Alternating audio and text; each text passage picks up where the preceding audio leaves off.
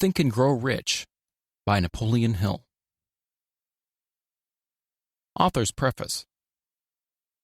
In every chapter of this book, mention has been made of the money-making secret, which has made fortunes for more than 500 exceedingly wealthy men whom I have carefully analyzed over a long period of years.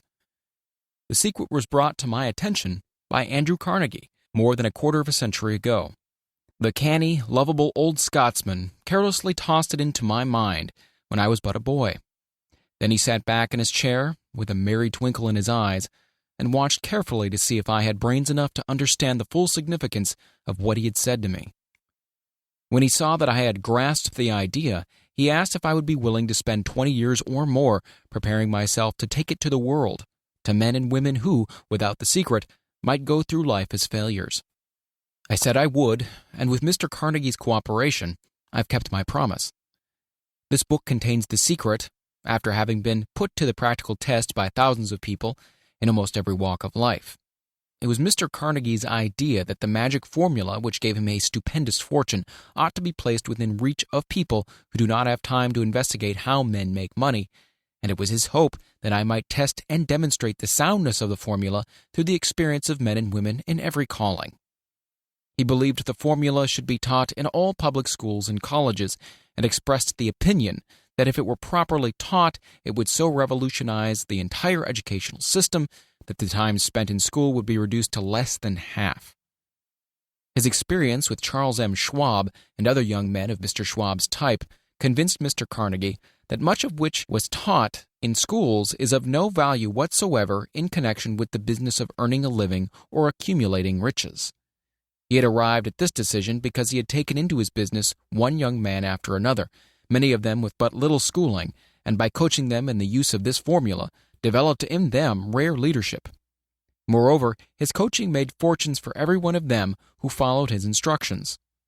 In the chapter on faith, you'll read the astounding story of the organization of the giant United States Steel Corporation, as it was conceived and carried out by one of the young men through whom Mr. Carnegie proved his formula will work for all who are ready for it. This single application of the secret by that young man, Charles M. Schwab, made him a huge fortune in both money and opportunity. Roughly speaking, this particular application of the formula was worth $600 million. These facts, and they are facts, well known to almost everyone who knew Mr. Carnegie, give you a fair idea of what the reading of this book may bring to you, provided you know what it is that you want. Even before it had undergone 20 years of practical testing, the secret was passed on to more than 100,000 men and women who have used it for their personal benefit, as Mr. Carnegie planned that they should. Some have made fortunes with it. Others have used it successfully in creating harmony in their homes.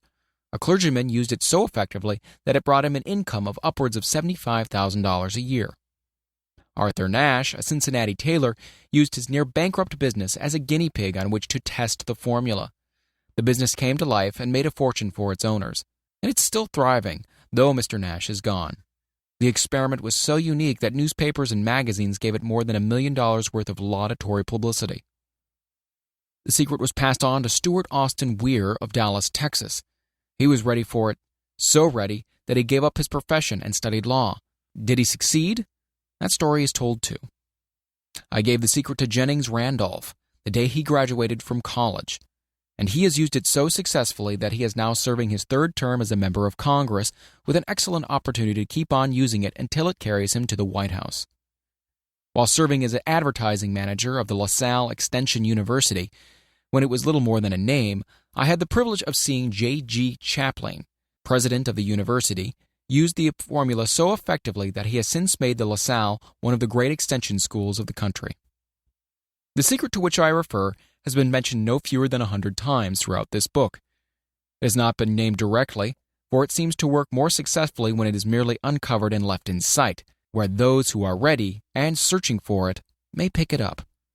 This is why Mr. Carnegie tossed it to me so quietly, without giving me its specific name. If you are ready to put it to use, you will recognize this secret at least once in every chapter.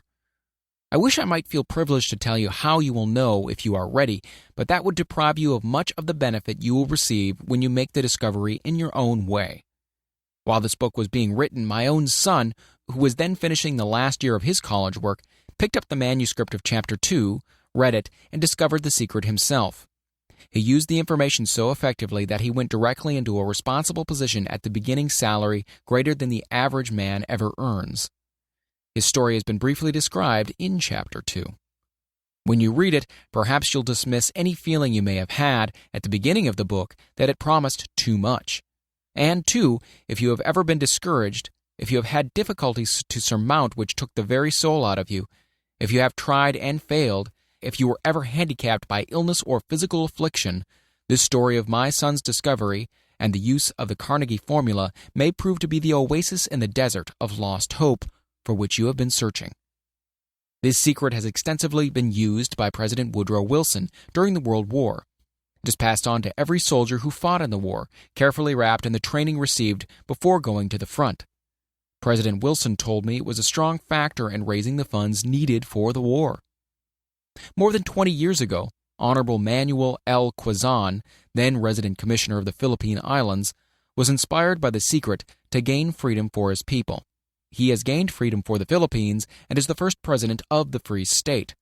A peculiar thing about the secret is that those who once acquire it and use it find themselves literally swept on to success with but little effort, and they never again submit to failure. If you doubt this, study the names of those who have used it, wherever they've been mentioned. Check their records for yourself and be convinced. There is no such thing as something for nothing.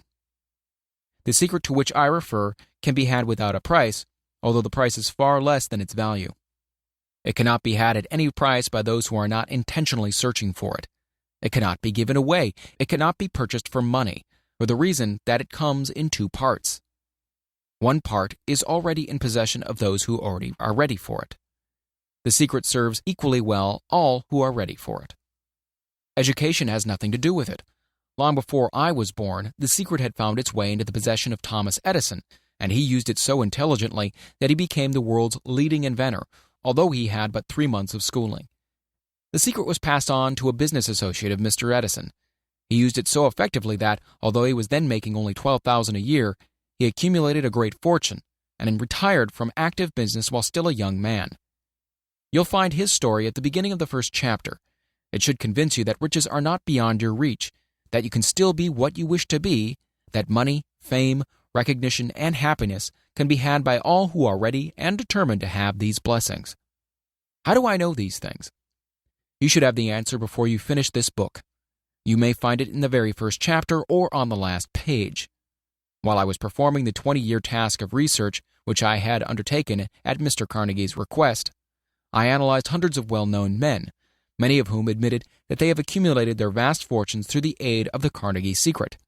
Among these men were Henry Ford, William Wrigley, Jr., John Wanamaker, James J. Hill, George S. Parker, E. M. Statler, Henry L. Doherty, Cyrus H. K. Curtis, George Eastman, Theodore Roosevelt, John W. Davis, Albert Hubbard, Wilbur Wright, William Jennings Bryan, J. Ogden Armour, Charles M. Schwab, Harris F. Williams, John D. Rockefeller, Thomas Edison, F. W. Woolworth, Woodrow Wilson, W. M. Howard Taft, Dr. Alexander Graham Bell, Arthur Nash, Clarence Darrow. These names represent but a small fraction of the hundreds of well-known Americans whose achievements, financially and otherwise, prove that those who understand and apply the Carnegie secret reach high stations in life. I have never known anyone who was inspired to use the secret who did not achieve noteworthy success in his chosen calling. I have never known any person to distinguish himself or to accumulate riches of any consequence without possession of the secret. From these two facts, I draw the conclusion that the secret is more important as a part of the knowledge essential for self-determination than any which one receives through what is popularly known as education. What is education anyway? This has been answered in full detail. As far as schooling is concerned, many of these men had very little. John Wanamaker once told me that with what little schooling he had, he acquired very much the same manner as a modern locomotive takes on water, by scooping it up as it runs. Henry Ford never reached high school, let alone college. I'm not attempting to minimize the value of schooling, but I am trying to express my earnest belief that those who master and apply the secret will reach high stations, accumulate riches, and bargain with life on their own terms, even if their schooling has been meager. Somewhere, as you read, the secret to which I refer will jump from the page and stand boldly before you, if you're ready for it. When it appears, you'll recognize it. Whether you receive the sign in the first or last chapter, stop for a moment when it presents itself and turn down a glass, for that occasion will mark the most important turning point of your life. We pass now to Chapter 1, and to the story of my dear friend who has generously acknowledged having seen the mystic sign and whose business achievements are evidence enough that he turned down a glass. As you read his story and the others, remember that they deal with the important problems of life, such as all men experience, the problems arising from one's endeavor to earn a living, to find hope, courage, contentment, and peace of mind, to accumulate riches and to enjoy freedom of body and spirit. Remember, too, as you go through the book, that it deals with facts and not with fiction, its purpose being to convey a great universal truth through which all who are ready may learn not only what to do, but also how to do it, and receive as well the needed stimulus to make a start. As a final word of preparation before you begin the first chapter, may I offer one brief suggestion which may provide a clue by which the Carnegie secret may be recognized. It is this: all achievement, all earned riches have their beginning in an idea. If you are ready for the secret, you already possess one half of it. Therefore, will readily recognize the other half the moment it reaches your mind. The author. Chapter 1, Introduction. The man who thought his way into partnership with Thomas A. Edison. Truly, thoughts are things, and powerful things at that, when they are mixed with the definiteness of purpose, persistence, and a burning desire for their translation into riches or other material objects. A little more than 30 years ago, Edwin C. Barnes discovered how true it is that men really do think and grow rich. His discovery did not come out at one sitting. It came little by little, beginning with a burning desire to become a business associate of the great Edison. One of the great characteristics of Barnes's desire was that it was definite. He wanted to work with Edison, not for him. Observe carefully the description how he went about translating this desire into reality, and you'll have a better understanding of the 13 principles which lead to riches. When this desire, or impulse of thought, first flashed into his mind, he was in no position to act upon it. Two difficulties stood in his way. He didn't know Mr. Edison, and he did not have enough money to pay his railroad fare to Orange, New Jersey. These difficulties were sufficient to have discouraged the majority of men from making any attempt to carry out the desire. But this was no ordinary desire. He was so determined to find a way to carry out his desire that he finally decided to travel by blind baggage rather than to be defeated. To the uninitiated, this means he went to East Orange on a freight train. He presented himself at Mr. Edison's laboratory and announced he had come to go into business with the inventor. In speaking of the first meeting between Barnes and Edison years later, Mr. Edison said, "He stood there before me, looking like an ordinary tramp, but there was something in the expression of his face which conveyed the impression that he was determined to get what he had come after. I had learned from years of experience with men that when a man really desires a thing so deeply that he's willing to stake his entire future on a single turn of the wheel in order to get it, he's sure to win. I gave him the opportunity he asked for because I saw he had made up his mind to stand by until he succeeded. Subsequent events proved that no mistake was made." Just what young Barnes said to Mr. Edison on that occasion was far less important than that which he thought. Edison himself said so. It could not have been the young man's appearance which got him his start in the Edison office, for that was definitely against him. It was what he thought that counted. If the significance of this statement could be conveyed to every person who reads it, there would be no need for the remainder of this book. Barnes did not get his partnership with Edison on his first interview. He did get a chance to work in the Edison offices at a very nominal wage, doing work that was unimportant to Edison, but most important to Barnes, because it gave him an opportunity to display his merchandise, where his intended partner could see it. Months went by. Apparently nothing happened to bring the coveted goal which Barnes had set up in his mind as his definite major purpose. But something important was happening in Barnes' mind. He was constantly intensifying his desire to become the business associate of Edison. Psychologists have correctly said that when one is truly ready for a thing, it puts in its appearance. Barnes was ready for a business association with Edison. Moreover, he was determined to remain ready until he got that which he was seeking. He did not say to himself, what's the use? I guess I'll change my mind and try for a salesman's job. But he did say, I came here to go into business with Edison, and I'll accomplish this end if it takes the remainder of my life. He meant it. What a different story men would have to tell if only they would adopt a definite purpose and stand by that purpose until it had time to become an all-consuming obsession. Maybe young Barnes did not know it at the time, but his bulldog determination, his persistence in standing back of a single desire, was destined to mow down all opposition and bring him the opportunity he was seeking. When the opportunity came, it appeared in a different form, and form a different direction than Barnes had expected. This is one of the tricks of opportunity. It has a sly habit of slipping in by the back door, and often it comes disguised in the form of misfortune or temporary defeat. Perhaps this is why so many fail to recognize opportunity. Mr. Edison had just perfected a new office device known at that time as the Edison dictating machine, now the Ediphone. His salesmen were not enthusiastic over the machine. They did not believe it could be sold without great effort. Barnes saw his opportunity right away. It had crawled in quietly, hidden in a queer-looking machine which interested no one but Barnes and the inventor. Barnes knew he could sell the Edison dictating machine. He suggested this to Edison and promptly got his chance. He did sell the machine. In fact, he sold it so successfully that Edison gave him a contract to distribute and market it all over the nation. Out of that business association grew the slogan, "Made by Edison and installed by Barnes." The business alliance has been in operation for more than 30 years. Out of it, Barnes has made himself rich in money, but he has done something infinitely greater. He has proved that one really may think and grow rich. How much actual cash and original desire of Barnes has been worth to him, I have no way of knowing.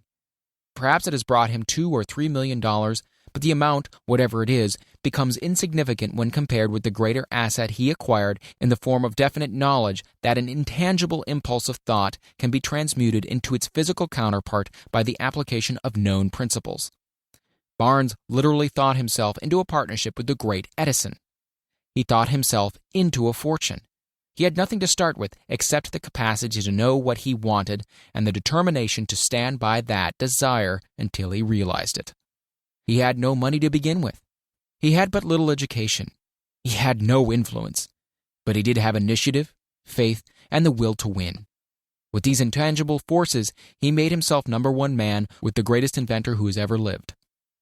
Now, let us look at a different situation and study a man who had plenty of tangible evidence of riches, but lost it because he stopped 3 feet short of the goal he was seeking. 3 feet from gold. One of the most common causes of failure is the habit of quitting when one is overtaken by temporary defeat. Every person is guilty of this mistake at one time or another. An uncle of R.U. Darby was caught by the gold fever in the gold rush days and went west to dig and grow rich. He had never heard that more gold had been mined from the brains of men than has ever been taken from earth. He staked a claim and went to work with pick and shovel. The going was hard, but his lust for gold was definite. After weeks of labor, he was rewarded by the discovery of the shining ore. He needed machinery to bring that ore to the surface. Quietly, he covered up the mine, retraced his footsteps to his home in Williamsburg, Maryland, told his relatives and a few neighbors of the strike, and they got together money for the needed machinery to have it shipped. The uncle and Darby went back to work the mine. The first car of ore was mined and shipped to a smelter. The returns proved they had one of the richest mines in Colorado. A few more cars of that ore would clear the debts. Then would come the big killing in profits. Down went the drills. Up went the hopes of Darby and uncle. Then something happened. The vein of gold ore disappeared. They had come to the end of the rainbow, and the pot of gold was no longer there. They drilled on, desperately trying to pick up the vein again, all to no avail. Finally, they decided to quit. They sold the machinery to a junk man for a few $100s and took the train back home. Some junk men are dumb, but not this one. He called in a mining engineer to look at the mine and do a little calculating.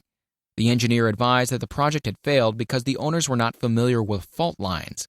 His calculation showed that the vein would be found just 3 feet from where the Darbys had stopped drilling. This is exactly where it was found. The junk man took millions of dollars in ore from the mine because he knew enough to seek expert counsel before giving up. Most of the money which went into the machinery was procured through the efforts of R.U. Darby, who was then a very young man. The money came from his relatives and neighbors because of their faith in him. He paid back every dollar of it, although he was years in doing so. Long afterward, Mr. Darby recouped his loss many times over when he made the discovery that desire can be transmuted into gold. The discovery came after he went into the business of selling life insurance. Remembering that he lost a huge fortune because he stopped 3 feet from gold, Darby profited by the experience in his chosen work by the simple method of saying to himself, "I stopped 3 feet from gold, but I'll never stop because men say no when I ask them to buy insurance." Darby is one of a small group of fewer than 50 men who sell more than $1 million in life insurance annually. He owes his stickability to the lesson he learned from his quitability in the gold mining business. Before success comes in any man's life, he is sure to meet with much temporary defeat and perhaps some failure. When defeat overtakes a man, the easiest and most logical thing to do is to quit. That is exactly what the majority of men do. More than 500 of the most successful men this country has ever known told the author their greatest success came just one step beyond the point at which defeat had overtaken them. Failure is a trickster with a keen sense of irony and cunning. It takes great delight in tripping one when success is almost within reach. A 50-cent lesson in persistence. Shortly after Mr. Darby received his degree from the University of Hard Knocks and had decided to profit by his experience in the gold mining business, he had the good fortune to be present on an occasion that proved to him that no does not necessarily mean no. One afternoon, he was helping his uncle grind wheat in an old-fashioned mill. The uncle operated a large farm on which a number of colored sharecrop farmers lived. Quietly, the door was opened, and a small colored child, the daughter of a tenant, walked in and took her place near the door. The uncle looked up, saw the child, and barked at her roughly. "What do you want?" Meekly the child replied, "My mammy said send her 50 cents. "I'll not do it," the uncle retorted. "Now you run on home." "Yes, sir," the child replied. But she did not move. The uncle went ahead with his work, so busily engaged that he did not pay enough attention to the child to observe that she did not leave.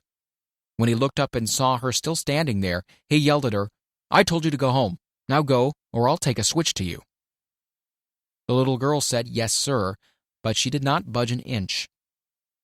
The uncle dropped a sack of grain he was about to pour into the mill hopper, picked up a barrel staff, and started toward the child with an expression on his face that indicated trouble. Darby held his breath. He was certain he was about to witness a murder. He knew his uncle had a fierce temper. He knew that colored children were not supposed to defy white people in that part of the country.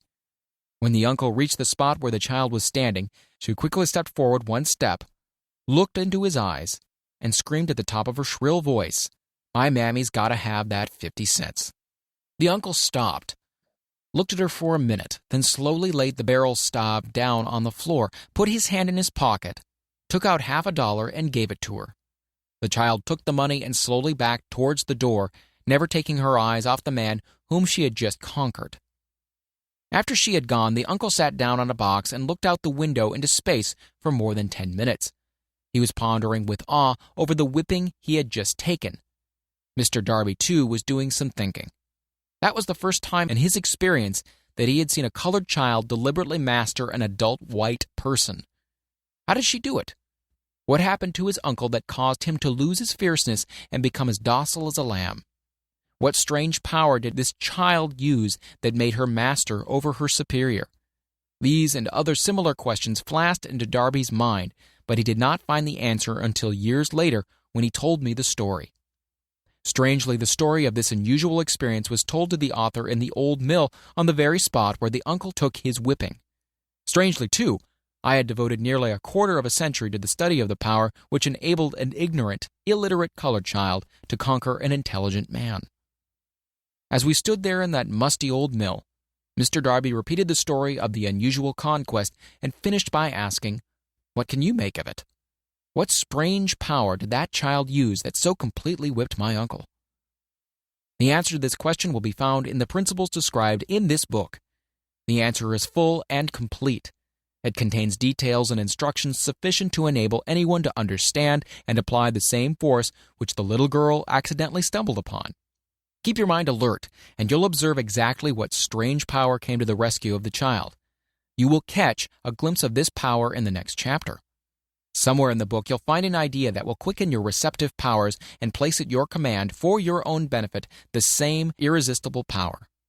The awareness of this power may come to you in the first chapter, or it may flash into your mind in some subsequent chapter.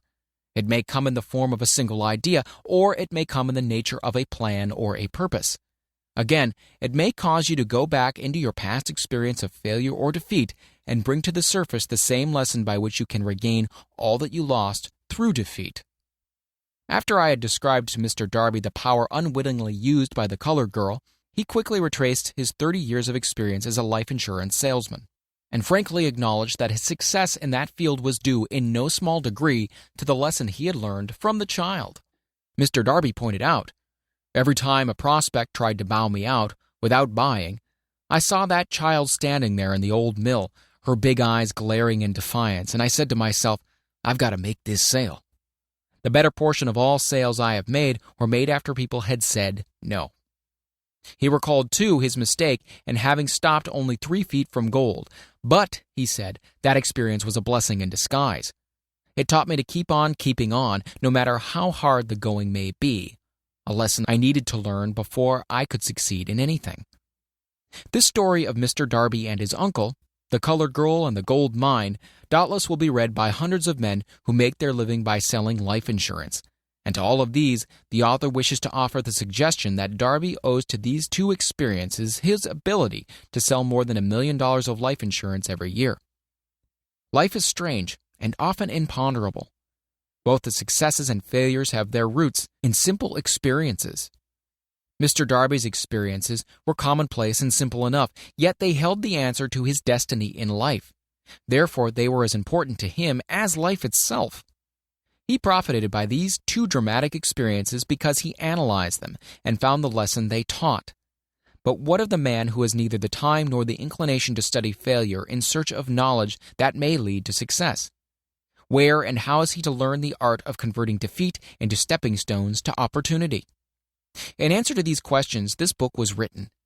The answer called for a description of 13 principles, but remember as you read, the answer you may be seeking to the questions which have caused you to ponder over the strangeness of life may be found in your own mind through some idea, plan, or purpose which may spring into your mind as you read. One sound idea is all one needs to achieve success.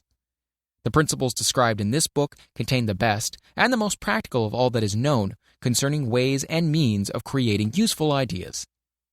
Before we may go any further in our approach to the description of these principles, we believe you are entitled to receive this important suggestion. When riches begin to come, they come so quickly in such great abundance that one wonders where they have been hiding during all those lean years.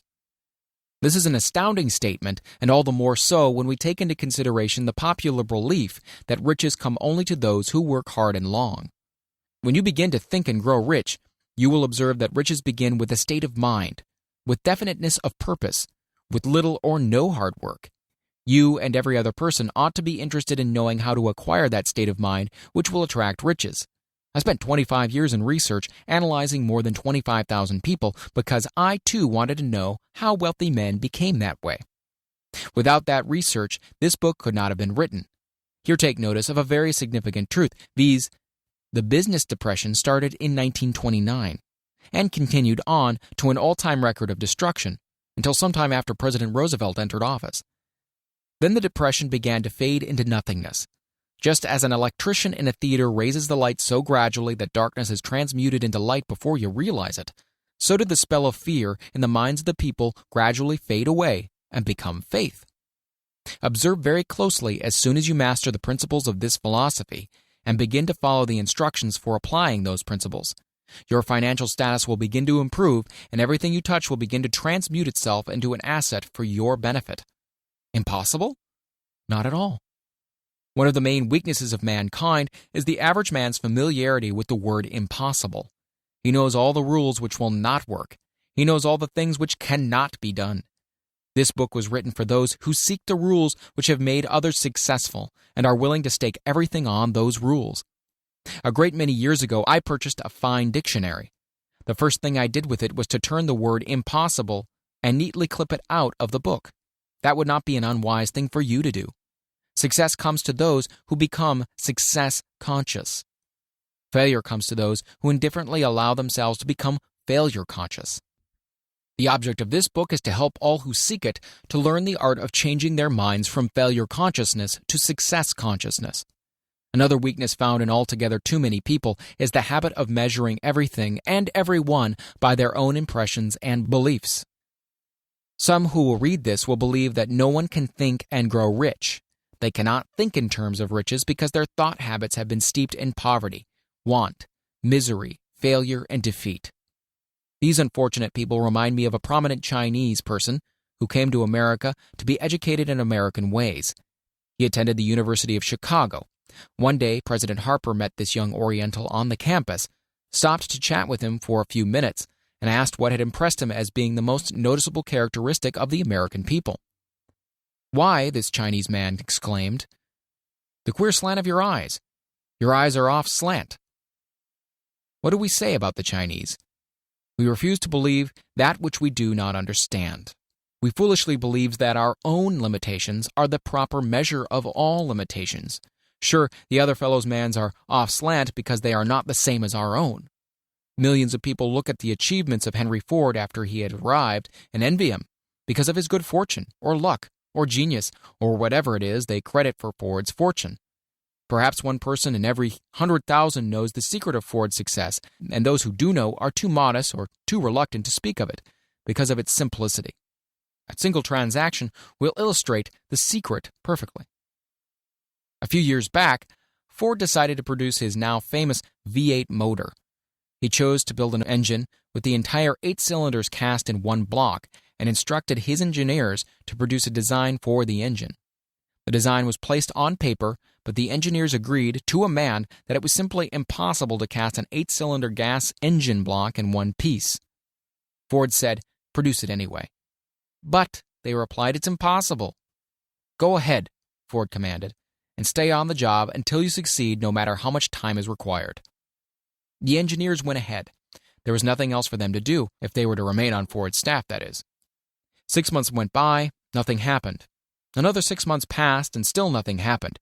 The engineers tried every conceivable plan to carry out the orders, but the thing seemed out of the question. Impossible. At the end of the year, Ford checked with his engineers, and again they informed him that they had found no way to carry out his orders. "Go right ahead," said Ford. "I want it, and I'll have it." They went ahead, and then, as if by a stroke of magic, the secret was discovered. The Ford determination had won once more. This story may not be described with minute accuracy, but the sum and substance of it is correct. You who wish to think and grow rich, the secret of the Ford millions, if you can. You will not have to look very far. Henry Ford is a success because he understands and applies the principles of success. One of these is desire, knowing what one wants. Remember this Ford story as you read and pick out the lines in which the secret of this stupendous achievement have been described. If you can do this, if you can lay your finger on the particular group of principles which made Ford rich, you can equal his achievements in almost any calling for which you're suited. You are the master of your fate, the captain of your soul, because... When Henry wrote the prophetic lines, "I am the master of my fate, I am the captain of my soul," he should have informed us that we are the masters of our fate, the captains of our souls, because we have the power to control our thoughts.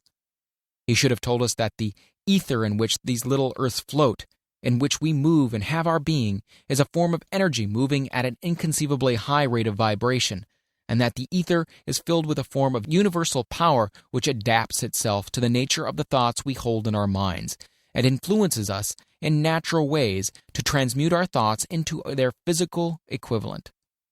If the poet had told us of this great truth, we would know why it is that we are the masters of our fate, the captains of our souls.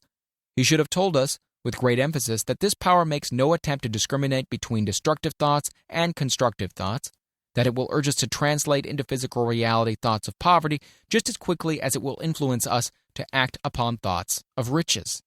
He should have told us, too, that our brains become magnetized with the dominating thoughts which we hold in our minds, and by means with which no man is familiar, these magnets attract to us the forces, the people, the circumstances of life which harmonize with the nature of our dominating thoughts. He should have told us that before we can accumulate riches in great abundance, we must magnetize our minds with intense desire for riches, that we must become money conscious until the desire for money drives us to create definite plans for acquiring it. But, being a poet and not a philosopher, Henley contented himself by stating a great truth in poetic form, leaving those who followed him to interpret the philosophical meaning of his lines. Little by little, the truth has unfolded itself until it now appears certain that the principles described in this book hold the secret of mastery over our economic fate. We are now ready to examine the first of these principles. Maintain a spirit of open-mindedness, and remember as you read, they are the invention of no one man. The principles were gathered from the life experiences of more than 500 men who were actually accumulating riches in huge amounts, men who began in poverty and with but little education or influence. The principles worked for these men. You can put them to work for your own enduring benefit. You'll find it easy, not hard to do. Before you read the next chapter, I want you to know that it conveys factual information which might easily change your entire financial destiny, as it has so definitely brought changes of stupendous proportions to two people described. I want you to know also that the relationship between these men and myself is such that I could have taken no liberties with the facts, even if I had wished to do so. One of them has been my closest personal friend for almost 25 years, and the other is my own son. The unusual success of these two men, success which they generously accredit to the principle described in the next chapter, more than justifies this personal reference as a mean of emphasizing the far-flung power of this principle. Almost 15 years ago, I delivered the commencement address at Salem College in Salem, West Virginia.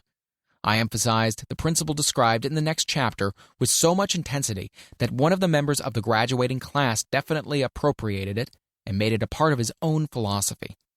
The young man is now a member of Congress and an important factor in the present administration. Just before this book went to the publisher, he wrote me a letter in which he so clearly stated his opinion of the principle outlined in the next chapter that I have chosen to publish this letter as an introduction to that chapter. It gives you an idea of the rewards to come.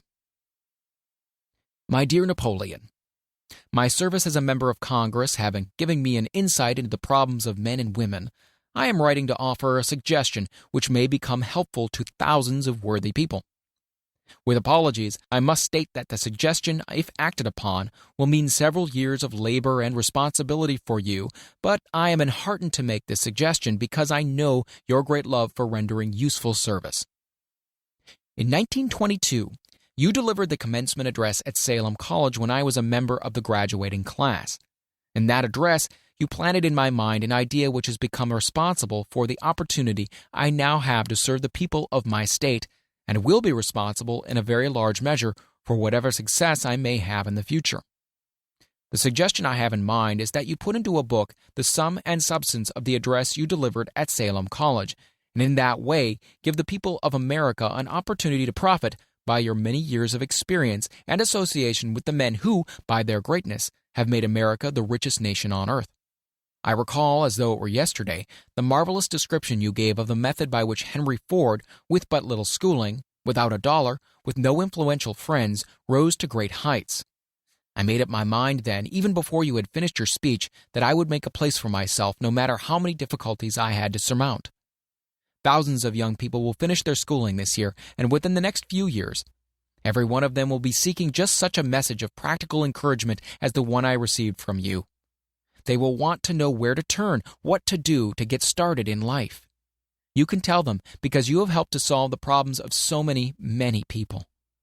If there is any possible way that you can afford to render so great a service, may I offer the suggestion that you include with every book one of your personal analysis charts, in order that the purchaser of the book may have the benefit of a complete self-inventory, indicating, as you indicated to me years ago, exactly what is standing in the way of success.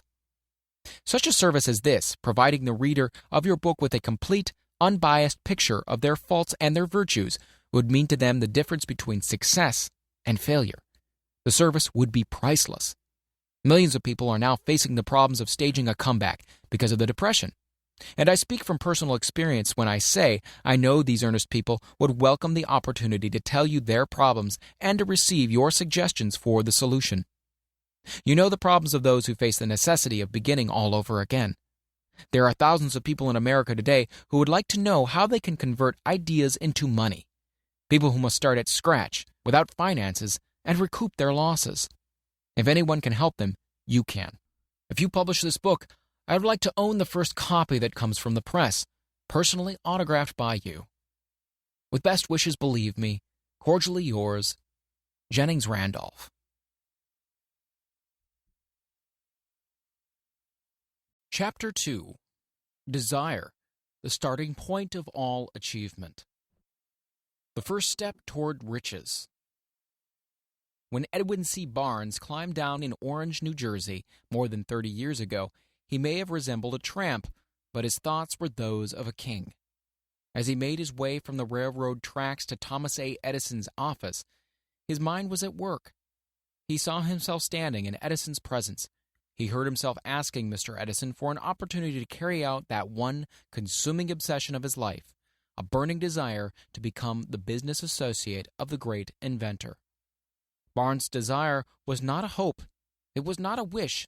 It was a keen, pulsating desire which transcended everything else. It was definite. The desire was not new when he approached Edison. It had been Barnes' dominating desire for a long time.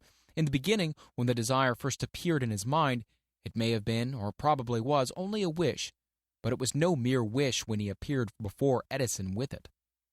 A few years later, Edwin C. Barnes again stood before Edison in the same office where he first met the inventor.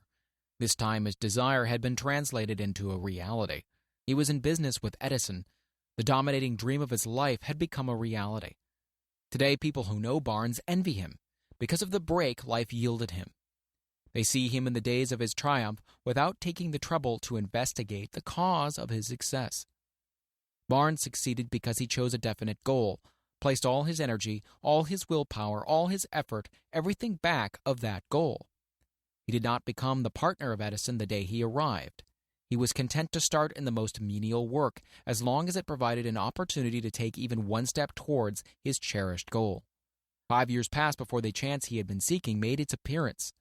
During all those years, not one ray of hope, not one promise of attainment of his desire had been held out to him. To everyone except himself, he appeared just another cog in the Edison business wheel. But in his own mind, he was the partner of Edison every minute of that time, from the very day he first went to work there. It is a remarkable illustration of the power of a definite desire. Barnes won his goal because he wanted to be a business associate of Mr. Edison more than he wanted anything else. He created a plan by which to attain that purpose, but he burned all bridges behind him. He stood by his desire until it became the dominating obsession of his life and finally a fact. When he went to Orange, he did not say to himself, "I'll try to induce Edison to give me a job of some sort." He said, "No, I will see Edison and put him on notice that I have come to do business with him." He did not say, "Oh, I'll work for a few months, and then if I get no encouragement, I'll just quit and go get a job somewhere else." He did say, "No, I will start anywhere. I will do anything Edison tells me to do, but before I'm through, I will be his associate." He did not say, "I will keep my eyes open for another opportunity in case I fail to get what I want in the Edison organization." No, he said, "There is but one thing in this world that I am determined to have, and that is a business association with Thomas Edison. I will burn all bridges behind me and stake my entire future on my ability to get what I want." He left himself no possible way of retreat. He had to win or perish. This is all there is to the Barnes story of success. A long while ago, a great warrior faced a situation which made it necessary for him to make a decision which ensured his success on the battlefield. He was about to send his armies against a powerful foe whose men outnumbered his own. He loaded his soldiers into boats, sailed to the enemy's country, unloaded soldiers and equipment, then gave the order to burn the ships that had carried them. Addressing his men before the first battle, he said, "You see the boats going up in smoke. That means that we cannot leave these shores alive unless we win. We now have no choice. We win or we perish." They won.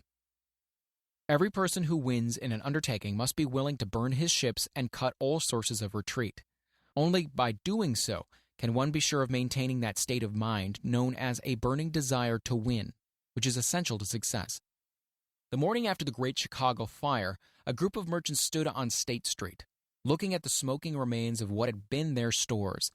They went into a conference to decide what if they could rebuild, or leave Chicago and start over in a more promising section of the country. They reached a decision, all except one, to leave Chicago.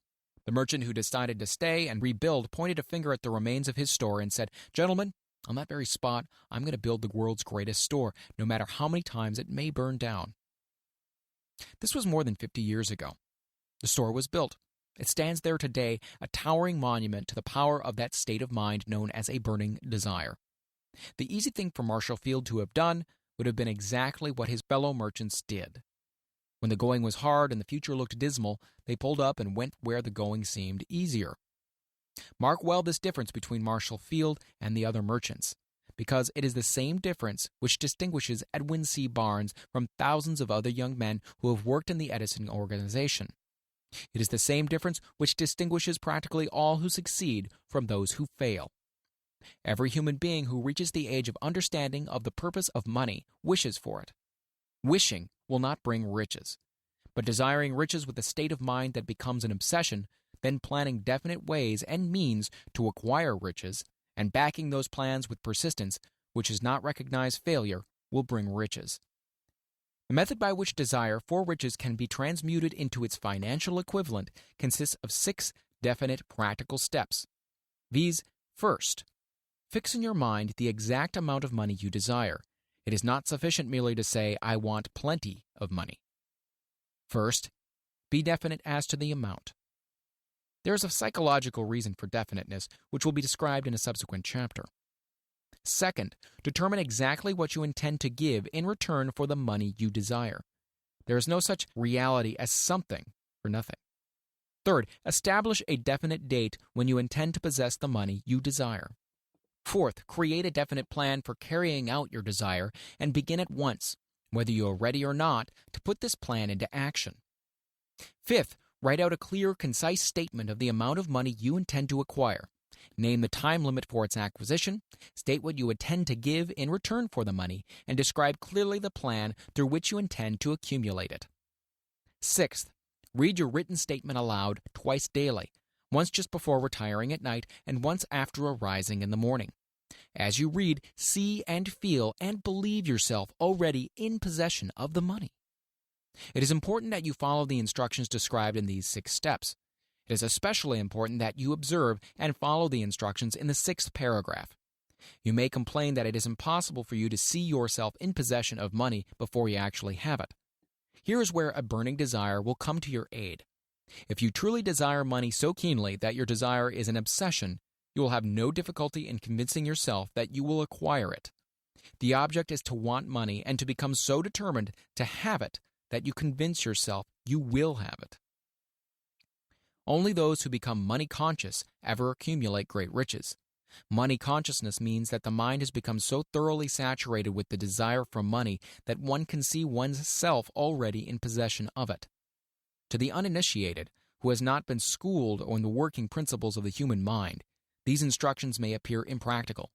It may be helpful to all who fail to recognize the soundness of the 6 steps to know that the information they convey was received from Andrew Carnegie, who began as an ordinary laborer in the steel mills, but managed, despite his humble beginning, to make these principles yield him a fortune of considerably more than $100 million. It may be of further help to know that the 6 steps here recommended were carefully scrutinized by the late Thomas Edison, who placed his stamp of approval upon them as being not only the steps essential for the accumulation of money, but necessary for the attainment of any definite goal. The steps call for no hard labor. They call for no sacrifice. They do not require one to become ridiculous or credulous. To apply them calls for no great amount of education. But the successful application of these 6 steps does call for sufficient imagination to enable one to see and to understand that accumulation of money cannot be left to chance, good fortune, and luck. One must realize that all who have accumulated great fortunes first did a certain amount of dreaming, hoping, wishing, desiring, and planning before they acquired money. You may as well know right here that you can never have riches in great quantities unless you can work yourself into a white heat of desire for money and actually believe you will possess it. You may as well know also that every great leader, from the dawn of civilization down to the present, was a dreamer. Christianity is the greatest potential power in the world today because its founder was an intense dreamer who had the vision and the imagination to see realities in their mental and spiritual form before they had been transmuted into physical form. If you do not see great riches in your imagination, you will never see them in your bank balance. Never in the history of America has there been so great an opportunity for practical dreamers as now exists. The 6-year economic collapse has reduced all men, substantially, to the same level. A new race is about to be run.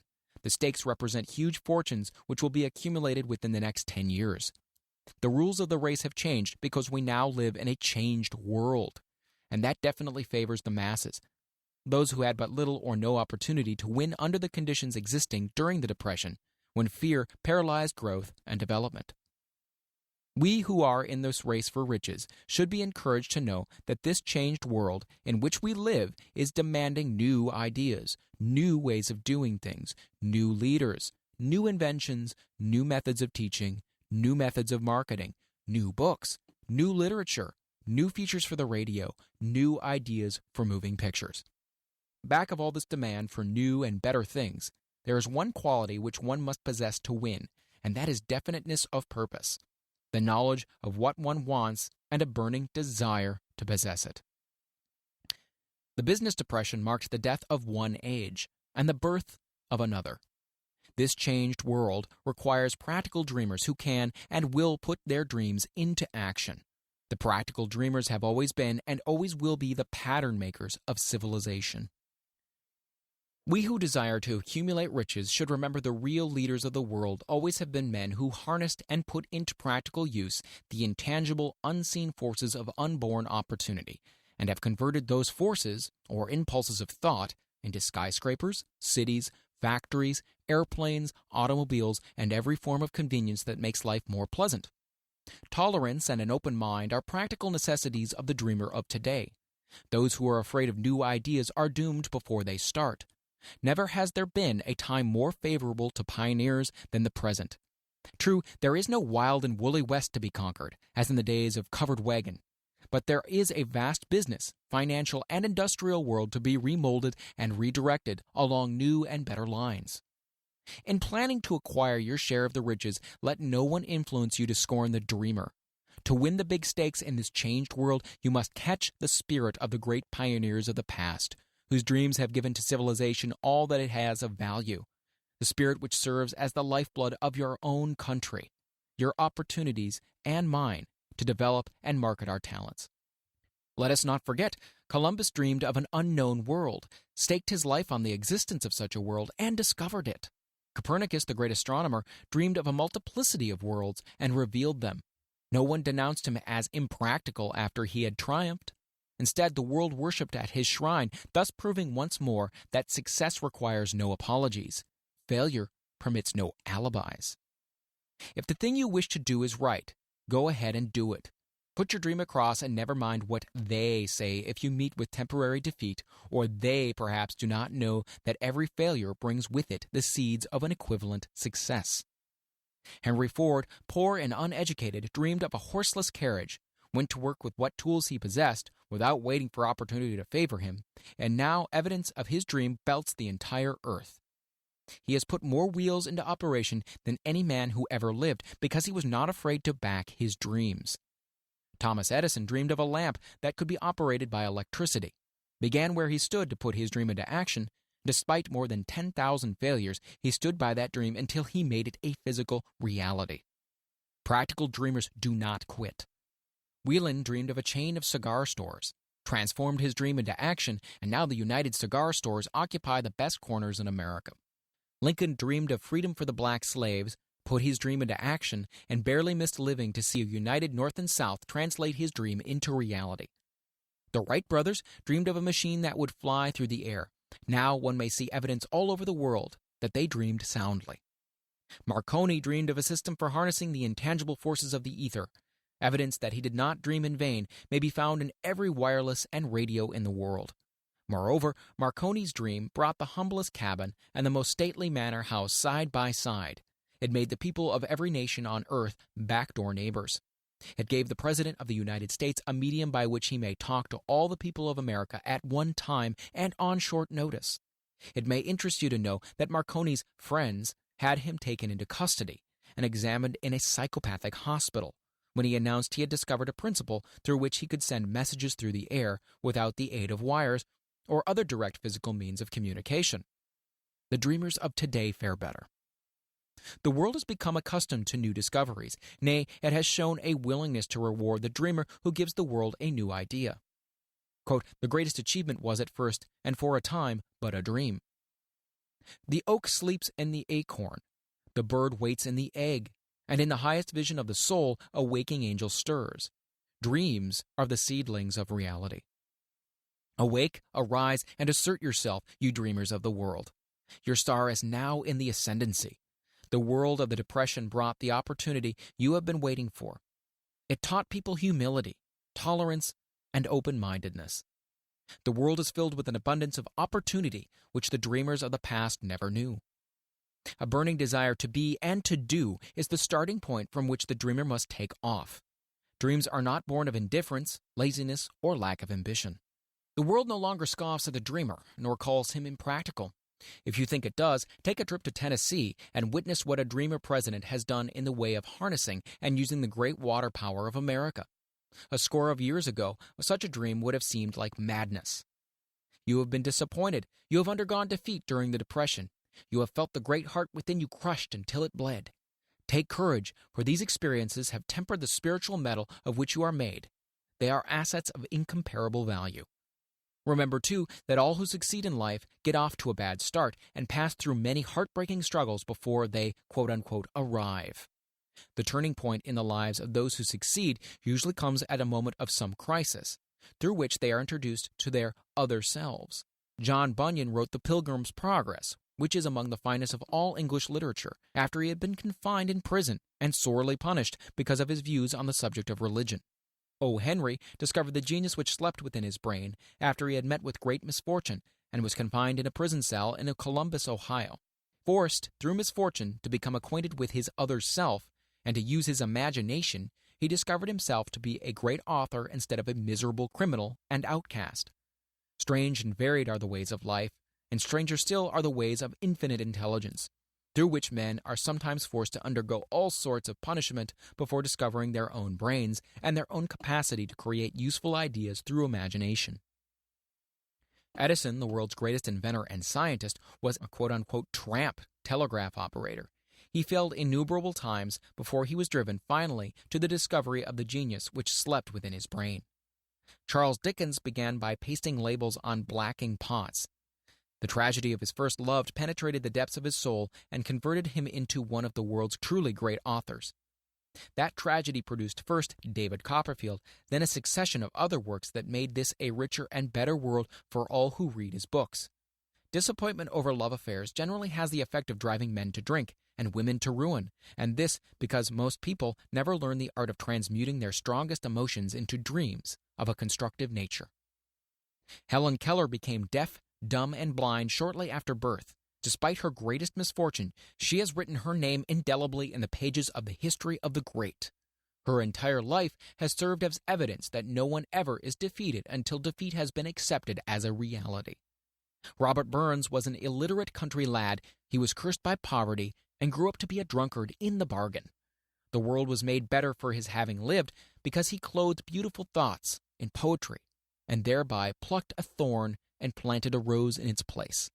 Booker T. Washington was born into slavery, handicapped by race and color. Because he was tolerant, had an open mind at all times on all subjects, and was a dreamer, he left his impress for good on an entire race. Beethoven was deaf. Milton was blind, but their names will last as long as time endures because they dreamed and translated their dreams into organized thought. Before passing to the next chapter, kindle anew in your mind the fire of hope, faith, courage, and tolerance. If you have these states of mind and a working knowledge of the principles described, all else you need will come to you when you're ready for it. Let Emerson state the thought in these words: every proverb, every book, every byword that belongs to thee for aid and comfort shall surely come through open or winding passages. Every friend whom not thy fantastic will, but the great and tender soul in thee craveth, shall lock thee in his embrace. There is no difference between wishing for a thing and being ready to receive it. No one is ready for a thing until he believes he can acquire it. The state of mind must be belief, not mere hope or wish. Open-mindedness is essential for belief. Closed minds do not inspire faith, courage, and belief. Remember, no more effort is required to aim high in life, to demand abundance and prosperity, than is required to accept misery and poverty.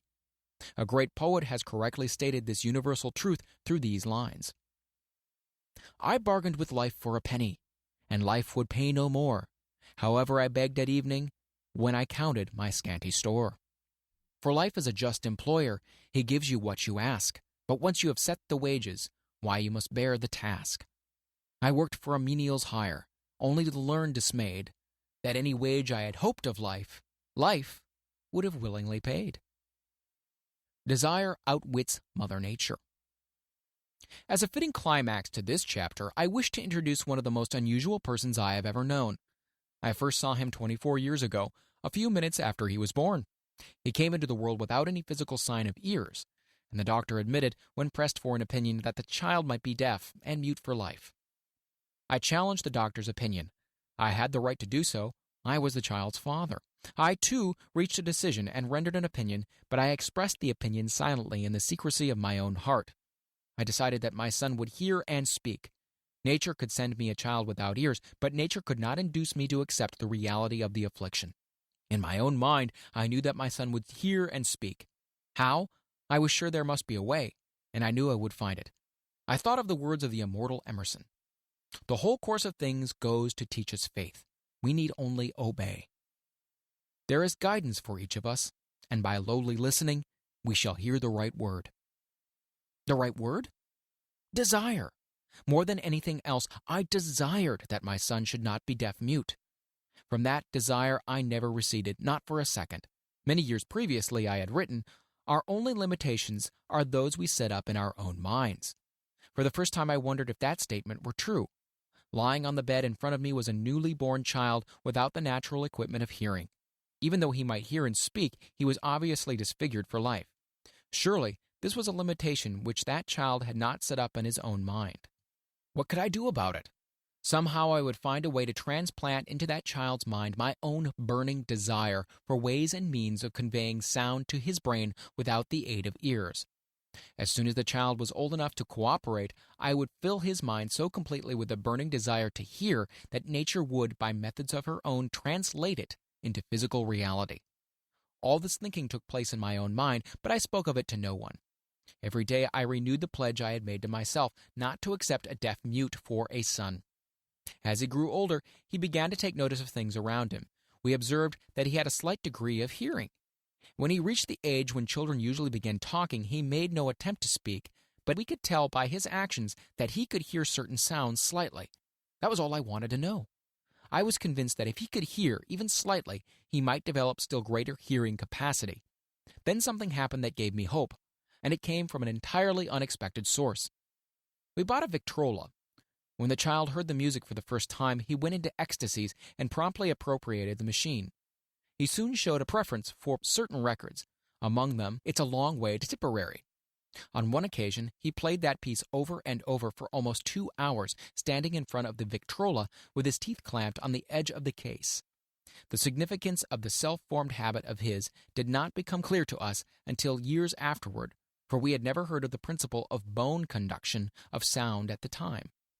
Shortly after he appropriated the Victrola, I discovered that he could hear me quite clearly when I spoke with my lips touching his mastoid bone, or at the base of the brain.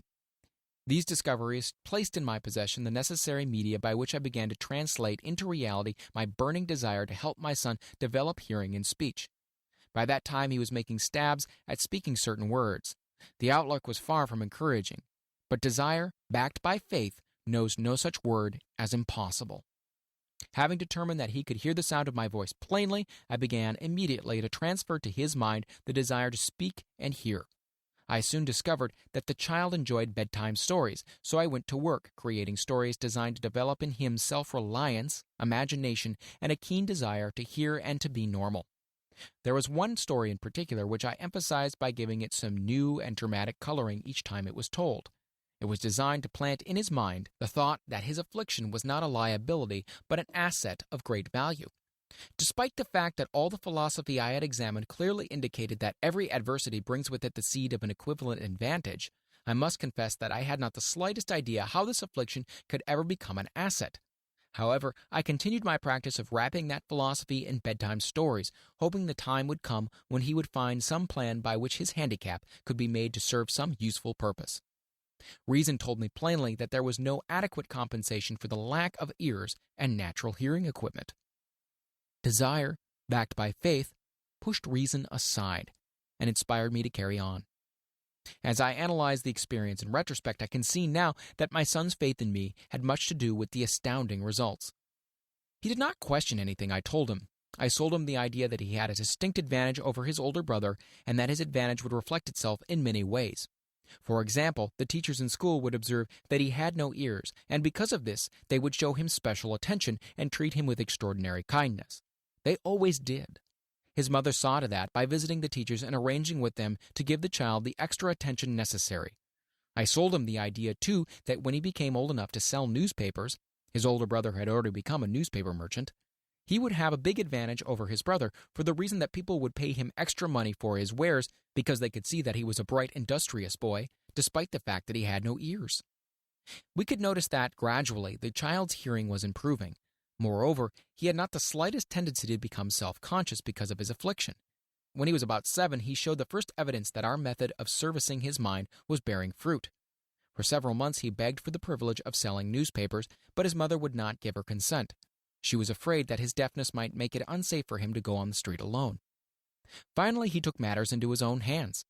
One afternoon, when he was left at home with the servants, he climbed through the kitchen window, shinnied down to the ground, and set out on his own. He borrowed 6 cents in capital from the neighborhood shoemaker, invested it in papers, sold out, reinvested, and kept repeating until late in the evening. After balancing his accounts and paying back the 6 cents he was borrowed from his banker, he had a net profit of 42 cents. When he got home that night, we found him in bed asleep with the money tightly clenched in his hand. His mother opened his hand, removed the coins, and cried. Of all things, crying over her son's first victory seemed so inappropriate. My reaction was the reverse. I laughed heartily, for I knew that my endeavor to plant in the child's mind an attitude of faith in himself had been successful. His mother saw in his first business venture a little deaf boy who had gone out in the streets and risked his life to earn money. I saw a brave, ambitious, self-reliant little businessman whose stock in himself had been increased 100% because he had gone into business on his own initiative and had won. The transaction pleased me because I knew he had given evidence of a trait of resourcefulness that would go with him through life. Later events proved this to be a virtue. When his older brother wanted something, he would lie down on the floor, kick his feet in the air, cry for it, and get it. When the little deaf boy wanted something, he would plan a way to earn the money, then buy it for himself. He still follows that plan. Truly, my son has taught me that handicaps can be converted into stepping stones on which one may climb towards some worthy goal, unless they are accepted as obstacles and used as alibis. The little deaf boy went through the grades, high school, and college without being able to hear his teachers, excepting when they shouted loudly at close range. He did not go to a school for the deaf. We would not permit him to learn the sign language. We were determined that he would live a normal life and associate with normal children, and we stood by that decision, although it cost us many heated debates with school officials. While he was in high school, he tried an electric hearing aid, but it was of no value to him, due, we believed, to a condition that was disclosed when the child was 6 by Dr. J. Gordon Wilson of Chicago, when he operated on one side of the boy's head and discovered that there was no sign of natural hearing equipment. During his last week in college, 18 years after the operation, something happened which marked the most important turning point in his life. Through what seemed to be mere chance, he came into possession of another electrical hearing device, which was sent to him on a trial. He was slow about testing it due to his disappointment with a similar device. Finally, he picked the instrument up and, more or less carelessly, placed it on his head, hooked up the small battery, and lo, as if by a stroke of magic, his lifelong desire for normal hearing became a reality. For the first time in his life, he heard practically as well as any person with normal hearing. God moves in mysterious ways, his wonders to perform. Overjoyed because of the changed world which had been brought to him through this hearing device, he rushed to the telephone, called his mother, and heard her voice perfectly. The next day, he plainly heard the voices of his professors in class for the first time in his life. Previously, he could hear them only when they shouted at short range. He heard the radio, he heard the talking pictures. For the first time in his life, he could converse freely with other people without the necessity of their having to speak loudly. Truly, he had come into possession of a changed world. We had refused to accept nature's error, and by persistent desire, we had induced nature to correct that error through the only practical means available. Desire had commenced to pay dividends, but the victory was not yet complete. The boy still had to find a definite and practical way to convert his handicap into an equivalent asset. Hardly realizing the significance of what had already been accomplished, but intoxicated with the joy of his newly discovered world of sound, he wrote a letter to the manufacturer of the hearing aid, enthusiastically describing his experience. Something in his letter, something perhaps which was not written on the lines, but back of them, caused the company to invite him to New York. When he arrived, he was escorted through the factory, and while talking with the chief engineer, telling him about his changed world, a hunch, an idea, or an inspiration, call it what you wish, flashed into his mind. It was this impulsive thought which converted his affliction into an asset, destined to pay dividends in both money and happiness to thousands for all time to come. The sum and substance of that impulse of thought was this. It occurred to him that he might be able to help the millions of deafened people who go through life without the benefit of hearing devices if he could find a way to tell them the story of this changed world. Then and there, he reached a decision to devote the remainder of his life to rendering useful service to the hard of hearing. For an entire month, he carried on an intensive research, during which he analyzed the entire marketing systems of the manufacturer of the hearing device and created ways and means of communicating with the hard of hearing all over the world for the purpose of sharing with them his newly discovered, changed world. When this was done, he put in writing a 2-year plan, based upon his findings. When he presented the plan to the company, he was instantly given a position for the purpose of carrying out his ambition. Little did he dream, when he went to work, that he was destined to bring hope and practical relief to thousands of deafened people who, without his help, would have been doomed forever to deaf-mutism. Shortly after he became associated with the manufacturer of his hearing aid, he invited me to attend a class conducted by his company for the purpose of teaching deaf-mutes to hear and to speak. I had never heard of such a form of education before I visited the class, skeptical but hopeful that my time would not be entirely wasted. Here I saw a demonstration which gave me greatly enlarged vision of what I had done to arouse and keep alive in my son's mind the desire for normal hearing. I saw deaf-mutes actually being taught to hear and to speak through application of the self-same principle I had used more than 20 years previously in saving my son from deaf-mutism. Thus, through some strange turn of the wheel of fate, my son Blair and I have been destined to aid in correcting deaf-mutism for those yet unborn, because we are the only living human beings, as far as I know, who have established definitely the fact that deaf-mutism can be corrected to the extent of restoring to normal life those who suffer with this affliction. It has been done for one, it'll be done for others. There is no doubt in my mind that Blair would have been a deaf-mute all his life if his mother and I had not managed to shape his mind as we did. The doctor who attended at his birth told us confidentially the child might never hear or speak. A few weeks ago, Dr. Irving Voorhees, a noted specialist on such cases, examined Blair very thoroughly. He was astounded when he learned how well my son now hears and speaks, and said his examination indicated that theoretically the boy should not be able to hear at all. But the lad does hear, despite the fact that X-ray pictures show there is no opening in the skull whatsoever from where his ears should be to the brain. When I planted in his mind the desire to hear and talk and live as a normal person, there went with the impulse some strange influence which caused nature to become a bridge builder, and span the gulf of silence between his brain and the outer world by some means which the keenest medical specialists have not been able to interpret. It would be sacrilege for me to even conjecture as to how nature performed this miracle. It would be unforgivable if I neglected to tell the world as much as I know of the humble part I assumed in the strange experience. It is my duty and a privilege to say I believe, and not without reason, that nothing is impossible to the person who backs desire with enduring faith. Verily, a burning desire has devious ways of transmuting itself into its physical equivalent. Blair desired normal hearing. Now he has it. He was born with a handicap which might easily have sent one with less defined desire to a street with a bundle of pencils and a tin cup. That handicap now promises to serve as the medium by which he will render useful service to many millions of hard of hearing, also to give him useful employment at adequate financial compensation for the remainder of his life. The little white lies I planted in his mind when he was a child by leading him to believe his affliction would become a great asset which he could capitalize has justified itself. Verily, there is nothing, right or wrong, which belief plus burning desire cannot make real. These qualities are free to everyone. In all my experience in dealing with men and women who had personal problems, I never handled a single case which more definitely demonstrates the power of desire. Authors sometimes make the mistake of writing of subjects of which they have not but superficial or very elementary knowledge. It has been my good fortune to have had the privilege of testing the soundness of the power of desire through the affliction of my own son. Perhaps it was providential that the experience came as it did, for surely no one is better prepared than he to serve as an example of what happens when desire is put to the test. If Mother Nature bends to the will of desire, is it logical that mere men can defeat a burning desire? Strange and imponderable is the power of the human mind. We do not understand the method for which it uses every circumstances, every individual, every physical thing within its reach as a mean of transmuting desire into its physical counterpart. Perhaps science will uncover this secret. I planted in my son's mind the desire to hear and to speak as any normal person hears and speaks. That desire has now become a reality. I planted in his mind the desire to convert his greatest handicap into his greatest asset. That desire has been realized.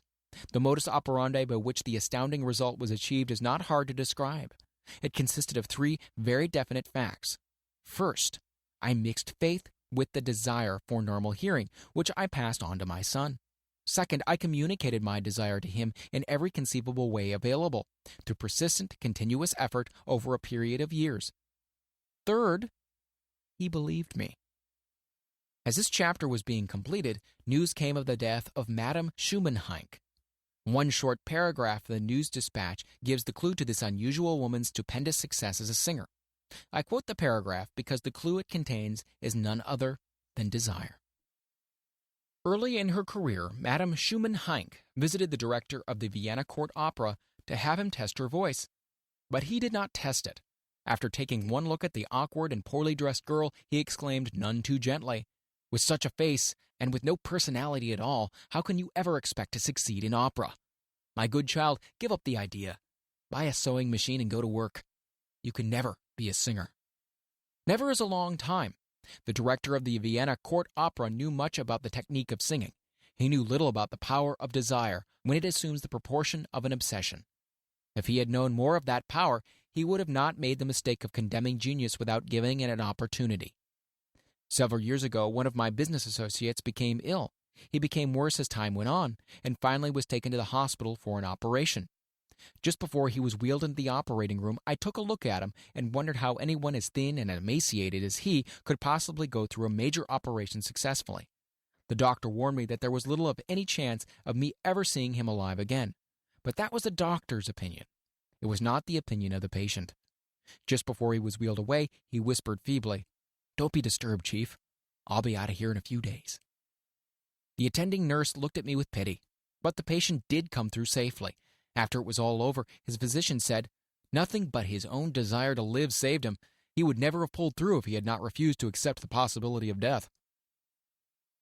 I believe in the power of desire, backed by faith, because I have seen this power lift men from lowly beginnings to places of power and wealth. I have seen it rob the grave of its victims. I have seen it serve as the medium by which men stage a comeback after having been defeated in 100 different ways. I have seen it provide my own son with a normal, happy, successful life, despite nature's having sent him into a world without ears. How can one harness and use the power of desire? This has been answered through this and the subsequent chapters of this book. This message is going out to the world at the end of the longest and perhaps the most devastating depression America has ever known. It is reasonable to presume that the message may come to the attention of many who have been wounded by the depression, those who have lost their fortunes, others who have lost their positions, and great numbers who must recognize their plans and stage a comeback. To all these, I wish to convey the thought that all achievement, no matter what may be its nature or its purpose, must begin with an intense, burning desire for something definite. Through some strange and powerful principle of mental chemistry, which she has never divulged, nature wraps up in the impulse of strong desire that something, quote-unquote, which recognizes no such word as impossible and accepts no such reality as failure. Chapter 3. Faith visualization of and belief in attainment of desire. The second step toward riches. Faith is the head chemist of the mind. When faith is blended with the vibration of thought, the subconscious mind instantly picks up the vibration, translates it into spiritual equivalents, and transmits it to the infinite intelligence, as in the case of prayer. The emotions of faith, love, and sex are the most powerful of all the major positive emotions. When the three are blended, they have the effect of coloring the vibration of thought in such a way that it instantly reaches the subconscious mind, where it is changed into its spiritual equivalent, the only form that induces a response from the infinite intelligence. Love and faith are psychic, related to the spiritual side of man. Sex is purely biological and related only to the physical. The mixing or blending of these three emotions has the effect of opening a direct line of communication between the finite, thinking mind of man and infinite intelligence. How to develop faith. There comes now a statement which will give a bigger or better understanding of the importance the principle of autosuggestion assumes in the transmutation of desire into its physical or monetary equivalent. Namely, faith is a state of mind which may be induced or created by affirmation or repeated instructions to the subconscious mind through the principle of autosuggestion. As an illustration, consider the purpose for which you are presumably reading this book. The object is naturally to acquire the ability to transmute the intangible thought impulse of desire into its physical counterpart, money. By following the instructions laid down in the chapters on autosuggestion and the subconscious mind, as summarized in the chapter on autosuggestion, you may convince the subconscious mind that you believe you will receive that for which you ask, and it will act upon that belief, which your subconscious mind passes back to you in the form of faith, followed by definite plans for procuring that which you desire. The method by which one develops faith where it does not already exist is extremely difficult to describe, almost as difficult, in fact, as it would be to describe the color of red to a blind man who has never seen color and has nothing with which to compare what you describe to him. Faith is a state of mind which you may develop at will after you have mastered the 13 principles, because it is a state of mind which develops voluntarily through application and use of these principles. Repetition of affirmation of orders to your subconscious mind is the only known method of voluntary development of the emotion of faith.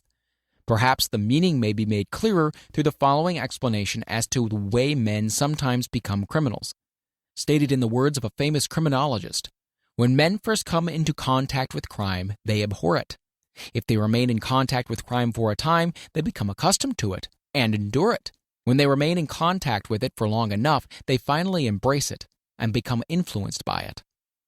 This is the equivalent of saying that any impulse of thought which is repeatedly passed on to the subconscious mind is, finally, accepted and acted upon by the subconscious mind, which proceeds to translate that impulse into its physical equivalent by the most practical procedure available. In connection with this, consider again the statement, all thoughts which have been emotionalized, given feeling, and mixed with faith, begin immediately to translate themselves into their physical equivalent or counterpart.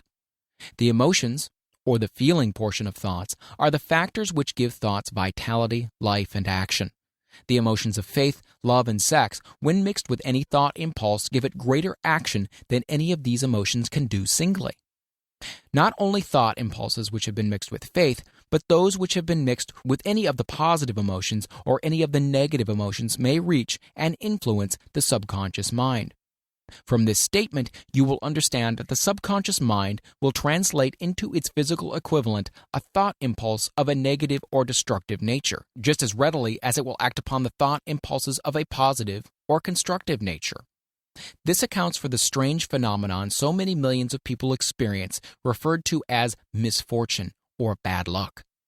There are millions of people who believe themselves doomed to poverty and failure because of some strange force over which they believe they have no control. They are the creators of their own misfortunes because of this negative belief, which is picked up by the subconscious mind and translated into its physical equivalent. This is an appropriate place at which to suggest again that you may benefit by passing on to your subconscious mind any desire which you wish translated into its physical or monetary equivalent, in a state of expectancy or belief that transmutation will actually take place. Your belief or faith is the element which determines the action of your subconscious mind. There is nothing to hinder you from deceiving your subconscious mind when giving it instructions through autosuggestion, just as I deceived, quote-unquote, my son's subconscious mind. To make this deceit more realistic, conduct yourself just as you would if you were already in possession of the material thing which you are demanding when you call upon your subconscious mind.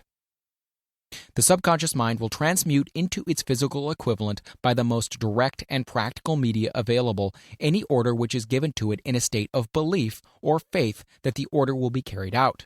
Surely, enough has been stated to give a starting point from which one may, through experiment and practice, acquire the ability to mix faith with any order given to the subconscious mind. Perfection will come through practice. It cannot come by merely reading instructions. If it be true that one may become a criminal by association with crime, and this is a known fact, it's equally true that one may develop faith by voluntarily suggesting to the subconscious mind that one has faith. The mind comes finally to take on the nature of the influences which dominate it. Understand this truth, and you will know why it is essential for you to encourage the positive emotions as dominating forces of your mind, and discourage and eliminate negative emotions. A mind dominated by positive emotions becomes a favorable abode for the state of mind known as faith. A mind so dominated may at will give the subconscious mind instructions, which it will accept and act upon immediately. Faith is a state of mind which may be induced by autosuggestion.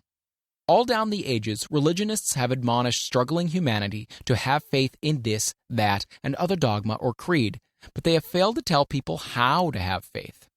They have not stated that faith is a state of mind and that it may be induced by self-suggestion.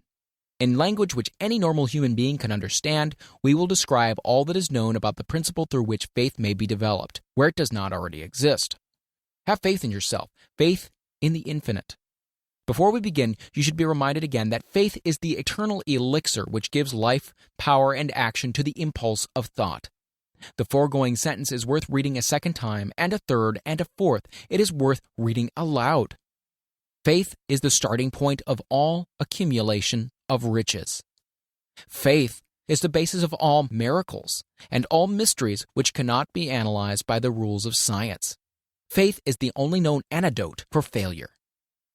Faith is the element, the chemical, which, when mixed with prayer, gives one direct communication with infinite intelligence. Faith is the element which transforms the ordinary vibration of thought created by the finite mind of man into the spiritual equivalent. Faith is the only agency through which the cosmic force of infinite intelligence can be harnessed and used by man. Every one of the foregoing statements is capable of proof. The proof is simple and easily demonstrated. It is wrapped up in the principle of autosuggestion. Let us center our attention, therefore, upon the subject of self-suggestion and find out what it is and what it is capable of achieving. It is a well-known fact that one comes finally to believe whatever one repeats to oneself, whether the statement be true or false. If a man repeats a lie over and over, he will eventually accept the lie as truth. Moreover, he will believe it to be the truth. Every man is what he is because of the dominating thoughts which he permits to occupy his mind. Thoughts which a man deliberately places in his own mind and encourages with sympathy, and with which he mixes any one or more of the emotions, constitute the motivating forces which direct and control his every movement, act, and deed. Comes now a very significant statement of truth. Thoughts, which are mixed with any of the feeling of emotions, constitute a magnetic force which attracts, from the vibrations of the ether, other similar or related thoughts. A thought thus magnetized with emotion may be compared to a seed which, when planted in fertile soil, germinates, grows, and multiplies itself over and over again until that which was originally one small seed becomes countless millions of seeds of the same brand. The ether is a great cosmic mass of eternal forces of vibration. It is made up of both destructive vibrations and constructive vibrations. It carries at all times vibrations of fear, poverty, disease, failure, misery, and vibrations of prosperity, health, success, and happiness, just as surely as it carries the sound of hundreds of orchestrations of music and hundreds of human voices, all of which maintain their own individuality and means of identification through the medium of radio. From the great storehouse of the ether, the human mind is constantly attracting vibrations which harmonize with that which dominates the human mind. Any thought, idea, plan, or purpose which one holds in one's mind attracts, from the vibrations of the ether, a host of its relatives, adds these relatives to its own force, and grows until it becomes the dominating, motivating master of the individual in whose mind it has been housed. Now let us go back to the starting point and become informed as to how the original seed of an idea, plan, or purpose may be planted in the mind. The information is easily conveyed. Any plan, idea, or purpose may be placed in the mind through repetition of thought.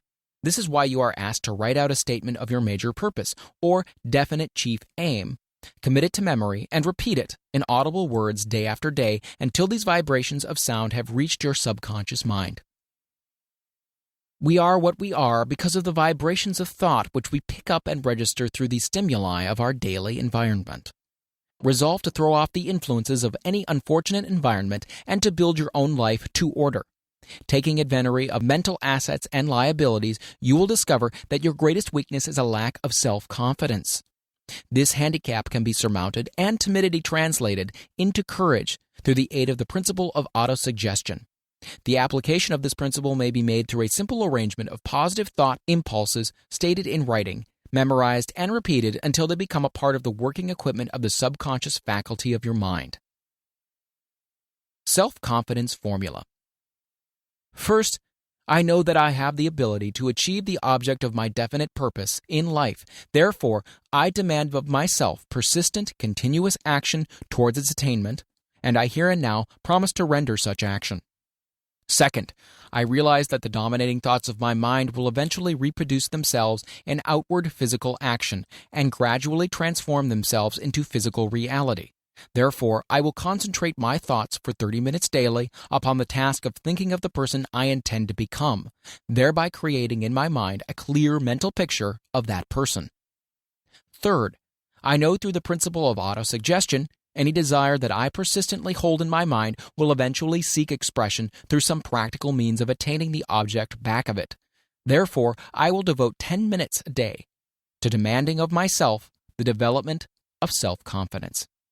Fourth, I have clearly written down a description of my definite chief aim in life, and I will never stop trying until I have developed sufficient self-confidence for its attainment.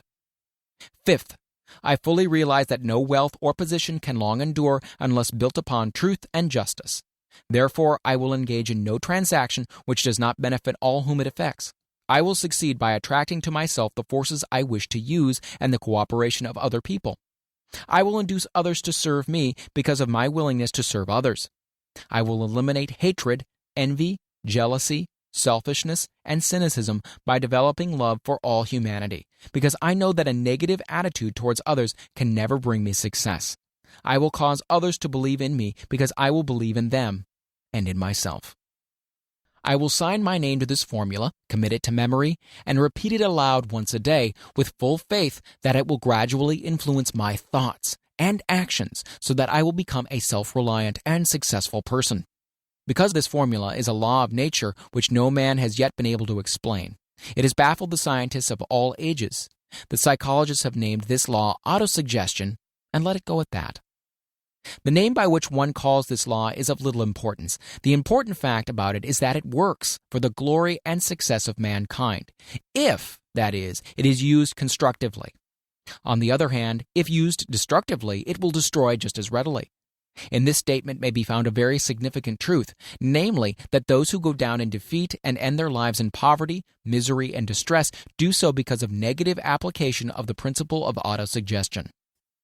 The cause may be found in the fact that all impulses of thoughts have a tendency to close themselves in their physical equivalent. The subconscious mind, the chemical laboratory in which all thought impulses are combined and made ready for translation into physical reality, makes no distinction between constructive and destructive thought impulses. It works with the material we feed it, through our thought impulses. The subconscious mind will translate into reality a thought driven by fear just as readily as it translates into reality a thought driven by courage or faith. The pages of medical history are rich with illustrations of cases of suggestive suicide. A man may commit suicide through negative suggestion just as effectively as by any other means.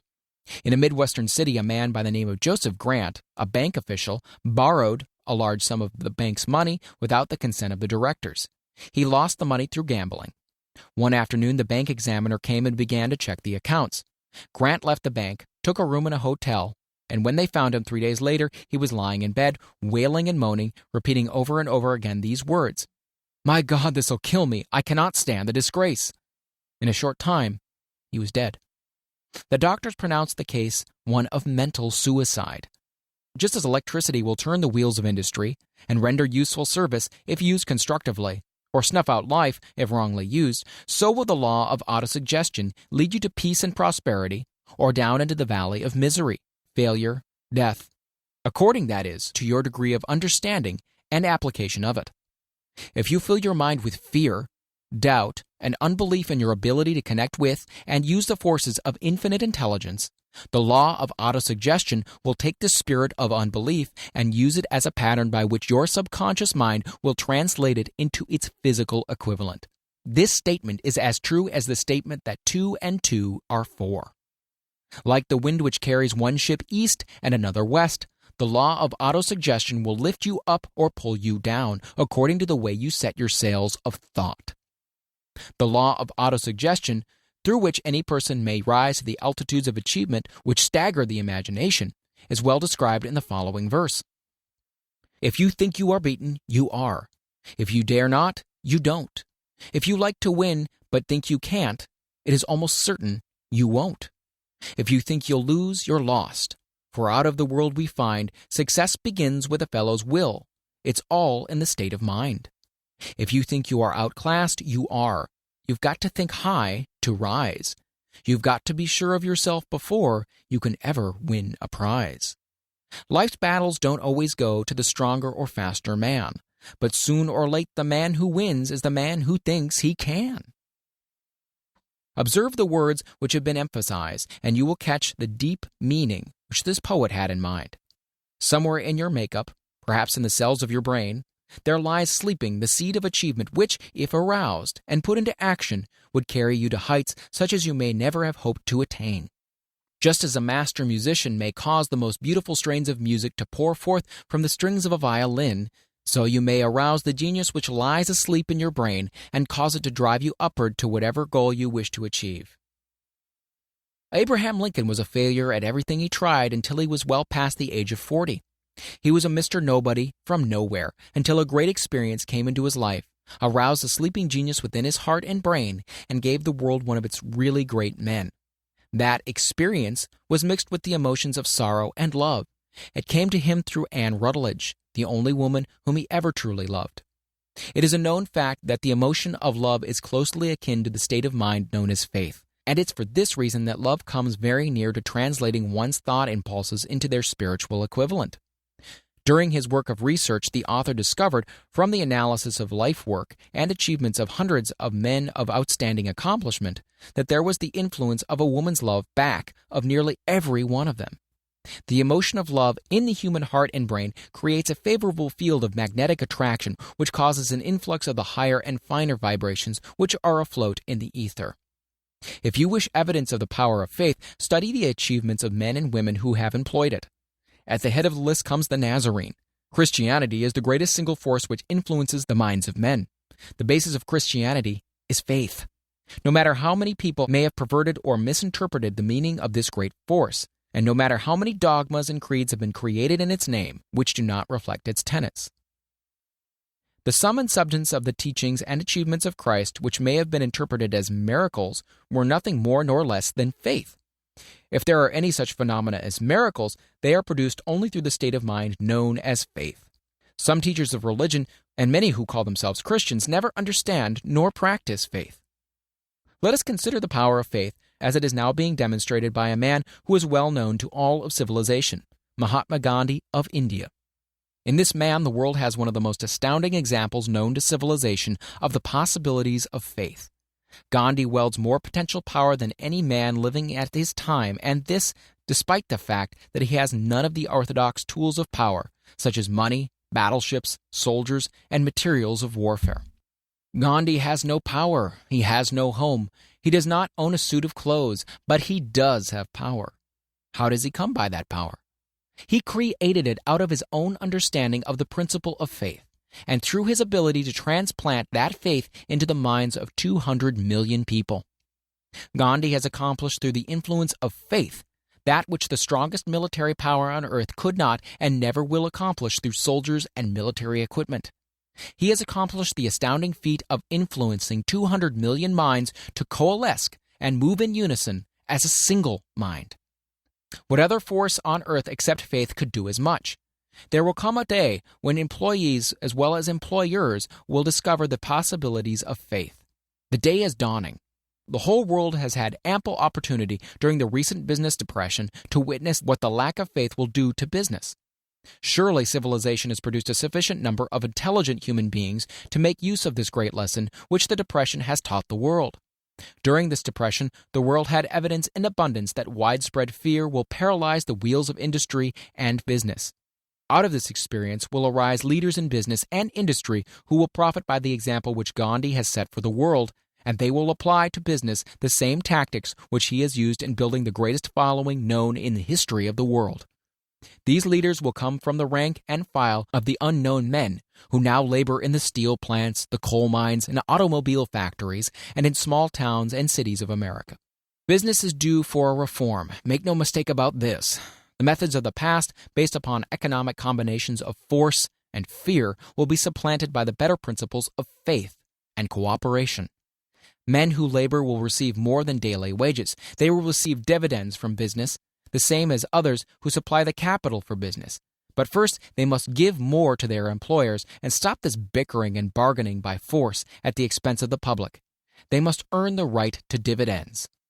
Moreover, and this is the most important thing of all, they will be led by leaders who will understand and apply the principles employed by Mahatma Gandhi.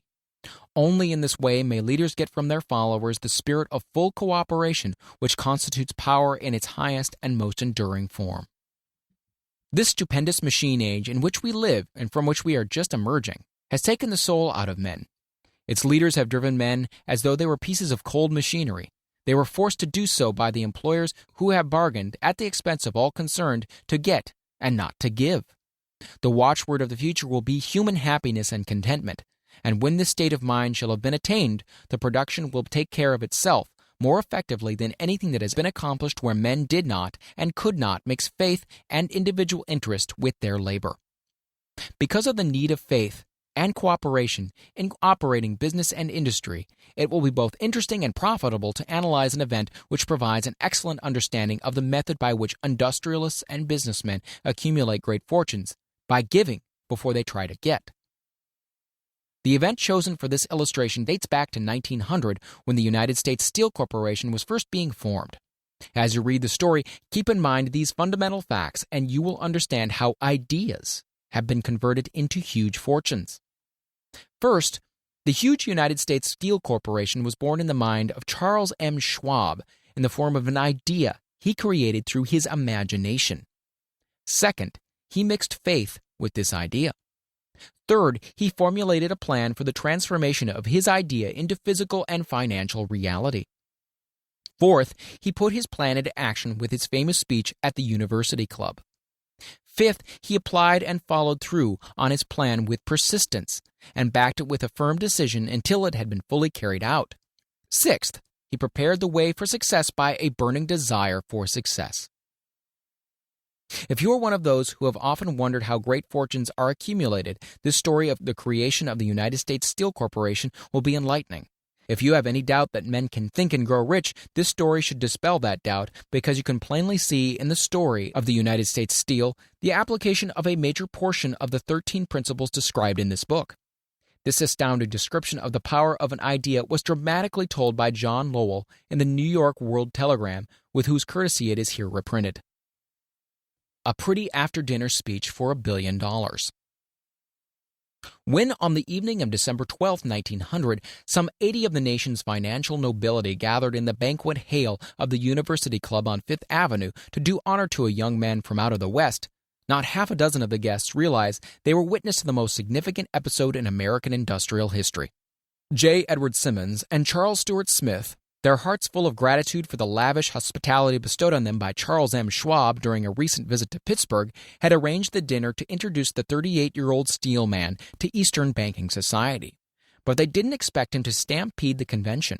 They warned him, in fact, that the bosoms within New York's stuffed shirts would not be so responsive to oratory, and that, if he didn't want to bore the Stilhanens and the Harrimans and the Vanderbilts, he had better limit himself to 15 or 20 minutes of polite vaporings and let it go at that.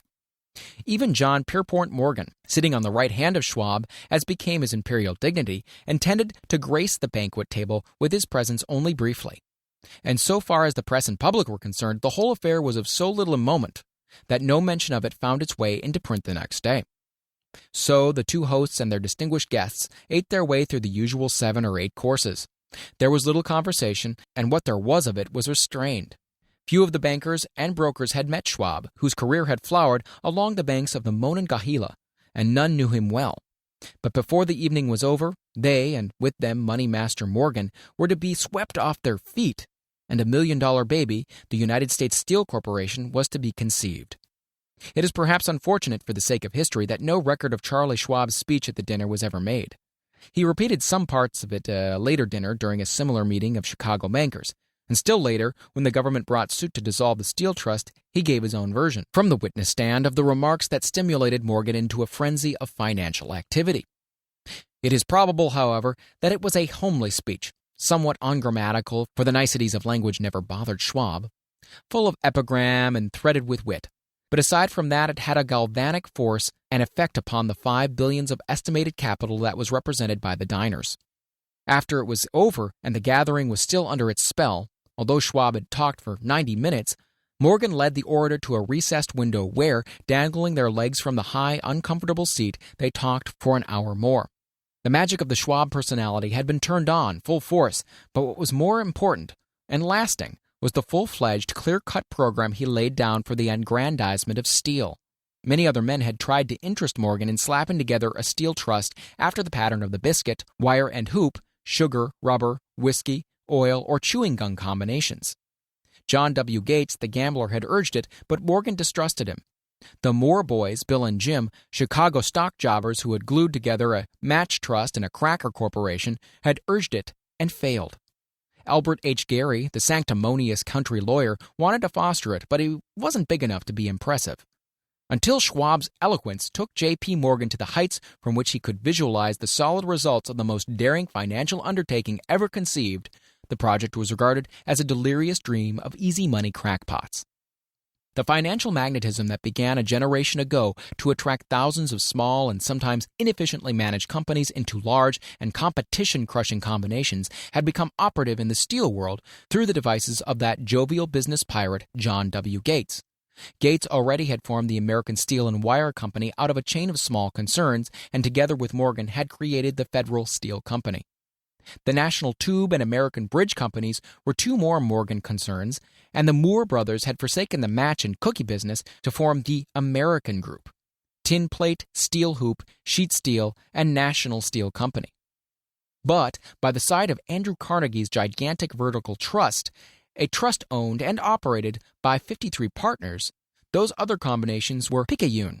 They might combine to their heart's content, but the whole lot of them couldn't make a dent in Carnegie's organization, and Morgan knew it.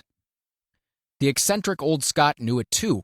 From the magnificent heights of Skibo Castle, he had viewed, first with amusement and then with resentment, the attempts of Morgan's smaller companies to cut into his business.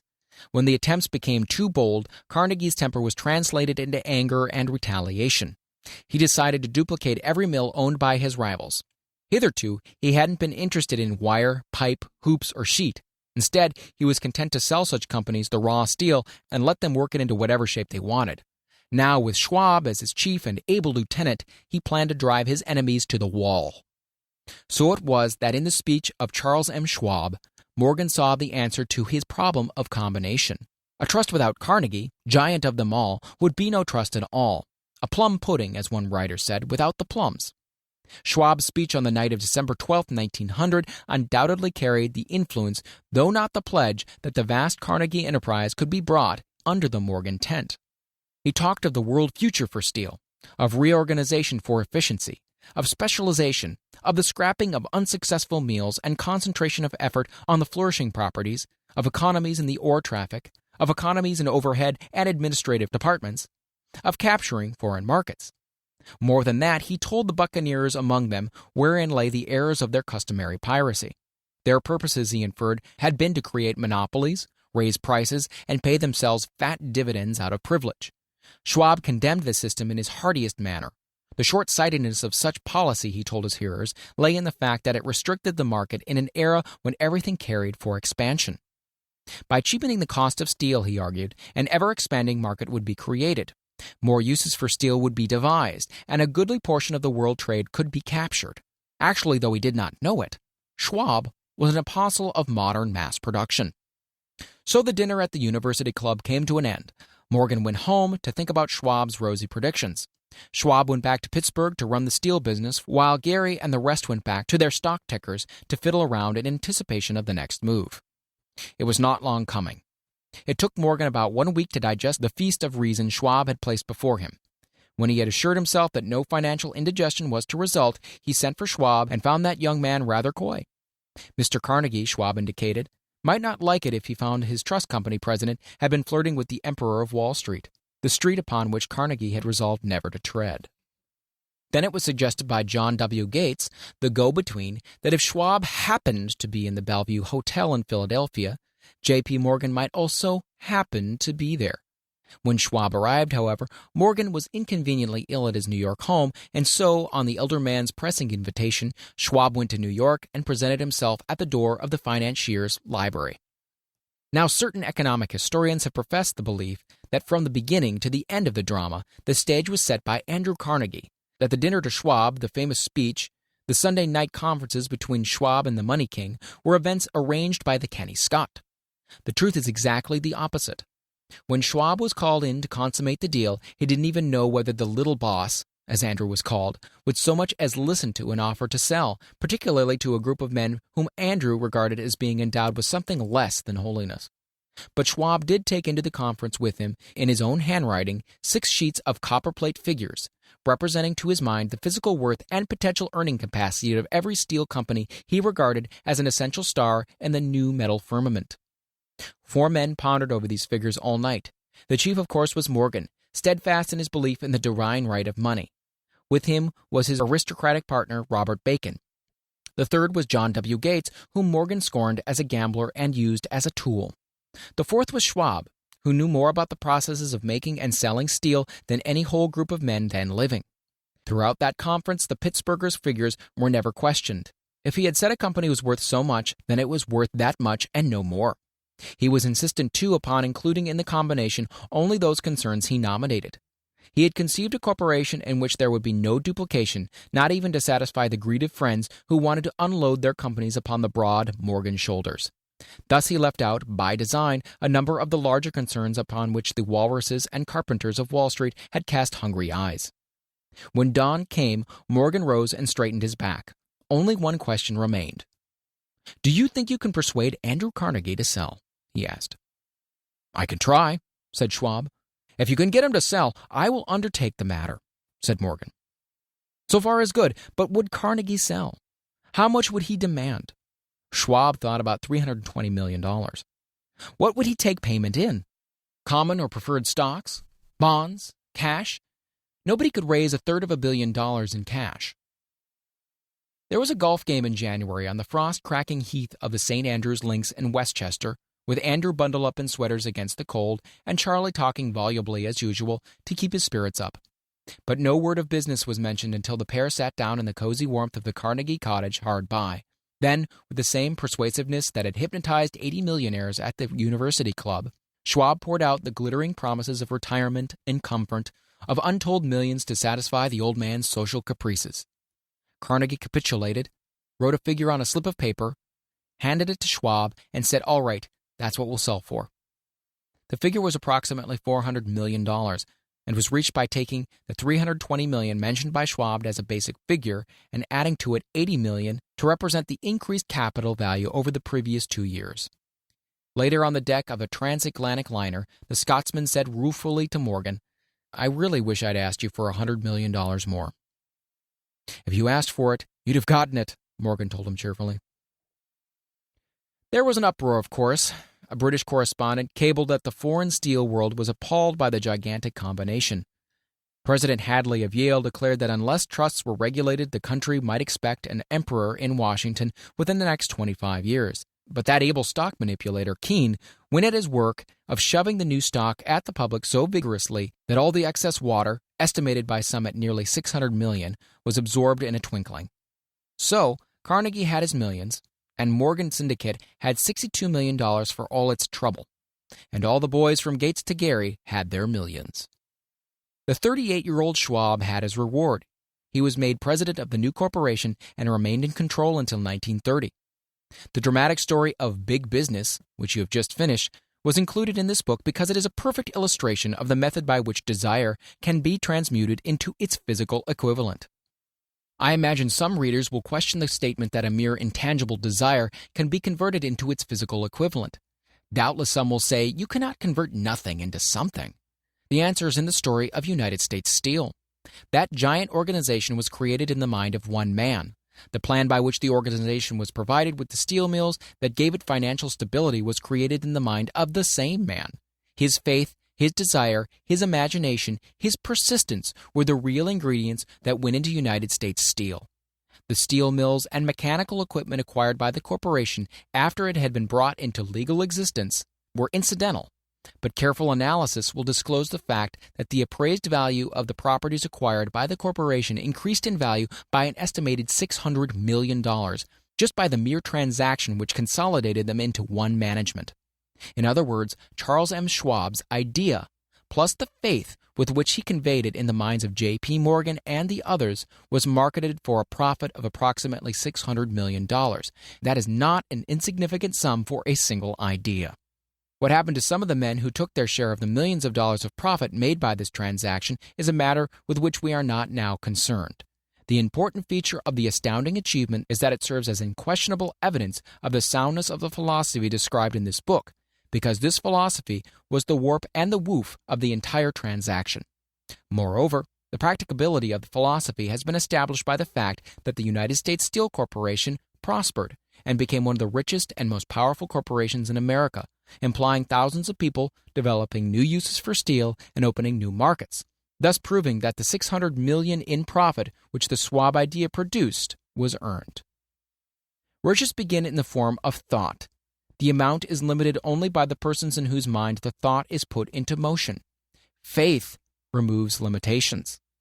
Remember this when you are ready to bargain with life for whatever it is that you ask as your price for having passed this way. Remember also that the man who created the United States Steel Corporation was practically unknown at the time. He was merely Andrew Carnegie's Man Friday until he gave birth to his famous idea. After that, he quickly rose to a position of power, fame, and riches. There are no limitations to the mind except those we acknowledge. Both poverty and riches are the offspring of thought. Chapter 4. Autosuggestion, the medium for influencing the subconscious mind. The third step towards riches.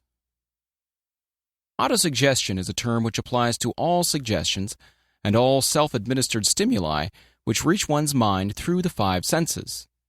Stated in another way, autosuggestion is self-suggestion. It is the agency of communication between that part of the mind where conscious thought takes place and that which serves as the seat of action for the subconscious mind. Through the dominating thoughts which one permits to remain in the conscious mind, whether these thoughts be negative or positive is immaterial, the principle of autosuggestion voluntarily reaches the subconscious mind and influences it with these thoughts. No thought, whether it be negative or positive, can enter the subconscious mind without the aid of the principle of autosuggestion, with the exception of thoughts picked up from the ether.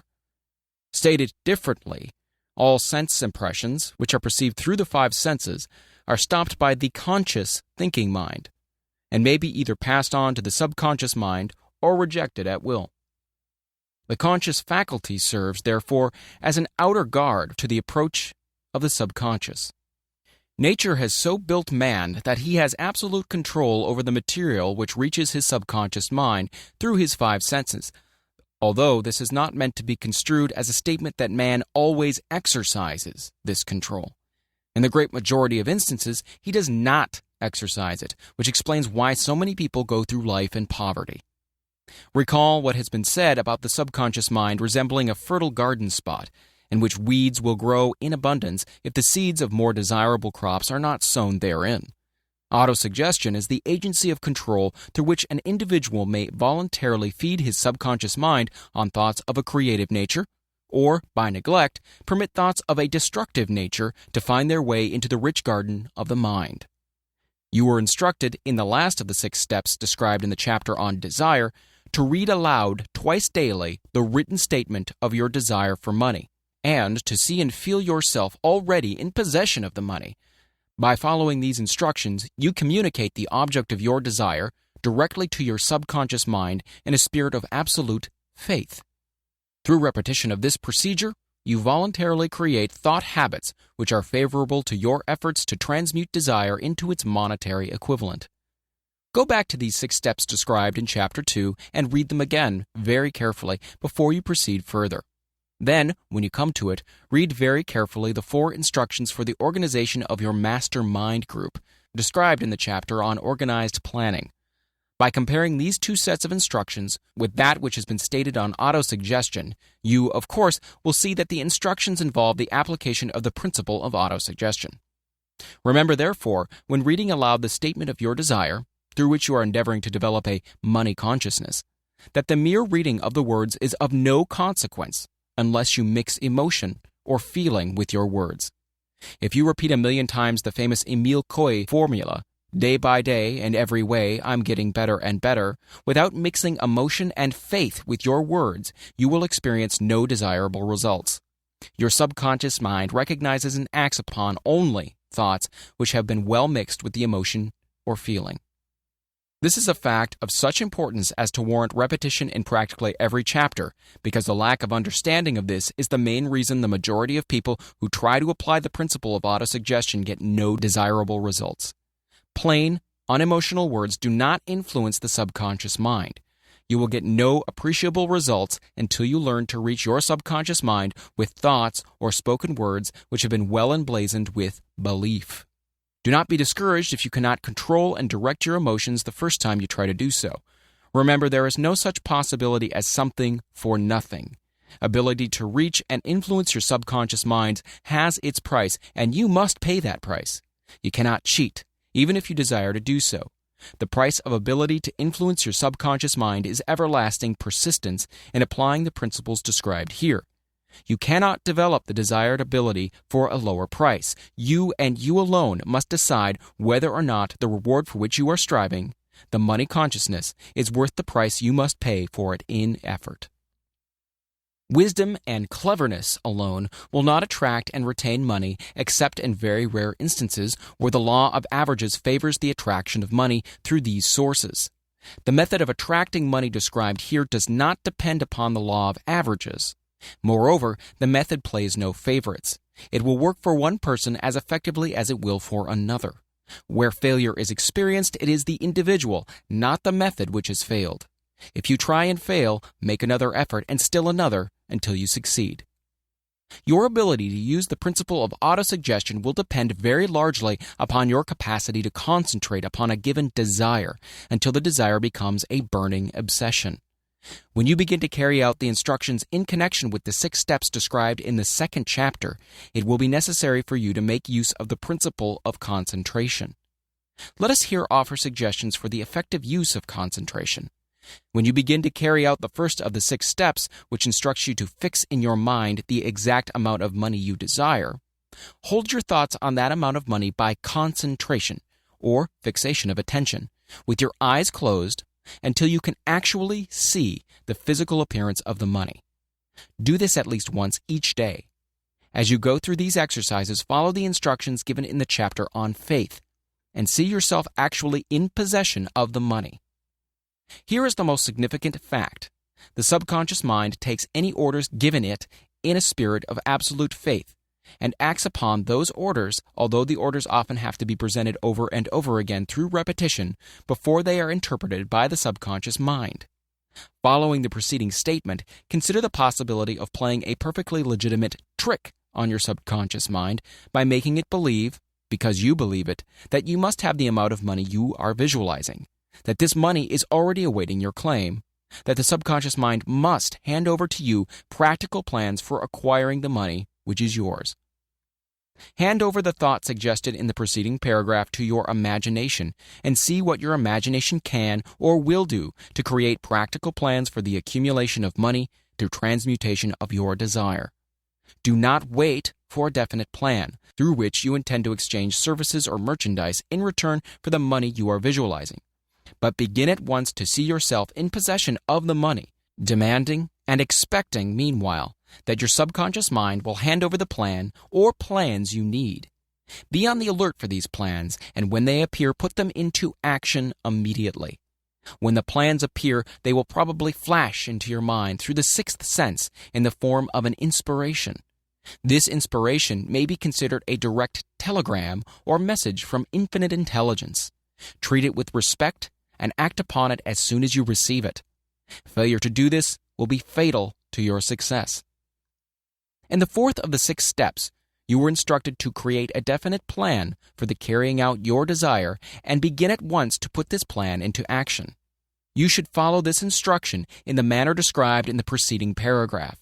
Do not trust to your reason when creating your plan for accumulating money through the transmutation of desire. Your reason is faulty. Moreover, your reasoning faculty may be lazy, and if you depend entirely upon it to serve you, it may disappoint you. When visualizing the money you intend to accumulate with closed eyes, see yourself rendering the service or delivering the merchandise you intend to give in return for this money. This is important. Summary of instructions. The fact that you are reading this book is an indication that you earnestly seek knowledge. It is also an indication that you are a student of this subject. If you are only a student, there is a chance that you may learn much that you did not know, but you will learn only by assuming an attitude of humility. If you choose to follow some of the instructions, but neglect or refuse to follow others, you will fail. To get satisfactory results, you must follow all instructions in a spirit of faith. The instructions given in connection with the 6 steps in the 2nd chapter will now be summarized and blended with principles covered by this chapter as follows. First, go into some quiet spot, preferably in bed at night, where you will not be disturbed or interrupted. Close your eyes and repeat aloud, so you may hear your own words, the written statement of the amount of money you intend to accumulate, the time limit for its accumulation, and a description of the service or merchandise you intend to give in return for the money. As you carry out these instructions, see yourself already in possession of the money. For example, suppose that you intend to accumulate $50,000 by the 1st of January 5 years hence, that you intend to give personal service in return for the money in the capacity of a salesman. Your written statement of your purpose should be similar to the following. By the 1st day of January, such and such year, I will have in my possession $50,000, which will come to me in various amounts from time to time during the interim. In return for this money, I will give the most efficient service of what I am capable, rendering the fullest possible quantity and the best possible quality of service in the capacity of salesman of describe the service or merchandise you intend to sell. I believe that I will have this money in my possession. My faith is so strong that I can now see this money before my eyes. I can touch it with my hands.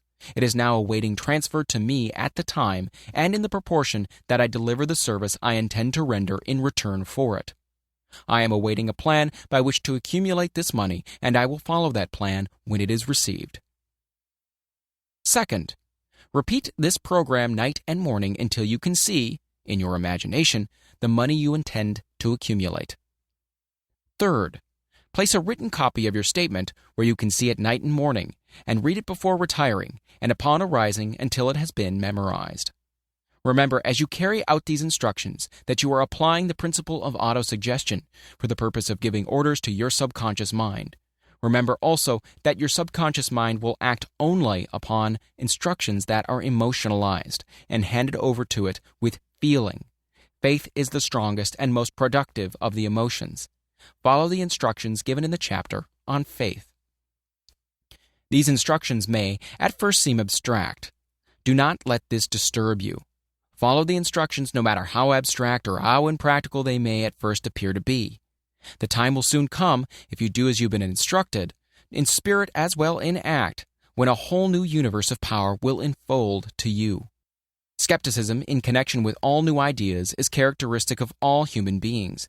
But if you follow the instructions outlined, your skepticism will soon be replaced by belief, and this in turn will soon become crystallized into absolute faith. Then you will have arrived at the point where you may truly say, I am the master of my fate. I am the captain of my soul.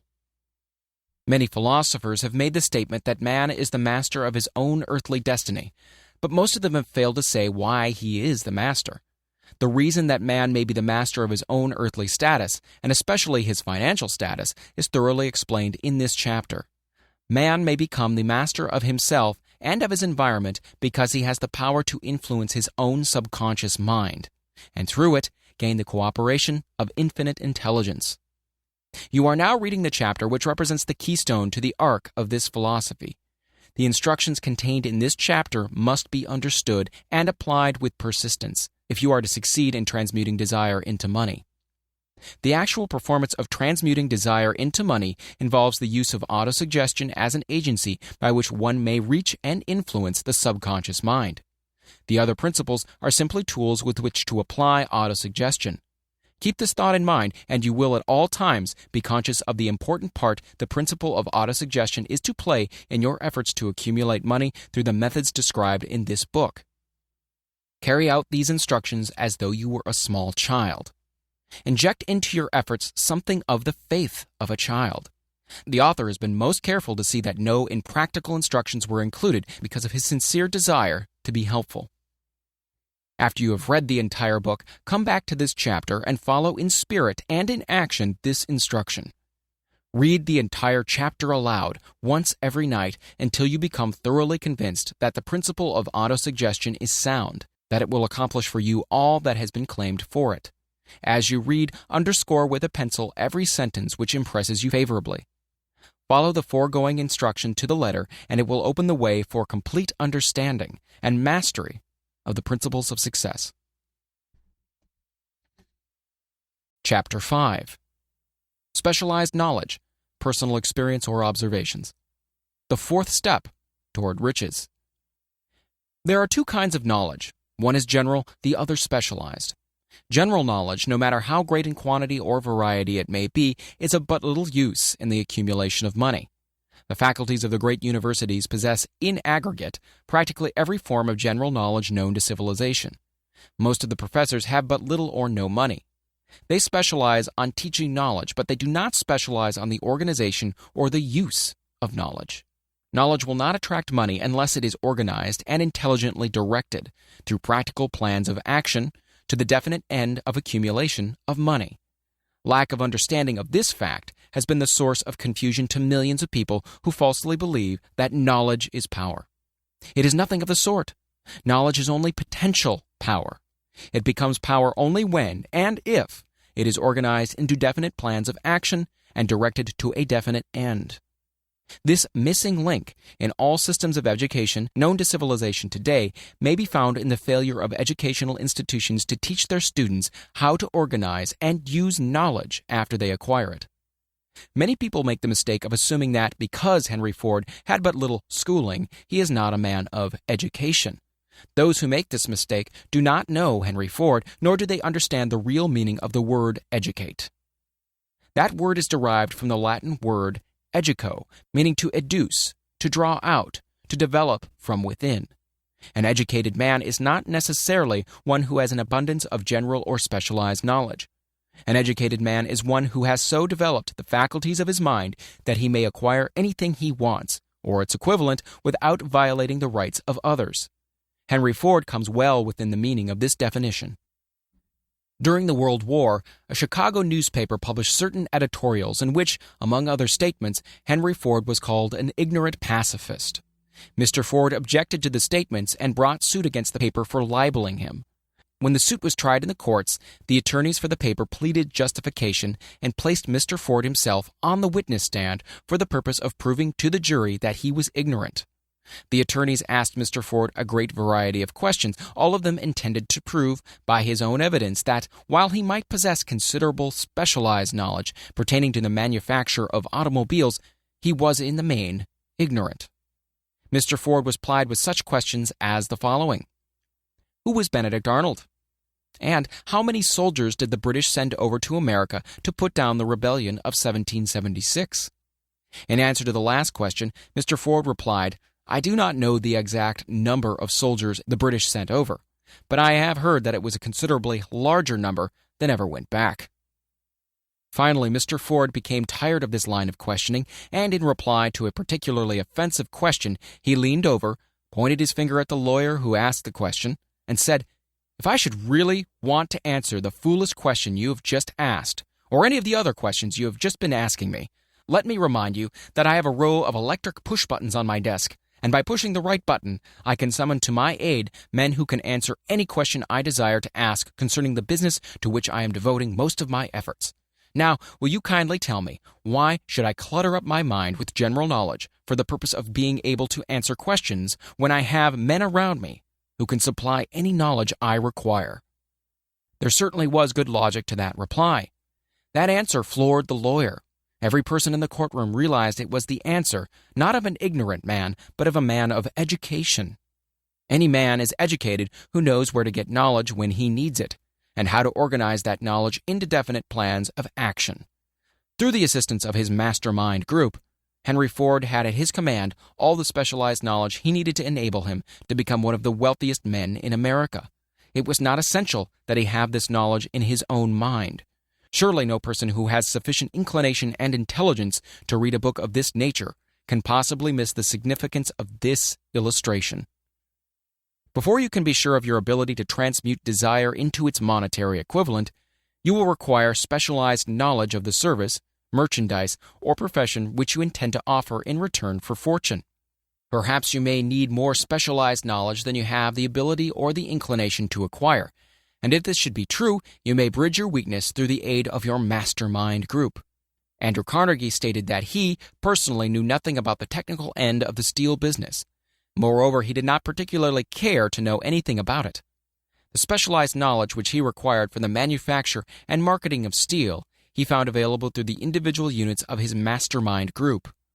The accumulation of great fortunes calls for power, and power is acquired through highly organized and intelligently directed specialized knowledge, but that knowledge does not necessarily have to be in the possession of the man who accumulates the fortune. The preceding paragraph should give hope and encouragement to the man with ambition to accumulate a fortune who has not possessed himself of the necessary education to supply such specialized knowledge as he may require. Men sometimes go through life suffering from inferiority complexes because they are not men of education. The man who can organize and direct a mastermind group of men who possess knowledge useful in the accumulation of money is just as much a man of education as any man in the group. Remember this if you suffer from a feeling of inferiority because your schooling has been limited. Thomas A. Edison had only 3 months of schooling during his entire life. He did not lack education, neither did he die poor. Henry Ford had less than a 6th grade schooling, but he has managed to do pretty well by himself financially. Specialized knowledge is among the most plentiful and the cheapest forms of service which may be had. If you doubt this, consult the payroll of any university. pays to know how to purchase knowledge. First of all, decide the sort of specialized knowledge you require and the purpose for which it is needed. To a large extent, your major purpose in life, the goal toward which you are working, will help determine what knowledge you need. With this question settled, your next move requires that you have accurate information concerning dependable sources of knowledge. The more important of these are: A. One's own experience and education. B. Experience and education available through cooperation of others, the Mastermind Alliance. C. Colleges and universities. D. Public libraries, through books and periodicals in which may be found all the knowledge organized by civilization. E. Special training courses, through night schools and home study schools in particular. As knowledge is acquired, it must be organized and put into use for a definite purpose through practical plans. Knowledge has no value except that which can be gained from its application toward some worthy end. This is one reason why college degrees are not valued more highly. They represent nothing but miscellaneous knowledge. If you contemplate taking additional schooling, first determine the purpose for which you want the knowledge you are seeking, then learn where this particular sort of knowledge can be obtained from reliable sources. Successful men in all callings never stop acquiring specialized knowledge related to their major purpose, business, or profession. Those who are not successful usually make the mistake of believing that the knowledge acquiring period ends when one finishes school. The truth is that schooling does but little more than to put one in the way of learning how to acquire practical knowledge. With this changed world which began at the end of the economic collapse came also astounding changes in educational requirements. The order of the day is specialization. This truth was emphasized by Robert P. Moore, Secretary of Appointments of Columbia University. Specialists most sought after. Particularly sought after by employing companies are candidates who have specialized in some field business school, graduates with training in accounting and statistics, engineers of all varieties, journalists, architects, chemists, and also outstanding leaders and activity men of the senior class.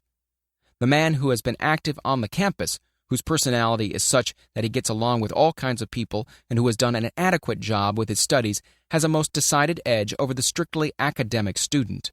Some of these, because of their all-around qualifications, have received several offers of positions, a few of them as many as 6.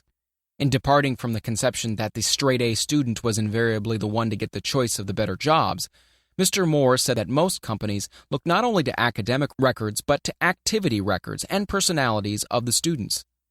One of the largest industrial companies, the leader in its field, in writing to Mr. Moore concerning prospective seniors at the college, said, "We're interested primarily in finding men who can make exceptional progress in management work. For this reason, we emphasize qualities of character, intelligence, and personality far more than specific educational background." Apprenticeship proposed. Proposing a system of apprenticing students in offices, stores, and industrial occupations during the summer vacation, Mr. Moore asserts that after the first 2 or 3 years of college, every student should be asked to choose a definite future course and to call a halt if he has been merely pleasantly drifting without purpose through an unspecialized academic curriculum.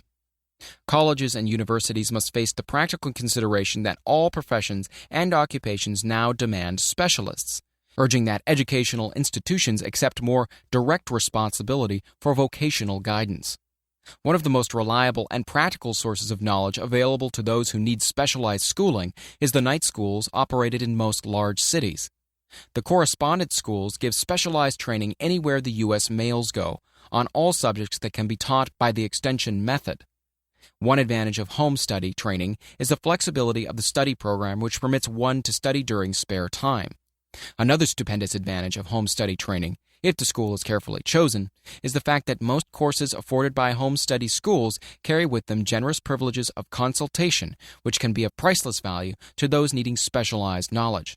No matter where you live, you can share the benefits. Anything acquired without effort and without cost is generally unappreciated, often discredited. Perhaps this is why we get so little from our marvelous opportunity in public schools.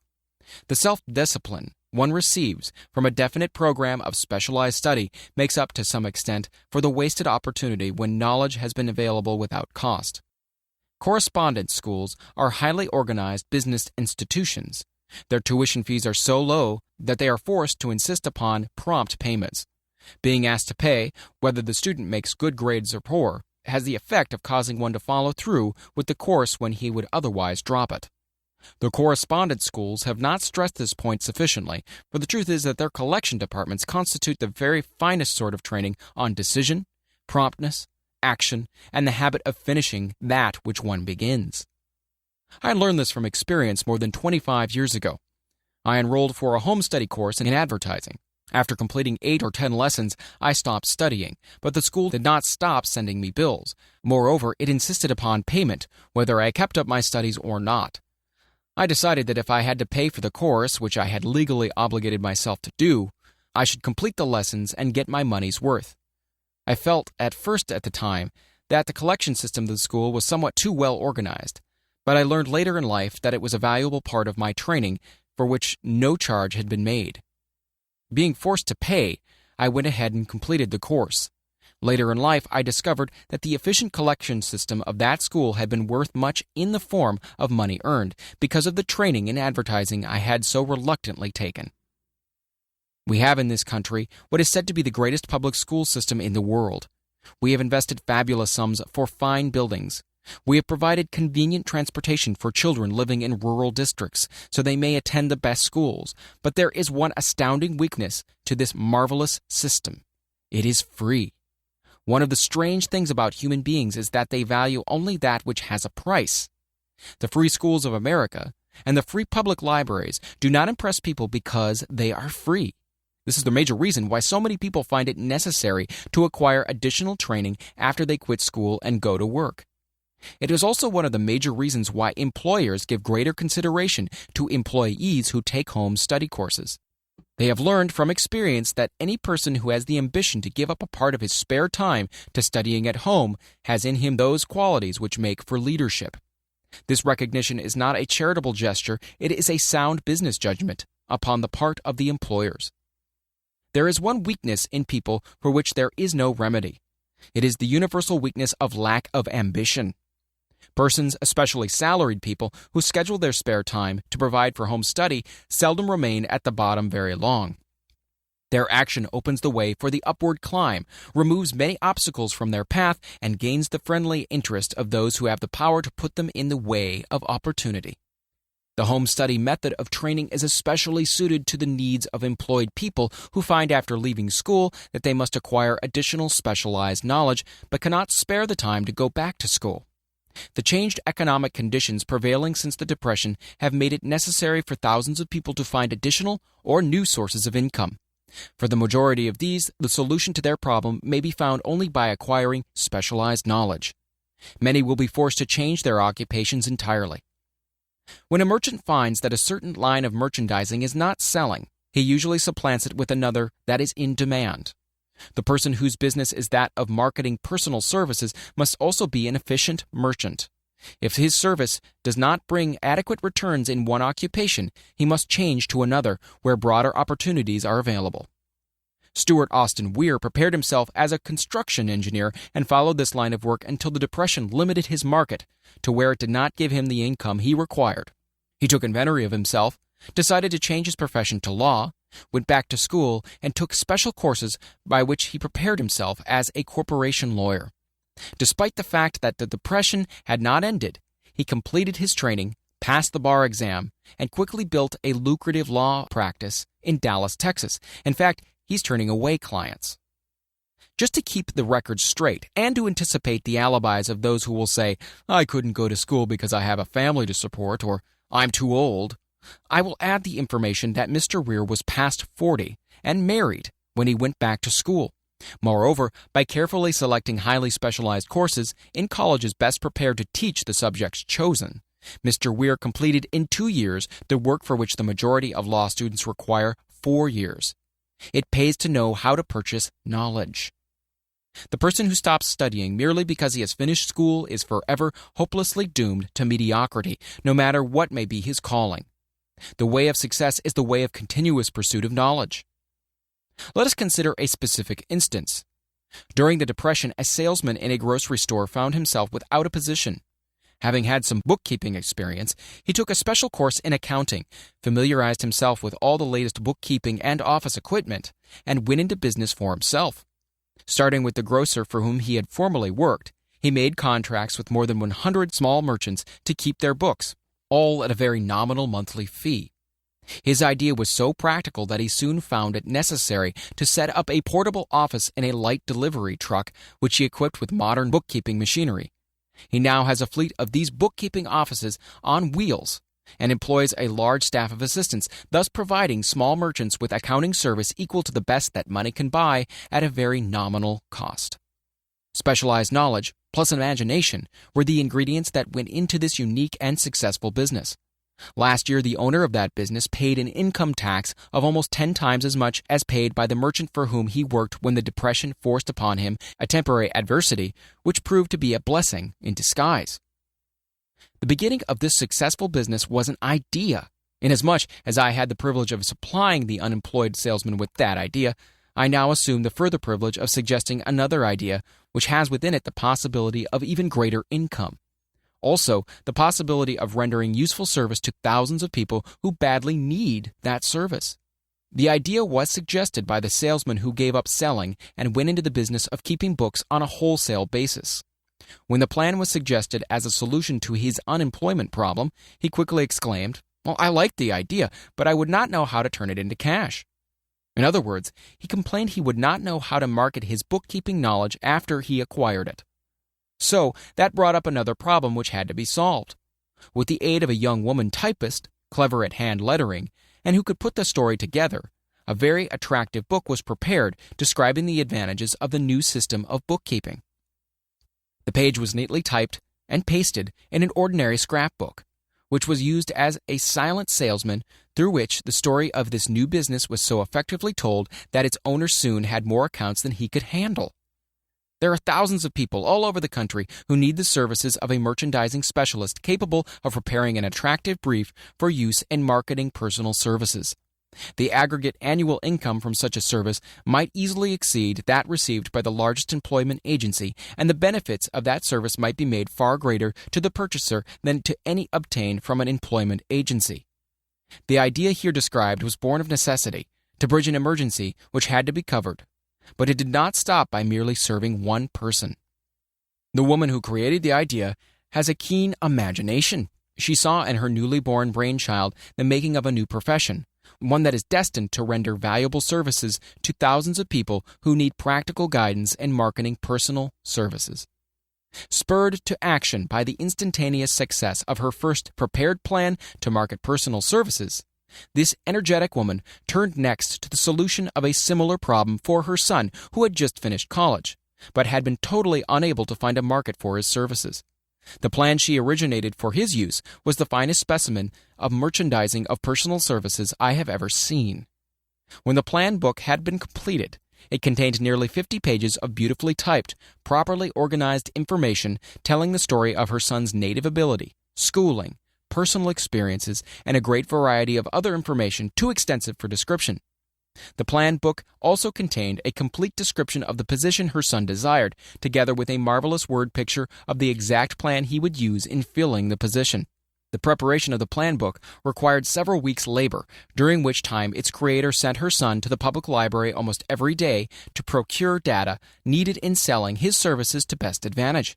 She sent him also to all the competitors of his prospective employer and gathered from them vital information concerning their business methods, which was of great value in the formation of the plan he intended to use in filling the position he sought.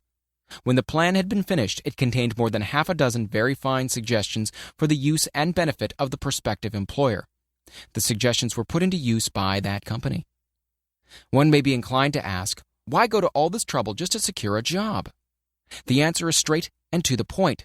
Also, it is dramatic because it deals with a subject which assumes the proportion of a tragedy with millions of men and women whose sole source of income is personal services. The answer is, doing a thing well never is trouble. The plan prepared by this woman for the benefit of her son helped him get the job for which he applied at the first interview, at a salary fixed by himself. Moreover, and this too is important, the position did not require the young man to start at the bottom. He began as a junior executive at an executive's salary. Why go to all this trouble, do you ask? Well, for one thing, the planned presentation of this young man's application for a position clipped off no less than 10 years of time he would have required to get where he began had he started at the bottom and worked his way up. This idea of starting at the bottom and working one's way up may appear to be sound, but the major objection to it is this. Too many of those who begin at the bottom never manage to lift their heads high enough to be seen by opportunity, so they remain at the bottom. It should be remembered also that the outlook from the bottom is not so very bright or encouraging. It has a tendency to kill off ambition.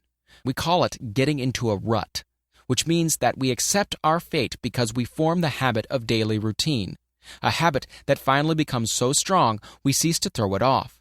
And that is another reason why it pays to start 1 or 2 steps above the bottom. By so doing, one forms the habit of looking around, of observing how others get ahead, of seeing opportunity, and of embracing it without hesitation. Dan Halpin is a splendid example of what I mean.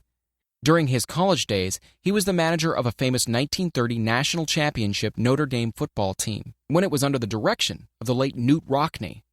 Perhaps he was inspired by the great football coach to aim high, and not mistake temporary defeat for failure, just as Andrew Carnegie, the great industrial leader, inspired his young business lieutenants to set high goals for themselves. At any rate, young Halpin finished college at a mighty unfavorable time when the Depression had made jobs scarce.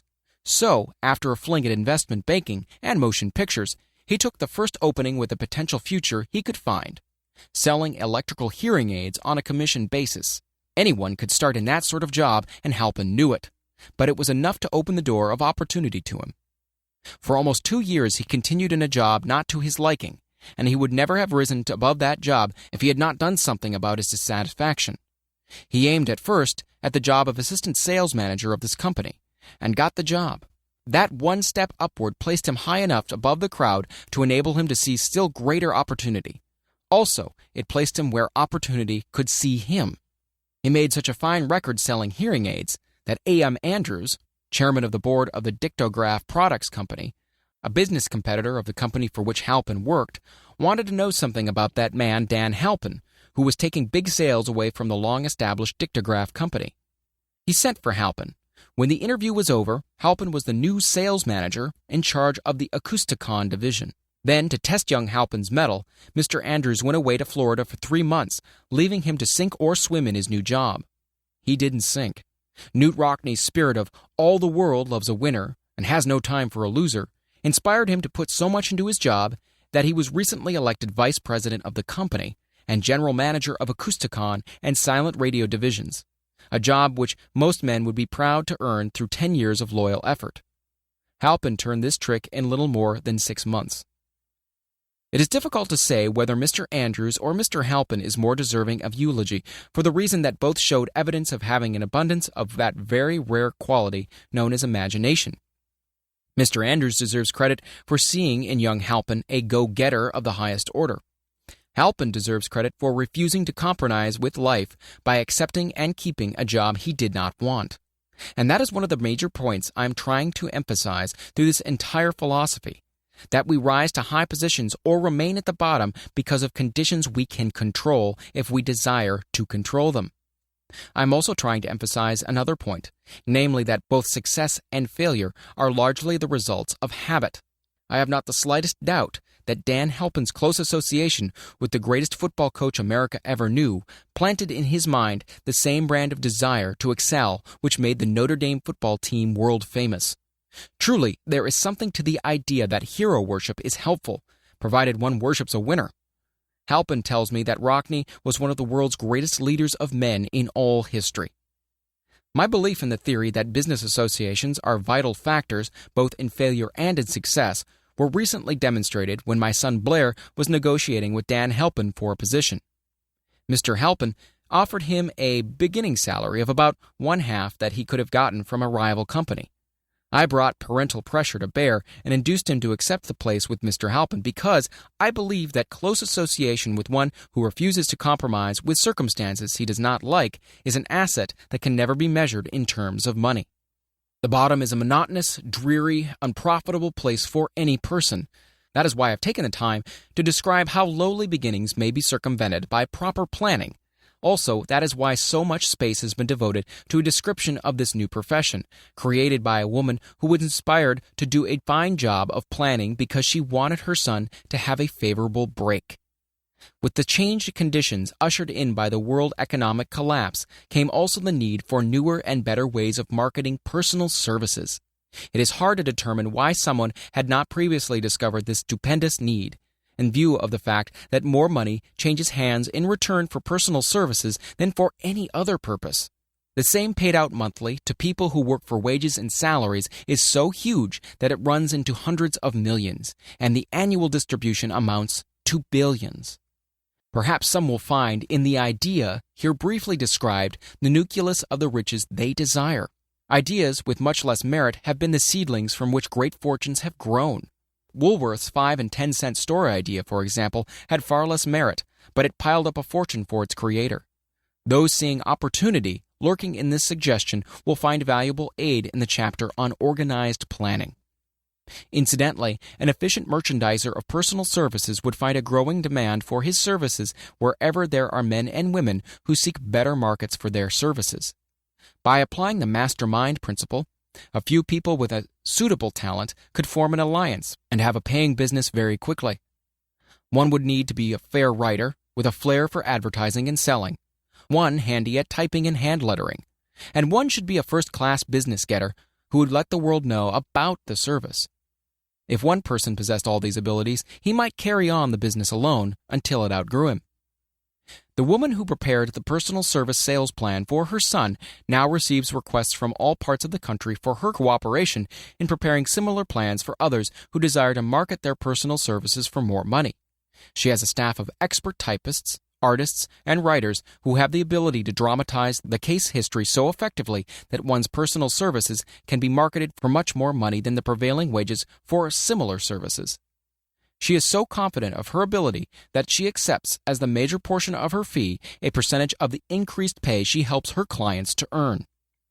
It must not be supposed that her plan merely consists of clever salesmanship, by which she helps men and women to demand and receive more money for the same services they formerly sold for less pay. No, she looks after the interests of the purchaser as well as the seller of personal services, and so prepares her plans that the employer receives full value for the additional money he pays. The method by which she accomplishes this astonishing result is a professional secret which she discloses to no one excepting her own clients. If you have the imagination and seek a more profitable outlet for your personal services, this suggestion may be the stimulus for which you have been searching. The idea is capable of yielding an income far greater than that of the average doctor, lawyer, or engineer whose education required several years in college.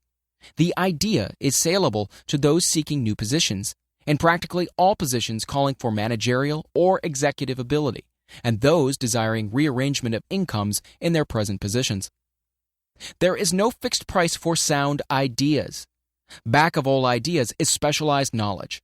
Unfortunately, for those who do not find riches in abundance, specialized knowledge is more abundant and more easily acquired than ideas. Because of this very truth, there is a universal demand and an ever-increasing opportunity for the person capable of helping men and women to sell their personal services advantageously. Capability means imagination, and one quality needed to combine specialized knowledge with ideas is the form of organized plans designed to yield riches. If you have imagination, this chapter may present you with an idea sufficient to serve as the beginning of the riches you desire. Remember, the idea is the main thing. Specialized knowledge may be found just around the corner. Any corner. Chapter 6. Imagination, the workshop of the mind. The fifth step toward riches. The imagination is literally the workshop wherein are fashioned all plans created by man. The impulse, the desire, is given shape, form, and action through the aid of the imaginative faculty of the mind. It has been said that man can create anything which he can imagine. Of all the ages of civilization, this is the most favorable for the development of the imagination because it is an age of rapid change. On every hand, one may contact stimuli which develop the imagination. Through the aid of his imaginative faculty, man has discovered and harnessed more of nature's forces during the past 50 years than during the entire history of the human race previous to that time. He has conquered the air so completely that the birds are a poor match for him in flying. He has harnessed the ether and made it serve as a means of instantaneous communication with any part of the world. He has analyzed and weighed the sun at a distance of millions of miles and has determined through the aid of imagination the elements of which it consists. He has discovered that his own brain is both a broadcasting and a receiving station for the vibration of thought, and he is beginning now to learn how to make practical use of this discovery. He has increased the speed of locomotion until he may now travel at a speed of more than 300 miles an hour. The time will soon come when a man may breakfast in New York and lunch in San Francisco. Man's only limitation, within reason, lies in his development and use of his imagination. He has not yet reached the apex of development in the use of his imaginative faculty. He has merely discovered that he has an imagination and has commenced to use it in a very elementary way. Two forms of imagination. The imaginative faculty functions in two forms. One is known as synthetic imagination and the other as creative imagination. Synthetic imagination. Through this faculty, one may arrange old concepts, ideas, or plans into new combinations. The faculty creates nothing. It merely works with the material of experience, education, and observation with which it is fed. It is the faculty used most by the inventor, with the exception of those who draw upon the creative imagination when he cannot solve his problem through synthetic imagination. Creative imagination. Through the faculty of creative imagination, the finite mind of man has direct communication with infinite intelligence. It is the faculty through which hunches and inspirations are received. It is by this faculty that all basic or new ideas are handed over to man. It is through this faculty that thought vibrations from the minds of others are received. It is through this faculty that one individual may tune in or communicate with the subconscious mind of other men. The creative imagination works automatically in the manner described in subsequent pages. This faculty functions only when the conscious mind is vibrating at an exceedingly rapid rate, as for example, when the conscious mind is stimulated through the emotion of a strong desire. The creative faculty becomes more alert, more receptive to vibrations from the sources mentioned in proportion to its development through use. This statement is significant. Ponder over it before passing on. Keep in mind as you follow these principles that the entire story of how one may convert desire into money cannot be told in one statement. The story will be complete only when one has mastered, assimilated, and begun to make use of all the principles. The great leaders of business, industry, finance, and the great artists, musicians, poets, and writers became great because they developed the faculty of creative imagination. Both the synthetic and creative faculties of imagination become more alert with use, just as any muscle or organ of the body develops through use. Desire is only a thought, an impulse. It is nebulous and ephemeral. It is abstract and of no value until it has been transformed into its physical counterpart. While the synthetic imagination is the one which will be used more frequently, in the process of transforming the impulse of desire into money, you must keep in mind the fact that you may face circumstances and situations which demand use of the creative imagination as well. Your imaginative quality may have become weak through inaction. It can be revived and made alert through use. This faculty does not die, though it may become quiescent through lack of use. Center your attention for the time being on the development of the synthetic imagination because this is the faculty which you will use more often in the process of converting desire into money. Transformation of the intangible impulse of desire into the tangible reality of money calls for the use of a plan or plans. These plans must be formed with the aid of the imagination, and mainly with the synthetic faculty. Read the entire book through, then come back to this chapter and begin at once to put your imagination to work on the building of a plan or plans for the transformation of your desire into money. Detailed instructions for the building of plans has been given in almost every chapter.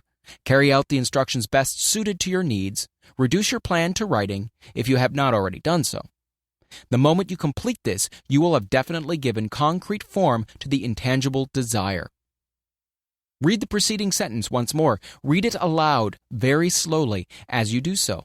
Remember that the moment you reduce the statement of your power and a plan for its realization to writing, you have actually taken the first of a series of steps which will enable you to convert the thought into its physical counterpart.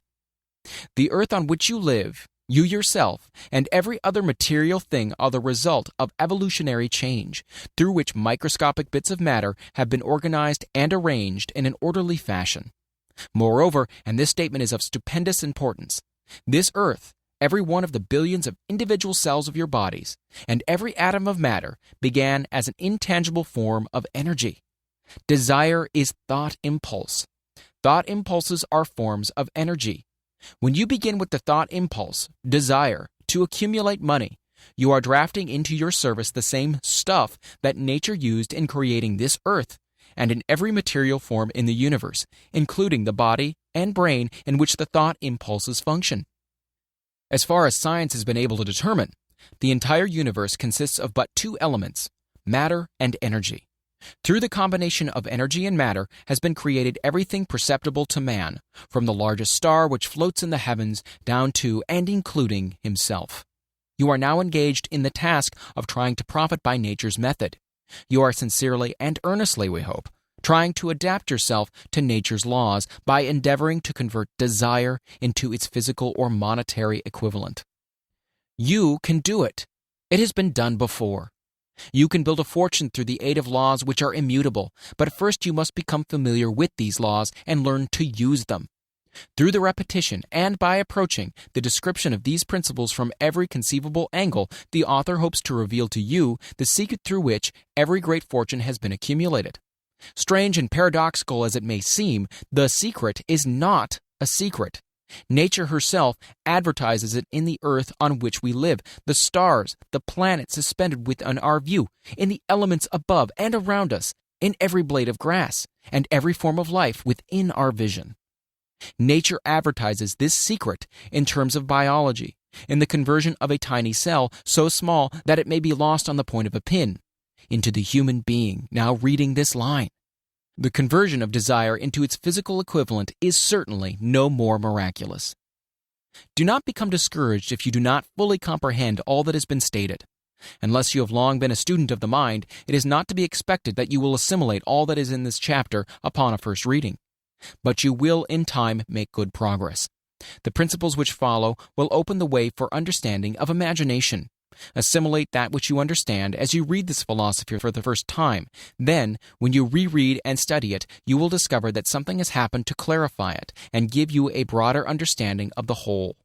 Above all, do not stop, nor hesitate in your study of these principles until you have read the book at least 3 times, for then you'll not want to stop. How to make practical use of imagination. Ideas are the beginning points of all fortunes. Ideas are products of the imagination. Let us examine a few well-known ideas which have yielded huge fortunes with the hope that these illustrations will convey definite information concerning the method by which imagination may be used in accumulating riches. The enchanted kettle. 50 years ago, an old country doctor drove to town, hitched his horse, quietly slipped into a drugstore by the back door, and began dickering with the young drug clerk. His mission was destined to yield great wealth to many people. It was destined to bring the South the most far-flung benefits since the Civil War. For more than an hour, behind the prescription counter, the old doctor and the clerk talked in low tones. Then the doctor left.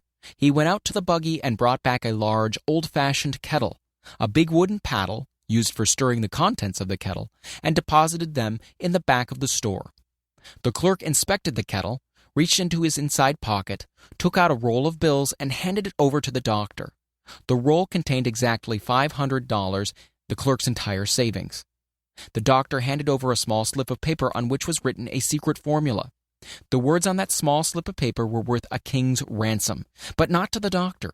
Those magic words were needed to start the kettle to boiling, but neither the kettle nor the young clerk knew what fabulous fortunes were destined to flow from that kettle. The old doctor was glad to sell the outfit for $500. The money would pay off his debts and give him freedom of mind. The clerk was taking a big chance by staking his entire life savings on a mere scrap of paper and an old kettle. He never dreamed his investment would start a kettle to overflowing with gold that would surpass the miraculous performance of Aladdin's lamp. What the clerk really purchased was an idea. The old kettle and the wooden paddle and the secret message on a slip of paper were incidental. The strange performance of the kettle began to take place after the new owner mixed with the secret instructions an ingredient of which the doctor knew nothing. Read this story carefully. Give your imagination a test. See if you can discover what it was the young man added to the secret message which caused the kettle to overflow with gold. Remember as you read that this is not a story from Arabian Nights. Here you have a story of facts, stranger than fiction, facts which began in the form of an idea. Let us take a look at the vast fortunes of gold this idea has produced. It has paid and still pays huge fortunes to men and women all over the world who distribute the contents of the kettle to millions of people. The old kettle is now one of the world's largest consumers of sugar, thus providing jobs of a permanent nature to thousands of men and women engaged in growing sugarcane and in refining and marketing sugar. The old kettle consumes annually millions of glass bottles, providing jobs to huge numbers of glass workers. The old kettle gives employment to an army of clerks, stenographers, copywriters, and advertising experts through the nation. It has brought fame and fortune to scores of artists who have created magnificent pictures describing the product. The old kettle has converted a small southern city into the business capital of the South, where it now benefits, directly or indirectly, every business and practically every resident of the city. The influence of this idea now benefits every civilized country in the world, pouring out a continuous stream of gold to all who touch it. Gold from the kettle built and maintains one of the most prominent colleges of the South, where thousands of young people receive the training essential for success. The old kettle has done other marvelous things. All through the World Depression, when factories, banks, and business houses were folding up and quitting by the thousands, the owner of this enchanted kettle went marching on, giving continuous employment to an army of men and women all over the world, and paying out extra portions of gold to those who, long ago, had faith in the idea. If the product of that old brass kettle could talk, it would tell thrilling tales of romance in every language. Romances of love, romances of business, romances of professional men and women who are daily being stimulated by it. The author is sure of at least one such romance, for he was a part of it, and it all began not far from the very spot on which the drug clerk purchased the kettle. It was here that the author met his wife, and it was she who first told him of the enchanted kettle. It was the product of that kettle they were drinking when he asked her to accept him, for better or worse. Now that you know the content of the enchanted kettle is a world-famous drink, it is fitting that the author confesses that the home city of that drink supplied him with a wife. Also, that the drink itself provides him with the stimulation of thought without intoxication, and thereby it gives to serve refreshment of mind, which an author must have to do his best work. Whoever you are, wherever you may live, whatever occupation you may be engaged in, just remember in the future, every time you see the words Coca-Cola, that its vast empire of wealth and influence grew out of a single idea, and that the mysterious ingredient the drug clerk Asa Chandler mixed with the secret formula was imagination. Stop and think of that for a moment. Remember also that the 13 steps to riches described in this book were the media through which the influence of Coca-Cola has been extended to every city, town, village, and crossroads of the world, and that any idea you may create, as good and meritorious as Coca-Cola, has a possibility of duplicating the stupendous record of this worldwide thirst killer. Truly, thoughts are things, and the scope of operation is the world itself. What I would do if I had $1 million. This story proves the truth of the old saying, where there's a will, there's a way. It was told to me by that beloved educator and clergyman, the late Frank Gonzalez, who began his preaching career in the Stockyards region of South Chicago. While Dr. Gonzalez was going through college, he observed many defects in our educational system, defects which he believed he could correct if he were the head of a college. His deepest desire was to become the directing head of an educational institution in which young men and women would be taught to learn by doing. He made up his mind to organize a new college in which he could carry out his ideas without being handicapped by orthodox methods of education. He needed $1 million to put the project across. Where was he to lay his hands on so large a sum of money? That was the question that absorbed most of his ambitious young preacher's thought. But he couldn't seem to make any progress. Every night he took that thought to bed with him, He got up with it in the morning. He took it with him everywhere he went. He turned it over and over in his mind until it became a consuming obsession with him. $1 million is a lot of money. He recognized that fact, but he also recognized the truth that the only limitation is that which one sets up in one's own mind. Being a philosopher as well as a preacher, Dr. Gonzalez recognized, as do all who succeed in life, that definiteness of purpose is the starting point from which one must begin. He recognized, too, that definiteness of purpose takes on animation, life, and power when backed by a burning desire to translate that purpose into its material equivalent. He knew all these great truths, yet he did not know where or how to lay his hands on $1 million. The natural procedure would have been to give up and quit. By saying, well, my idea is a good one, but I just can't do anything about it because I could never procure the necessary $1 million. This is exactly what the majority of people would have said, but it is not what Dr. Gonzalez said. What he said and what he did are so important that I now introduce him and let him speak for himself. One Saturday afternoon, I sat in my room thinking of ways and means of raising the money to carry out my plans.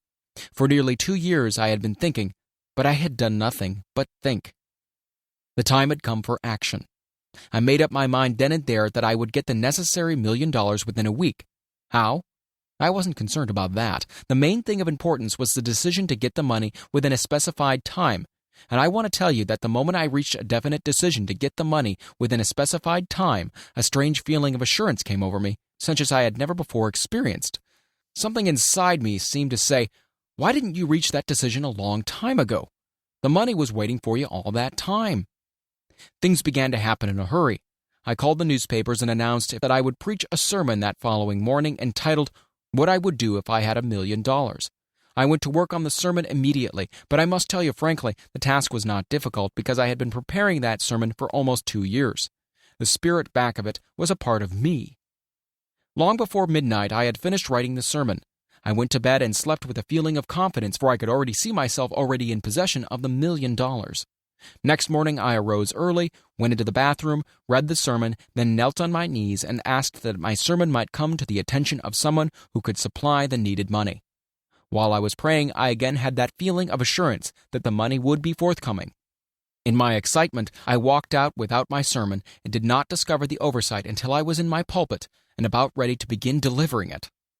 It was too late to go back for my notes, and what a blessing that I couldn't go back. Instead, my own subconscious mind yielded the material I needed. When I arose to begin my sermon, I closed my eyes and spoke with all my heart and soul of my dreams. I had not only talked to my audience, but I fancy I also talked to God. I told what I would do with $1 million if that amount were placed in my hands. I described the plan I had in mind for organizing a great educational institution where young people could learn to do practical things and at the same time develop their minds. When I had finished and sat down, a man slowly arose from his seat, about 3 rows from the rear, and made his way towards the pulpit. I wondered what he was going to do. He came into the pulpit, extended his hand, and said, "Reverend, I liked your sermon. I believe you can do everything you said you would if you had $1 million. To prove that I believe in you and your sermon, if you will come to my office tomorrow morning, I will give you the $1 million. My name is Philip D. Armour." Young Gonzalez went to Mr. Armour's office, and the $1 million was presented to him. With the money, he founded the Armour Institute of Technology. That is more money than the majority of preachers ever see in an entire lifetime, yet the thought impulse back of the money was created in the young preacher's mind in a fraction of a minute. The necessary $1 million came as a result of an idea.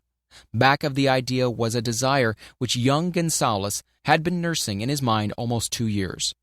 Observe this important fact. He got the money within the 36 hours after he reached a definite decision in his mind to get it, and decided upon a definite plan for getting it. There was nothing new or unique about Gonzalez's vague thinking about $1 million and weakly hoping for it. Others before him, and many since his time, have had similar thoughts. But there was something very unique and different about the decision he reached on that memorable Saturday when he put vagueness into the background and definitely said, "I will get that money within a week." God seems to throw himself on the side of the man who knows exactly what he wants, if he is determined to get just that. Moreover, the principle through which Mr. Gonzalez got his $1 million is still alive. It is available to you. This universal law is as workable today as it was when the young preacher made use of it so successfully. This book describes, step by step, the 13 elements of this great law and suggests how they can be put to use. Observe that Asa Chandler and Dr. Frank Gonzalez had one characteristic in common. Both knew the astounding truth that ideas can be transmuted into cash through the power of definite purpose, plus definite plans. If you are one of those who believe that hard work and honesty alone will bring riches, perish the thought. It is not true. Riches, when they come in huge quantities, are never the result of hard work.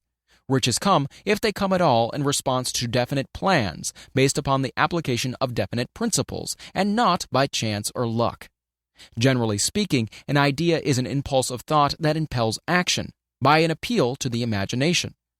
All master salesmen know that ideas can be sold where merchandise cannot.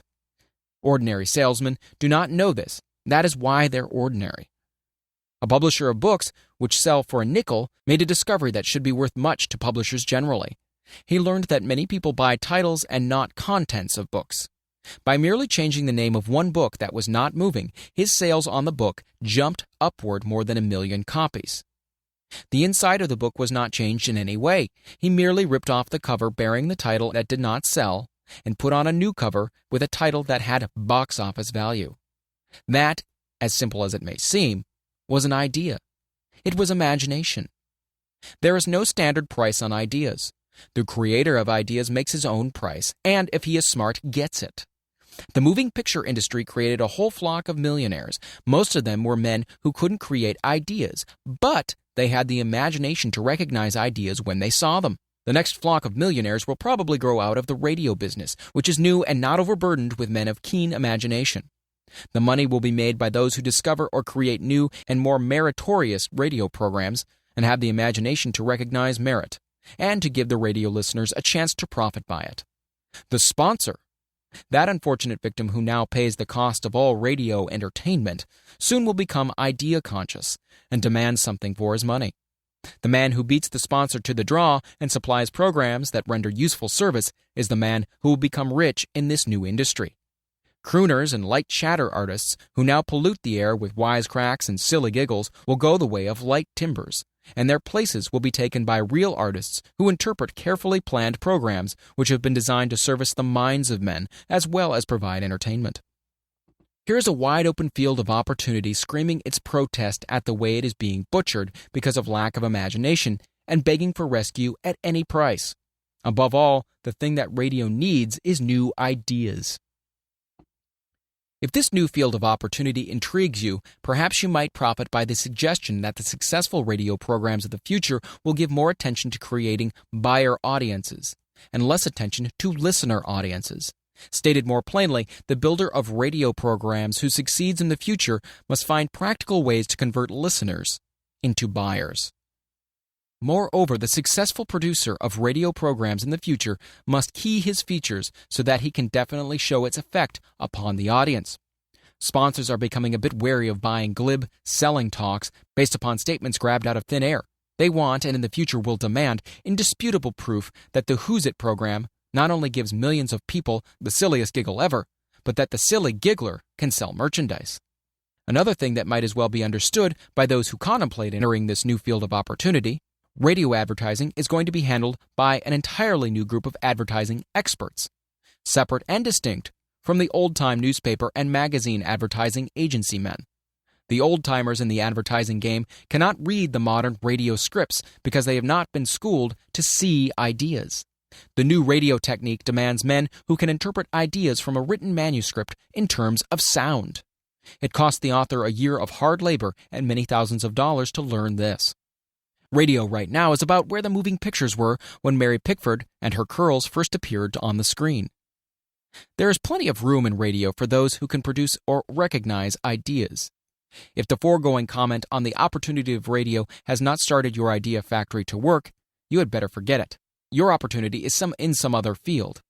If the comment intrigued you in the slightest degree, then go further into it, and you may find the one idea you need to round out your career. Never let it discourage you if you have no experience in radio. Andrew Carnegie knew very little about making steel. I have Carnegie's own word for this. But he made practical use of two of the principles described in this book and made the steel business yield him a fortune. The story of practically every great fortune starts with the day when a creator of ideas and a seller of ideas got together and worked in harmony. Carnegie surrounded himself with men who could do all that he could not do. Men who created ideas and men who put ideas into operation and made himself and the others fabulously rich. Millions of people go through life hoping for favorable breaks. Perhaps a favorable break can get one opportunity, but the safest plan is not to depend upon luck. It was a favorable break that gave me the biggest opportunity of my life, but 25 years of determined effort had to be devoted to that opportunity before it became an asset. The break consisted of my good fortune in meeting and gaining the cooperation of Andrew Carnegie. On that occasion, Carnegie planted in my mind the idea of organizing the principles of achievement into a philosophy of success. Thousands of people have profited by the discoveries made in the 25 years of research, and several fortunes have been accumulated through the application of this philosophy. The beginning was simple, though. It was an idea which anyone might have developed. The favorable break came through Carnegie, but what about the determination, definiteness of purpose, and the desire to attain the goal, and the persistent effort of 25 years? It was no ordinary desire that survived disappointment, discouragement, temporary defeat, criticism, and the constant reminding of waste of time. It was a burning desire. It was an obsession. When the idea was first planted in my mind by Mr. Carnegie, it was coaxed, nursed, and enticed to remain alive. Gradually, the idea became a giant under its own power, and it coaxed, nursed, and drove me. Ideas are like that. First you give life and action and guidance to ideas, then they take on power of their own and sweep aside all opposition. Ideas are intangible forces, but they have more power than the physical brains that give birth to them. They have the power to live on, after the brain that created them are returned to dust. For example, take the power of Christianity. That began with a simple idea born in the brain of Christ. Its chief tenet was, do unto others as you would have others do unto you. Christ has gone back to the source from whence he came, but his idea goes marching on. Someday it may grow up and come into its own. Then it will have fulfilled Christ's deepest desire. The idea has been developing only 2,000 years. Give it time. Success requires no explanations. Failure permits no alibis. Chapter 7. Organized Planning. The crystallization of desire into action. The sixth step toward riches.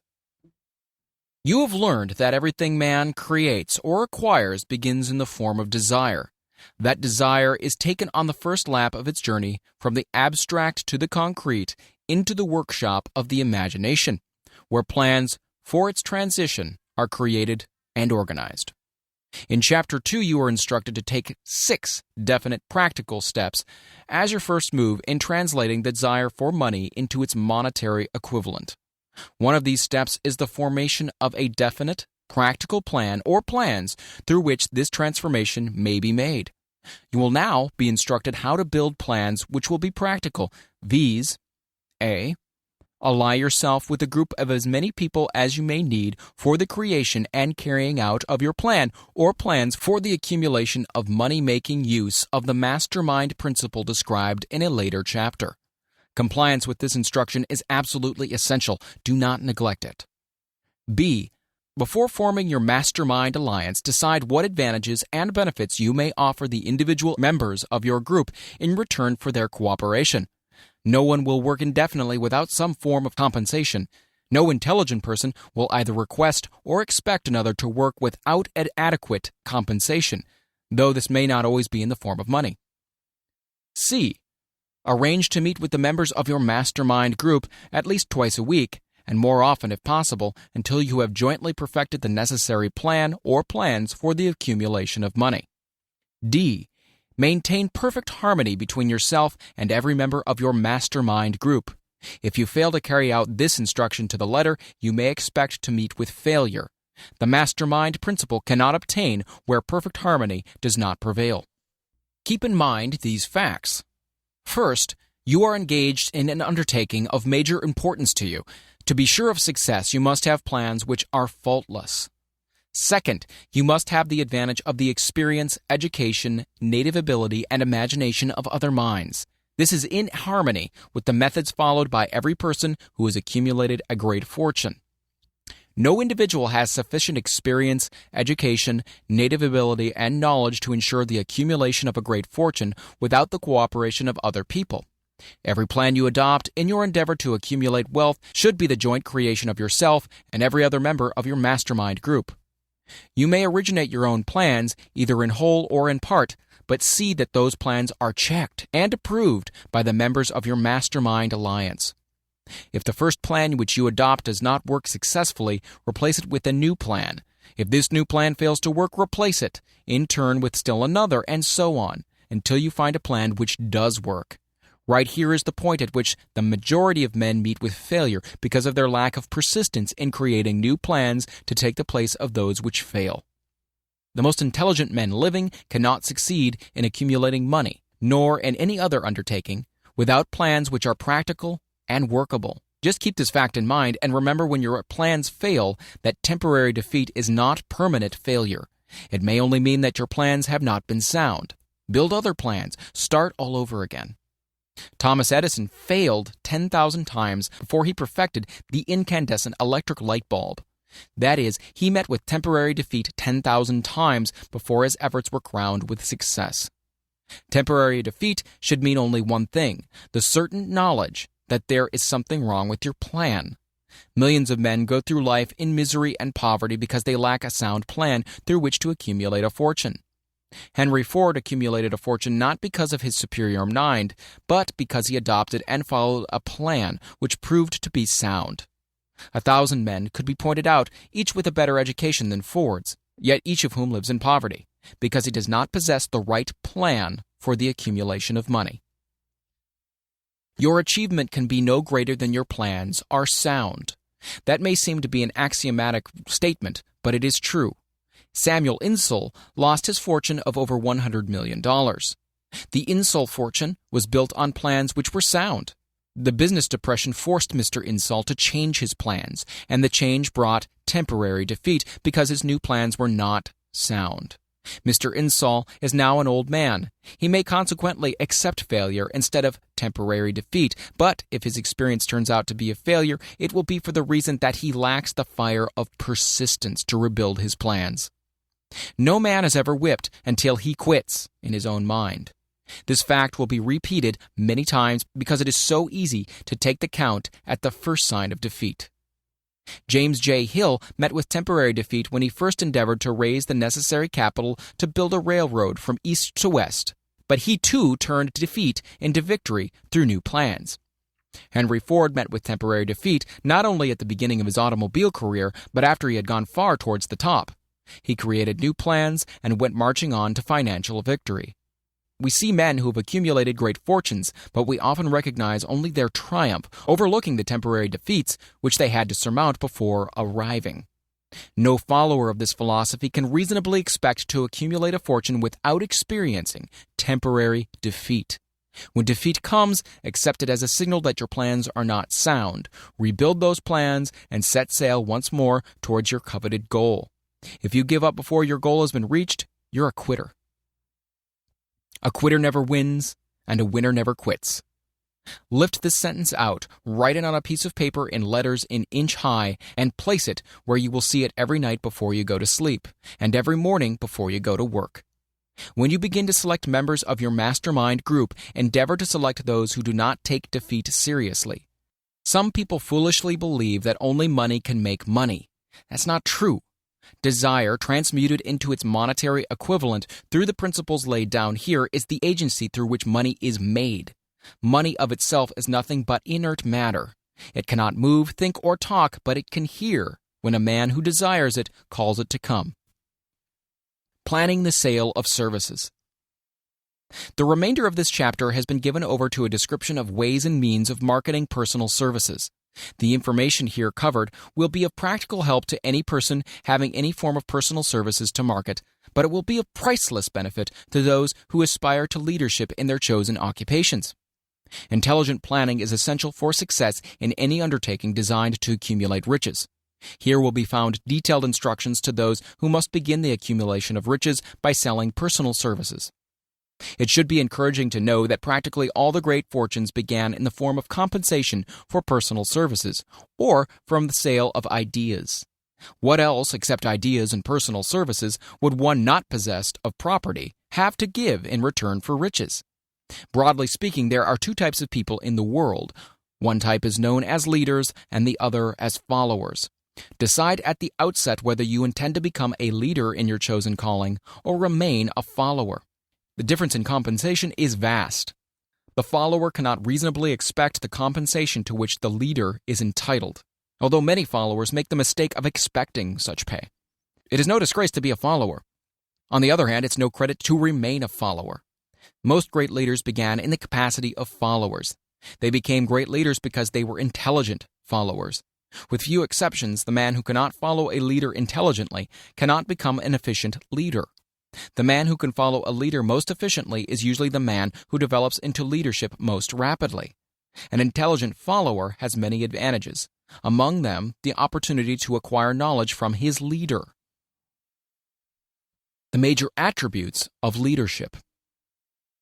The following are important factors of leadership. 1. Unwavering courage based upon knowledge of self and of one's occupation. No follower wishes to be dominated by a leader who lacks self-confidence and courage. No intelligent follower will be dominated by such a leader very long. 2. Self-control. The man who cannot control himself can never control others. Self-control sets a mighty example for one's followers, which the more intelligent will emulate. 3. A keen sense of justice. Without a sense of fairness and justice, no leader can command and retain the respect of his followers. 4. Definiteness of decision. The man who wavers in his decisions shows that he is not sure of himself. He cannot lead others successfully. 5. Definiteness of plans. The successful leader must plan his work and work his plan. A leader who works by guesswork, without practical, definite plans, is comparable to a ship without a rudder. Sooner or later, he will land on the rocks. 6. The habit of doing more than paid for. One of the penalties of leadership is the necessity of willingness upon the part of the leader to do more than he requires of his followers. 7. A pleasing personality. No slovenly, careless person can become a successful leader. Leadership requires respect. Followers will not respect a leader who does not grade high on all the factors of a pleasing personality. 8. Sympathy and understanding. The successful leader must be in sympathy with his followers. Moreover, he must understand them and their problems. 9. Mastery of detail. Successful leadership calls for mastery of details of the leader's position. 10. Willingness to assume full responsibility. The successful leader must be willing to assume responsibility for the mistakes and the shortcomings of his followers. If he tries to shift this responsibility, he will not remain the leader. If one of his followers makes a mistake and shows himself incompetent, the leader must consider that it is he who failed. 11. Cooperation. The successful leader must understand and apply the principle of cooperative effort and to be able to induce his followers to do the same. Leadership calls for power, and power calls for cooperation. There are two forms of leadership. The first and by far the most effective is leadership by consent of and with sympathy of the followers. The second is leadership by force, without the consent and sympathy of the followers. History is filled with evidences that leadership by force cannot endure. The downfall and disappearance of dictators and kings is significant. It means that people will not follow forced leadership indefinitely. The world has just entered a new era of relationship between leaders and followers, which very clearly calls for new leaders and a new brand of leadership in business and industry. Those who belong to the old school of leadership by force must acquire an understanding of the new brand of leadership, cooperation, or be relegated to the rank and file of the followers. There is no other way out for them. The relationship of employer and employee, or of leader and follower in the future, will be one of mutual cooperation, based upon an equitable division of the profits of business. In the future, the relationship of employer and employee will be more like a partnership than it has been in the past. Napoleon, Kaiser Wilhelm of Germany, the Tsar of Russia, and the King of Spain were examples of leadership by force. Their leadership passed. Without much difficulty, one might point to the prototypes of these ex-leaders among the business, financial, and labor leaders of America who have been dethroned or slated to go. Leadership by consent of the followers is the only brand which can endure. Men may follow the forced leadership temporarily, but they will not do so willingly.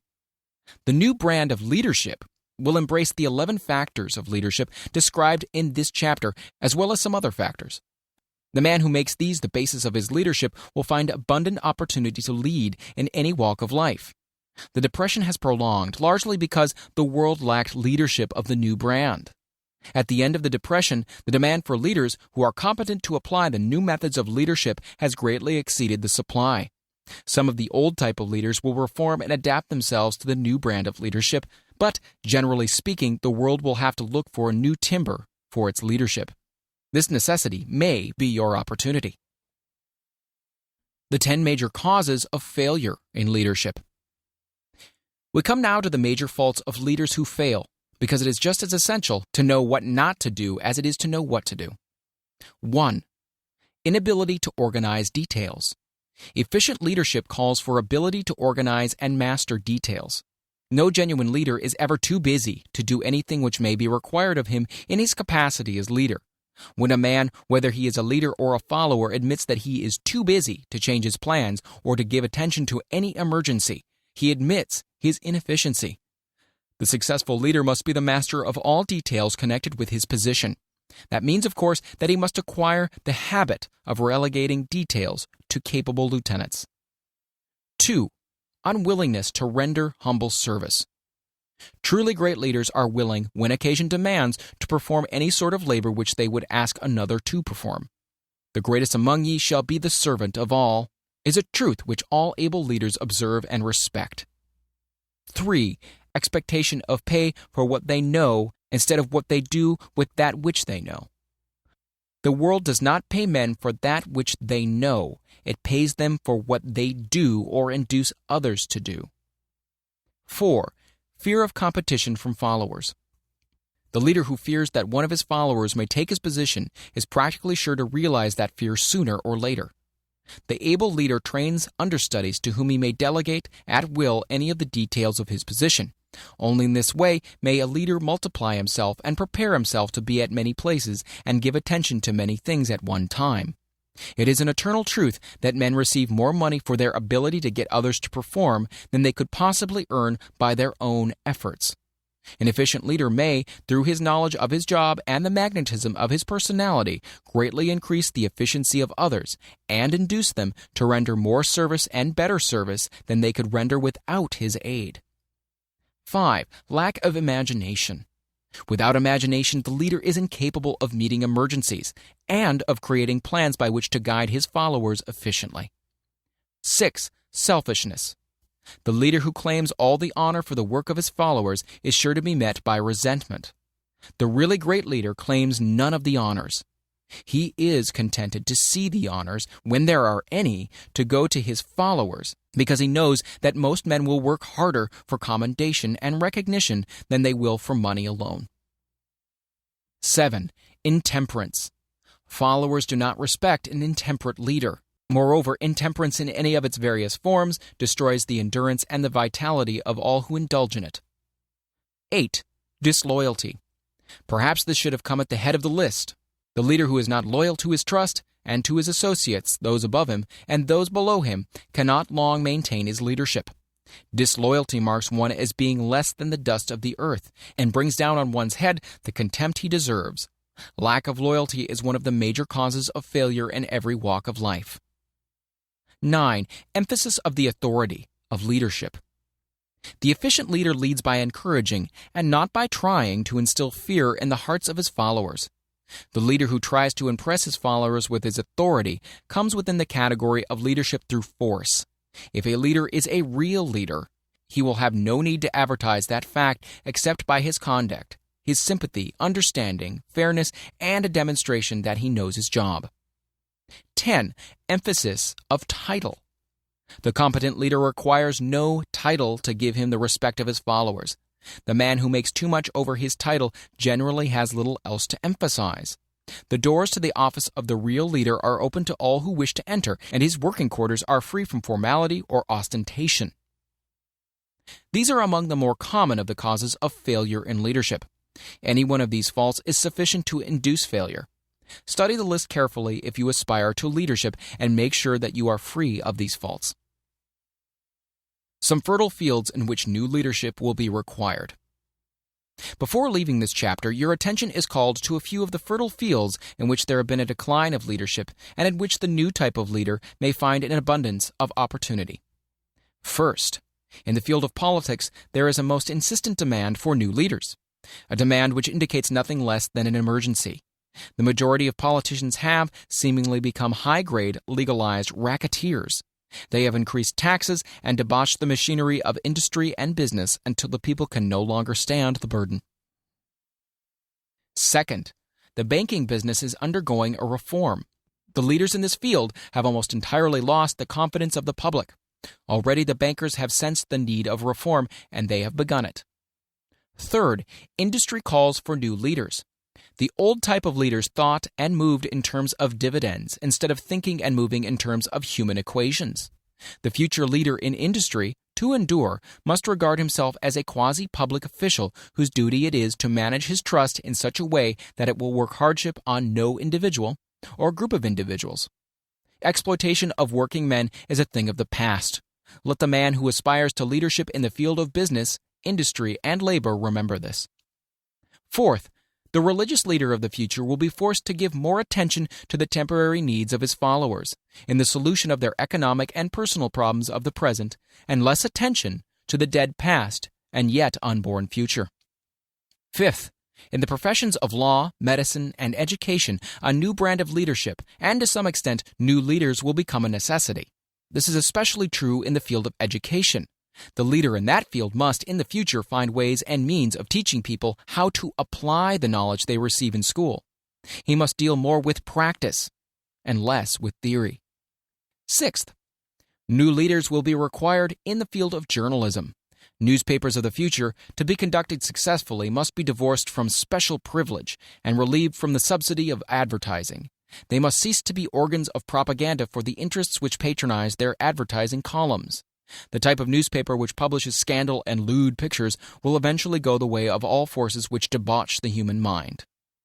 These are but a few of the fields in which opportunities for new leaders and new brands of leadership are now available. The world is undergoing a rapid change. This means that the media through which the changes in human habits are promoted must be adapted to the changes. The media here described are the ones which, more than any others, determine the trends of civilization. When and how to apply for a position. The information described here is the net result of many years of experience during which thousands of men and women were helped to market their services effectively. It can therefore be relied upon as sound and practical. Media through which services may be marketed. Experience has proved that the following media offer the most direct and effective methods of bringing the buyer and seller of personal services together. 1. Employment bureaus. Care must be taken to select only reputable bureaus, the management of which can show adequate records of achievement of satisfactory results. There are comparatively few such bureaus. 2. Advertising in newspapers, trade journals, magazines, and radio. Classified advertising may usually be relied upon to produce satisfactory results in the case of those who apply for clerical or ordinary salaried positions. Display advertising is more desirable in the case of those who seek executive connections. The copy to appear in the section of the paper which is most apt to come into the attention of the class of employer being sought. The copy should be prepared by an expert who understands how to inject sufficient selling qualities to produce replies. 3. Personal letters of application. Directed to particular forms or individuals most apt to need such services as being offered. Letters should be neatly typed, always, and signed by hand. With the letter should be sent a complete brief or outline of the applicant's qualifications. Both the letter of application and the brief of experience or qualifications should be prepared by an expert. Again, see instructions as to information to be supplied. 4. Application through personal acquaintances. When possible, the applicant should endeavor to approach prospective employers through some mutual acquaintance. This method of approach is particularly advantageous in the case of those who seek executive connections and do not wish to appear to be peddling themselves. 5. Application in person. In some instances, it may be more effective if the applicant offers personally his services to prospective employers, in which event a complete written statement of qualifications for the position should be presented, for the reason that prospective employers often wish to discuss with associates one's record. Information to be supplied in a written brief. This brief should be prepared as carefully as a lawyer would prepare the brief of a case to be tried in court. Unless the applicant is experienced in the preparation of such briefs, an expert should be consulted, and his services enlisted for this purpose. Successful merchants employ men and women who understand the art and the psychology of advertising to present the merits of their merchandise. One who has personal services for sale should do the same. The following information should appear in the brief. 1. Education. State briefly but definitely what schooling you've had and in what subjects you specialized in school, giving the reasons for that specialization. 2. Experience. If you have had experience in connection with positions similar to the one you seek, describe it fully. State names and addresses of former employers. Be sure to bring out clearly any special experience you may have had which would equip you to fill the position you seek. 3. References. Practically every business firm desires to know all about the previous records, antecedents, etc. of prospective employees who seek positions of responsibility. Attach to your brief photostatic copies of letters from A. Former employers. B. Teachers under whom you've studied. C. Prominent people whose judgment may be relied upon. 4. Photograph of self. Attach to your brief a recent, unmounted photograph of yourself. 5. Apply for a specific position. Avoid application for a position without describing exactly what particular position you seek. Never apply for just a position. That indicates you lack specialized qualifications. 6. State your qualifications for the particular position for which you apply. Give full details as to the reasons you believe you are qualified for the particular position you seek. This is the application. It will determine more than anything else what consideration you receive. 7. Offer to go to work on probation. In the majority of instances, if you are determined to have the position for which you apply, it will be most effective if you offer to work for a week or a month, or for sufficient length of time to enable your prospective employer to judge your value without pay. This may appear to be a radical suggestion, but experience has proved that it seldom fails to win at least a trial. If you are sure of your qualifications, a trial is all you need. Incidentally, such an offer indicates that you have confidence in your ability to fill the position you seek. It is most convincing. If your offer is accepted and you make good, more than likely you'll be paid for your probation period.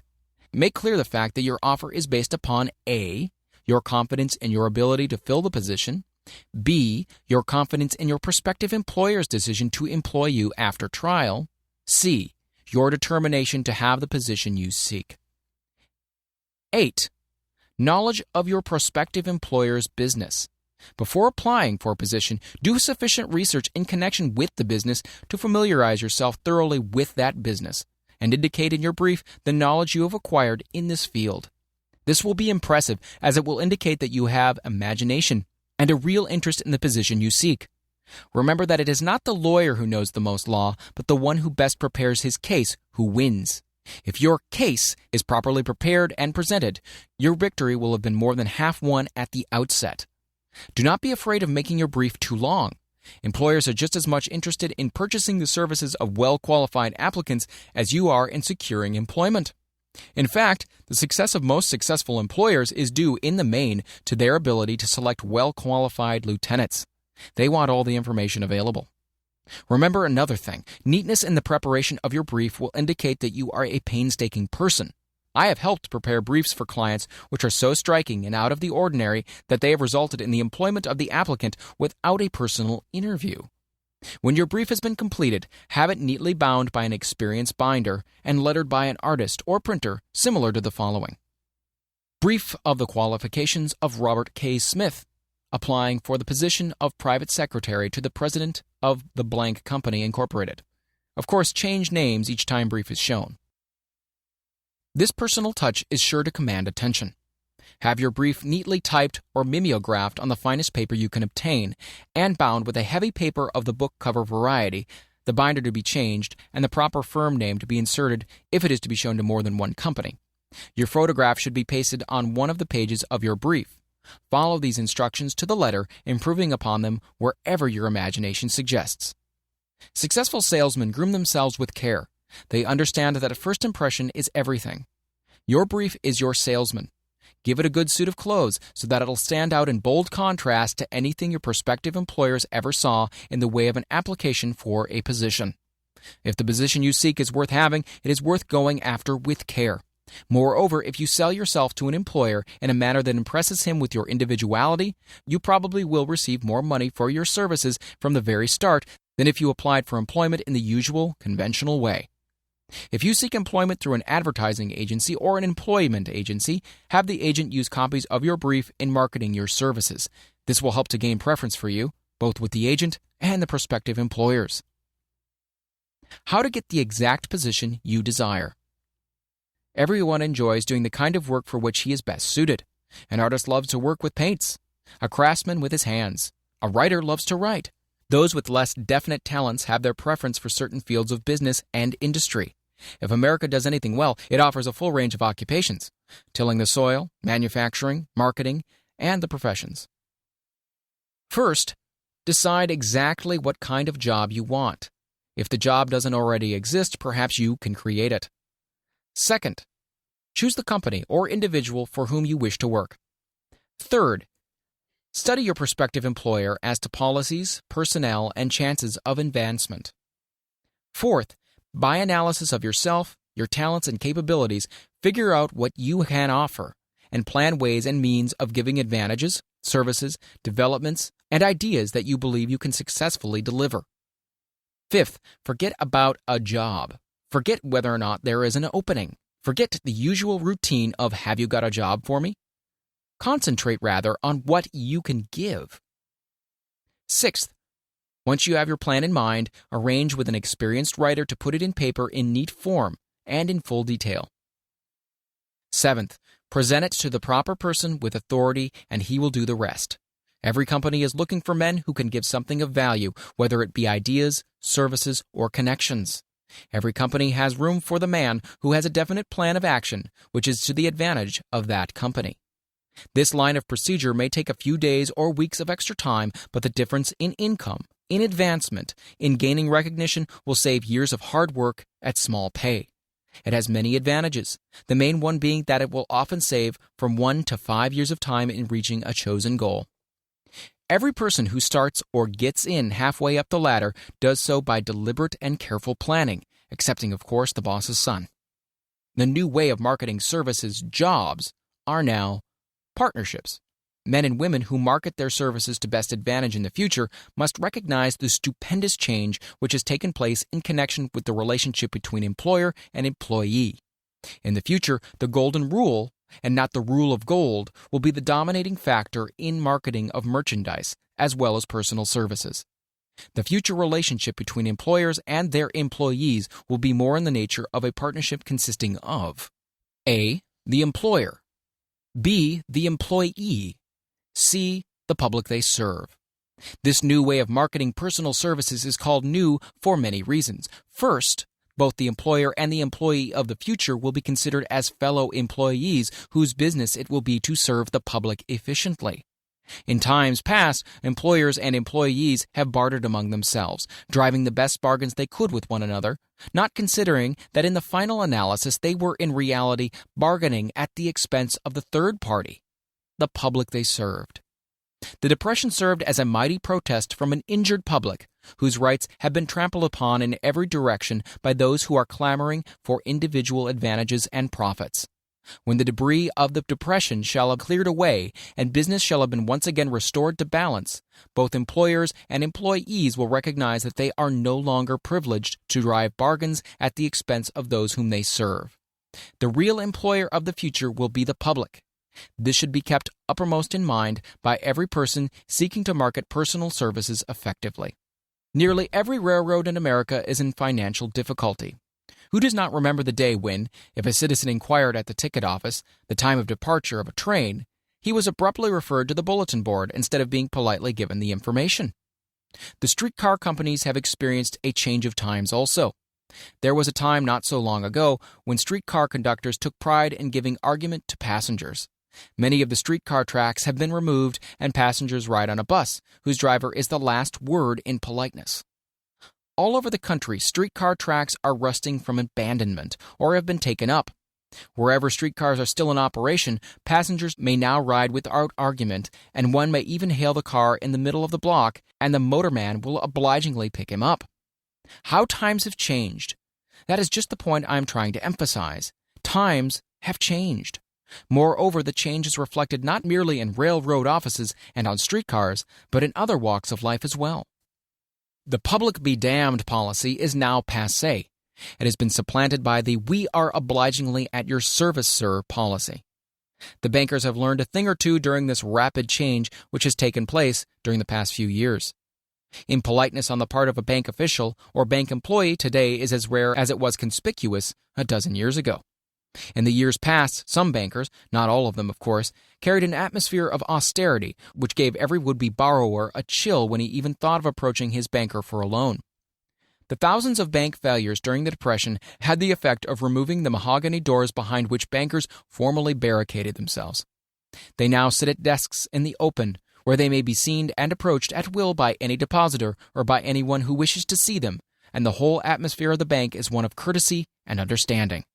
It used to be customary for customers to have to stand and wait at the corner grocery until the clerks were through passing the time of day with friends and the proprietor had finished making up his bank deposit before being waited upon. Chain stores, managed by courteous men who do everything in the way of service, short of shining the customer's shoes, have pushed the old-time merchants into the background. Time marches on. Courtesy and service are the watchwords of merchandising today and apply to the person who is marketing personal services even more directly than to the employer whom he serves, because, in the final analysis, both the employer and his employee are employed by the public they serve. If they fail to serve well, they pay by the loss of their privilege of serving. We can all remember the time when the gas meter reader pounded on the door hard enough to break the panels. When the door was open, he pushed his way in, uninvited, with a scowl on his face, which plainly said, "What the hell did you keep me waiting for?" All that has undergone a change. The meter man now conducts himself as a gentleman who is delighted to be at your service, sir. Before the gas companies learned that their scowling meter men were accumulating liabilities never to be cleared away, the polite salesman of oil burners came along and did a land office business. During the Depression, I spent several months in the anthracite coal region of Pennsylvania, studying conditions which all but destroyed the coal industry. Among several very significant discoveries was the fact that greed on the part of operators and their employers was the chief cause of the loss of business for the operators and loss of jobs for the miners. Through the pressure of a group of overzealous labor leaders representing the employees and the greed for profits on the part of the operators, the anthracite business suddenly dwindled. The coal operators and their employees drove sharp bargains with one another, adding the cost of the bargaining to the price of the coal, until finally they discovered they had built up a wonderful business for the manufacturers of oil-burning outfits and the producers of crude oil. The wages of sin is death. Many have read this in the Bible, but few have discovered its meaning. Now and for several years, the entire world has been listening by force to a sermon which might well be called, "Whatsoever a man soweth, that shall he also reap." Nothing as widespread and effective as the Depression could possibly be just a coincidence. Behind the Depression was a cause. Nothing ever happens without a cause. In the main, the cause of the Depression is traceable directly to the worldwide habit of trying to reap without sowing. This should not be mistaken to mean that the Depression represents a crop which the world is being forced to reap without having sown. The trouble is that the world sowed the wrong sort of seed. Any farmer knows he cannot sow the seed of thistles and reap a harvest of grain. Beginning at the outbreak of the World War, the people of the world began to sow the seed of service inadequate in both quality and quantity. Nearly everyone was engaged in the pastime of trying to get without giving. These illustrations are brought to the attention of those who have personal services to market, to show that we are where we are and what we are because of our own conduct. If there is a principle of cause and effect which controls business, finance, and transportation, this same principle controls individuals and determines their economic status. What is your QQS rating? The cause of success in marketing services effectively and permanently have been clearly described. Unless those causes are studied, analyzed, understood, and applied, no man can market his services effectively and permanently. Every person must be his own salesman of personal services. The quality and the quantity of services rendered and the spirit in which it is rendered determine to a large extent the price and the duration of employment.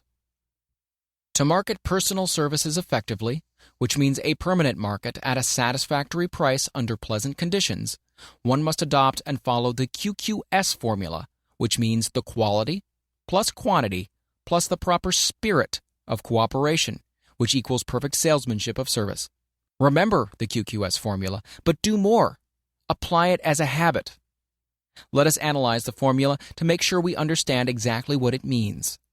1. Quality of service shall be construed to mean the performance of every detail in connection with your position in the most efficient manner possible, with the object of greater efficiency always in mind. 2.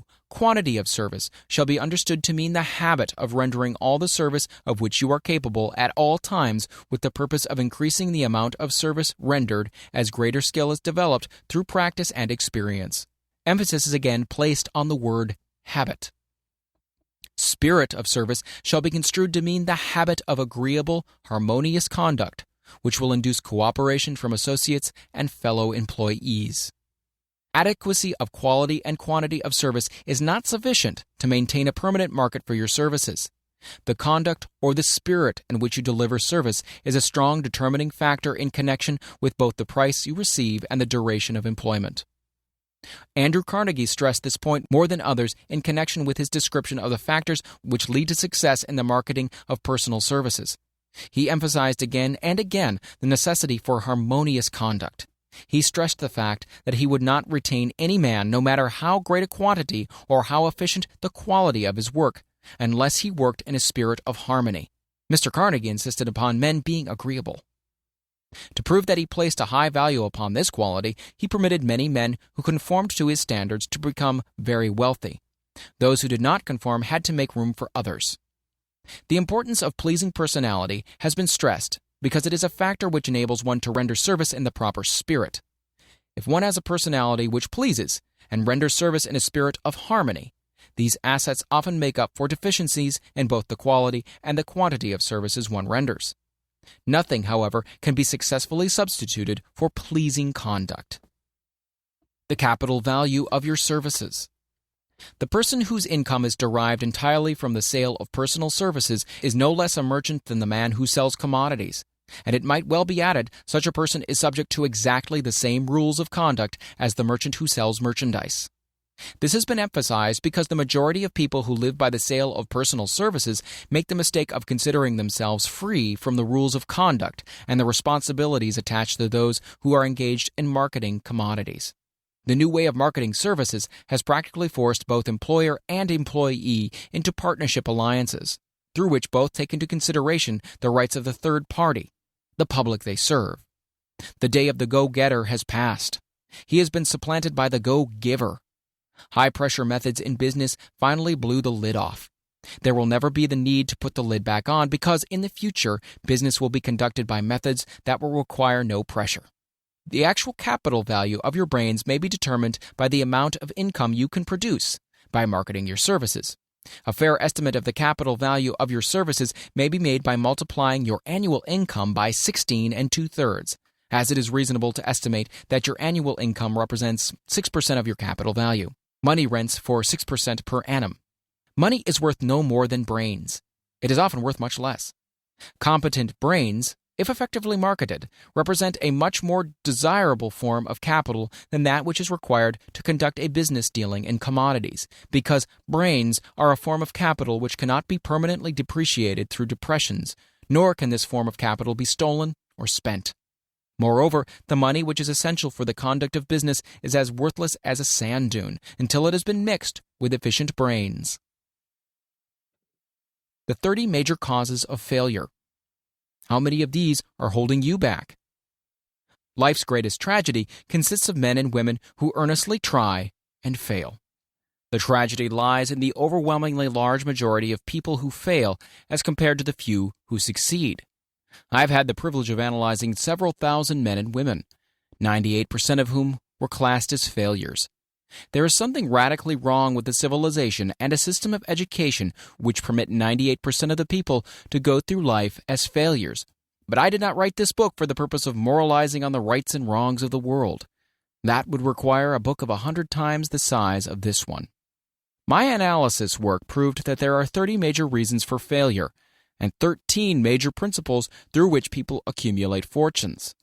In this chapter, a description of the 30 major causes of failure will be given. As you go over the list, check yourself by it, point by point, for the purpose of discovering how many of these causes of failure stand between you and success. 1.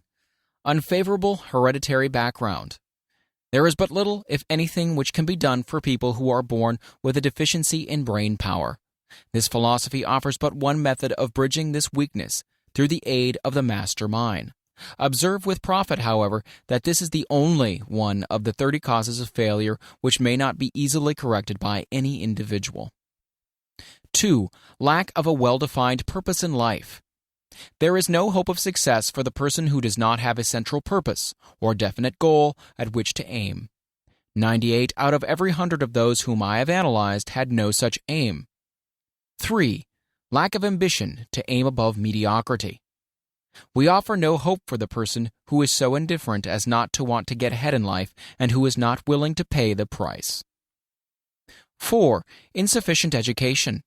This is a handicap which may be overcome with comparative ease.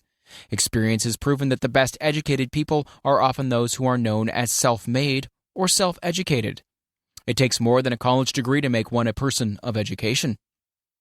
Any person who is educated is one who has learned to get whatever he wants in life without violating the rights of others. Education consists not so much of knowledge, but of knowledge effectively and persistently applied.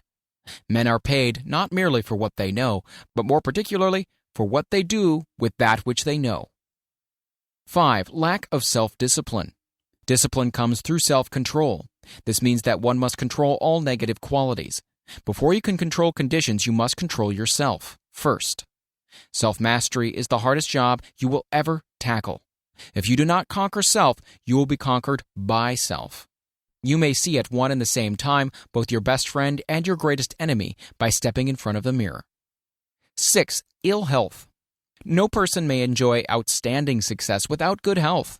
Many of the causes of ill health are subject to mastery and control. These, in the main, are A. Overeating of foods not conducive to health. B. Wrong habits of thought giving expression to negatives. C. Wrong use of and overindulgence in sex. D. Lack of proper physical exercise. E. An inadequate supply of fresh air due to improper breathing. 7. Unfavorable environmental influences during childhood. As the twig is bent, so shall the tree grow. Most people who have criminal tendencies acquire them as a result of a bad environment and improper associates during childhood. 8. Procrastination. This is one of the most common causes of failure. Old man procrastination stands within the shadow of every human being, waiting his opportunity to spoil one's chances of success. Most of us go through life as failures because we are waiting for the time to be right, to start doing something worthwhile. Don't wait. The time will never be just right. Start where you stand and work with whatever tools you may have at your command, and better tools will be found as you go along. 9. Lack of persistence. Most of us are good starters but poor finishers of everything we begin. Moreover, people are prone to give up at the first signs of defeat. There is no substitute for persistence. The person who makes persistence his watchword discovers that old man failure finally becomes tired and makes his departure. Failure cannot cope with persistence. 10. Negative personality. There is no hope of success for the person who repels power through a negative personality. Success comes through the application of power, and power is attained through the cooperative efforts of other people. A negative personality will not indulge cooperation. 11. Lack of controlled sexual urge. Sex energy is the most powerful of all the stimuli which move people into action. Because it is the most powerful of the emotions, it must be controlled through transmutation and converted into other channels. 12. Uncontrolled desire for something for nothing. The gambling instinct drives millions of people to failure. Evidence may be found for this in a study of the Wall Street crash of '29, during which millions of people tried to make money by gambling on stock margins. 13. Lack of a well-defined power of decision. Men who succeed reach decisions promptly and change them, if at all, very slowly.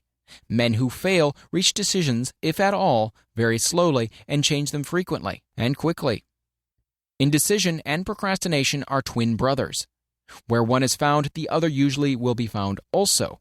Kill off this pair before they completely hog-tie you to the treadmill of failure. 14. One or more of the 6 basic fears. These fears have been analyzed for you in a later chapter. They must be mastered before you can market your services effectively. 15. Wrong selection of a mate in marriage. This is a most common cause of failure. The relationship of marriage brings people intimately into contact. Unless this relationship is harmonious, failure is likely to follow. Moreover, it will be a form of failure that is marked by misery and unhappiness, destroying all signs of ambition. 16. Overcaution. The person who takes no chances generally has to take whatever is left when others are through choosing. Overcaution is as bad as undercaution. Both are extremes to be guarded against. Life itself is filled with the element of chance. 17. Wrong selection of associates in business. This is one of the most common causes of failure in business. In marketing personal services, one should use great care to select an employer who will be an inspiration and who is himself intelligent and successful. We emulate those with whom we associate most closely. Pick an employer who is worth emulating. 18. Superstition and prejudice. Superstition is a form of fear. It is also a sign of ignorance. Men who succeed keep open minds and are afraid of nothing. 19. Wrong selection of a vocation. No man can succeed in a line of endeavor which he does not like. The most essential step in the marketing of personal services is that of selecting an occupation into which you can throw yourself in wholeheartedly. 20. Lack of concentration of effort. The jack of all trades seldom is good at any. Concentrate all of your efforts on the definite chief aim. 21. The habit of indiscriminate spending. The spendthrift cannot succeed mainly because he stands eternally in fear of poverty. Form the habit of systematic saving by putting aside a definite percentage of your income. Money in the bank gives one a very safe foundation of courage when bargaining for the sale of personal services. Without money, one must take what one is offered and be glad to get it. 22. Lack of enthusiasm. Without enthusiasm, one cannot be convincing. Moreover, enthusiasm is contagious, and the person who has it under control is generally welcome in any group of people. 23. Intolerance. The person with a closed mind on any subject seldom gets ahead. Intolerance means that one has stopped acquiring knowledge. The most damaging forms of intolerance are those connected with religious, racial, and political differences of opinion. 24. Intemperance. The most damaging forms of intemperance are connected with eating, strong drink, and sexual activities. Overindulgence in any of these is fatal to success. 25. Inability to cooperate with others. Most people lose their positions and their big opportunities in life because of this fault than for all other reasons combined. It is a fault which no well-formed businessman or leader will tolerate. 26. Possession of power that was not acquired through self-effort. Sons and daughters of wealthy men and others who inherit money which they did not earn. Power in the hands of one who did not acquire it gradually is often fatal to success. Quick riches are more dangerous than poverty. 27. Intentional dishonesty. There is no substitute for honesty. One may be temporarily dishonest by force of circumstances over which one has no control without permanent knowledge. But there is no hope for the person who is dishonest by choice. Sooner or later, his deed will catch up with him, and he will pay by loss of reputation, and perhaps even loss of liberty. 28. Egotism and vanity. These qualities serve as red lights which warn others to keep away. They are fatal to success. 29. Guessing instead of thinking. Most people are too indifferent or lazy to acquire facts with which to think accurately. They prefer to act on opinions created by guesswork or snap judgments. 30.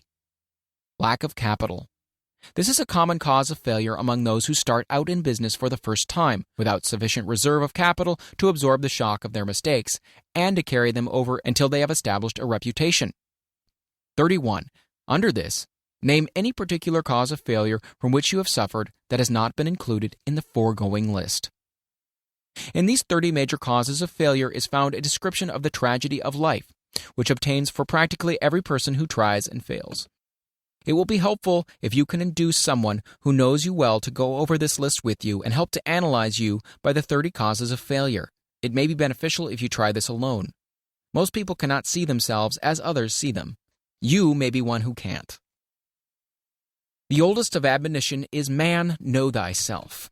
If you market merchandise successfully, you must know the merchandise. The same is true in marketing personal services. You should know all of your weaknesses in order that you may either bridge them or eliminate them entirely. You should know your strength in order that you may call attention to it when selling your services. You can know yourself only through accurate analysis. The folly of ignorance in connection with self was displayed by a young man who applied to the manager of a well-known business for a position. He made a very good impression until the manager asked him what salary he expected. He replied that he had no fixed sum in mind, which is a lack of a definite aim. The manager then said, "We'll pay you all you're worth after we try you out for a week." "I will not accept it," the applicant replied, "because I'm getting more than that where I am now employed." Before you even start to negotiate for a readjustment of your salary in your present position or to seek employment elsewhere, be sure that you are worth more than you now receive. It is one thing to want money. Everyone wants more, but it is something entirely different to be worth more. Many people mistake their wants for their just dues. Your financial requirements or wants have nothing whatever to do with your worth. Your value is established entirely by your ability to render useful service or your capacity to induce others to render such service.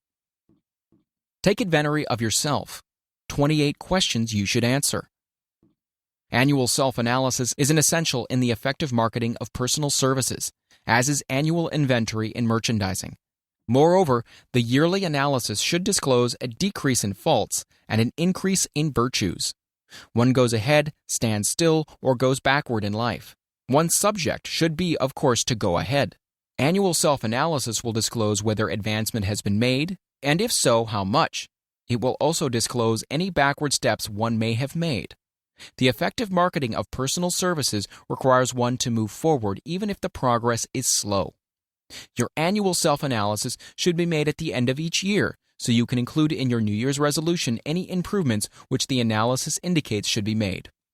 Take this inventory by asking yourself the following questions and by checking your answers with the aid of someone who will not permit you to deceive yourself as to their accuracy.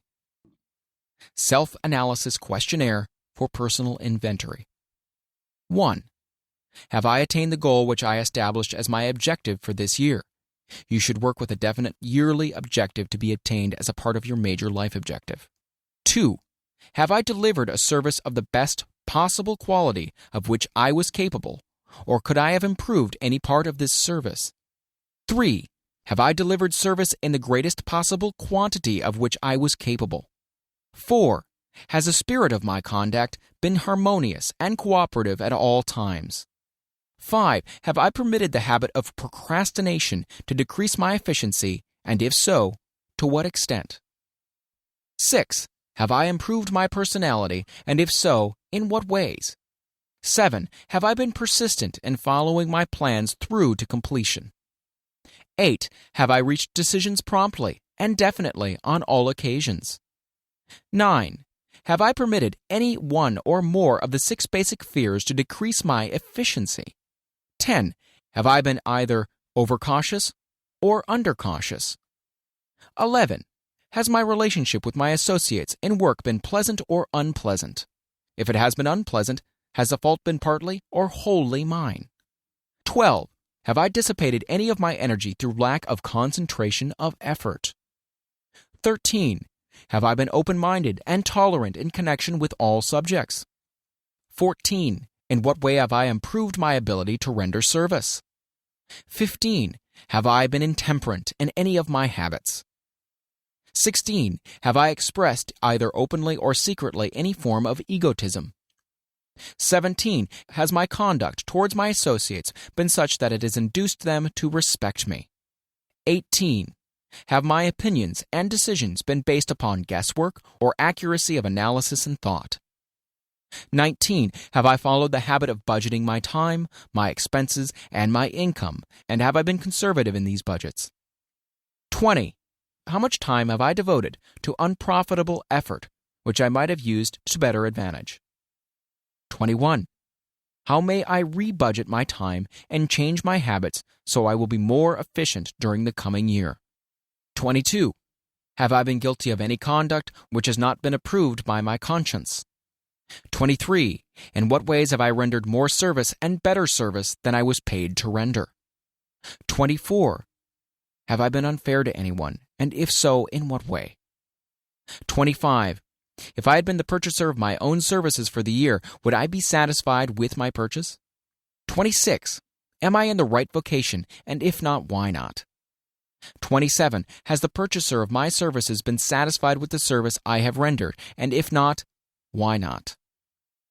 28. What is my present rating on the fundamental principles of success? Make this rating fairly and frankly, and have it checked by someone who is courageous enough to do it accurately. Having read and assimilated the information conveyed throughout this chapter, you are now ready to create a practical plan for marketing your personal services. In this chapter will be found an adequate description of every principle essential in planning the sale of personal services, including the major attributes of leadership, the most common causes of failure in leadership, a description of the fields of opportunity for leadership, the main causes of failure in all walks of life, and the important questions which should be used in self-analysis. This extensive and detailed presentation of accurate information has been included because it will be needed by all who must begin the accumulation of riches by marketing personal services. Those who have lost their fortunes and those who are just beginning to earn money have nothing but personal services to offer in return for riches. Therefore, it is essential that they have available the practical information needed to market services to best advantage. The information contained in this chapter will be of great value to all who aspire to attain leadership in any calling. It will be particularly helpful to those aiming to market their services as business or industrial executives. Complete assimilation and understanding of the information here conveyed will be helpful in marketing one's own services, and it will also help one to become more analytical and capable of judging people. The information will be priceless to personal directors, employment managers, and other executives charged with the selection of employees and the maintenance of efficient organizations. If you doubt this statement, test its soundness by answering and writing the 28 self-analysis questions. That might be both interesting and profitable, even though you do not doubt the soundness of the statement.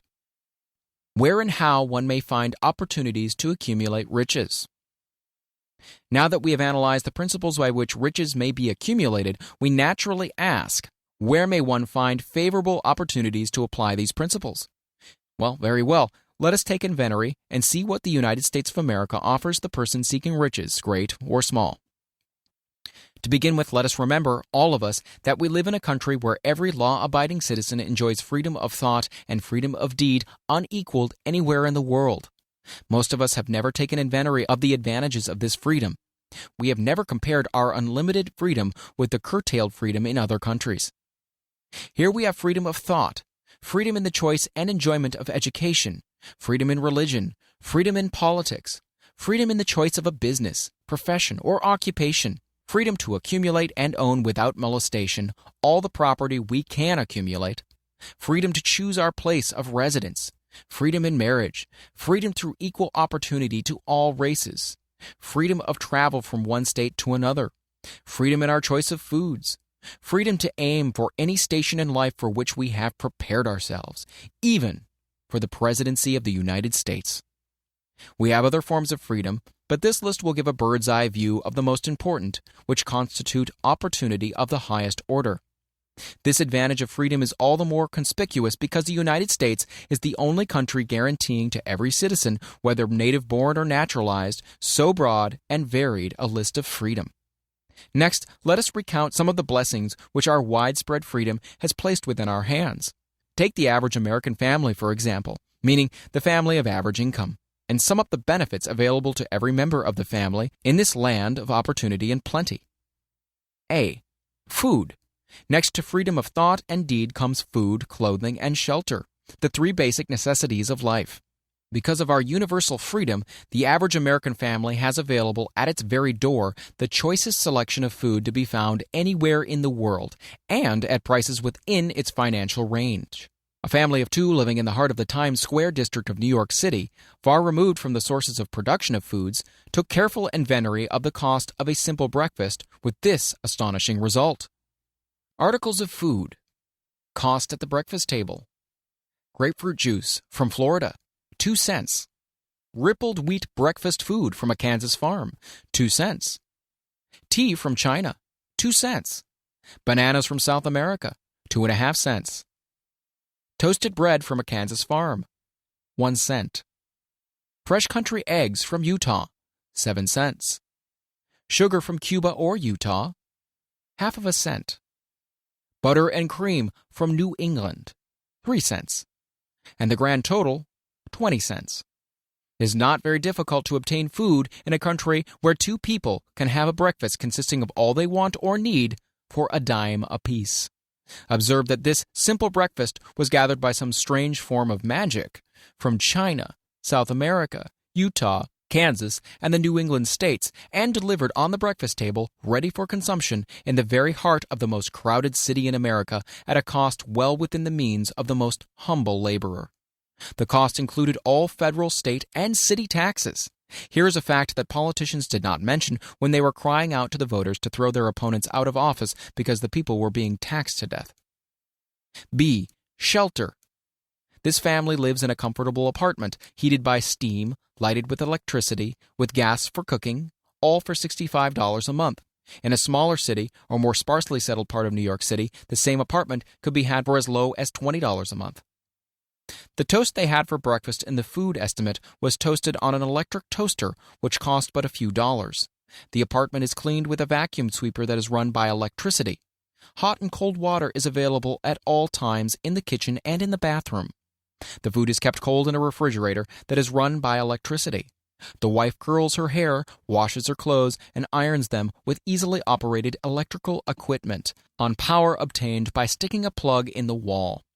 The husband shaves with an electric shaver, and they receive entertainment from all over the world, 24 hours a day, if they want it, without cost, by merely turning the dial of their radio.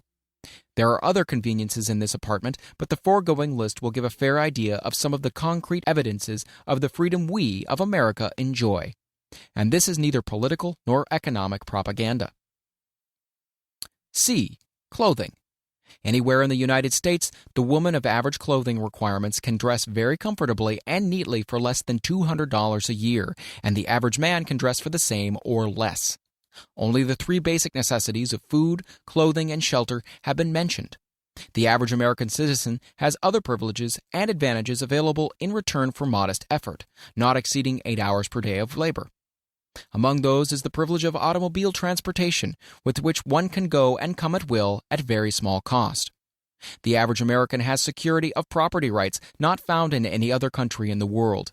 He can place his surplus money in a bank with the assurance that his government will protect it and make good to him if the bank fails. If an American citizen wants to travel from one state to another, he needs no passport, no one's permission. He may go when he pleases and return at will. Moreover, he may travel by train, private automobile, bus, airplane, or ship as his pocketbook permits. In Germany, Russia, Italy, and most of the other European and Oriental countries, the people cannot travel with so much freedom and at so little cost. The miracle that has provided these blessings. We often hear politicians proclaiming the freedom of America when they solicit votes, but seldom do they take the time to devote sufficient effort to the analysis of the source or nature of this freedom. Having no axe to grind, no grudge to express, no ulterior motives to be carried out, I have the privilege of going into a frank analysis of that mysterious, abstract, greatly misunderstood something which gives to every citizen of America more blessings, more opportunities to accumulate wealth, more freedom of any nature than may be found in any other country. I have the right to analyze the source and nature of this unseen power because I know and have known for more than a quarter of a century many of the men who organized that power and many who are now responsible for its maintenance. The name of this mysterious benefactor of mankind is capital. Capital consists not alone of money, but more particularly of highly organized, intelligent groups of men who plan ways and means of using money efficiently for the good of the public and profitably to themselves. These groups consist of scientists, educators, chemists, inventors, business analysts, publicity men, transportation experts, accountants, lawyers, doctors, and both men and women who have highly specialized knowledge in all fields of industry and business. They pioneer, experiment, and blaze trails in new fields of endeavor. They support colleges, hospitals, public schools, build good roads, publish newspapers, pay most of the cost of government, and take care of the multitudinous detail essential to human progress. Stated briefly, the capitalists are the brains of civilization because they supply the entire fabric of which all education, enlightenment, and human progress consists. Money without brains always is dangerous. Properly used, it is the most important essential of civilization. The simple breakfast here described could not have been delivered to the New York family at a dime each or at any other price if organized capital had not provided the machinery, the ships, the railroads, and the huge armies of trained men to operate them. Some slight idea of the importance of organized capital may be had by trying to imagine yourself burdened with the responsibility of collecting, without the aid of capital, and delivering to the New York City family the simple breakfast described. To supply the tea, you'd have to make a trip to China or India, both a very long way from America. Unless you're an excellent swimmer, you'd become rather tired before making the round trip. Then, too, another problem would confront you. What would you use for money, even if you had the physical endurance to swim the ocean? To supply the sugar, you'd have to take another long swim to Cuba or a long walk to the sugar beet section of Utah. But even then, you might come back without the sugar because organized effort and money are necessary to produce the sugar, to say nothing of what is required to refine, transport, and deliver it to the breakfast table anywhere in the United States. The eggs you could deliver easily enough from the barnyards near New York City, but you'd have a very long walk to Florida and return before you could serve the 2 glasses of grapefruit juice. You'd have another long walk to Kansas or any of the other wheat-growing states when you went after the 4 slices of wheat bread. The rippled wheat biscuits would have to be omitted from the menu because they would not be available except through the labor of trained organizations of men and suitable machinery, all of which call for capital. While resting, you could take off for another little swim down to South America, where you would pick up a couple of bananas, and on your return, you could take a short walk to the nearest farm having a dairy and pick up some butter and cream. Then your New York City family would be ready to sit down and enjoy breakfast, and you could collect 2 dimes for your labor. Seems absurd, doesn't it? Well, the procedure described would be the only possible way these simple items of food could be delivered to the heart of New York City if we had no capitalistic system. The sum of money required for the building and maintenance of the railroads and steamships used in the delivery of that simple breakfast is so huge that it staggers one's imagination. It runs into hundreds of millions of dollars, not to mention the armies of trained employees required to man the ships and trains. But transportation is only a part of the requirement of modern civilization in capitalistic America. Before there can be anything to haul, something must be grown from the ground, or manufactured and prepared for market. This calls for millions of dollars of equipment, machinery, boxing, marketing, and for the wages of millions of men and women.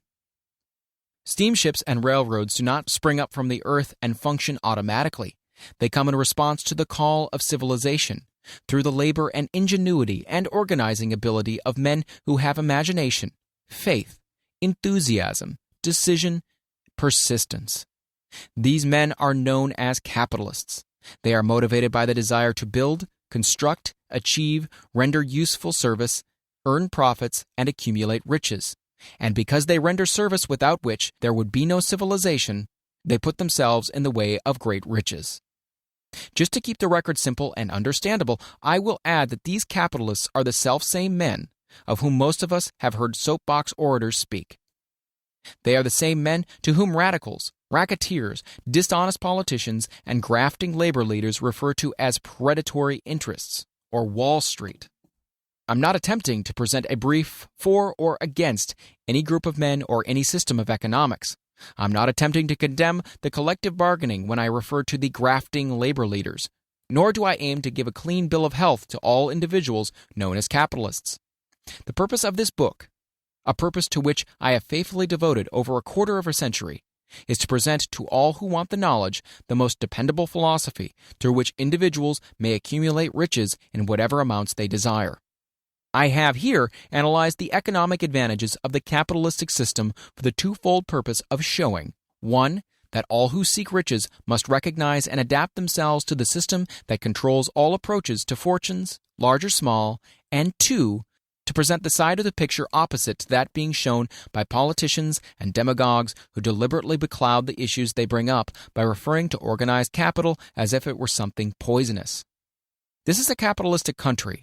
It was developed through the use of capital, and we who claim the right to partake of the blessings of freedom and opportunity, we who seek to accumulate riches here, may as well know that neither riches nor opportunity would be available to us if organized capital had not provided these benefits.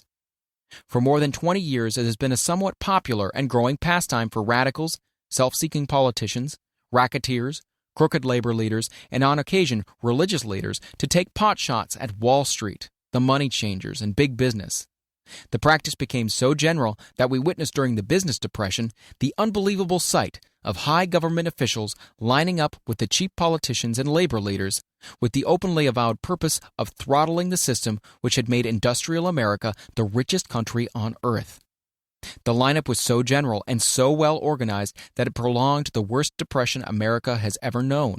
It cost millions of men their jobs because those jobs were inseparably a part of the industrial and capitalistic system which form the very backbone of the nation. During this unusual alliance of government officials and self-seeking individuals who were endeavoring to profit by declaring open season on the American system of industry, a certain type of labor leader joined forces with the politicians and offered to deliver voters in return for legislation designed to permit men to take riches away from industry by organized force of numbers, instead of the better method of giving a fair day's work for a fair day's pay. Millions of men and women throughout the nation are still engaged in this popular pastime of trying to get without giving. Some of them are lined up with labor unions, where they demand shorter hours and more pay. Others do not take the trouble to work at all. They demand government relief and are getting it. Their idea of their rights of freedom was demonstrated in New York City, where a violent complaint was registered with the postmaster by a group of relief beneficiaries, so-called, because the postman awakened them at 7:30 a.m. to deliver government relief checks. They demanded that the time of delivery be set up to 10 o'clock. If you are one of those who believe that riches can be accumulated by the mere act of men who organize themselves into groups and demand more pay for less service, if you're one of those who demand government relief without early morning disturbance when the money is delivered to you, if you are one of those who believe in trading their votes to politicians in return for the passing of laws which permit the raiding of the public treasury, you may rest securely on your belief with certain knowledge that no one will disturb you, because this is a free country, where every man may think as he pleases, where nearly everyone can live with but little effort, where many may live well without doing any work whatsoever. However, you should know the full truth concerning this freedom, of which so many people boast and so few understand. As great as it is, as far as it reaches, as many privileges as it provides, it does not and cannot bring riches without effort. There is but one dependable method of accumulating and legally holding riches, and that is by rendering useful service. No system has ever been created by which men can legally acquire riches through mere force of numbers or without giving in return an equivalent value of one form or another. This is the principle known as the law of economics. This is more than a theory. It is a law no man can beat. Mark well the name of the principle and remember it, because it is far more powerful than all the politicians and political machines. It is above and beyond the control of all the labor unions.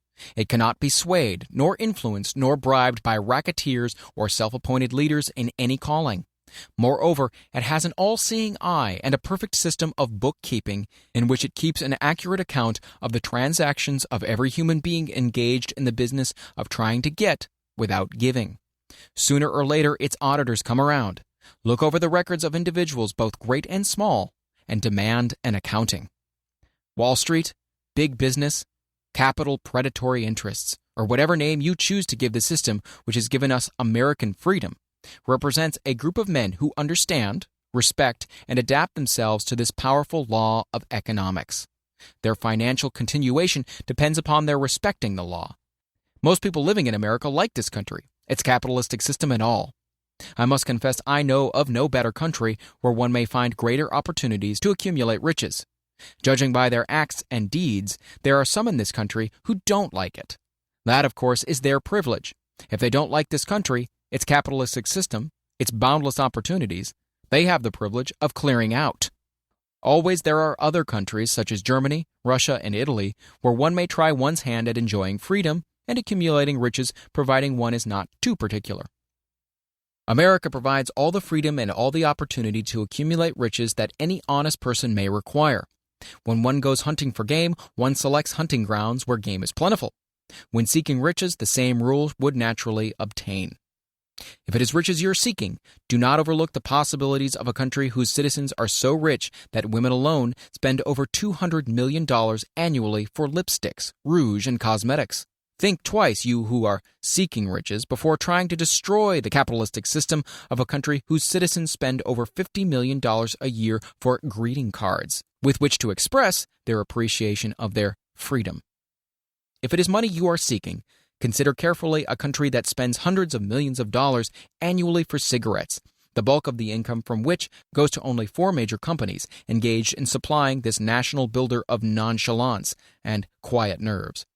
By all means, give plenty of consideration to a country whose people spend annually more than $15 million for the privilege of seeing moving pictures, and toss in a few additional millions for liquor, narcotics, and other less potent soft drinks and giggle waters. Do not be in too big a hurry to get away from a country whose people willingly, even eagerly, hand over millions of dollars annually for football, baseball, and prize fights. And by all means, stick by a country whose inhabitants give up more than $1 million a year for chewing gum and another $1 million for safety razor blades. Remember also that this is but the beginning of the available resources for the accumulation of wealth. Only a few of the luxuries and non-essentials have been mentioned, but remember that the business of producing, transporting, and marketing these few items of merchandise gives regular employment to many millions of men and women, who receive for their services many millions of dollars monthly, and spend it freely for both the luxuries and the necessities. Especially remember that back of all this exchange of merchandise and personal services may be found an abundance of opportunity to accumulate riches. Here our American freedom comes to one's aid. There is nothing to stop you or anyone from engaging in any portion of the effort necessary to carry on these businesses. If one has superior talent, training, experience, one may accumulate riches in large amounts. Those not so fortunate may accumulate smaller amounts. Anyone may earn a living in return for a very nominal amount of labor. So there you are. Opportunity has spread its wares before you. Step up to the front, select what you want, create your plan, put the plan into action, and follow through with persistence. Capitalistic America will do the rest. You can depend upon this much. Capitalistic America ensures every person the opportunity to render useful service and to collect riches in proportion to the value of the service. The system denies no one this right, but it does not and cannot promise something for nothing, because the system itself is irrevocably controlled by the law of economics, which neither recognizes nor tolerates for long getting without giving. The law of economics was passed by nature. There is no Supreme Court to which violators of this law may appeal. The law hands out both penalties for its violation and appropriate rewards for its observance, without interference or the possibility of interference by any human being. The law cannot be repealed. It is as fixed as the stars in the heavens and subject to and a part of the same system that controls the stars. May one refuse to adapt oneself to the law of economics? Certainly. This is a free country where all men are born with equal rights, including the privilege of ignoring the law of economics. What happens then? Well, nothing happens until large numbers of men join forces for the avowed purpose of ignoring the law and taking what they want by force. Then comes the dictator, with well-organized firing squads and machine guns. We have not yet reached that stage in America, but we have heard all we want to know about how that system works. Perhaps we'll be fortunate enough not to demand personal freedom of so gruesome a reality. Doubtless, we shall prefer to continue with our freedom of speech, freedom of deed, and freedom to render useful service in return for riches. The practice by government officials of extending to men and women the privilege of raiding the public treasury in return for votes sometimes results in election. But as night follows day, the final payoff comes, when every penny wrongfully used must be repaid with compound interest on compound interest. If those who make the grab are not forced to repay, the burden falls on their children and their children's children, even unto the third and fourth generations. There is no way to avoid the debt. Men can, and sometimes do, form themselves into groups for the purpose of crowding wages up and working hours down. There is a point beyond which they cannot go. It is the point at which the law of economics steps in, and the sheriff gets both the employer and the employees. For 6 years, from 1929 to 1935, the people of America, both rich and poor, barely missed seeing the old man economics hand over to the sheriff all the businesses and industries and banks. It was not a pretty sight. It did not increase our respect for mob psychology, through which men cast reason to the winds and start trying to get without giving. We who went through those 6 discouraging years, when fear was in the saddle and faith was on the ground, cannot forget how ruthlessly the law of economics exacted its toll from both rich and poor, weak and strong, old and young. We shall not wish to go through another such experience. These observations are not found upon short-time experience. They are the result of 25 years of careful analysis of the methods of both the most successful and the most unsuccessful men America has known. Chapter 8. Decision: The Mastery of Procrastination. The 7th step toward riches. Accurate analysis of over 25,000 men and women who had experienced failure disclosed the fact that lack of decision was near the head of the list of the 30 major causes of failure. This is no mere statement of theory, it is a fact. Procrastination, the opposite of decision, is a common enemy which practically every man must conquer. You'll have an opportunity to test your capacity to reach quick and definite decisions when you finish reading this book and are ready to begin putting into action the principles which it describes. Analysis of several hundred people who had accumulated fortunes well beyond the $1 million mark disclosed the fact that every one of them had the habit of reaching decisions promptly and of changing these decisions slowly, if and when they were changed. People who fail to accumulate money, without exception, have the habit of reaching decisions, if at all, very slowly, and of changing these decisions quickly and often. One of Henry Ford's most outstanding qualities is his habit of reaching decisions quickly and definitely and changing them slowly.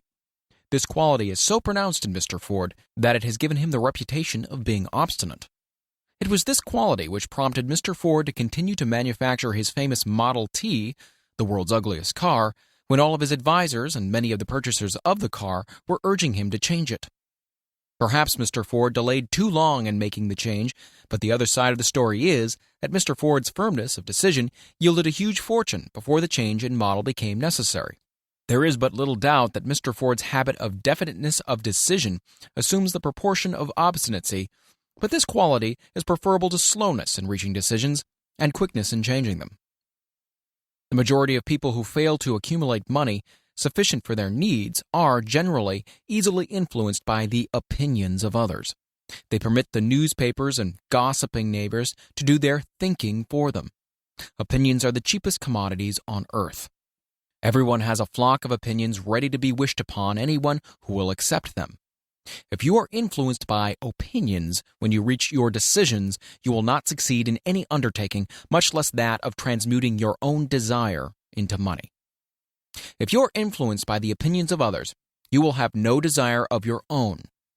Keep your own counsel when you begin to put into practice the principles described here by reaching your own decisions and following them. Take no one into your confidence except the members of your mastermind group, and be very sure in your selection of this group that you choose only those who will be in complete sympathy and harmony with your purpose. Close friends and relatives, while not meaning to do so, often handicap one through opinions and sometimes through ridicule, which is meant to be humorous.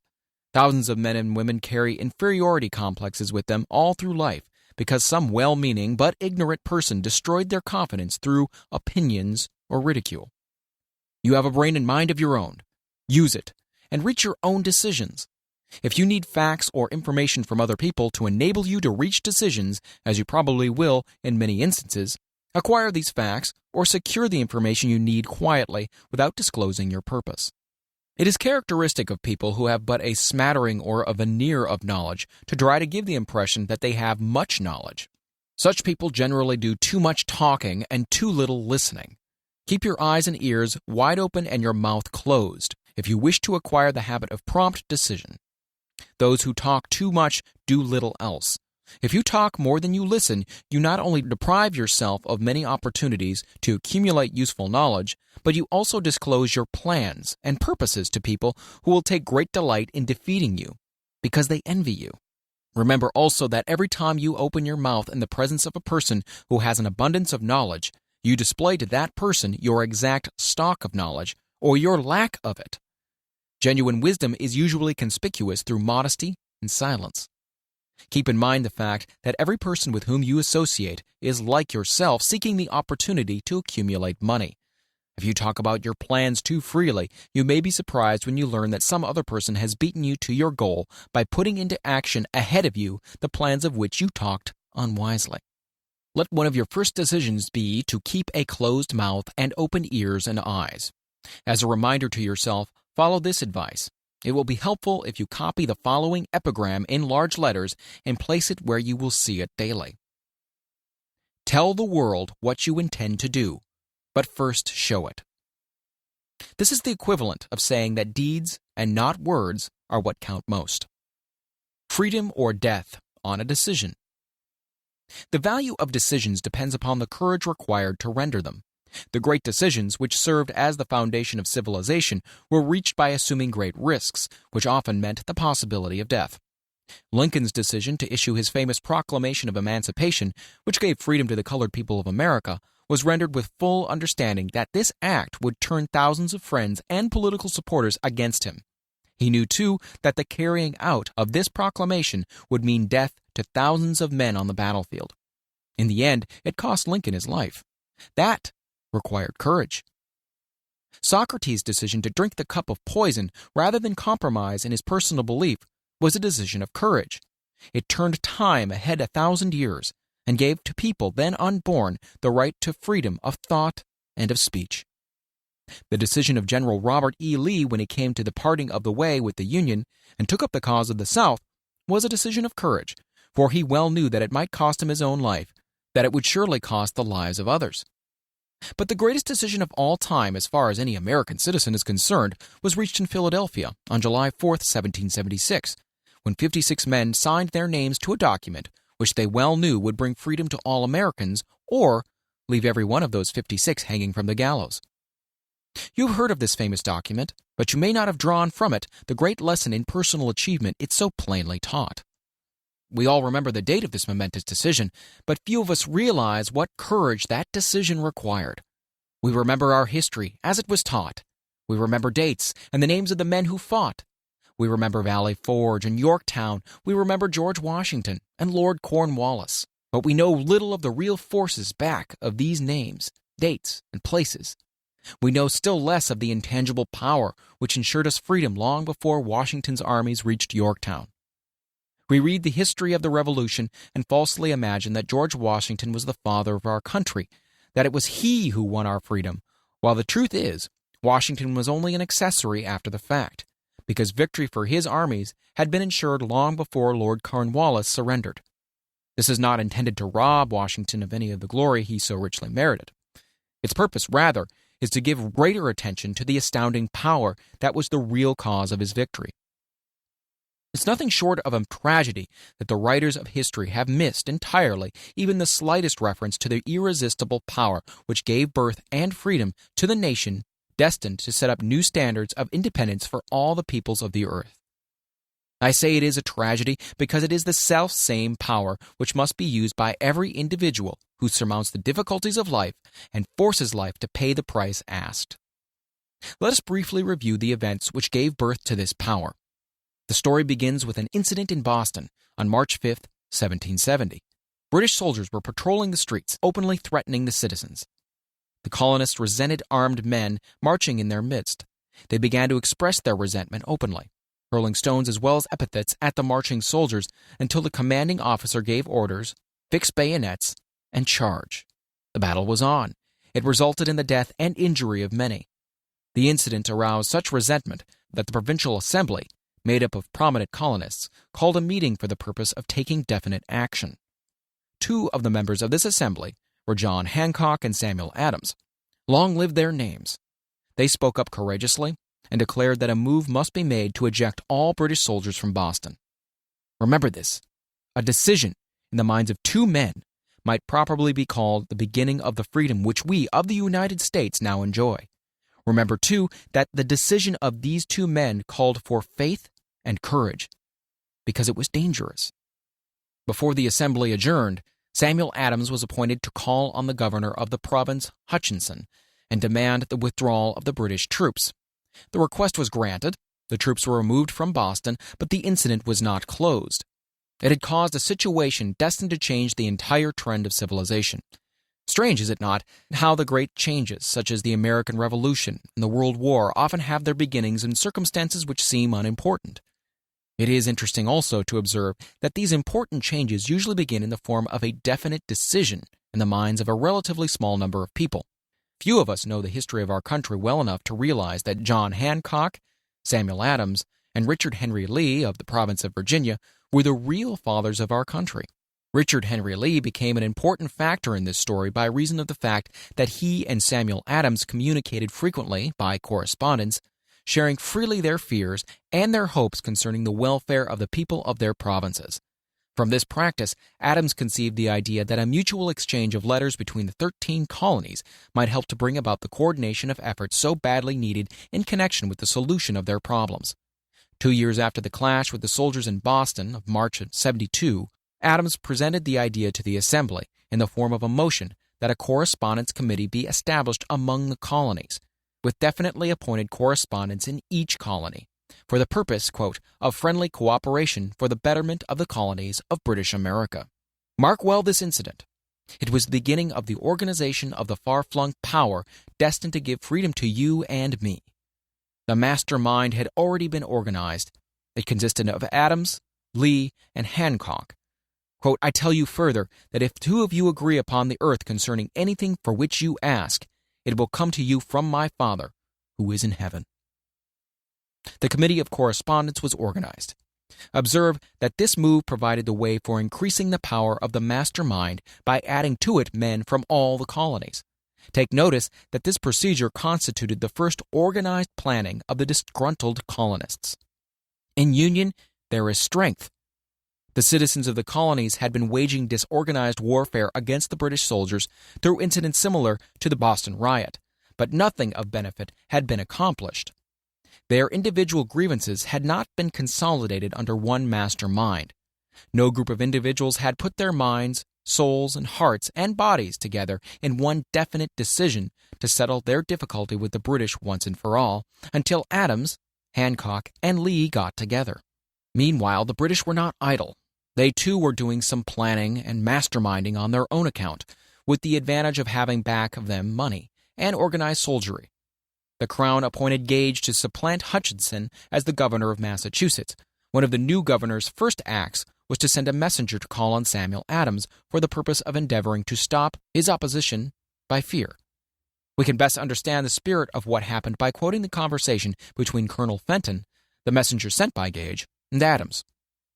Colonel Fenton, I have been authorized by Governor Gage to assure you, Mr. Adams, that the governor has been empowered to confer upon you such benefits as would be satisfactory, endeavoring to win Adams by a promise of a bribe, upon the condition that you engage to cease in your opposition to the measures of the government. It is the governor's advice to you, sir, not to incur the further displeasure of his majesty.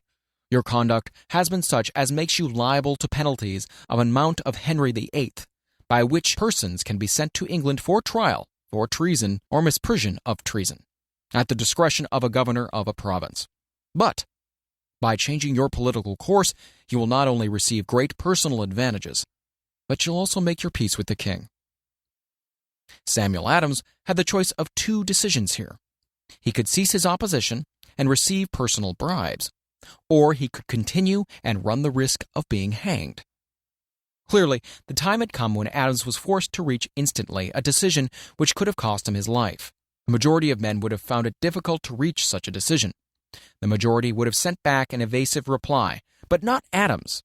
He insisted upon Colonel Fenton's word of honor that the colonel would deliver to the governor the answer exactly as Adams would give it to him. Adams's answer was, "Then you tell Governor Gage that I trust I have long since made my peace with the King of Kings. No personal consideration shall induce me to abandon the righteous cause of my country. And tell Governor Gage it is the advice of Samuel Adams to him no longer to insult the feelings of an exasperated people." Comment as to the character of this man seems unnecessary. It must be obvious to all who read this astounding message that its sender possessed loyalty of the highest order. This is important. Racketeers and dishonest politicians have prostituted the honor for which such men as Adams died. When Governor Gage received Adams's caustic reply, he flew into a rage and issued a proclamation which read, "I do hereby, in His Majesty's name, offer and promise His most gracious pardon to all persons who shall forthwith lay down their arms and return to the duties of peaceful subjects, accepting only the benefit of such pardon. Samuel Adams and John Hancock, whose offenses are of too flagitious a nature to admit of any other consideration but that of condign punishment." As one might say in modern slang, Adams and Hancock were on the spot.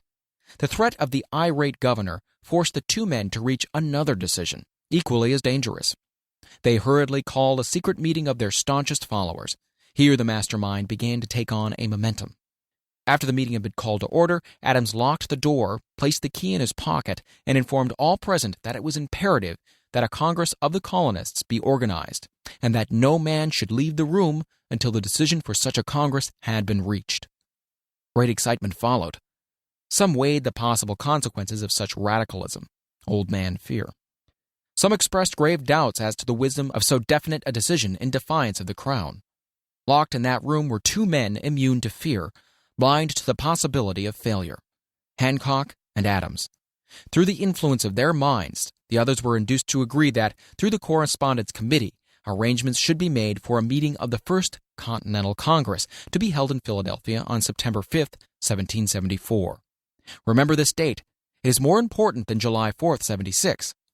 If there had been no decision to hold a Continental Congress, there could have been no signing of the Declaration of Independence. Before the first meeting of the new Congress, another leader in a different section of the country was deep in the throes of publishing a summary view of the rights of British America. He was Thomas Jefferson of the province of Virginia, whose relationship to Lord Dunmore, representative of the Crown in Virginia, was as strained as that of Hancock and Adams with their governor. Shortly after his famous Summary of Rights was published, Jefferson was informed that he was subject to prosecution for high treason against His Majesty's government. Inspired by the threat, one of Jefferson's colleagues, Patrick Henry, boldly spoke his mind, concluding his remarks with a sentence which shall remain forever a classic. "If this be treason, then make the most of it." It was such men as these who, without power, without authority, without military strength, without money, sat in solemn consideration of the destiny of the colonies. Beginning at the opening of the First Continental Congress, and continuing at intervals for 2 years until on July 7, 1776, Richard Henry Lee arose, addressed the chair, and to the startled assembly made this motion: "Gentlemen, I make the motion that these united colonies are, and of right, ought to be free and independent states, that they be absolved from all allegiance to the British Crown, and that all political connection between them and the state of Great Britain is, and ought to be, totally dissolved. Lee's astounding motion was discussed fervently and at such length that he began to lose patience. Finally, after days of argument, he again took the floor and declared in a clear, firm voice, "Mr. President, we have discussed this issue for days. It is the only course for us to follow. Why, then, sir, do we longer delay? Why still deliberate? Let this happy day give birth to an American republic. Let her arise, not to devastate and to conquer, but to reestablish the reign of peace and of law. The eyes of Europe are fixed on us. She demands of us a living example of freedom that may exhibit a contrast in the felicity of the citizen to the ever-increasing tyranny." Before his motion was finally voted upon, Lee was called back to Virginia because of serious family illness. But before leaving, he placed his cause in the hands of his friend Thomas Jefferson, who promised to fight until favorable action was taken. Shortly thereafter, the President of the Congress, Hancock, appointed Jefferson as chairman of a committee to draw up a Declaration of Independence. Long and hard the committee labored on a document which would mean, when accepted by the Congress, that every man who signed it would be signing his own death warrant, should the colonies lose in the fight with Great Britain, which was sure to follow. The document was drawn, and on June 28th, the original draft was read before the Congress. For several days it was discussed, altered, and made ready. On July 4th, 1776, Thomas Jefferson stood before the Assembly and fearlessly read the most momentous decision ever placed upon paper. When in the course of human events it is necessary for one people to dissolve the political bands which have connected them with another, and to assume among the powers of the earth the separate and equal station to which the laws of nature and of nature's God entitle them, a decent respect to the opinions of mankind requires that they should declare the causes which impel them to the separation. When Jefferson finished, the document was voted upon, accepted, and signed by 56 men, every one staking his own life upon his decision to write his name. By that decision came into existence a nation destined to bring to mankind forever the privilege of making decisions. By decisions made in a similar spirit of faith, and only by such decisions can men solve their personal problems and win for themselves high estates of material and spiritual wealth. Let us not forget this. Analyze the events which led to the Declaration of Independence and be convinced that this nation, which now holds a position of commanding respect and power among all nations of the world, was born of a decision, created by a master mind, consisting of 56 men. Note well the fact that it was their decision that ensured the success of Washington's armies, because the spirit of that decision was in the heart of every soldier who fought with him, and served as spiritual power which recognizes no such thing as failure. Note also, with great personal benefit, that the power which gave this nation its freedom is the self-same power that must be used by every individual who becomes self-determining. This power is made up of the principles described in this book. It will not be difficult to detect in the story of the Declaration of Independence at least 6 of these principles: desire, decision, faith, persistence, the master mind, and the organized planning. Throughout this philosophy will be found the suggestions that thought, backed by strong desire, has a tendency to transmute itself into its physical equivalent. Before passing on, I wish to leave you with the suggestion that one may find in this story, and in the story of the organization of the United States Steel Corporation, a perfect description of the method by which thought makes this astounding transformation. In your search for the secret of the method, do not look for a miracle, because you'll not find it. You'll find only the eternal laws of nature. These laws are available to every person who has the faith and the courage to use them. They may be used to bring freedom to a nation or to accumulate riches. There is no charge save the time necessary to understand and appropriate them. Those who reach decisions promptly and definitely know what they want, and generally get it. The leaders in every walk of life decide quickly and firmly. That is the major reason why they are leaders. The world has the habit of making room for the man whose words and actions show that he knows where he's going. Indecision is a habit which usually begins in youth. The habit takes on a permanency as the youth goes through graded school, high school, and even through college, without definiteness of purpose. The major weakness of all educational systems is that they neither teach nor encourage the habit of definite decision. It would be beneficial if no college would permit the enrollment of any student unless and until the student declared his major purpose in matriculating. It would be of still greater benefit if every student who enters the graded schools were compelled to accept training in the habit of decision and forced to pass a satisfactory examination on this subject before being permitted to advance in the grades. The habit of indecision acquired because of the deficiencies of our school system goes with the student into the occupation he chooses, if, in fact, he chooses an occupation. Generally, the youth just out of school seeks any job that can be found. He takes the first place he finds because he has fallen into the habit of indecision. 98 out of every 100 people working for wages today are in the positions they hold because they lacked the definiteness of decision to plan a definite position and the knowledge of how to choose an employer. Definiteness of decision always requires courage, sometimes very great courage. The 56 men who signed the Declaration of Independence staked their lives on the decision to affix their signatures to that document. The person who reaches a definite decision to procure the particular job and make life pay the price he asks does not stake his life on that decision. He stakes his economic freedom. Financial independence, riches, desirable business, and professional positions are not within reach of the person who neglects or refuses to expect, plan, and demand these things. The person who desires riches in the same spirit that Samuel Adams desired freedom for the colonies is sure to accumulate wealth. In the chapter on organized planning, you'll find complete instructions for marketing every type of personal service. You'll also find detailed information on how to choose the employer you prefer and the particular job you desire. These instructions will be of no value to you unless you definitely decide to organize them into a plan of action.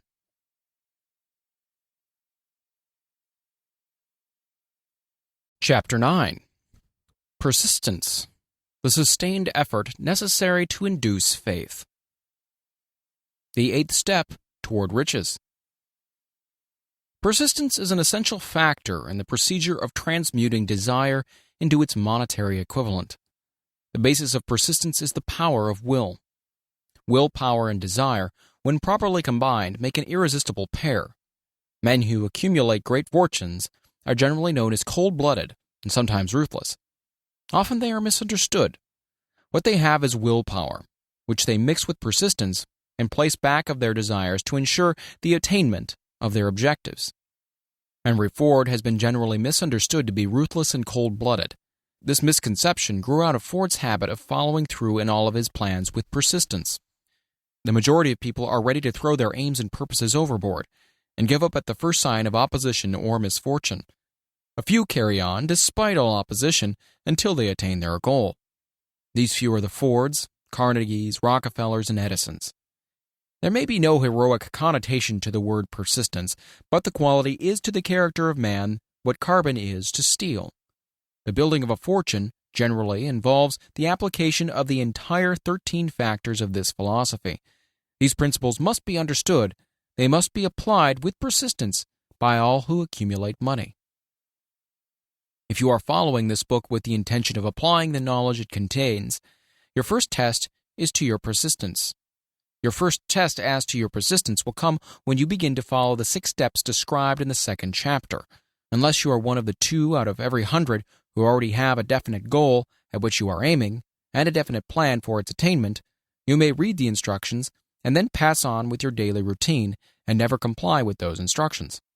The author is checking you up at this point because lack of persistence is one of the major causes of failure.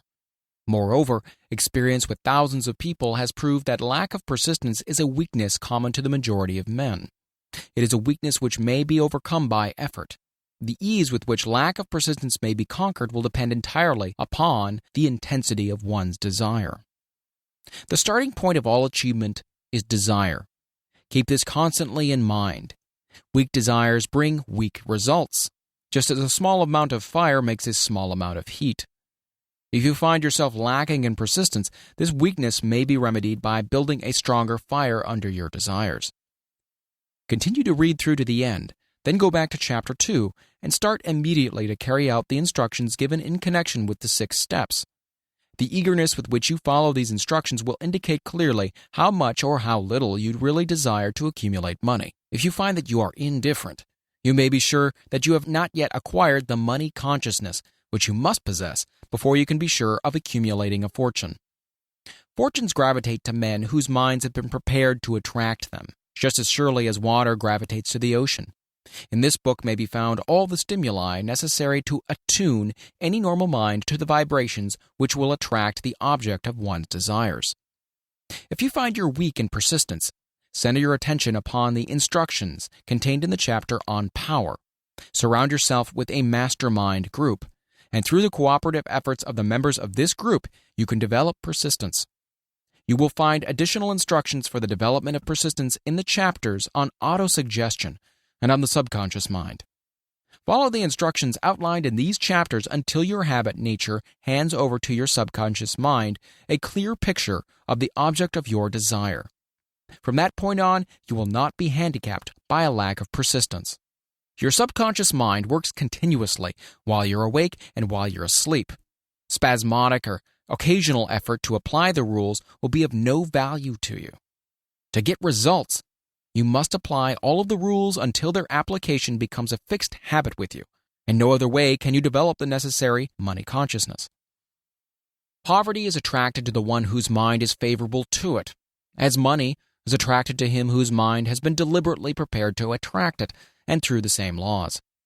Poverty consciousness will voluntarily seize the mind which is not occupied with the money consciousness.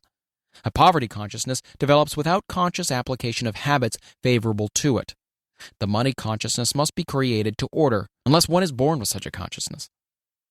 Catch the full significance of the statements in the preceding paragraph, and you will understand the importance of persistence in the accumulation of a fortune.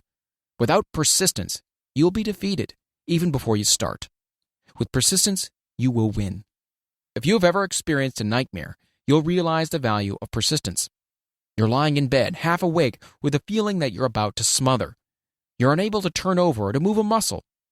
You realize that you must begin to regain control over your muscles. Through persistent effort of willpower, you finally manage to move the fingers of one hand. By continuing to move your fingers, you extend your control to the muscles of one arm until you can lift it. Then you gain control of the other arm in the same manner. You finally gain control over the muscles of one leg and then extend it to the other leg. Then, with one supreme effort of will, you regain complete control over your muscular system and snap out of your nightmare. The trick has been turned step by step. You may find it necessary to snap out of your mental inertia through a similar procedure, moving slowly at first, then increasing your speed until you gain complete control over your will. Be persistent no matter how slowly you may at first have to move. With persistence will come success. If you select your mastermind group with care, you'll have in it at least one person who will aid you in the development of persistence. Some men who have accumulated great fortunes did so because of necessity. They developed the habit of persistence because they were so closely driven by circumstances that they had to become persistent. There's no substitute for persistence. It cannot be supplanted by any other quality. Remember this, and it will hearten you in the beginning when the going may seem difficult and slow. Those who have cultivated the habit of persistence seem to enjoy insurance against failure. No matter how many times they're defeated, they finally arrive up toward the top of the ladder. Sometimes it appears that there is a hidden guide whose duty is to test men through all sorts of discouraging experiences. Those who pick themselves up after defeat and keep on trying arrive, and the world cries, "Bravo, I knew you could do it." The hidden guide lets no one enjoy great achievement without passing the persistence test. Those who can't take it simply can't make the grade. Those who can take it are bountifully rewarded for their persistence. They receive as their compensation whatever goal they're pursuing. This is not all.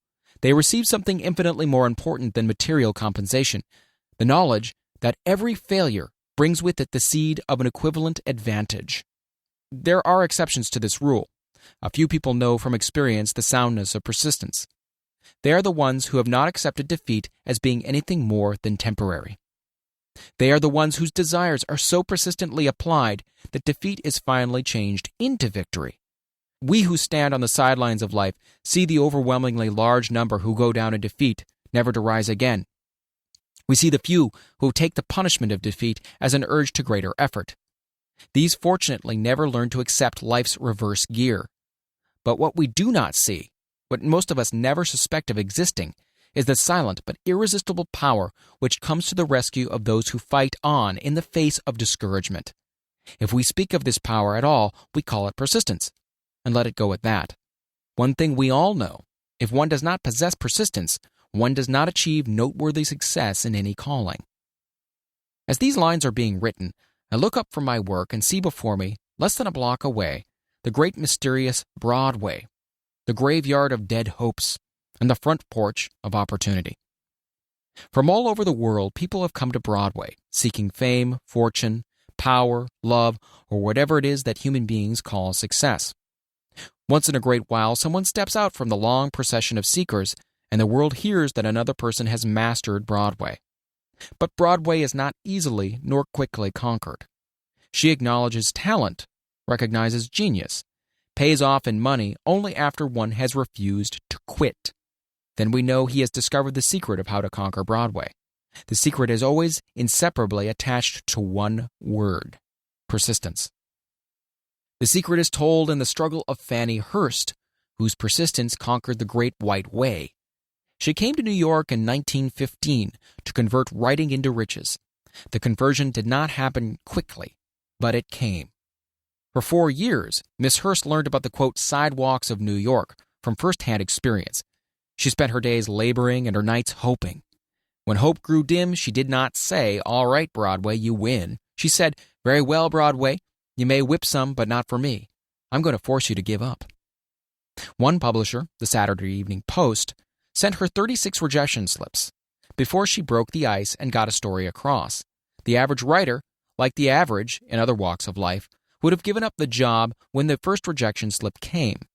She pounded the pavement for 4 years to the tune of the publisher's no, because she was determined to win. Then came the payoff. The spell had been broken. The unseen guide had tested Fannie Hurst, and she could take it. From that time on, publishers made a beaten path to her door. Money came so fast she hardly had time to count it. Then the moving picture men came, discovered her, and money came not in small change but in floods. The moving picture rights to her latest novel, Great Laughter, brought $100,000, said to be the highest price ever paid for a story before publication. Her royalties from the sale of the book probably will run much more. Briefly, you have a description of what persistence is capable of achieving. Fannie Hurst is no exception. Wherever men and women accumulate great riches, you may be sure they have first acquired persistence. Broadway will give any beggar a cup of coffee and a sandwich, but it demands persistence of those who go after the big stakes.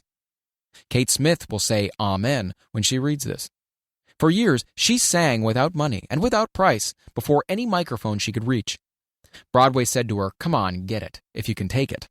She did take it, until one happy day Broadway got tired and said, "What's the use? You don't know when you're whipped, so name your price and go to work in earnest." Miss Smith named her price. And it was plenty, a way up in figures so high that 1 week's salary is far more than most people make in a whole year. Verily, it pays to be persistent. And here is an encouraging statement which carries with it a suggestion of great significance.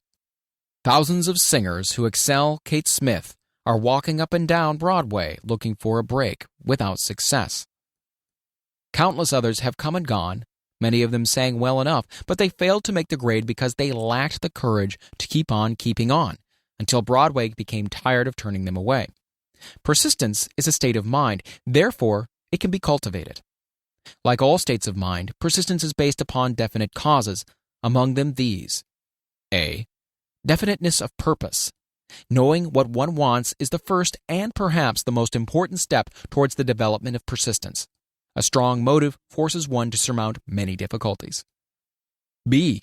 Desire. It is comparably easy to acquire and to maintain persistence in pursuing the object of intense desire. C. Self-reliance. Belief in one's ability to carry out a plan encourages one to follow the plan through with persistence. Self-reliance can be developed through the principle described in the chapter on autosuggestion. D. Definiteness of plans. Organized plans, even though they may be weak and entirely impractical, encourage persistence. E. Accurate knowledge. Knowing that one's plans are sound, based upon experience or observation, encourages persistence. Guessing instead of knowing destroys persistence. F. Cooperation. Sympathy, understanding, and harmonious cooperation with others tends to develop persistence. G. Willpower.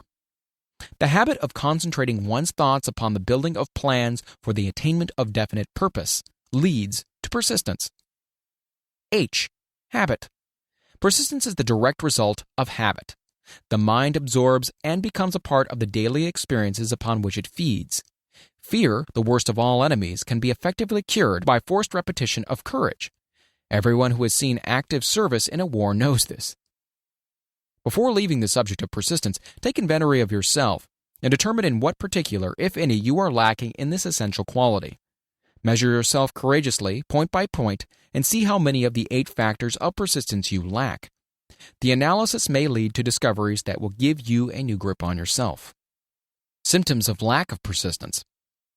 Here you'll find the real enemies which stand between you and noteworthy achievement. Here you'll find not only the symptoms indicating weakness of persistence, but also the deeply seated subconscious causes of this weakness. Study the list carefully and face yourself squarely, if you really wish to know who you are and what you are capable of doing. These are the weaknesses which must be mastered by all who accumulate riches. 1. Failure to recognize and to clearly define exactly what one wants. 2. Procrastination with or without cause, usually backed up with a formidable array of alibis and excuses. 3. Lack of interest in acquiring specialized knowledge. 4. Indecision, the habit of passing the buck on all occasions instead of facing issues squarely. It's also backed by alibis. 5. The habit of relying upon alibis instead of creating definite plans for the solution of problems. 6. Self-satisfaction. There is but little remedy for this affliction and no hope for those who suffer from it. 7. Indifference, usually reflected in one's readiness to compromise on all occasions rather than meet opposition and fight it. 8. The habit of blaming others for one's mistakes and accepting unfavorable circumstances as being unavoidable. 9.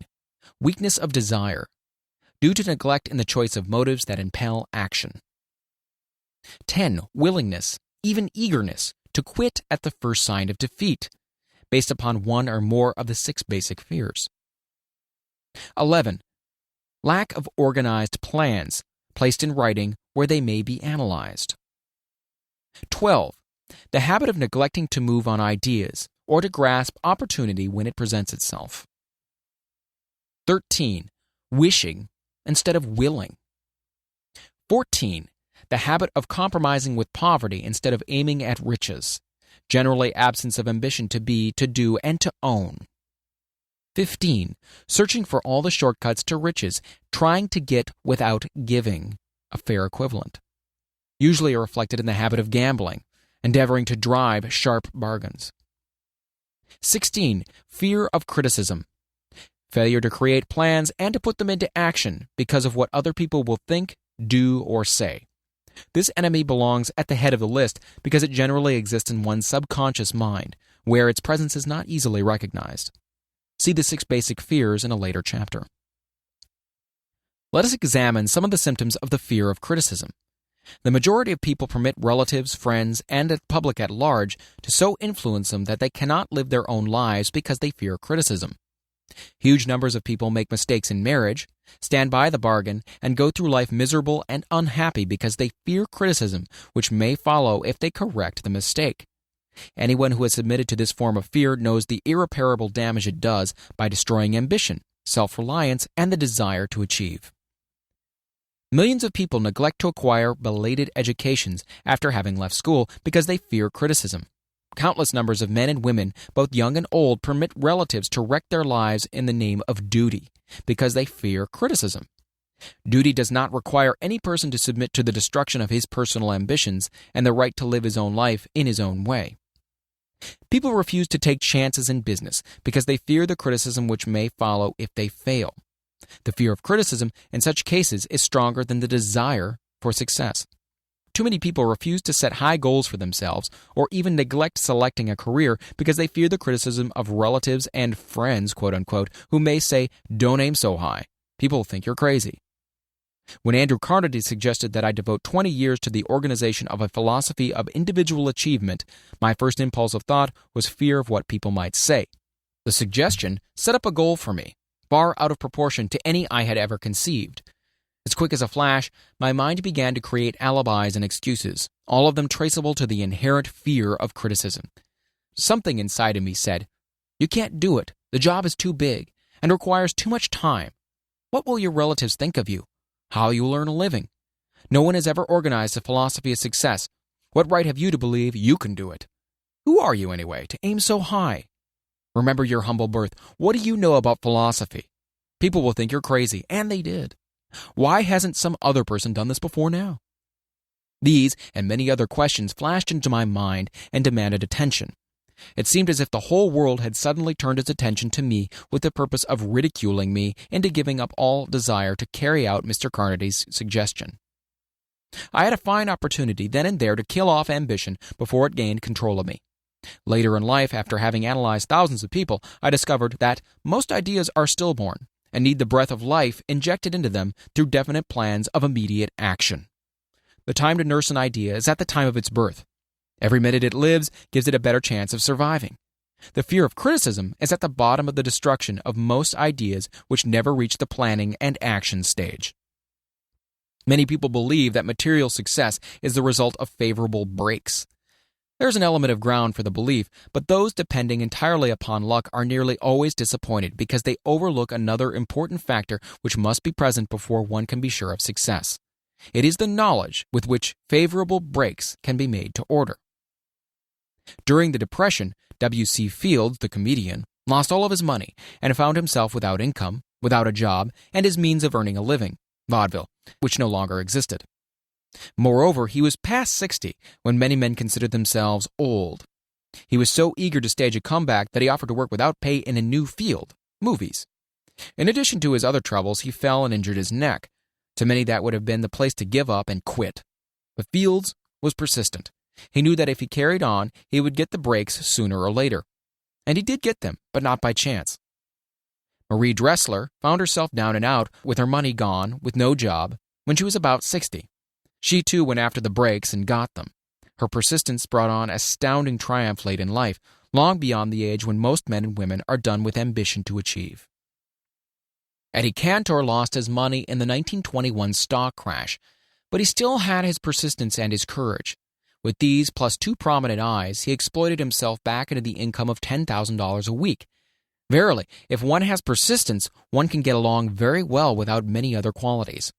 The only break anyone can afford to rely upon is a self-made break. These come through the application of persistence. The starting point is definiteness of purpose. Examine the first 100 people you meet. Ask them what they want most in life, and 98 of them will not be able to tell you. If you press them for an answer, some will say security. Many will say money. A few will say happiness. Others will say fame and power. And still others will say social recognition, ease in living, ability to sing, dance, or write. None of them will be able to define these terms or give the slightest indication of a plan by which they hope to attain these vaguely expressed wishes. Riches do not respond to wishes. They respond only to definite plans, backed by definite desires through constant persistence. How to develop persistence? There are 4 simple steps which lead to the habit of persistence. They call for no great amount of intelligence, no particular amount of education, and but little time or effort. The necessary steps are: 1.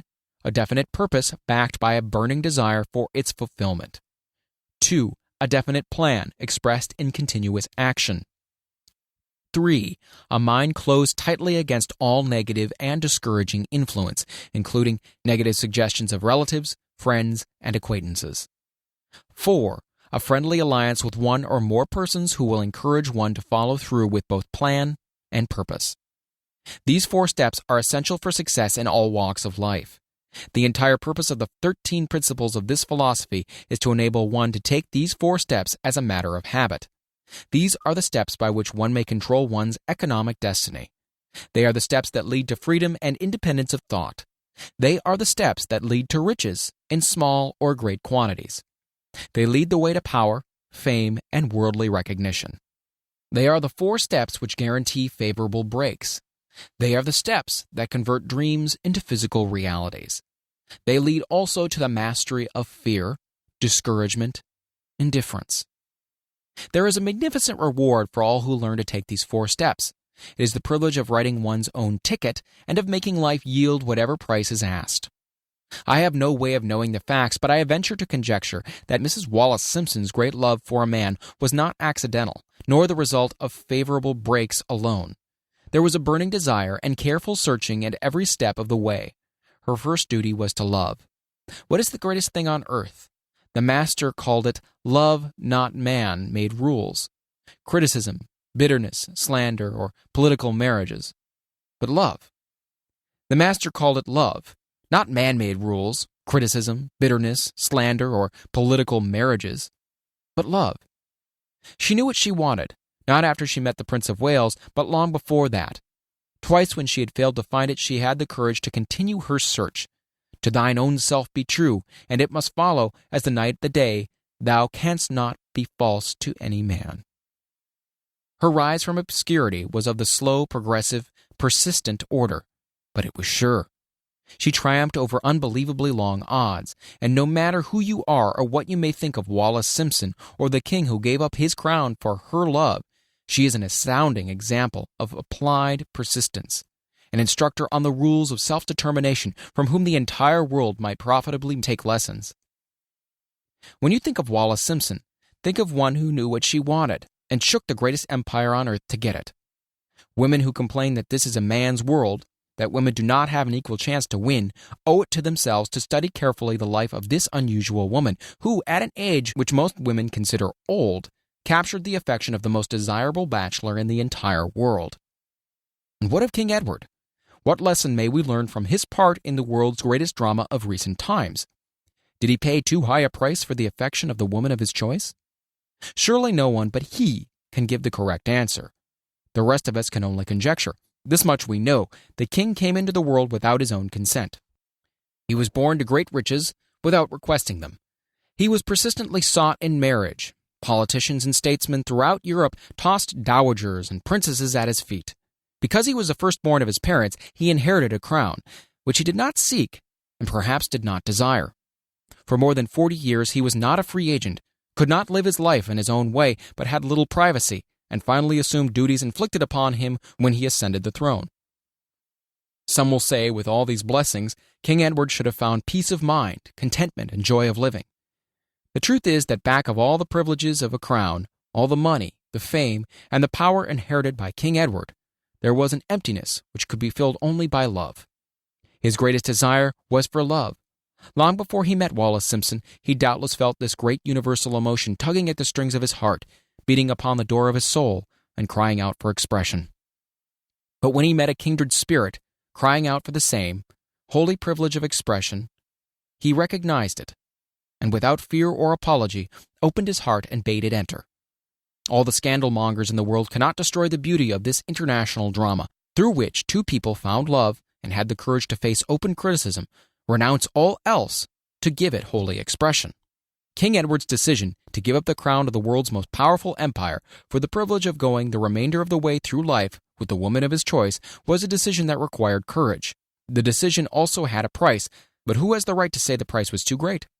Surely not he who said, "He among you who is without sin, let him cast the first stone." As a suggestion to any evil-minded person who chooses to find fault with the Duke of Windsor because his desire was for love, and for openly declaring his love for Wallace Simpson, and giving up his throne for her, let it be remembered that the open declaration was not essential. He could have followed the custom of clandestine liaison which has prevailed in Europe for centuries, without giving up either his throne or the woman of his choice, and there would have been no complaint from either church or laity. But this unusual man was built of sterner stuff. His love was clean, it was deep and sincere.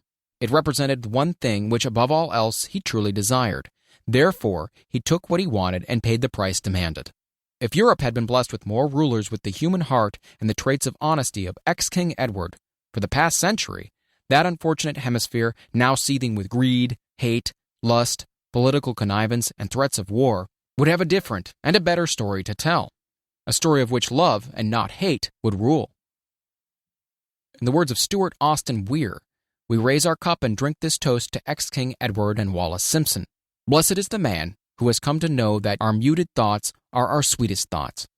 Blessed is the man who, from the blackest depths, can see the luminous figure of love, and seeing, sing, and singing say, sweeter far than uttered lays are the thoughts I have of you. In these words would we pay tribute to the people who, more than all others of modern times, have been the victims of criticism and the recipients of abuse, because they found life's greatest treasure and claimed it. Mrs. Simpson read and approved this analysis. Most of the world will applaud the Duke of Windsor and Wallace Simpson because of their persistence in searching until they found life's greatest reward. All of us can profit by following their example in our own search for which we demand of life. What mystical power gives to men of persistence the capacity to master difficulties? Does the quality of persistence set up in one's mind some form of spiritual, mental, or chemical activity which gives one access to supernatural forces? Does infinite intelligence throw itself on the side of the person who still fights on after the battle has been lost, with the whole world on the opposing side? These and many other similar questions have arisen in my mind as I observed men like Henry Ford, who started at scratch and built an industrial empire of huge proportions, with little else in the way of a beginning but persistence. Or Thomas Edison, who, with less than 3 months of schooling, became the world's leading inventor and converted persistence into the talking machine, the moving picture machine, and the incandescent light, to say nothing of 100 or other useful inventions. I had the happy privilege of analyzing both Mr. Edison and Mr. Ford year by year over a long period of years, and therefore the opportunity to study them at close range. So I speak from actual knowledge when I say I find no quality save persistence in either of them that even remotely suggested the major source of their stupendous achievements. As one makes an impartial study of the prophets, philosophers, miracle men, and religious leaders of the past, one is drawn to the inevitable conclusion that persistence, concentration of effort, and definiteness of purpose were the major sources of their achievements. Consider, for example, the strange and fascinating story of Muhammad. Analyze his life, compare him with the men of achievement in his modern age of industry and finance, and observe how they have one outstanding trait in common: persistence. If you are keenly interested in studying the strange power which gives potency to persistence, read a biography of Muhammad, especially the one by Asad Bey. This brief review of that book by Thomas Sugro in the Herald Tribune will provide a preview of the rare treat in store for those who take the time to read the entire story of one of the most astounding examples of the power of persistence known to civilization. The Last Great Prophet, reviewed by Thomas Sugro. Muhammad was a prophet, but he never performed a miracle. He was not a mystic. He had no formal schooling. He did not begin his mission until he was 40. When he announced that he was the messenger of God bringing word of the true religion, he was ridiculed and labeled a lunatic. Children tripped him and women threw filth upon him. He was banished from his native city, Mecca, and his followers were stripped of all their worldly goods and sent into the desert after him. When he had been preaching 10 years, he had nothing to show for it but banishment, poverty, and ridicule. Yet before another 10 years had passed, he was a dictator of all Arabia, ruler of Mecca, and the head of a new world religion which was to sweep to the Danube and the Pyrenees before exhausting the impetus he gave it. That impetus was threefold: the power of words, the efficacy of prayer, and man's kinship with God. His career never made sense. Muhammad was born to impoverished members of a leading family of Mecca. Because Mecca, the crossroads of the world, home of the magic stone called the Kaaba, great city of trade and the center of trade routes, was unsanitary, its children were sent to be raised in the desert by Bedouins. Muhammad was thus nurtured, drawing strength and health from the milk of nomad, vicarious mothers. He tended sheep and soon hired out to a rich widow as leader of her caravans. He traveled to all parts of the Eastern world, talked with many men of diverse beliefs, and observed the decline of Christianity into warring sects. When he was 28, Khadijah, the widow, looked upon him with favor and married him. Her father would have objected to such a marriage, so she got him drunk and held him up while he gave paternal blessing. For the next 12 years, Muhammad lived as a rich and respected and very shrewd trader. Then he took to wandering in the desert, and one day he returned with the first verse of the Quran and told Khadijah that the archangel Gabriel had appeared to him and said he was the messenger of God. The Quran, the revealed word of God, was the closest thing to a miracle in Muhammad's life. He had not been a poet. He had no gift of words. Yet the verses of the Quran, as he received them and recited them to the faithful, were better than any verses which the professional poets of the tribes could produce. This to the Arabs was a miracle. To them the gift of words was the greatest gift. The poet was all wonderful. In addition, the Quran said that all men were equal before God, that the world should be a democratic state, Islam. It was this political heresy, plus Muhammad's desire to destroy all the 360 idols in the courtyard of the Kaaba, which brought about his banishment. The idols brought the desert tribes to Mecca, and that meant trade. So the businessmen of Mecca, the capitalists, of which he had been one, set upon Muhammad. Then he retreated to the desert and demanded sovereignty over the world. The rise of Islam began. Out of the desert came a flame which would not be extinguished, a democratic army fighting as a unit and prepared to die without wincing. Muhammad had invited the Jews and Christians to join him, for he was not building a new religion. He was calling all who believed in one God to join in one single faith. If the Jews and Christians had accepted his invitation, Islam would have conquered the world. They didn't. They would not even accept Muhammad's innovation of humane warfare. When the armies of the Prophet entered Jerusalem, not a single person was killed because of his faith. When the Crusaders entered the city centuries later, not a Muslim man, woman, or child was spared. But the Christians did accept one Muslim idea, the place of learning, the university. Chapter 10. Power of the Mastermind, the Driving Force. The ninth step toward riches. Power is essential for success in the accumulation of money. Plans are inert and useless without sufficient power to translate them into action. This chapter will describe the method by which an individual may attain and apply power. Power may be defined as organized and intelligently directed knowledge. Power, as the term is here used, refers to organized effort, sufficient to enable an individual to transmute desire into its monetary equivalent. Organized effort is produced through the coordination of effort of two people or more who work toward a definite end in the spirit of harmony. Power is required for the accumulation of money. Power is necessary for the retention of money after it has been accumulated. Let us ascertain how power may be acquired. If power is organized knowledge, let us examine the sources of knowledge. A. Infinite intelligence. This source of knowledge may be contacted through the procedure described in another chapter with the aid of creative imagination. B. Accumulated experience. The accumulated experience of man, or that portion of which it has been organized and recorded, may be found in any well-equipped public library. An important part of this accumulated experience is taught in public schools and colleges where it has been classified and organized. C. Experiment and research. In the field of science, and in practically every other walk of life, men are gathering, classifying, and organizing new facts daily. This is the source of which one must turn when knowledge is not available through accumulated experience. Here, too, the creative imagination must often be used. Knowledge may be acquired from any of the foregoing sources. It may be converted into power by organizing it into definite plans and by expressing those plans in terms of action. Examination of the three major sources of knowledge will readily disclose the difficulty an individual would have if he depended upon his efforts alone in assembling knowledge and expressing it through definite plans in terms of action. If his plans are comprehensive, and if they contemplate large proportions, he must generally induce others to cooperate with him before he can inject into them the necessary element of power.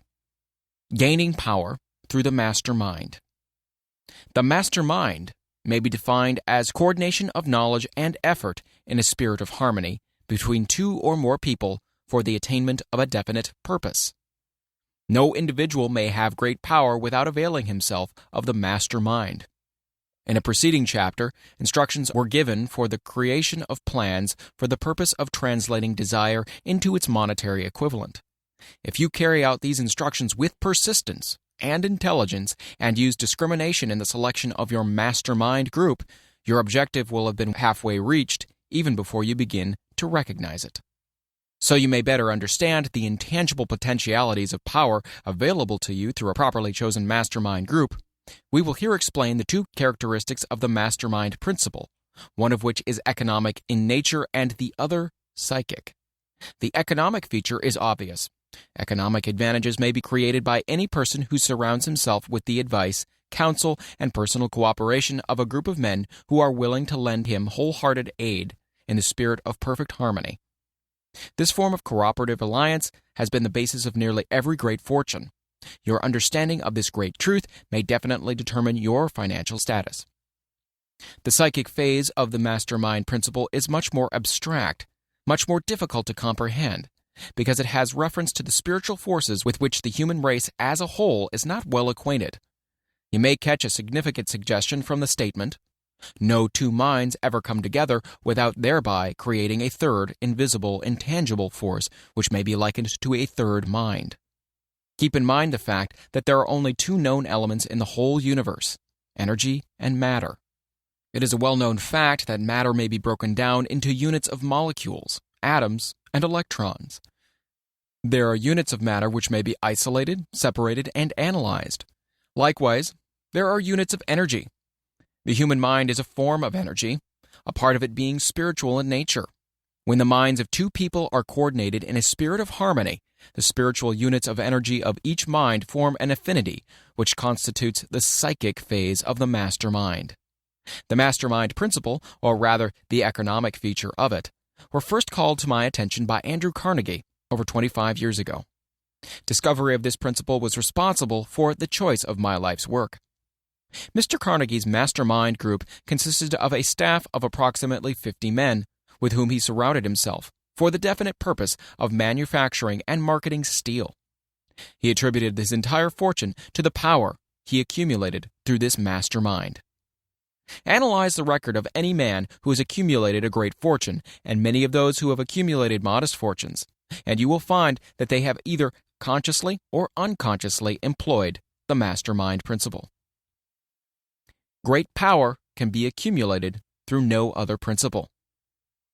Energy is nature's universal set of building blocks out of which she constructs every material thing in the universe, including man and every form of animal and vegetable life. Through a process which only nature completely understands, she translates energy into matter. Nature's building blocks are available to man in the energy involved in thinking. Man's brain may be compared to an electric battery. It absorbs energy from the ether, which permeates every atom of matter and fills the entire universe. It's a well-known fact that a group of electric batteries will provide more energy than a single battery. It's also a well-known fact that an individual battery will provide energy in proportion to the number and capacity of the cells it contains. The brain functions in a similar fashion. This accounts for the fact that some brains are more efficient than others and leads to this significant statement. A group of brains coordinated or connected in a spirit of harmony will provide more thought energy than a single brain, just as a group of electric batteries will provide more energy than a single battery. Through this metaphor, it becomes immediately obvious that the mastermind principle holds the secret of the power welded by men who surround themselves with other men of brains. There follows now another statement which will lead still nearer to an understanding of the psychic phase of the mastermind principle. When a group of individual brains are coordinated and function in harmony, the increased energy created through the alliance becomes available to every individual brain in the group. It's a well-known fact that Henry Ford began his business career under the handicap of poverty, illiteracy, and ignorance. It is an equally well-known fact that within the inconceivably short period of 10 years, Mr. Ford mastered these three handicaps, and that within 25 years he made himself one of the richest men in America. Connect with this fact the additional knowledge that Mr. Ford's most rapid strides became noticeable from the time he became a personal friend of Thomas Edison, and you'll begin to understand what the influence of one mind upon another can accomplish. Go a step further and consider the fact that Mr. Ford's most outstanding achievements began from the time that he formed the acquaintances of Harvey Firestone, John Burroughs, and Luther Burbank, each a man of great brain capacity. And you'll have further evidence that power may be produced through friendly alliance of minds. There is little, if any, doubt that Henry Ford is one of the best-informed men in the business and industrial world. The question of his wealth needs no discussion. Analyze Mr. Ford's intimate personal friends, some of whom have already been mentioned, and you'll be prepared to understand the following statement. Men take on the nature and the habits and the power of thought of those with whom they associate, in a spirit of sympathy and harmony. Henry Ford whipped poverty, illiteracy, and ignorance by allying himself with great minds, whose vibrations of thought he absorbed into his own mind. Through his association with Edison, Burbank, Burroughs, and Firestone, Mr. Ford added to his own brain power the sum and substance of the intelligence, experience, knowledge, and spiritual forces of these four men. Moreover, he appropriated and made use of the mastermind principle through the methods of procedure described in this book. This principle is available to you. We have already mentioned Mahatma Gandhi. Perhaps the majority of those who have heard of Gandhi look upon him as merely an eccentric little man who goes around without formal wearing apparel and makes trouble for the British government. In reality, Gandhi is not eccentric, but he is the most powerful man now living, estimated by the number of his followers and their faith in their leader. Moreover, he is probably the most powerful man who has ever lived. His power is passive, but it is real. Let us study the method by which he attained his stupendous power. It may be explained in a few words. He came by power through inducing over 200 million people to coordinate, with mind and body, in a spirit of harmony and for a definite purpose. In brief, Gandhi has accomplished a miracle, for it is a miracle when 200 million people can be induced, not forced, to cooperate in a spirit of harmony for a limitless time. If you doubt that this is a miracle, try to induce any two people to cooperate in a spirit of harmony for any length of time. Every man who manages a business knows what a difficult matter it is to get employees to work together in a spirit even remotely resembling harmony. The list of the chief sources from which power may be attained is, as you have seen, headed by the infinite intelligence. When two or more people coordinate in a spirit of harmony and work towards a definite objective, they place themselves in position through that alliance to absorb power directly from the great universal storehouse of infinite intelligence. This is the greatest of all sources of power. It is the source to which the genius turns. It is the source to which every great leader turns, whether he may be conscious of that fact or not. The other two major sources from which the knowledge necessary for the accumulation of power may be obtained are no more reliable than the five senses of man. The senses are not always reliable. Infinite intelligence does not err. In subsequent chapters, the methods by which infinite intelligence may be most readily contacted will be adequately described. This is not a course on religion. No fundamental principle described in this book should be interpreted as being intended to interfere either directly or indirectly with any man's religious habits. This book has been confined exclusively to instructing the reader how to transmute the definite purpose of desire for money into its monetary equivalent. Read, think, and meditate as you read. Soon, the entire subject will unfold, and you will see it in perspective. You are now seeing the detail of the individual chapters. Money is as shy and elusive as the old-time maiden. It must be wooed and won by methods not unlike those used by a determined lover in pursuit of the girl of his choice. And coincidental as it is, the power used in the wooing of money is not greatly different from that used in wooing a maiden. That power, when successfully used in the pursuit of money, must be mixed with faith.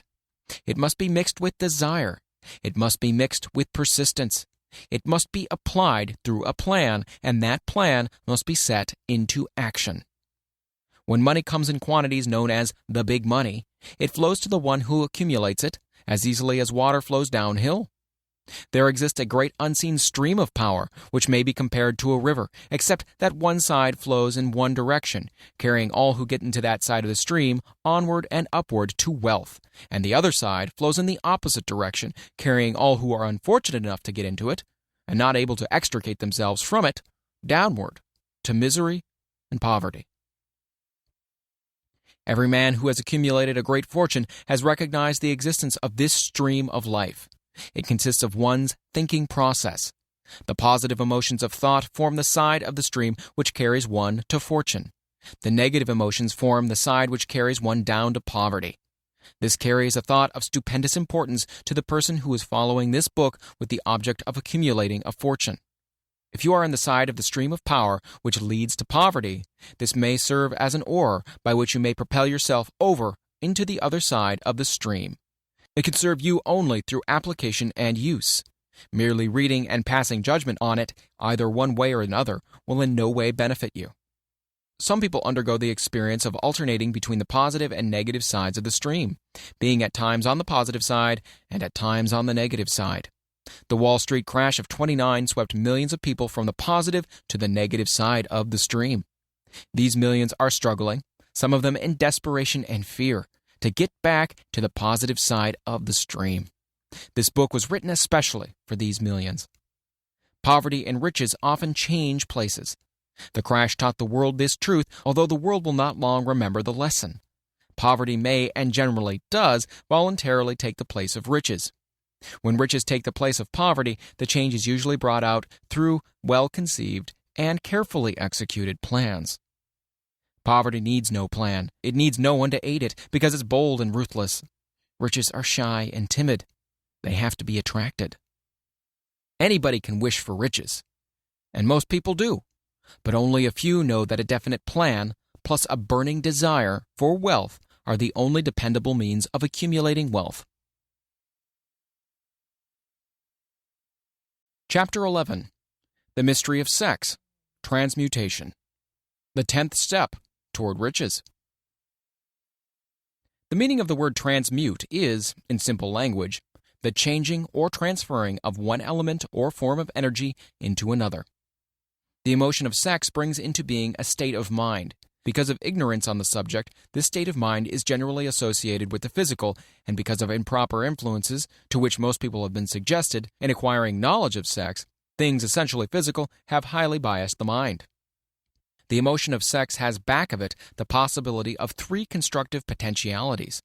They are 1. The perpetuation of mankind, 2. The maintenance of health. As a therapeutic agency, it has no equal. 3.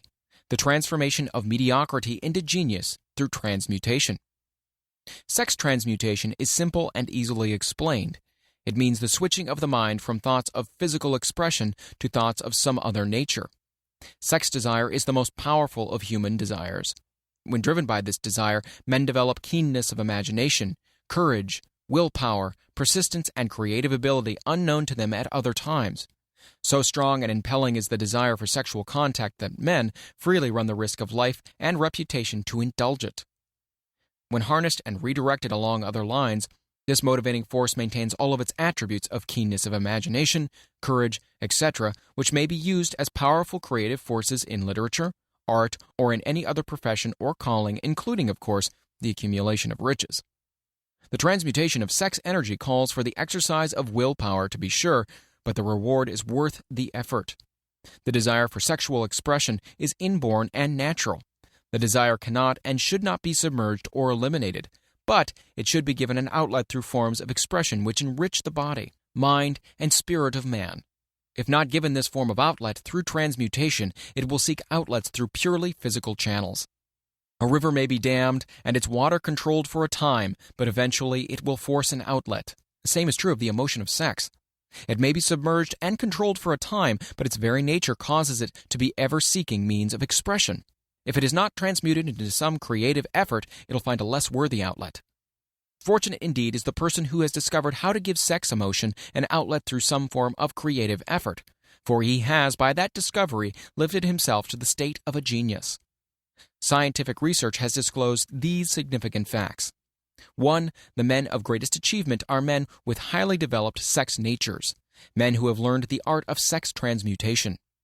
2.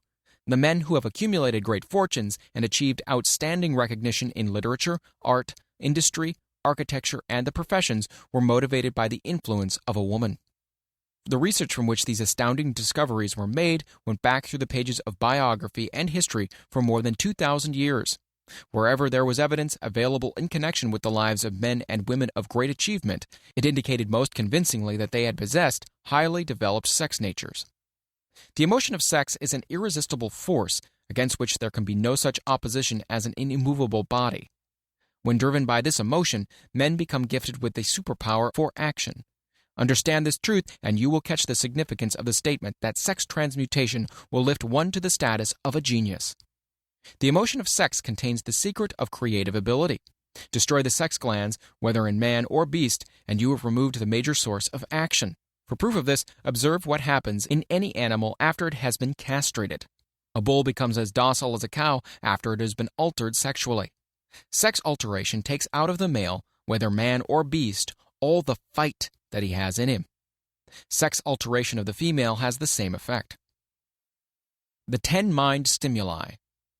The human mind responds to stimuli through which it may be keyed up to high rates of vibration, known as enthusiasm, creative imagination, intense desire, etc. The stimuli to which the mind responds most freely are 1. The desire for sex expression. 2. Love. 3. A burning desire for fame, power, or financial gain. Money. 4. Music. 5. Friendship between either those of the same sex or those of the opposite sex.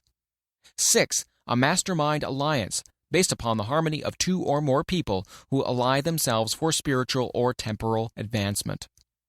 7. Mutual suffering such as that experienced by people who are persecuted. 8. Autosuggestion. 9. Fear. 10. Narcotics and alcohol. The desire for sex expression comes at the head of the list of stimuli, which most effectively step up the vibrations of the mind and start the wheels of physical action. 8 of these stimuli are natural and constructive. 2 are destructive. The list is here presented for the purpose of enabling you to make a comparative study of the major sources of mind stimulation. From this study, it will be readily seen that the emotion of sex is, by great odds, the most intense and powerful of all mind stimuli. This comparison is necessary as a foundation for proof of the statement that transmutation of sex energy may lift one to the status of a genius. Let us find out what constitutes a genius. Some wiseacre has said that a genius is a man who wears long hair, eats queer food, lives alone, and serves as a target for the joke-makers. A better definition of a genius is a man who has discovered how to increase the vibrations of thought to the point where he can freely communicate with sources of knowledge not available through the ordinary rate of vibration of thought. The person who thinks will want to ask some questions concerning this definition of genius. The first question will be, how may one communicate with sources of knowledge which are not available through the ordinary rate of vibration of thought? The next question will be, are there known sources of knowledge which are available only to the genii? And if so, what are these sources, and exactly how may they be reached? We shall offer proof of the soundness of some of the more important statements made in this book, or at least we will offer evidence through which you may secure your own proof through experimentation, and in doing so, we shall answer both of these questions. Genius is developed through the sixth sense. The reality of a sixth sense has been fairly well established. This sixth sense is creative imagination. The faculty of creative imagination is one which the majority of people never use during an entire lifetime, and if used at all, it usually happens by mere accident. A relatively small number of people use, with deliberation and purpose, afterthought, the faculty of creative imagination. Those who use this faculty voluntarily and with understanding of its functions are genii. The faculty of creative imagination is the direct link between the finite mind of man and infinite intelligence. All so-called revelations referred to in the realm of religion and all discoveries of basic or new principles in the field of invention take place through the faculty of creative imagination. When ideas or concepts flash into one's mind through what is popularly called a hunch, they come from one or more of the following sources. 1. Infinite intelligence. 2. One's subconscious mind, wherein is stored every sense impression and thought impulse which ever reach the brain through any of the 5 senses. 3. From the mind of some other person who has just released the thought, or picture of the idea or concept through conscious thought. Or 4. From that other person's subconscious storehouse. There are no other known sources for which inspired ideas or hunches may be received. The creative imagination functions best when the mind is vibrating due to some form of mind stimulation at an exceedingly high rate. That is, when the mind is functioning at a rate of vibration higher than that of ordinary, normal thought.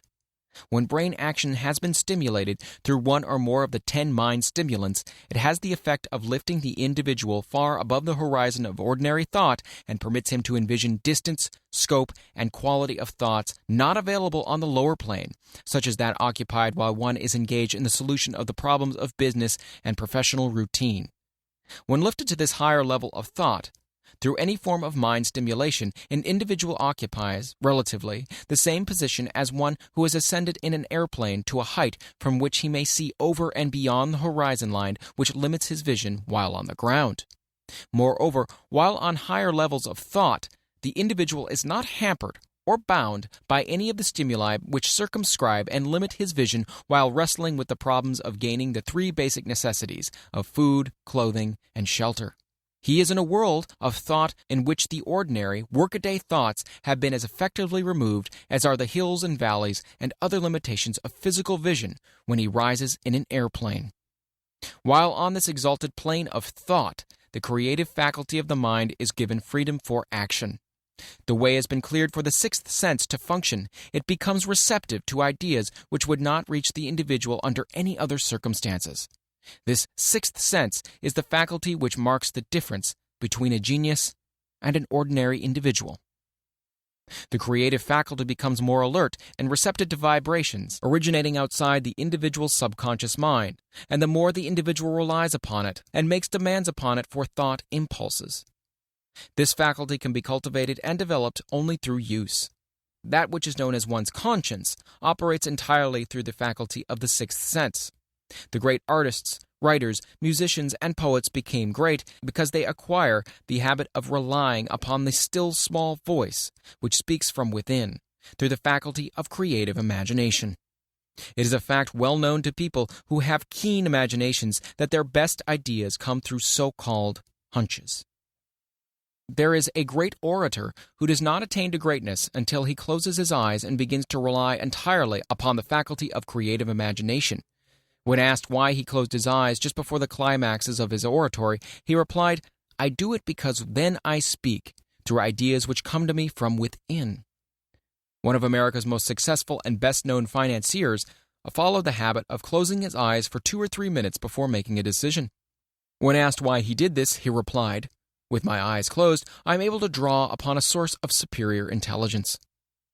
The late Dr. Elmer R. Gates of Chevy Chase, Maryland, created more than 200 useful patents, many of them basic, through the process of cultivating and using the creative faculty. His method is both significant and interesting to one interested in attaining the status of genius, in which category Dr. Gates unquestionably belonged. Dr. Gates was one of the really great, though less publicized, scientists of the world. In his laboratory, he had what he called his personal communication room. It was practically soundproof and so arranged that all light could be shut out. It was equipped with a small table on which he kept a pad of writing paper. In front of the table on the wall was an electric push-button which controlled the lights. When Dr. Gates desired to draw upon the forces available to him through his creative imagination, he would go into this room, seat himself at the table, shut off the lights, and concentrate upon the known factors of the invention on which he was working, remaining in that position until ideas began to flash into his mind in connection with the unknown factors of the invention. On one occasion, ideas came through so fast he was forced to write for almost 3 hours. When the thoughts stopped flowing and he examined his notes, he found they contained a minute description of principles which had no parallel among the known data of the scientific world. Moreover, the answer to his problem was intelligently presented in these notes. In this manner, Dr. Gates completed over 200 patents, which had been begun but not completed by half-baked brains. Evidence of the truth of this statement is in the United States Patent Office. Dr. Gates earned his living by sitting for ideas for individuals and corporations. Some of the largest corporations in America paid him substantial fees by the hour for sitting for ideas. The reasoning faculty is often faulty because it is largely guided by one's accumulated experience. Not all knowledge which one accumulates through experience is accurate. Ideas received through the creative faculty are much more reliable for the reason that they come from sources more reliable than any which are available to the reasoning faculty of the mind. The major difference between the genius and the ordinary crank inventor may be found in the fact that the genius works through this faculty of creative imagination, while the crank knows nothing of this faculty. The scientific inventor, such as Mr. Edison or Dr. Gates, makes use of both the synthetic and the creative faculties of imagination. For example, the scientific inventor or genius begins an invention by organizing and combining the known ideas or principles accumulated through experience through the synthetic faculty, the reasoning faculty. If he finds this accumulated knowledge to be insufficient for the completion of his invention, he then draws upon the sources of knowledge available to him through his creative faculty. The method by which he does this varies with the individual, but this is the sum and substance of this procedure. 1. He stimulates his mind so that it vibrates on a higher than average plane, using one or more of the 10 mind stimulants or some other stimulant of his choice. 2. He concentrates upon the known factors, the finished part of his invention, and creates in his mind a perfect picture of unknown factors, the unfinished part of his invention. He holds this picture in his mind until it has been taken over by the subconscious mind, then relaxes by clearing his mind of all thought, and waits for his answer to flash into his mind. Sometimes the results are both definite and immediate. At other times the results are negative, depending upon the state of development of the sixth sense, or creative faculty. Mr. Edison tried out more than 10,000 different combinations of ideas through the synthetic faculty of his imagination before he tuned in through the creative faculty and got the answer which perfected the incandescent light. His experience was similar when he produced the talking machine. There is plenty of reliable evidence that the faculty of creative imagination exists. This evidence is available through accurate analysis of men who have become leaders in their respective callings, without having had extensive educations. Lincoln was a notable example of a great leader who achieved greatness through the discovery and the use of his faculty of creative imagination.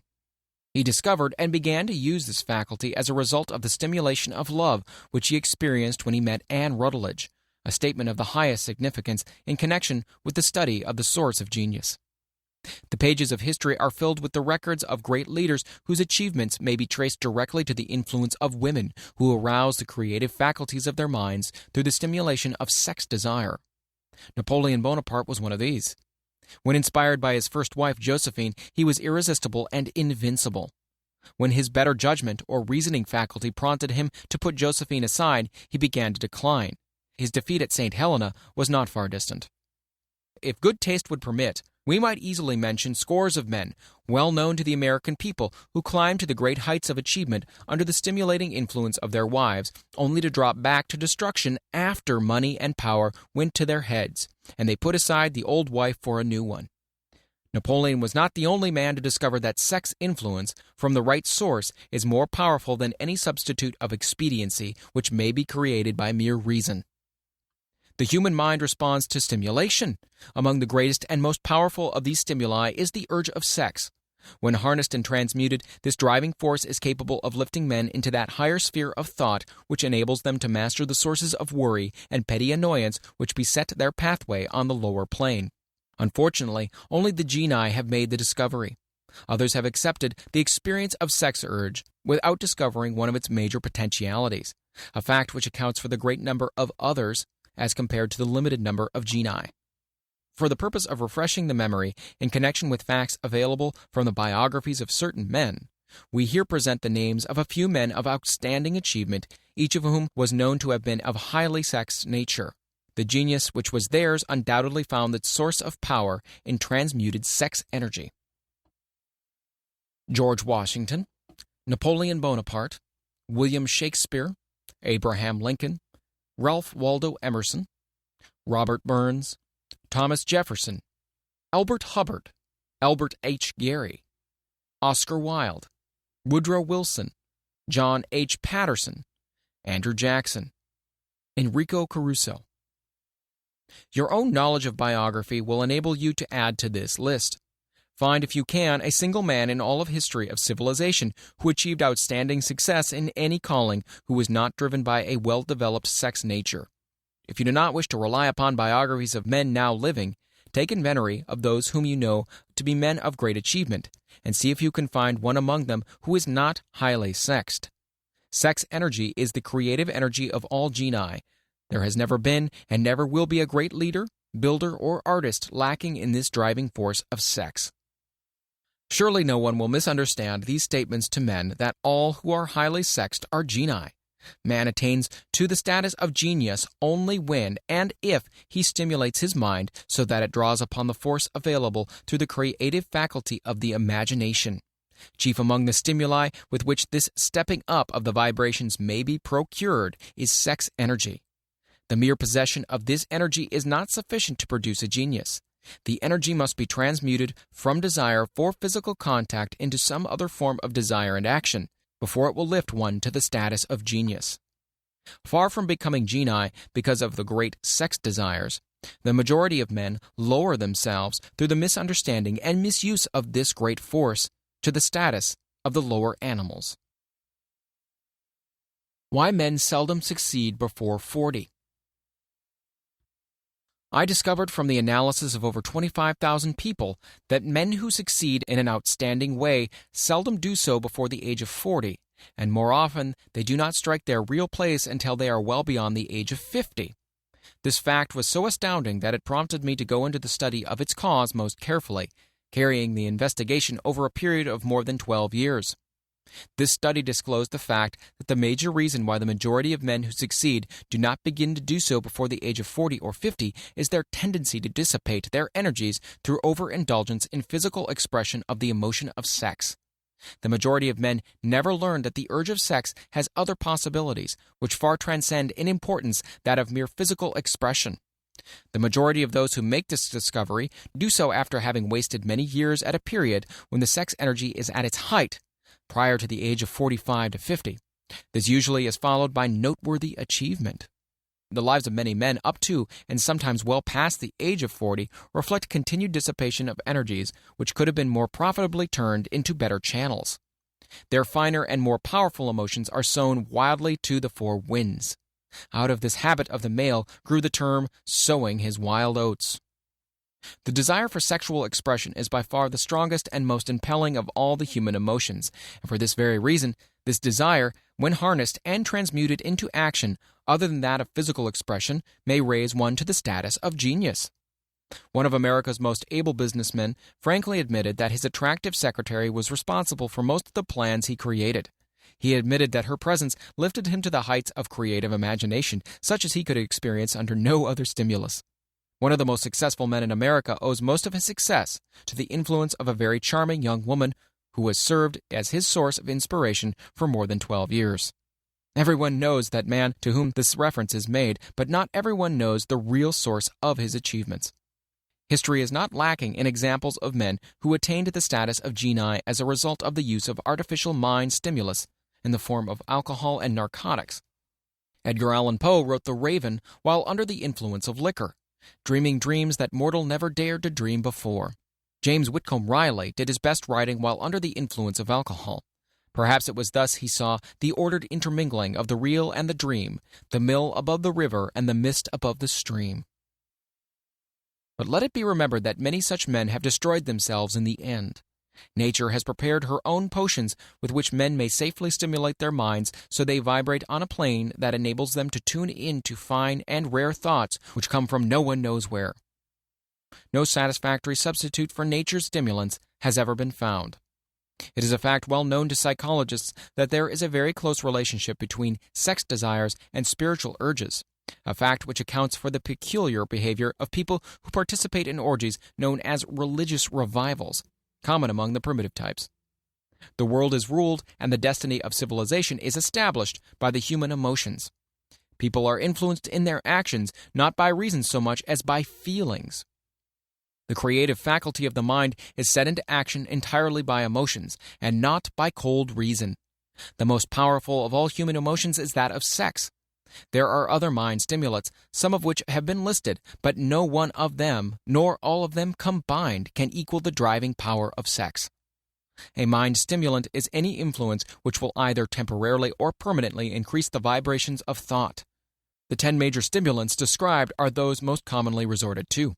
Through these sources, one may commune with infinite intelligence or enter, at will, the storehouse of the subconscious mind, either one's own or that of another person, a procedure which is all there is of genius.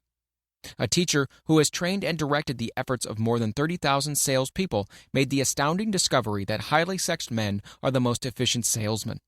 The explanation is that the factor of personality, known as personal magnetism, is nothing more or less than sex energy. Highly sexed people always have a plentiful supply of magnetism. Through cultivation and understanding, this vital force may be drawn upon and used to great advantage in the relationships between people. This energy may be communicated to others through the following media. 1. The handshake. The touch of the hand indicates instantly the presence of magnetism or lack of it. 2. The tone of voice. Magnetism or sex energy is the factor with which the voice may be colored or made musical and charming. 3. Posture and carriage of body. Highly sexed people move briskly and with grace and ease.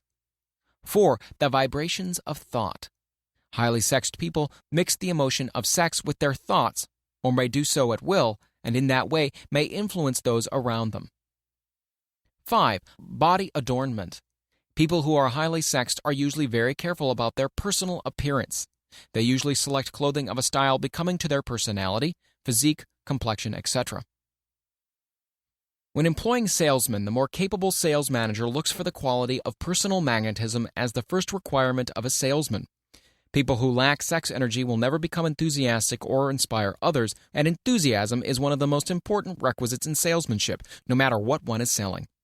The public speaker, orator, preacher, lawyer, or salesman who is lacking in sex energy is a flop as far as being able to influence others is concerned.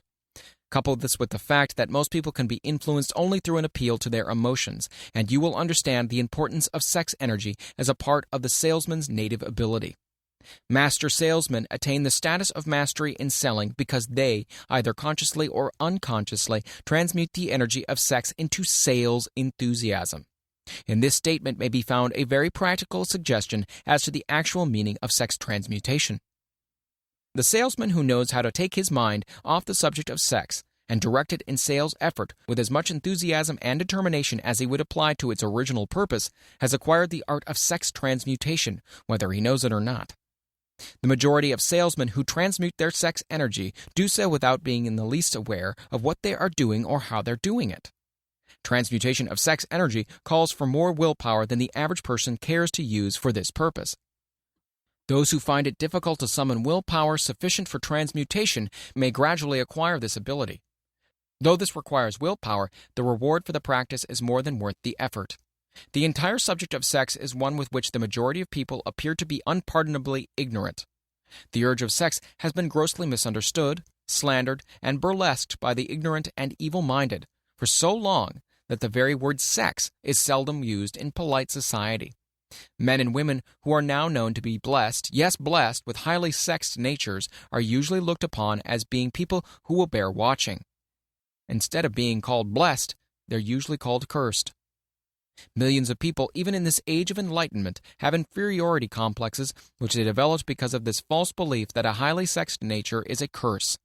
These statements of the virtue of sex energy should not be construed as justification for the libertine.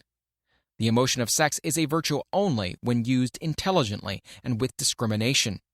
It may be misused and often is to such an extent that it debases instead of enriches both body and mind. The better use of this power is the burden of this chapter.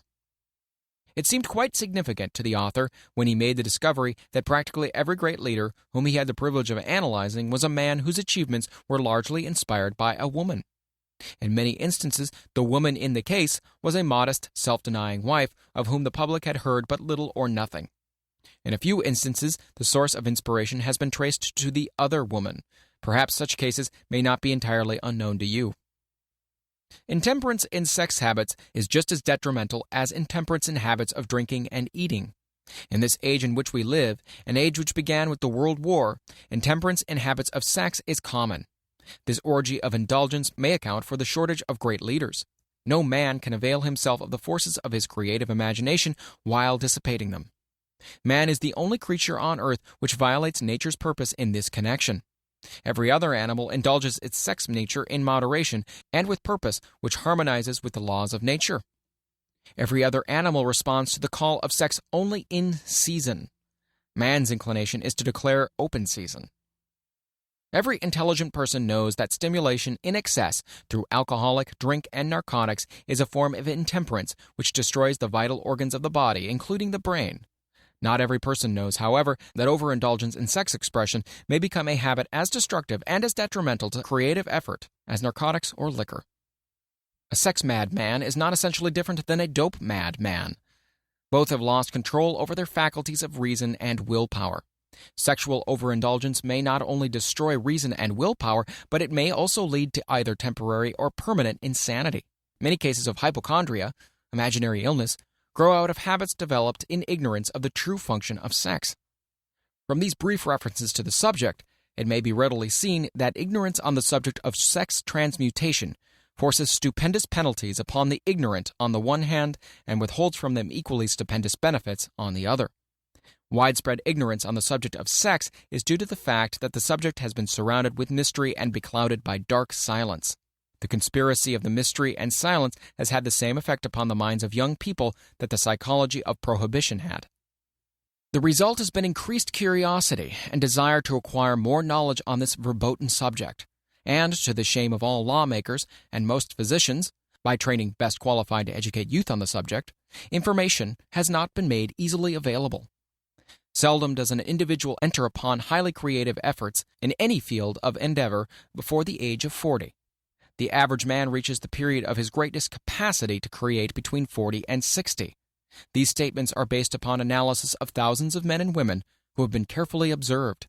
They should be encouraging to those who fail to arrive before the age of 40 and to those who become frightened at the encroachment of old age around the 40-year mark. The years between 40 and 50 are, as a rule, the most fruitful. Men should approach this age not with fear and trembling, but with hope and eager anticipation. If you want evidence that most men do not begin to do their best work before the age of 40, study the records of the most successful men known to the American people, and you'll find it. Henry Ford did not hit his pace of achievement until he had passed the age of 40. Andrew Carnegie was well past 40 before he began to reap the reward of his efforts. James J. Hill was still running a telegraph key at the age of 40. His stupendous achievements took place after that age. Biographies of American industrialists and financiers are filled with evidence that the period from 40 to 60 is the most productive age of man.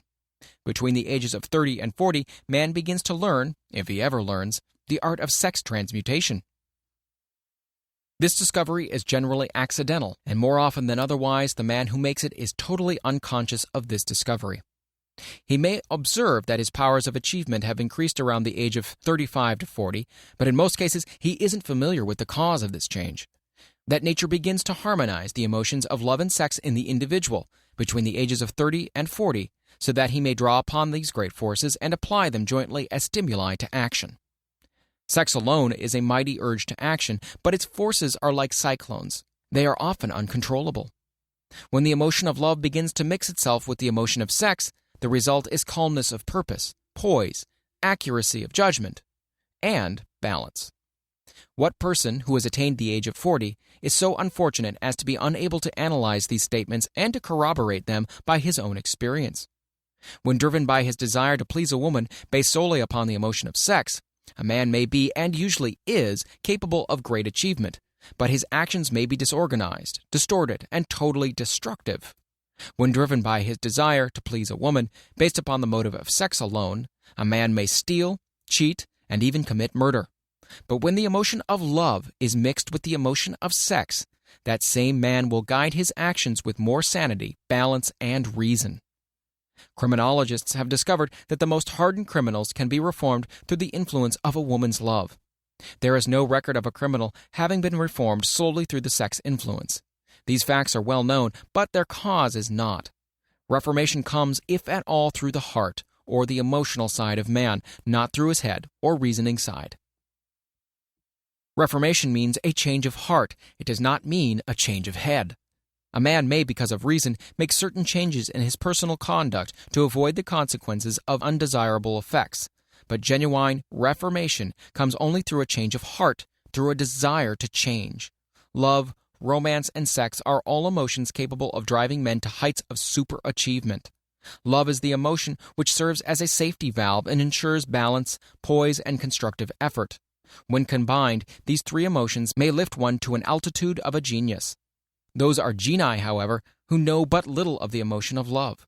Most of them may be found engaged in some form of action which is destructive, or at least not based upon justice and fairness towards others. If good taste would permit, a dozen genii could be named in the field of industry and finance who ride ruthlessly over the rights of their fellow men. They seem totally lacking in conscience. The reader can easily supply his own list of such men. The emotions are states of mind. Nature has provided man with a chemistry of the mind, which operates in a manner similar to the principles of chemistry of matter. It is a well-known fact that, through the aid of chemistry of matter, a chemist may create a deadly poison by mixing certain elements, none of which are in themselves harmful in the right proportions. This emotion may likewise be combined so as to create a deadly poison. The emotions of sex and jealousy, when mixed, may turn a person into an insane beast. The presence of any one or more of the destructive emotions in the human mind, through the chemistry of the mind, sets up a poison which may destroy one's sense of justice and fairness. In extreme cases, the presence of any combination of these emotions in the mind may destroy one's reason. The road to genius consists of the development, control, and use of sex, love, and romance. Briefly, the process may be stated as follows. Encourage the presence of these emotions as the dominating thoughts in one's mind, and discourage the presence of all the destructive emotions. The mind is a creature of habit. It thrives upon the dominating thoughts fed it. Through the faculty of willpower, one may discourage the presence of any emotion and encourage the presence of any other. Control of the mind through the power of will is not difficult. Control comes from persistence and habit. The secret of control lies in understanding the process of transmutation. When any negative emotion presents itself in one's mind, it can be transmuted into a positive or constructive emotion by the simple procedure of changing one's thoughts. There is no other road to genius than through voluntary self-effort. A man may attain to great heights of financial or business achievement solely by the driving force of sex energy, but history is filled with evidence that he may, and usually does, carry with him certain traits of character which rob him of the ability to either hold or enjoy his fortune. This is worthy of analysis, thought, and meditation, for it states a truth and knowledge of which may be helpful to women as well as men. Ignorance of this has cost thousands of people their privilege of happiness, even though they possessed riches. The emotions of love and sex leave their unmistakable marks upon the features. Moreover, these signs are so visible that all who wish may read them. The man who is driven by the storm of passion based upon sex desires alone plainly advertises that fact to the entire world by the expression of his eyes and the lines of his face. The emotion of love, when mixed with the emotion of sex, softens, modifies, and beautifies the facial expression. No character analyst is needed to tell you this. You may observe it for yourself. The emotion of love brings out and develops the artistic and aesthetic nature of man. It leaves its impress upon one's very soul, even after the fire has been subdued by time and circumstance. Memories of love never pass. They linger and influence long after the source of stimulation has faded. There's nothing new in this. Every person who has been moved by genuine love knows that it leaves enduring traces upon the human heart. The effect of love endures because love is spiritual in nature. The man who cannot be stimulated to great heights of achievement by love is hopeless. He's dead, though he may seem to be alive. Even the memories of love are sufficient to lift one to a higher plane of creative effort. The major force of love may spend itself and pass away, like a fire which has burned itself out. But it leaves behind incredible marks as evidence that it passed this way. Its departure often prepares the human heart for a still greater love. Go back into your yesterdays at times and bathe your mind in the beautiful memories of past love. It will soften the influence of the present worries and annoyances. It will give you a source of escape from the unpleasant realities of life, and maybe, who knows, your mind will yield to you ideas or plans which may change the entire financial or spiritual status of your life. If you believe yourself unfortunate because you have loved and lost, perish the thought. One who has loved truly can never lose entirely. Love is whimsical and temperamental. Its nature is ephemeral and transitory. It comes when it pleases and goes away without warning. Accept and enjoy it while it remains, but spend no time worrying over its departure. Worry will never bring it back. Dismiss also the thought that love never comes but once. Love may come and go, times without number, but there are no two love experiences which affect one in just the same way. There may be, and there usually is, one love experience which leaves a deeper imprint on the heart than all the others. But all love experiences are beneficial except to the person who becomes resentful and cynical when love makes its departure. There should be no disappointment over love, and there should be none if people understood the difference between the emotions of love and sex. The major difference is that love is spiritual, while sex is biological. No experience which touches the human heart with a spiritual force can possibly be harmful, except through ignorance or jealousy. Love is, without question, life's greatest experience. It brings one into communion with the infinite intelligence. When mixed with the emotions of romance and sex, it may lead one far up the ladder of creative effort. The emotions of love, sex, and romance are sides of the eternal triangle of achievement-building genius. Nature creates genii through no other force. Love is an emotion with many sides, shades, and colors. The love which one feels for parents or children is quite different from that which one feels for one's sweetheart. The one is mixed with the emotion of sex, while the other's is not. The love which one feels in true friendship is not the same as that felt for one's sweetheart, parents, or children, but it too is a form of love. Then there's the emotion of love for things inanimate, such as the love of nature's handiwork. But the most intense and burning of all those various kinds of love is that experience in the blending of the emotions of love and sex. Marriage is not blessed with the eternal affinity of love, properly balanced and proportioned with sex, cannot be happy ones, and seldom endure. Love alone will not bring happiness in marriage, nor will sex alone. When these two beautiful emotions are blended, marriage may bring about a state of mind closest to the spiritual that one may ever know on this earthly plane. When the emotion of romance is added to those of love and sex, the obstructions between the finite mind of the man and the infinite intelligence are removed. Then a genius has been born. What a different story is this than those usually associated with the emotion of sex. Here is an interpretation of the emotion which lifts it out of the commonplace and makes of it potter's clay in the hands of God, from which he fashions all that is beautiful and inspiring. It is an interpretation which would, when properly understood, bring harmony out of the chaos which exists in too many marriages. The disharmonies often expressed in the form of nagging may usually be traced to a lack of knowledge on the subject of sex. Where love, romance, and the proper understanding of the emotions and function of sex abide, there is no disharmony between married people. Fortunate is the husband whose wife understands the true relationship between the emotions of sex, love, and romance. When motivated by this holy triumvirate, no form of labor is burdensome, because even the most lowly form of effort takes on the nature of a labor of love. It's a very old saying that a man's wife may either make him or break him, but the reason is not always understood. The making and the breaking is the result of the wife's understanding or lack of understanding of the emotions of love, sex, and romance. Despite the fact that men are polygamous by the very nature of their biological inheritance, it is true that no woman has as great an influence on a man as his wife unless he is married to a woman totally unsuited to his nature. If a woman permits her husband to lose interest in her and become more interested in other women, it's usually because of her ignorance or indifference towards the subjects of sex, love, and romance. This statement presupposes, of course, that genuine love once existed between a man and his wife. The facts are equally applicable to a man who permits his wife's interests in him to die. Married people often bicker over a multitude of trivialities. If these are analyzed accurately, the real question of the trouble will often be found to be indifference or ignorance on these subjects. Man's greatest motivating force is his desire to please woman.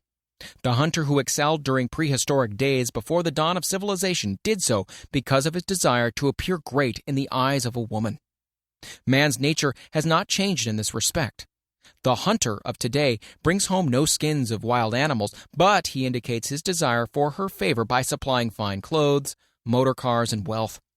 Man has the same desire to please woman that he had before the dawn of civilization. The only thing that has changed is his method of pleasing. Men who accumulate large fortunes and attain to great heights of power and fame do so mainly to satisfy their desire to please women. Take women out of their lives, and great wealth would be useless to most men. It is the inherent desire of man to please woman, which gives woman the power to make or break a man. The woman who understands man's nature and tactfully caters to it need no fear of competition from other women. Men may be giants with indomitable willpower when dealing with other men, but they are easily managed by the woman of their choice. Most men will not admit that they are easily influenced by the women they prefer because it is in the nature of the male to want to be recognized as the stronger of the species. Moreover, the intelligent woman recognizes this manly trait and very wisely makes no issue of it. Some men know that they are being influenced by the woman of their choice, their wives, sweethearts, mothers, or sisters, but they tactfully refrain from rebelling against the influence because they are intelligent enough to know no man is happy or complete without the modifying influence of the right woman. The man who does not recognize this important truth deprives himself of the power which has done more to help men achieve success than all other forces combined.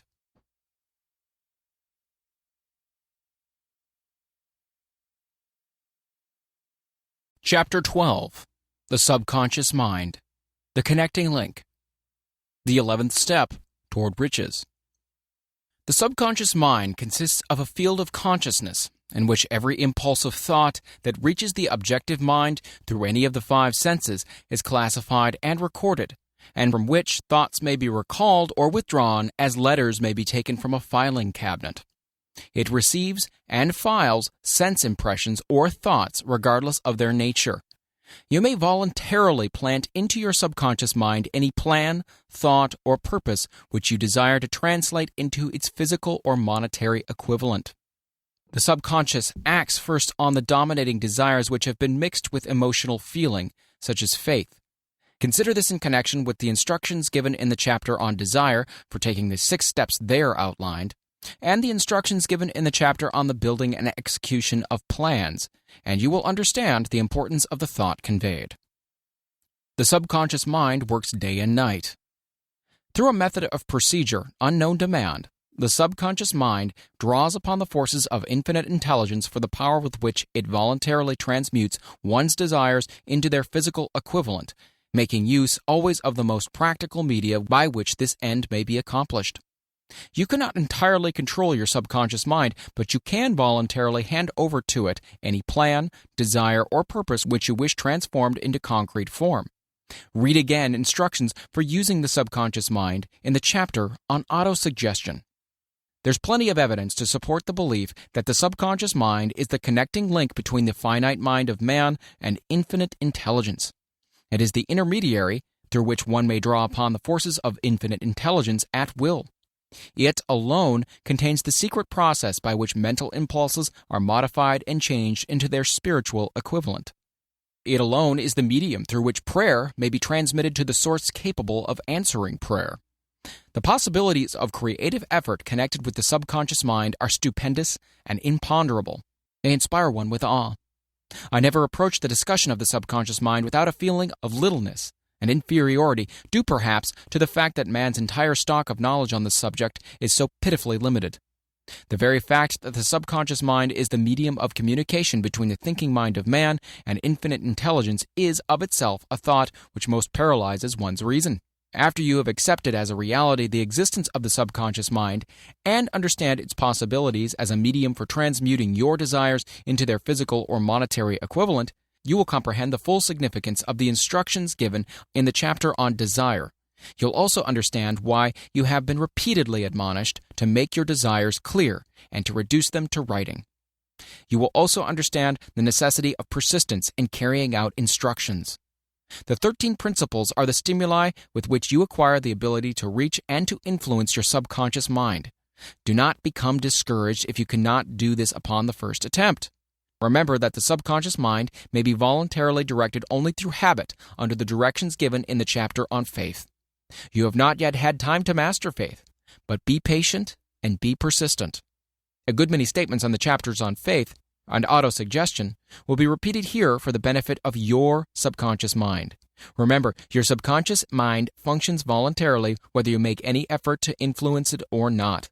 This naturally suggests to you that thoughts of fear and poverty and all native thoughts serve as stimuli to your subconscious mind unless you master these impulses and give it more desirable food upon which it may feed. The subconscious mind will not remain idle.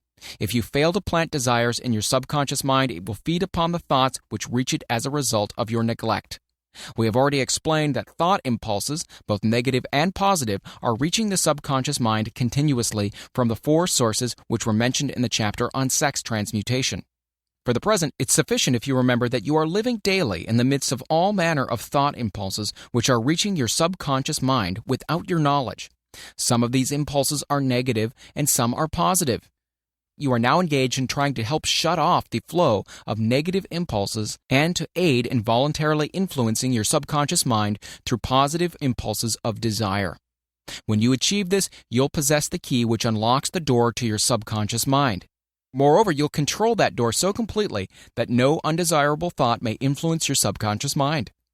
Everything which man creates begins in the form of a thought impulse. Man can create nothing which he does not first conceive in thought. Through the aid of the imagination, thought impulses may be assembled into plans. The imagination, when under control, may be used for the creation of plans or purposes that lead to success in one's chosen occupation. All thought impulses intended for transmutation into their physical equivalent, voluntarily planted in the subconscious mind, must pass through the imagination and be mixed with faith. The mixing of faith with a plan or purpose intended for submission to the subconscious mind may be done only through the imagination. From these statements, you'll readily observe that voluntary use of the subconscious mind calls for coordination and application of all the principles. Ella Wheeler Wilcox gave evidence of her understanding of the power of the subconscious mind when she wrote, "You never can tell what a thought will do in bringing you hate or love. For thoughts are things, and their airy wings are swifter than carrier doves. They follow the law of the universe. Each thing creates its kind, and they speed o'er the track to bring you back whatever went from your mind." Mrs. Wilcox understood the truth that thoughts which go out from one's mind also embed themselves deeply in one's subconscious mind, where they serve as a magnet, pattern, or blueprint by which the subconscious mind is influenced while translating them into their physical equivalent. Thoughts are truly things for the reason that every material thing begins in the form of thought energy. The subconscious mind is more susceptible to influence by impulses of thought mixed with feeling or emotion than by those originating solely in the reasoning portion of the mind. In fact, there's much evidence to support the theory that only emotionalized thoughts have any action influence upon the subconscious mind. It's a well-known fact that emotion or feeling rules the majority of people. If it is true that the subconscious mind responds more quickly to and is influenced more readily by thought impulses that are well mixed with emotion, it is essential to become familiar with the more important of the emotions. There are 7 major positive emotions and 7 major negative emotions. The negatives voluntarily inject themselves into the thought impulses, which ensure passage into the subconscious mind. The positives must be injected through the principle of autosuggestion into the thought impulses, which an individual wishes to pass on to his subconscious mind. Instructions have been given in the chapter on autosuggestion. These emotions or feeling impulses may be likened to yeast in a loaf of bread because they constitute the action element, which transforms thought impulses from the passive to the active state. Thus may one understand why thought impulses, which have been well mixed with emotion, are acted upon more readily than thought impulses originating in cold reason. You are preparing yourself to influence and control the inner audience of your subconscious mind in order to hand over to it the desire for money, which you wish transmuted into its monetary equivalent. It is essential, therefore, that you understand the method of approach to this inner audience. You must speak its language, or it will not heed your call. It understands best the language of emotion or feeling. Let us therefore describe here the 7 major positive emotions and the 7 major negative emotions so that you may draw upon the positives and avoid the negatives when giving the instructions to your subconscious mind.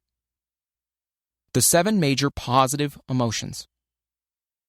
The emotion of desire, the emotion of faith, the emotion of love, the emotion of sex, the emotion of enthusiasm, the emotion of romance, the emotion of hope.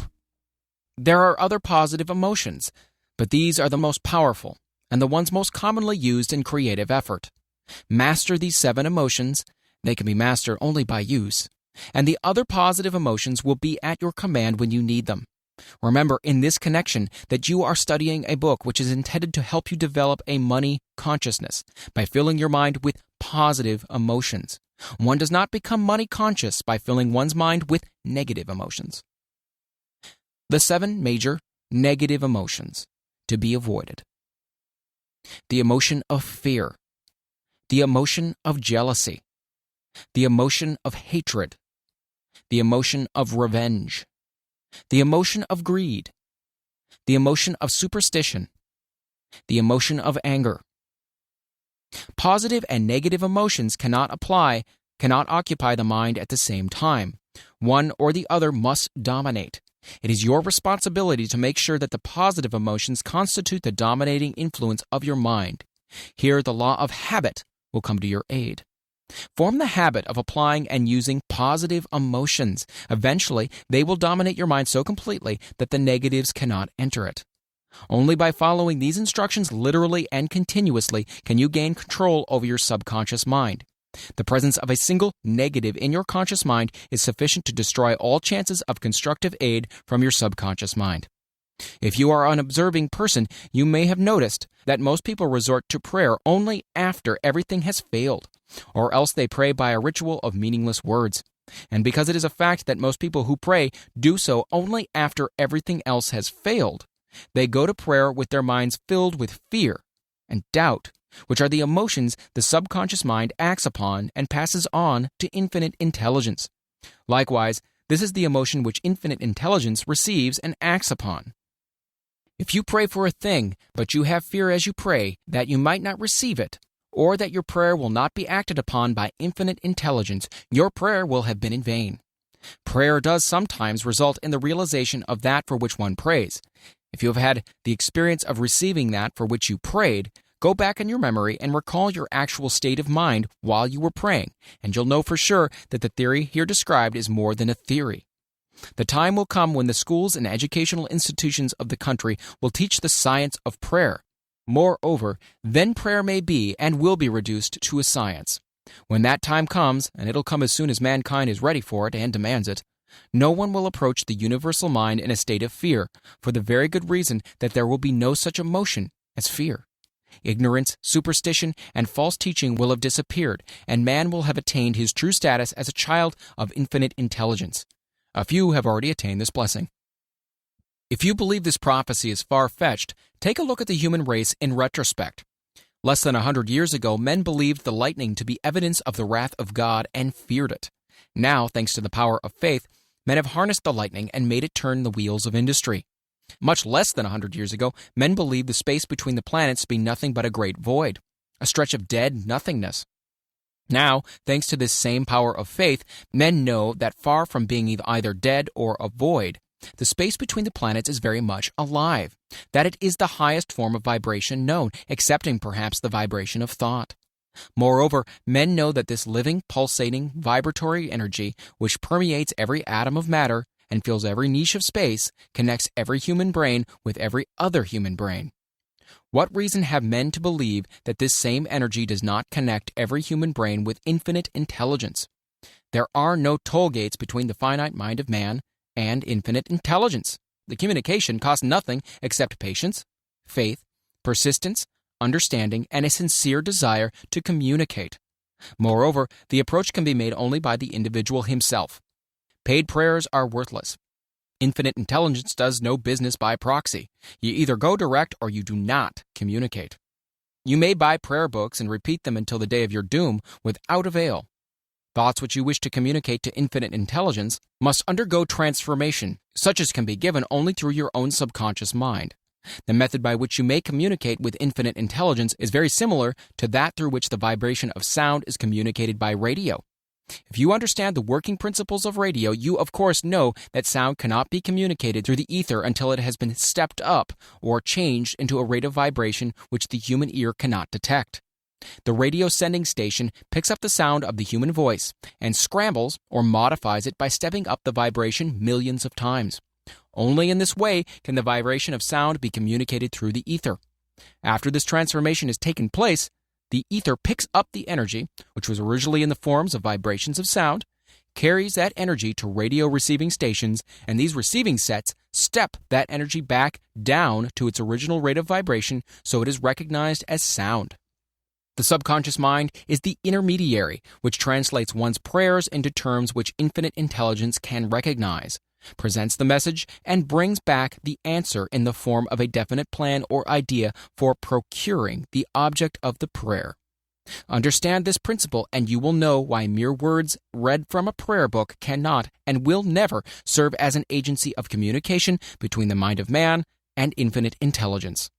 Before your prayer will reach infinite intelligence, a statement of the author's theory only, it probably is transformed from its original thought vibration into terms of spiritual vibration. Faith is the only known agency which will give your thoughts a spiritual nature. Faith and fear make poor bedfellows. Where one is found, the other cannot exist. Chapter 13, The Brain, the 12th Step Toward Riches. More than 20 years ago, the author, working in conjunction with the late Dr. Alexander Graham Bell and Dr. Elmer R. Gates, observed that every human brain is both a broadcasting and a receiving station for the vibration of thought. Through the medium of the ether, in a fashion similar to that employed by the radio broadcasting principle, every human brain is capable of picking up vibrations of thought which are being released by other brains. In connection with the statement in the preceding paragraph, compare and consider the description of the creative imagination, as outlined in the chapter on imagination. The creative imagination is the receiving set of the brain, which receives thoughts released by the brains of others. It is the agency of communication between one's conscious or reasoning mind and the four sources from which one may receive thought stimuli. When stimulated or stepped up to a high rate of vibration, the mind becomes more receptive to the vibration of thought which reaches it through the ether from outside sources. This stepping up process takes place through the positive or negative emotions. Through the emotions, the vibrations of thought may be increased. Vibrations of an exceedingly high rate are the only vibrations picked up and carried by the ether from one brain to another. Thought is energy traveling at an exceedingly high rate of vibration. Thought, which has been modified or stepped up by any of the major emotions, vibrates at a much higher rate than ordinary thought. And it is this type of thought which passes from one brain to another through the broadcasting machinery of the human brain. The emotion of sex stands at the head of human emotions as far as intensity and driving force are concerned. The brain which has been stimulated by the emotion of sex vibrates at a much more rapid rate than it does when that emotion is quiescent or absent. The result of sex transmutation is the increase of the rate of vibration of thoughts to such a pitch that the creative imagination becomes highly receptive to ideas which it picks up from the ether.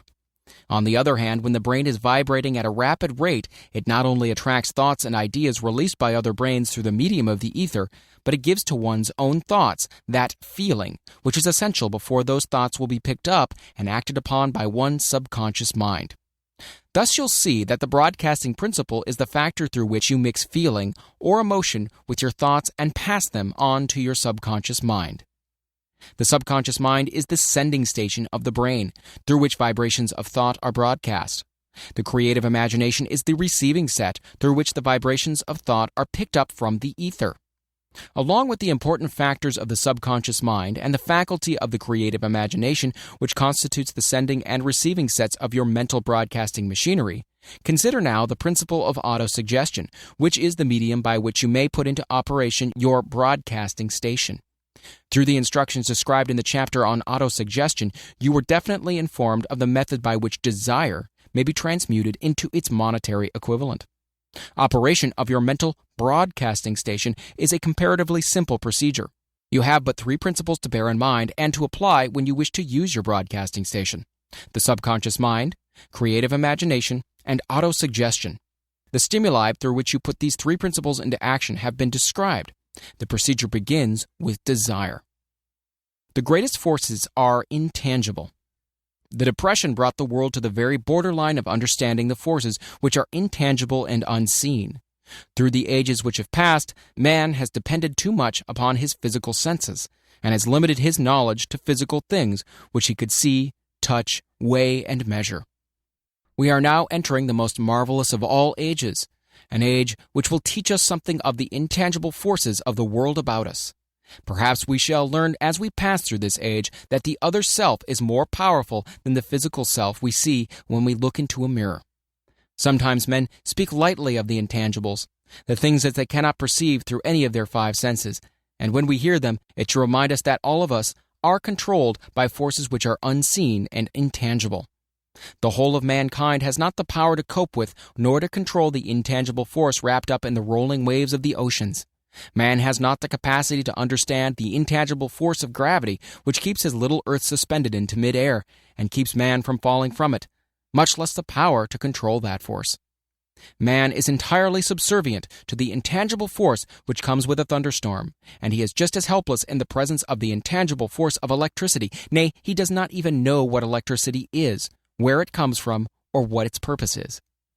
Nor is this by any means the end of man's ignorance in connection with things unseen and intangible. He does not understand the intangible force and intelligence wrapped up in the soil of the earth, the force which provides him with every morsel of food he eats, every article of clothing he wears, and every dollar he carries in his pockets. The dramatic story of the brain. Last but not least, man, with all of his boasted culture and education, understands little or nothing of the intangible force, the greatest of all the intangibles, of thought. He knows but little concerning the physical brain and its vast network of intricate machinery through which the power of thought is translated into its material equivalent. But he is now entering an age which shall yield enlightenment on the subject. Already men of science have begun to turn their attention to the study of this stupendous thing called a brain, and while they are still in the kindergarten stage of their studies, they have uncovered enough knowledge to know that the central switchboard of the human brain, the number of lines which connect the brain cells one with the other, equal the figure 1, followed by 15 million ciphers. The figure is so stupendous, said Dr. C. Judson Herrick of the University of Chicago, that astronomical figures dealing with hundreds of millions of light years become insignificant by comparison. It has been determined that there are 10 billion to 14 billion nerve cells in the human cerebral cortex, and we know that these are arranged in definite patterns. These arrangements are not haphazard, they are orderly.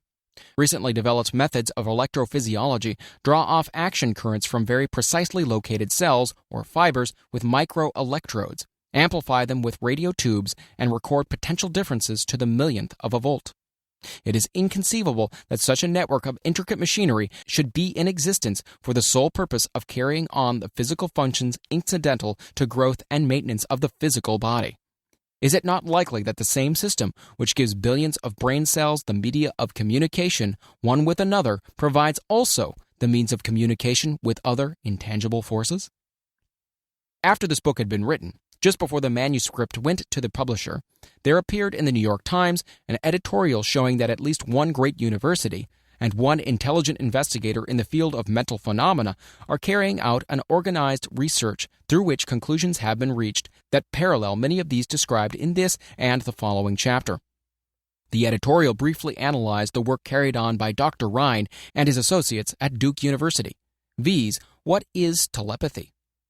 Quote, "A month ago, we cited on this page some of the remarkable results achieved by Professor Rhine and his associates in Duke University from more than 100,000 tests to determine the existence of telepathy and clairvoyance. These results were summarized in the first 2 articles in Harper's Magazine. In the second, which has now appeared, the author E.H. Wright attempts to summarize what has been learned, or what it seems reasonable to infer regarding the exact nature of these extrasensory modes of perception. The actual existence of telepathy and clairvoyance now seems to some scientists enormously probable as a result of Rhine's experiments. Various percipients were asked to name as many cards in a special pack as they could without looking at them and without their sensory access to them. About a score of men and women were discovered who could regularly name so many of the cards correctly that there was not one chance in many million of their having done their feats by luck or accident. But how did they do them? These powers, assuming that they exist, do not seem to be sensory. There is no known organ for them.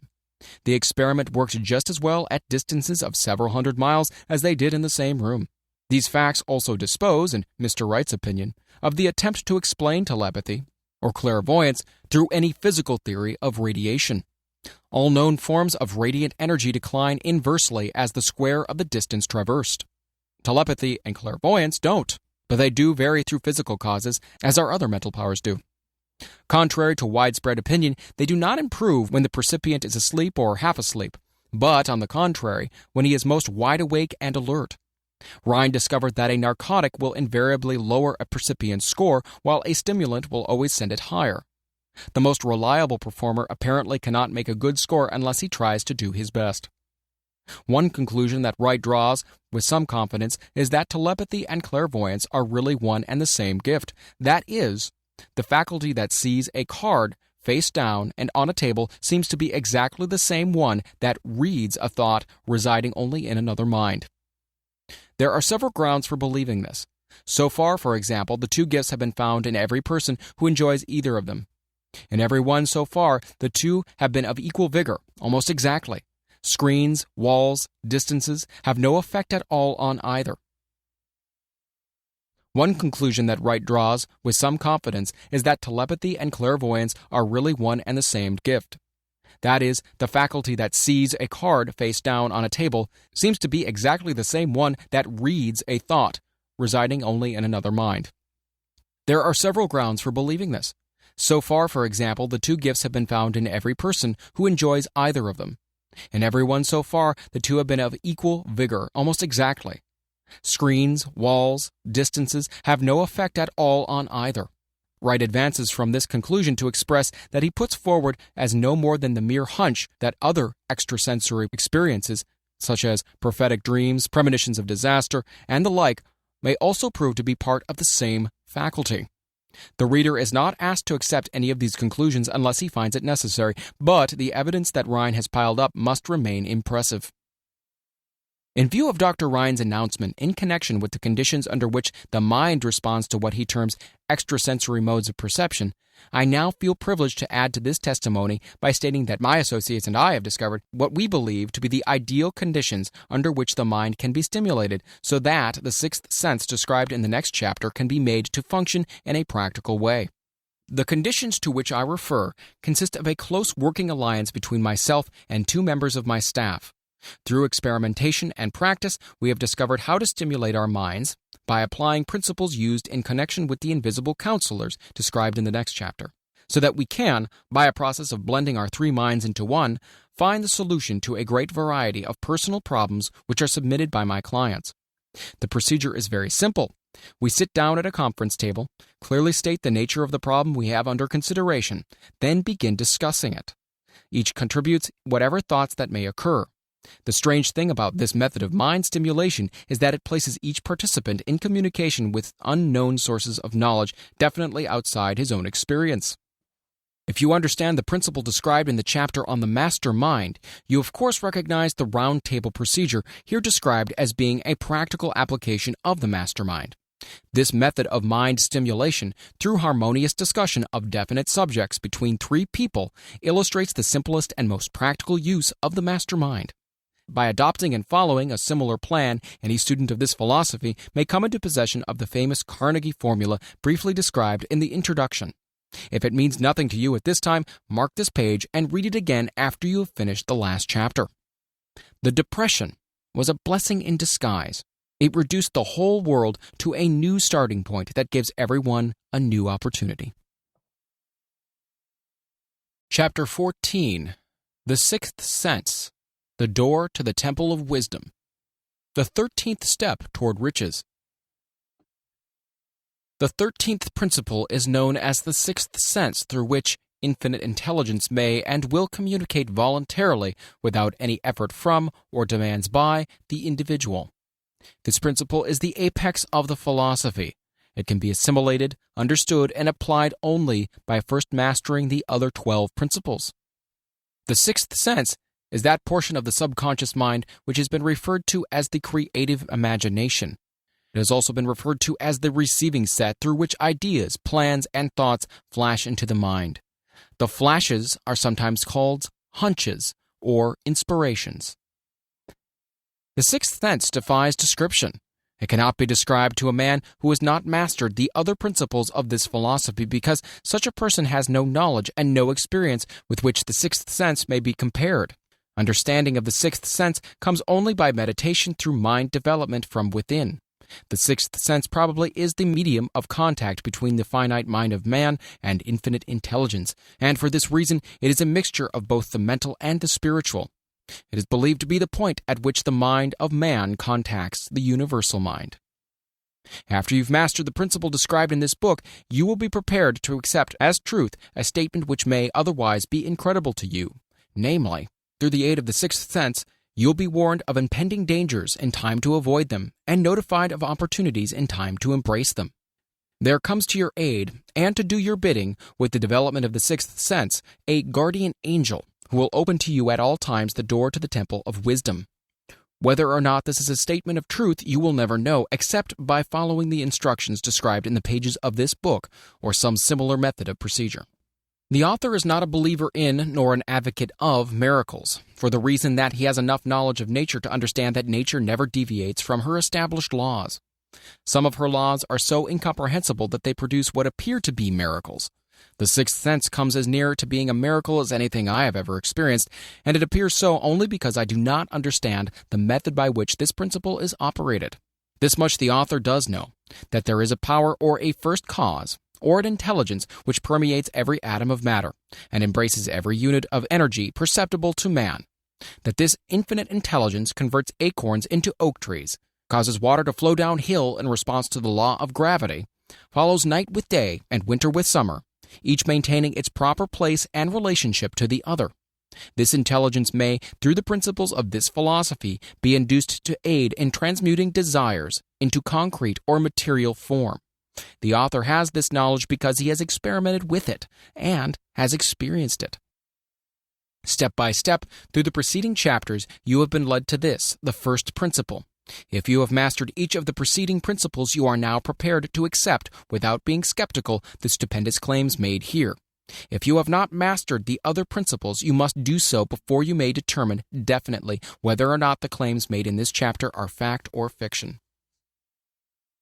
While I was passing through the age of hero worship, I found myself trying to imitate with those whom I admired. Moreover, I discovered that the element of faith with which I endeavored to imitate my idols gave me great capacity to do so quite successfully. I have never entirely divested myself of this habit of hero worship, although I have passed the age commonly given over to such. My experience has taught me that the next best thing to being truly great is to emulate the great, by feeling and action as nearly as possible. Long before I had ever written a line for publication, or endeavored to deliver a speech in public, I followed the habit of reshaping my own character by trying to imitate the 9 men whose lives and life works have been most important to me. These 9 men were Emerson, Paine, Edison, Darwin, Lincoln, Burbank, Napoleon, Ford, and Carnegie. Every night, over a long period of years, I held an imaginary council meeting with this group whom I called my invisible counselors. The procedure was this. Just before going to sleep at night, I would shut my eyes and see in my imagination this group of men seated with me around my council table. Here, I had not only an opportunity to sit among these men, whom I considered to be great, but I actually dominated the group by serving as the chairman. I had a very definite purpose in indulging my imagination through these nightly meetings. My purpose was to rebuild my own character so it would represent a composite of the characters of my imaginary counselors. Realizing as I did early in life that I had to overcome the handicap of birth in an environment of ignorance and superstition, I desperately assigned myself the task of voluntary rebirth through the method here described. Building character through autosuggestion. Being an earnest student of psychology, I knew, of course, that all men have become what they are because of their dominating thoughts and desires. I knew that every deeply seated desire has the effect of causing one to seek outward expression through which that desire may be transmuted into reality. I knew that self-suggestion is a powerful factor in building character, that it is, in fact, the sole principle through which character is builded. With this knowledge of the principles of mind operation, I was fairly well armed with the equipment needed in rebuilding my character. In these imaginary council meetings, I called on my cabinet members for the knowledge I wished each to contribute, addressing myself to each member in audible words as follows. Mr. Emerson, I desire to acquire from you the marvelous understanding of nature which distinguished your life. I ask that you make an impress upon my subconscious mind of whatever qualities you possessed, which enabled you to understand and adapt yourself to the laws of nature. I ask that you assist me in reaching and drawing upon whatever sources of knowledge are available to this end. Mr. Burbank, I request that you pass on to me the knowledge which enabled you to so harmonize the laws of nature that you caused the cactus to shed its thorns and become an edible food. Give me access to the knowledge which enabled you to make 2 blades of grass grow where but one grew before, and helped you to blend the coloring of the flowers with more splendor and harmony, for you alone have successfully gilded the lily. Napoleon, I desire to acquire from you, by emulation, the marvelous ability you possess to inspire men, and to arouse them to greater and more determined spirits of action. Also to acquire the spirit of enduring faith, which enabled you to turn defeat into victory and to surmount staggering obstacles. Emperor of fate, king of chance, man of destiny, I salute you. Mr. Payne, I desire to acquire from you the freedom of thought and the courage and clarity with which to express convictions, which so distinguished you. Mr. Darwin, I wish to acquire from you the marvelous patience and ability to study cause and effect without bias or prejudice, so exemplified by you in the field of natural science. Mr. Lincoln, I desire to build into my own character the keen sense of justice, an untiring spirit of patience, the sense of humor, the human understanding, and the tolerance which were your distinguishing characteristics. Mr. Carnegie, I am already indebted to you for my choice of a life work, which has brought me great happiness and peace of mind. I wish to acquire a thorough understanding of the principles of organized effort, which you use so effectively in the building of a great industrial enterprise. Mr. Ford, you have been among the most helpful of the men who have supplied much of the material essential to my work. I wish to acquire your spirit of persistence, the determination, poise, and self-confidence which has enabled you to master poverty, organize, unify, and simplify human effort so I may help others to follow in your footsteps. Mr. Edison, I've seated you nearest to me at my right because of the personal cooperation you've given me during my research into the causes of success and failure. I wish to acquire from you the marvelous spirit of faith, with which you have uncovered so many of nature's secrets, the spirit of unremitting toil, with which you have so often wrested victory from defeat. My method of addressing the members of the imaginary cabinet would vary according to the traits of character in which I was for the moment most interested in acquiring.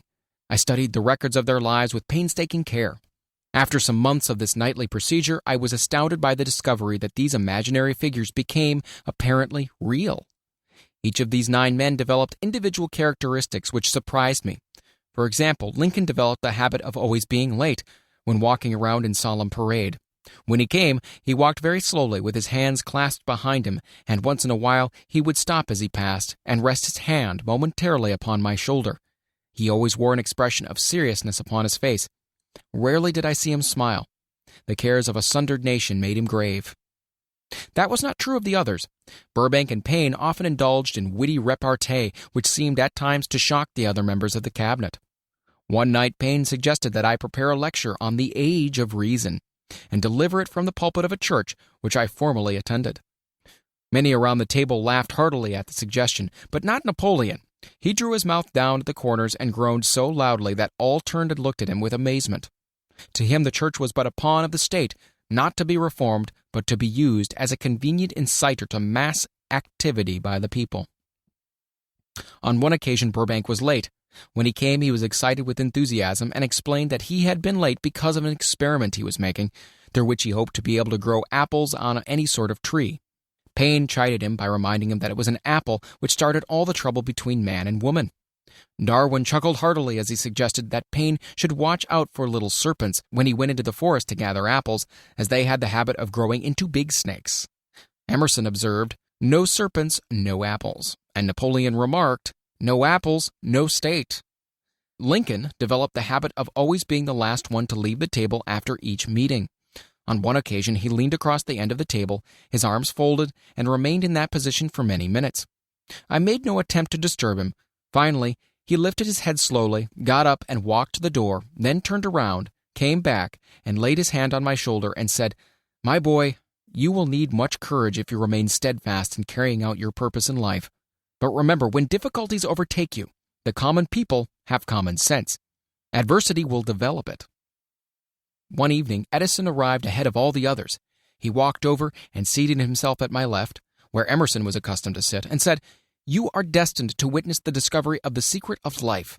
When the time comes, you will observe that life consists of great swarms of energy, or entities, each as intelligent as human beings think themselves to be. These units have differences of opinion, the same as human beings, and often fight among themselves. These meetings which you are conducting will be very helpful to you. They will bring to your rescue some of the same units of life which serve the members of your cabinet during their lives. These units are eternal. They never die. Your own thoughts and desires serve as the magnet which attracts units of life from the great ocean of life that is out there. Only the friendly units are attracted, the ones which harmonize with the nature of your desires." The other members of the cabinet began to enter the room. Edison got up and slowly walked around to his own seat. Edison was still living when this happened. It impressed me so greatly that I went to see him and told him about the experience. He smiled broadly and said, "Your dream has more of reality than you may have imagined it to have been." He added no further explanation to this statement. These meetings became so realistic that I became fearful of their consequences and discontinued them for several months. The experiences were so uncanny, I was afraid if I continued them, I would lose sight of the fact that the meetings were purely experiences of my imagination. Some 6 months after I had discontinued the practice, I was awakened one night, or thought I was, when I saw Lincoln standing at my bedside. He said, "The world will soon need your services. It's about to undergo a period of chaos which will cause men and women to lose faith and become panic-stricken. Go ahead with your work and complete your philosophy. That is your mission in life. If you neglect it for any cause whatsoever, you will be reduced to a primal state and be compelled to retrace the cycles through which you have passed during thousands of years." I was unable to tell the following morning whether I had dreamed this or had actually been awake, and I have never found out which it was, but I do know that the dream, if it was a dream, was so vivid in my mind the next day that I resumed my meetings the following night. At our next meeting, the members of my cabinet all filed into the room together and stood at their accustomed places at the council table, while Lincoln raised a glass and said, "Gentlemen, let us drink a toast to a friend who has returned to the fold." After that, I began to add new members to my cabinet, until now it consists of more than 50, among them Christ, St. Paul, Galileo, Copernicus, Aristotle, Plato, Socrates, Homer, Voltaire, Bruno, Spinoza, Drummond, Kant, Schopenhauer, Newton, Confucius, Albert Hubbard, Braun, Ingersoll, Wilson, and William James. This is the first time that I have had the courage to mention this. Heretofore, I have remained quiet on the subject because I knew from my own attitude in connection with such matters that I would be misunderstood if I described my unusual experience. I have been emboldened now to reduce my experience to the printed page because I'm now less concerned about what they say than I was in the years that have passed. One of the blessings of maturity is that it sometimes brings one greater courage to be truthful, regardless of what those who do not understand may think or say. Lest I be misunderstood, I wish here to state more emphatically that I still regard my cabinet meetings as being purely imaginary, but I feel entitled to suggest that while the members of my cabinet may be purely fictional and the meetings existent only in my own imagination, they have led me into glorious paths of adventure, rekindled an appreciation of true greatness, encouraged creative endeavor, and emboldened the expression of honest thought. Somewhere in the cell structure of the brain is located an organ which receives vibrations of thought ordinarily called hunches. So far, science has not discovered where this organ of the sixth sense is located, but it is not important at this point. The fact remains that human beings do receive accurate knowledge through sources other than the physical senses. Such knowledge generally is received when the mind is under the influence of extraordinary stimulation. Any emergency which arouses the emotions and causes the heart to beat more rapidly than normal may, and generally does, bring the sixth sense into action. Anyone who has experienced a near accident while driving knows that on such occasions the sixth sense often comes to one's rescue and aids by split seconds in avoiding the accident. These facts are mentioned preliminary to a statement of fact which I shall now make, namely, that during my meetings with the invisible counselors, I find my mind more receptive to ideas, thoughts, and knowledge, which reach me through the sixth sense. I can truthfully say that I owe entirely to my invisible counselors full credit for such ideas, facts, or knowledge as I received through inspiration. On scores of occasions, when I have faced emergencies, some of them so grave that my life was in jeopardy, I've been miraculously guided past these difficulties through the influence of my invisible counselors. My original purpose in conducting council meetings with imaginary beings was solely that of impressing my own subconscious mind through the principle of autosuggestion with certain characteristics which I desired to acquire. In more recent years, my experimentation has taken on an entirely different trend. I now go to my imaginary counselors with every difficult problem which confronts me and my clients. The results are often astonishing, although I do not depend entirely on this form of counsel. You, of course, have recognized that this chapter covers a subject with which a majority of people are not familiar. The sixth sense is a subject that will be of great interest and benefit to the person whose aim is to accumulate vast wealth, but it need not claim the attention of those whose desires are more modest. Henry Ford undoubtedly understands and makes practical use of the sixth sense. His vast business and financial operations make it necessary for him to understand and use this principle. The late Thomas Edison understood and used the sixth sense in connection with the development of inventions, especially those involving basic patents, in connection with which he had no human experience and no accumulated knowledge to guide him, as was the case while he was working on the talking machine and the moving picture machine. Nearly all great leaders, such as Napoleon, Bismarck, Joan of Arc, Christ, Buddha, Confucius, and Muhammad, understood and probably made use of the sixth sense almost continuously. The major portion of their greatness consisted of their knowledge of this principle. The sixth sense is not something that one can take off and put on at will. Ability to use this power comes slowly through application of the other principles outlined in this book. Seldom does any individual come into workable knowledge of the sixth sense before the age of 40. More often the knowledge is not available until one is well past 50, and this for the reason that the spiritual forces, with which the sixth sense is so closely related, do not mature and become usable except through years of meditation, self-examination, and serious thought. No matter who you are or what may have been your purpose in reading this book, you can profit by it without understanding the principle described in this chapter. This is especially true if your major purpose is that of accumulation of money or other material things. The chapter on the sixth sense was included because the book is designed for the purpose of presenting a complete philosophy by which individuals may unerringly guide themselves in attaining whatever they ask of life. The starting point of all achievement is desire. The finishing point is that brand of knowledge which leads to understanding.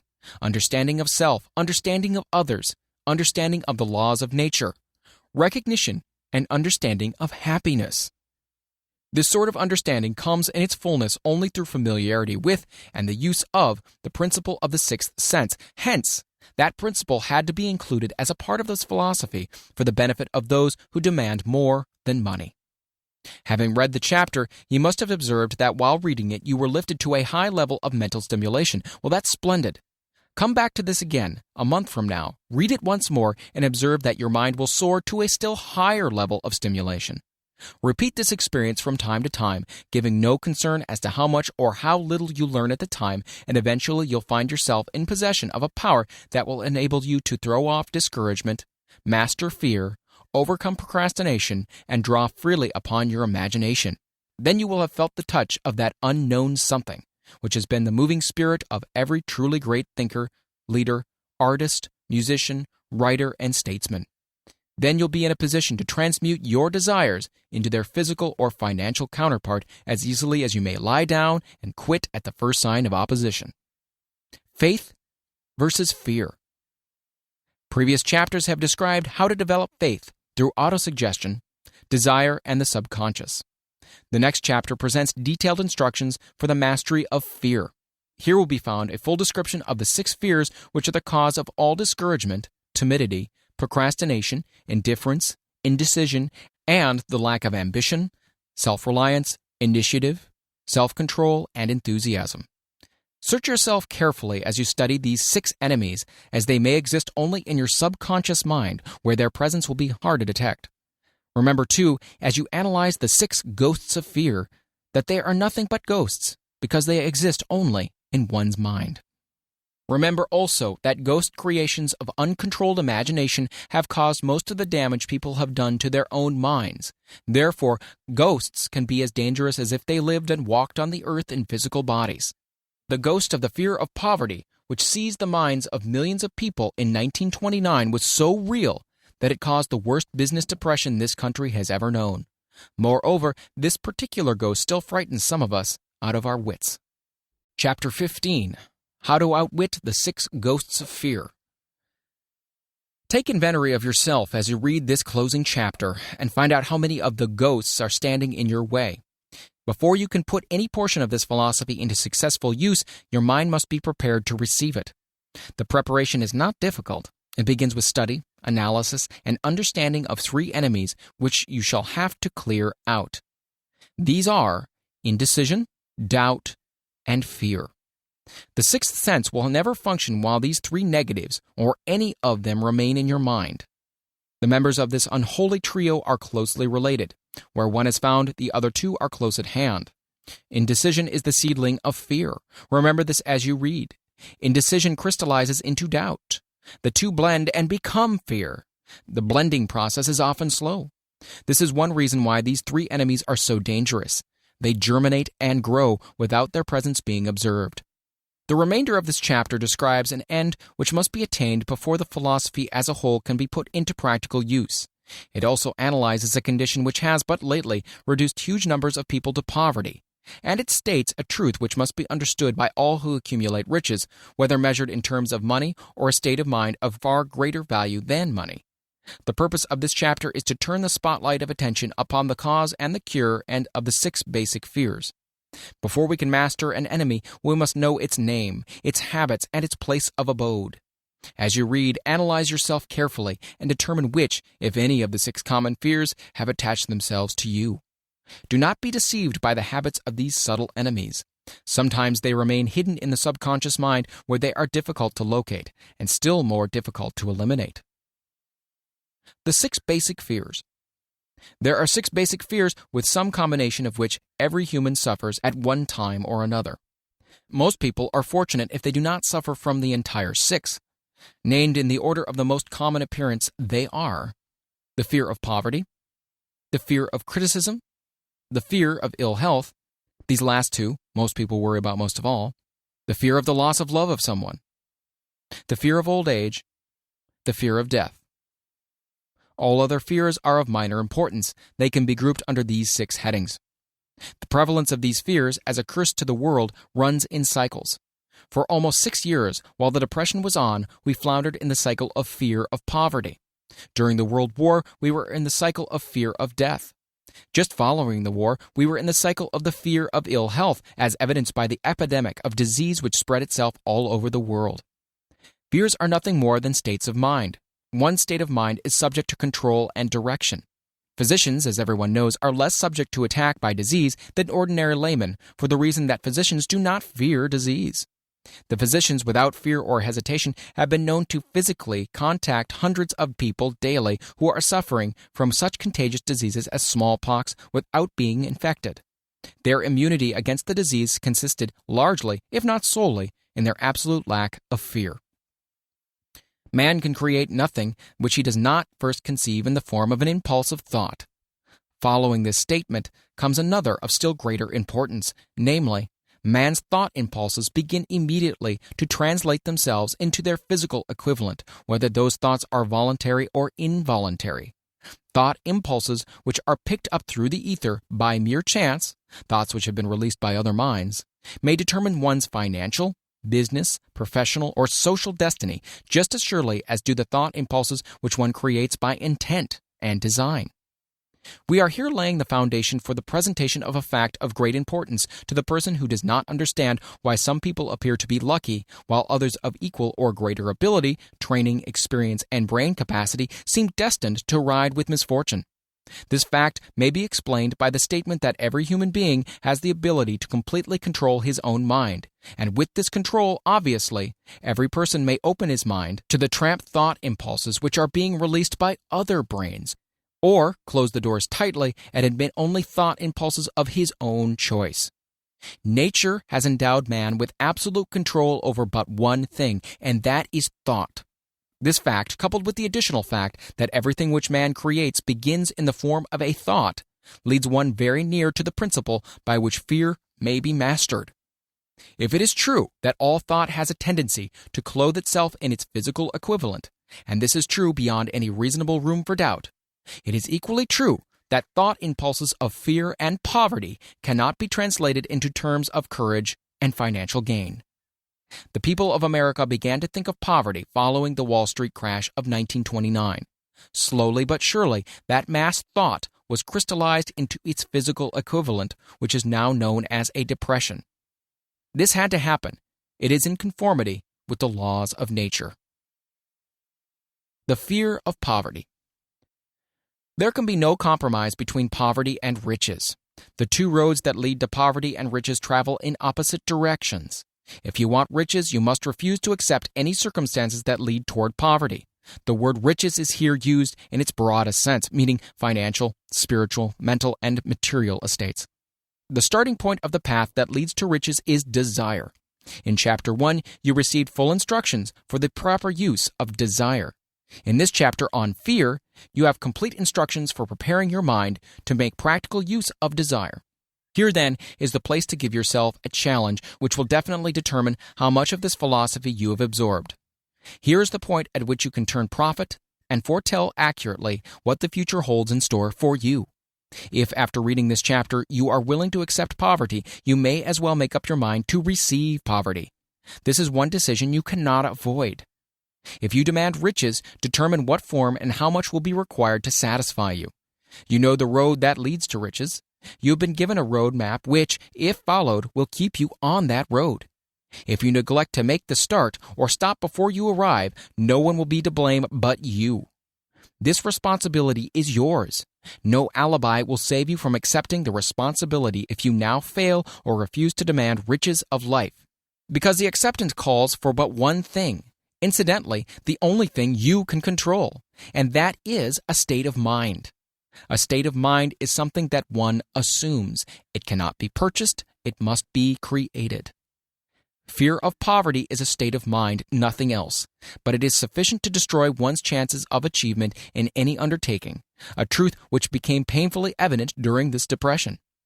This fear paralyzes the faculty of reason, destroys the faculty of imagination, kills off self-reliance, undermines enthusiasm, discourages initiative, leads to uncertainty of purpose, encourages procrastination, wipes out enthusiasm, and makes self-control an impossibility. It takes the charm from one's personality, destroys the possibility of accurate thinking, diverts concentration of effort. It masters persistence, turns the willpower into nothingness, destroys ambition, beclouds memory, and invites failure in every conceivable form. It kills love and assassinates the finer emotions of the heart, discourages friendship and invites disaster in 100 forms, leads to sleeplessness, misery, and unhappiness, and all this despite the obvious truth that we live in a world of overabundance of everything the heart could desire, with nothing standing between us and our desires except the lack of a definite purpose. The fear of poverty is, without a doubt, the most destructive of the 6 basic fears. It has been placed at the head of the list because it is the most difficult to master. Considerable courage is required to state the truth about the origin of this fear, and still greater courage to accept the truth after it has been stated. The fear of poverty grew out of man's inherited tendency to prey upon his fellow man economically. Nearly all animals lower than man are motivated by instinct, but their capacity to think is limited. Therefore, they prey upon one another physically. Man, with his superior sense of intuition, with the capacity to think and to reason, does not eat his fellow man bodily. He gets more satisfaction out of eating him, quote-unquote, financially. Man is so avaricious that every conceivable law has been passed to safeguard him from his fellow man. Of all the ages of the world of which we know anything, the age in which we live seems to be the one that is outstanding because of man's money madness. A man is considered less than the dust of the earth unless he can display a fat bank account. But if he has money, never mind how he acquired it, he is a king or a big shot. He is above the law. He rules in politics. He dominates in business, and the whole world about him bows in respect when he passes. Nothing brings man so much suffering and humility as poverty. Only those who have experienced poverty understand the full meaning of this. Through a long line of inherited experiences, man has learned for sure that some men cannot be trusted where matters of money and earthly possessions are concerned. This is a rather stinging indictment, the worst part of it being that it's true. The majority of marriages are motivated by the wealth possessed by one or both of the contracting parties. It's no wonder, therefore, that the divorce courts are busy. So eager is man to possess wealth that he will acquire it in whatever manner he can, through legal methods if possible, through other methods if necessary or expedient. Self-analysis may disclose weaknesses which one does not like to acknowledge. This form of examination is essential to all who demand of life more than mediocrity and poverty. Remember, as you check yourself point by point, that you are both the court and the jury, the prosecuting attorney and the attorney for the defense, and that you are the plaintiff and the defendant also, that you're on trial. Face the facts squarely. Ask yourself definite questions and demand direct replies. When the examination is over, you'll know more about yourself. If you do not feel that you can be an impartial judge in this self-examination, call upon someone who knows you well to serve as judge while you cross-examine yourself. You are after the truth. Get it no matter what the cost, even though it may temporarily embarrass you. The majority of people, if asked what they fear most, would reply, "I fear nothing." The reply would be inaccurate because few people realize that they are bound, handicapped, whipped spiritually and physically through some form of fear. So subtle and deeply seated is the emotion of fear that one may go through life burdened with it, never recognizing its presence. Only a courageous analysis will disclose the presence of this universal enemy. When you begin such an analysis, search deeply into your character. Here is a list of the symptoms for which you should look. Symptoms of the fear of poverty. Indifference, commonly expressed through lack of ambition. Willingness to tolerate poverty. Acceptance of whatever compensation life may offer without protest. Mental and physical laziness. Lack of initiative, imagination, enthusiasm, and self-control. Indecision, the habit of permitting others to do one's thinking. Staying on the fence.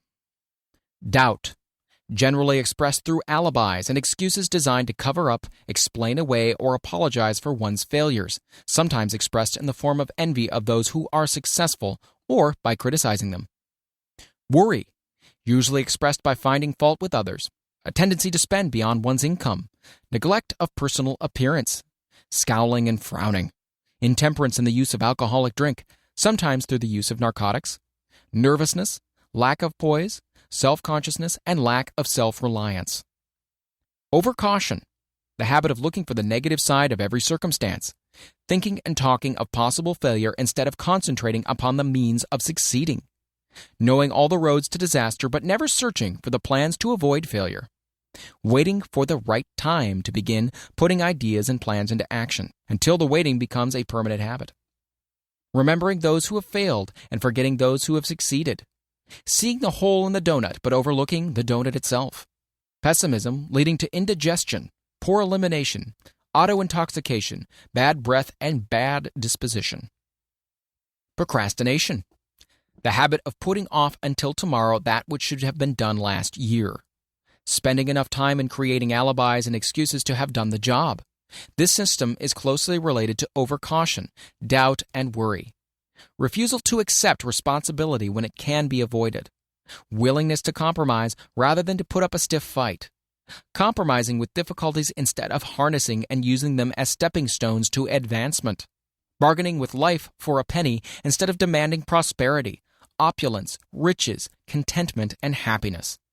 Planning what to do if and when overtaken by failure instead of burning all bridges and making retreat impossible. Weakness of and often total lack of self-confidence, definiteness of purpose, self-control, initiative, enthusiasm, ambition, thrift, and sound reasoning ability. Expecting poverty instead of demanding riches. Association with those who accept poverty instead of seeking the company of those who demand and receive riches. Money talks. Some will ask, why did you write a book about money? Why measure riches in dollars alone? Some will believe, and rightly so, that there are other forms of riches more desirable than money. Yes, there are riches which cannot be measured in terms of dollars, but there are millions of people who will say, Give me all the money I need and I will find everything else I want. The major reason why I wrote this book on how to get money is the fact that the world has but lately passed through an experience that left millions of men and women paralyzed with the fear of poverty. What this sort of fear does to one was well described by Westbridge Pegler in the New York World Telegram. Viz. Money is only clamshells or metal discs or scraps of paper, and there are treasures of the heart and soul which money cannot buy. But most people, being broke, are unable to keep this in mind and sustain their spirits. When a man is down and out and on the street, unable to get any job at all, something happens to his spirit which can be observed in the droop of his shoulders, the set of his hat, his walk, and his gaze. He cannot escape a feeling of inferiority among people with regular employment, even though he knows that they are definitely not his equals in character, intelligence, or ability. These people, even his friends, feel, on the other hand, a sense of superiority, and regard him, perhaps unconsciously, as a casualty. He may borrow for a time, but not enough to carry on in his accustomed way, and he cannot continue to borrow very long. But borrowing in itself, when a man is borrowing merely to live, is a depressing experience, and the money lacks the power of earned money to revive his spirits. Of course, none of this applies to bums or habitual never-do-wells, but only to men of normal ambition and self-respect. Women conceal despair. Women in the same predicament must be different. We somehow do not think of women at all in considering the down-and-outers. They are scarce in the breadlines, they're rarely seen begging on the streets, and they're not recognizable in crowds by the same plain signs which identify busted men. Of course, I do not mean the shuffling hags of the city streets who are opposite number of the confirmed male bums. I mean reasonably young, decent, and intelligent women. There must be many of them, but their despair is just not apparent. Maybe they kill themselves. When a man is down and out, he has time on his hands for brooding. He may travel miles to see a man about a job and discover that the job is filled, or that it is one of those jobs with no base pay, but only a commission on the sale of some useless knick-knack which nobody would buy except out of pity. Turning that down, he finds himself back on the street and nowhere to go but just anywhere. So he walks and walks. He gazes into store windows at luxuries which are not for him, and feels inferior and gives way to people who stop to look with an active interest. He wanders into the railroad station or puts himself down in the library to ease his legs and soak up a little heat, but that isn't looking for a job, so he gets going again. He may not know it, but his aimlessness would give him away even if the very lines of his figure did not. He may be well dressed in the clothes left over from the days in which he had a steady job, but the clothes cannot disguise the droop. Money makes difference. He sees thousands of other people, bookkeepers or clerks or chemists or wagon hands, busy at their work, and envies them from the bottom of his soul. They have their independence, their self-respect, and manhood, and he simply cannot convince himself that he is a good man too, though he argue it out and arrive at a favorable verdict hour after hour. It is just money which makes this difference in him. With a little money, he would be himself again. Some employers take the most shocking advantage of people who are down and out. The agencies hang out little colored cards offering miserable wages to busted men, $12 a week, $15 a week. An $18 a week a job is a plum, and anyone with $25 a week to offer does not hang the job in front of an agency on a colored card. I have a want ad clipped from a local paper demanding a clerk, a good clean penman, to take telephone orders for a sandwich shop between 11 a.m. and 2 p.m. for $8 a month. Not $8 a week, $8 a month. The ad also says, state religion. Can you imagine the brutal effrontery of anyone who demands a good clean penman for 11 cents an hour inquiring into the victim's religion? But this is what busted people are offered. The fear of criticism. Just how man originally came by this fear, no one can state definitely. But one thing is certain, he has it in a highly developed form. Some believe that this fear made its appearance about the time that politics became a profession. Others believe it can be traced to the age when women first began to concern themselves with styles and wearing apparel. This author, being neither a humorist nor a prophet, is inclined to attribute the basic fear of criticism to that part of man's inherited nature which prompts him not only to take away his fellow man's goods and wares, but to justify his action by criticism of his fellow man's character. It is a well-known fact that a thief will criticize the man from whom he steals, that politicians seek office not by displaying their own virtues and qualifications, but by attempting to besmirch their opponents. The fear of criticism takes on many forms, the majority of which are petty and trivial. Bald-headed men, for example, are bald for no other reason than their fear of criticism. Heads become bald because of the tight-fitting bands of hats which cut off their circulation from the roots of the hair.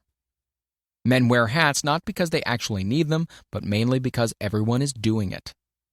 The individual falls into line and does likewise lest some other individual criticize him. Women seldom have bald heads or even thin hair because they wear hats which fit their heads loosely, the only purpose of the hats being adornment. But it must not be supposed that women are free from the fear of criticism. If any woman claims to be superior to man with references to this fear, ask her to walk down the street wearing a hat of the vintage of 1890. The astute manufacturers of clothing have not been slow to capitalize this basic fear of criticism with which all mankind has been cursed. Every season, the styles in many articles of wearing apparel change. Who establishes the styles? Certainly not the purchaser of clothing, but the manufacturer. Why does he change the style so often? The answer is obvious. He changes the style so he can sell more clothes. For the same reasons, the manufacturers of automobiles, with a few rare and very sensible exceptions, change the style of models every season. No man wants to drive an automobile which is not of the latest style, although the older model may actually be the better car. We've been describing the manner in which people behave under the influence of a fear of criticism as applied to the small and petty things of life. Let us now examine human behavior when this fear affects people in connection with the more important events of human relationship. Take, for example, practically any person who has reached the age of mental maturity, from about 35 to 40 years of age is general average. And if you could read the secret thoughts of his mind, you would find a very decided belief in most of the fables taught by the majority of the dogmatists and theologians a few decades back. Not often, however, will you find a person who has the courage to openly state his belief on this subject. Most people will, if pressed far enough, tell a lie rather than admit that they do not believe the stories associated with the form of religion which held people in bondage prior to the age of scientific discovery and education. Why does the average person, even in this day of enlightenment, shy away from denying his belief in the fables which were the basis of most of the religions a few decades ago? The answer is because of the fear of criticism. Men and women have been burned at the stake for daring to express disbelief in ghosts. It is no wonder we have inherited a consciousness which makes us fear criticism. The time was, not so far in the past, when criticism carried severe punishments. It still does so in some countries. The fear of criticism robs man of his initiative, destroys his power of imagination, limits his individuality, takes away his self-defense, and does him damage in 100 other ways. Parents often do their children irreparable injury by criticizing them. The mother of one of my boyhood chums used to punish him with a switch almost daily, always completing the job with the statement, "You'll land in a penitentiary before you're 20. He was sent to a reformatory at the age of 17. Criticism is one form of service of which everyone has too much. Everyone has a stock of which is handed out gratis, whether called for or not. One's nearest relatives often are the worst offenders.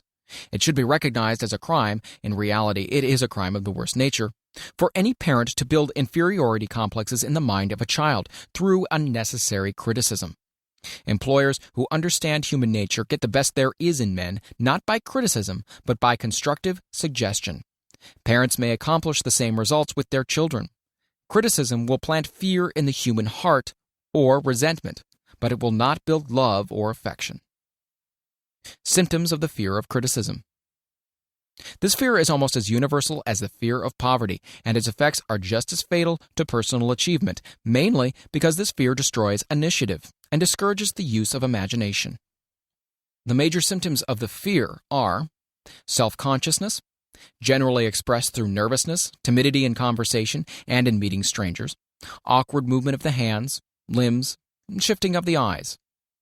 Lack of poise, expressed through a lack of voice control, nervousness in the presence of others, poor posture of body, and poor memory.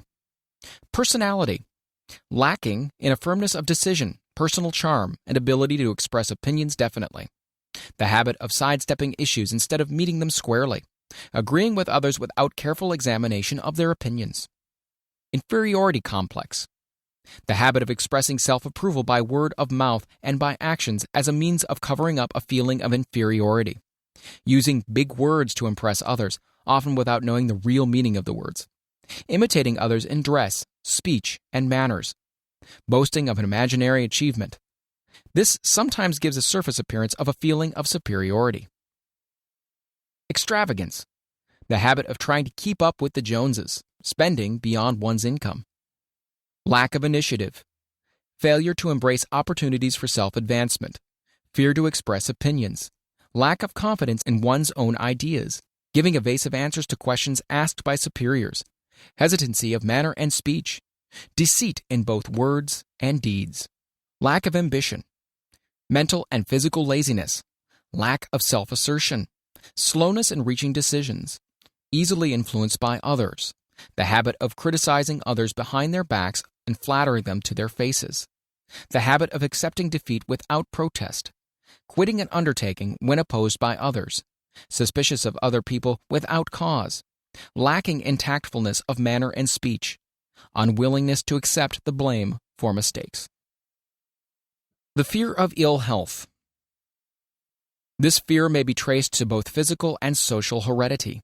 It is closely associated as to its origin with the cause of the fear of old age and the fear of death, because it leads one closely to the border of terrible worlds of which man knows not, but concerning which he has been taught some discomforting stories. The opinion is somewhat general, also, that certain unethical people engaged in the business of selling health have had not a little to do with keeping alive the fear of ill health. In the main, man fears ill health because of the terrible pictures which have been planted in his mind of what may happen if death should overtake him. He also fears it because of the economic toll which it may claim. A reputable physician estimated that 75% of all people who visit physicians for professional services are suffering with hypochondria, imaginary illness.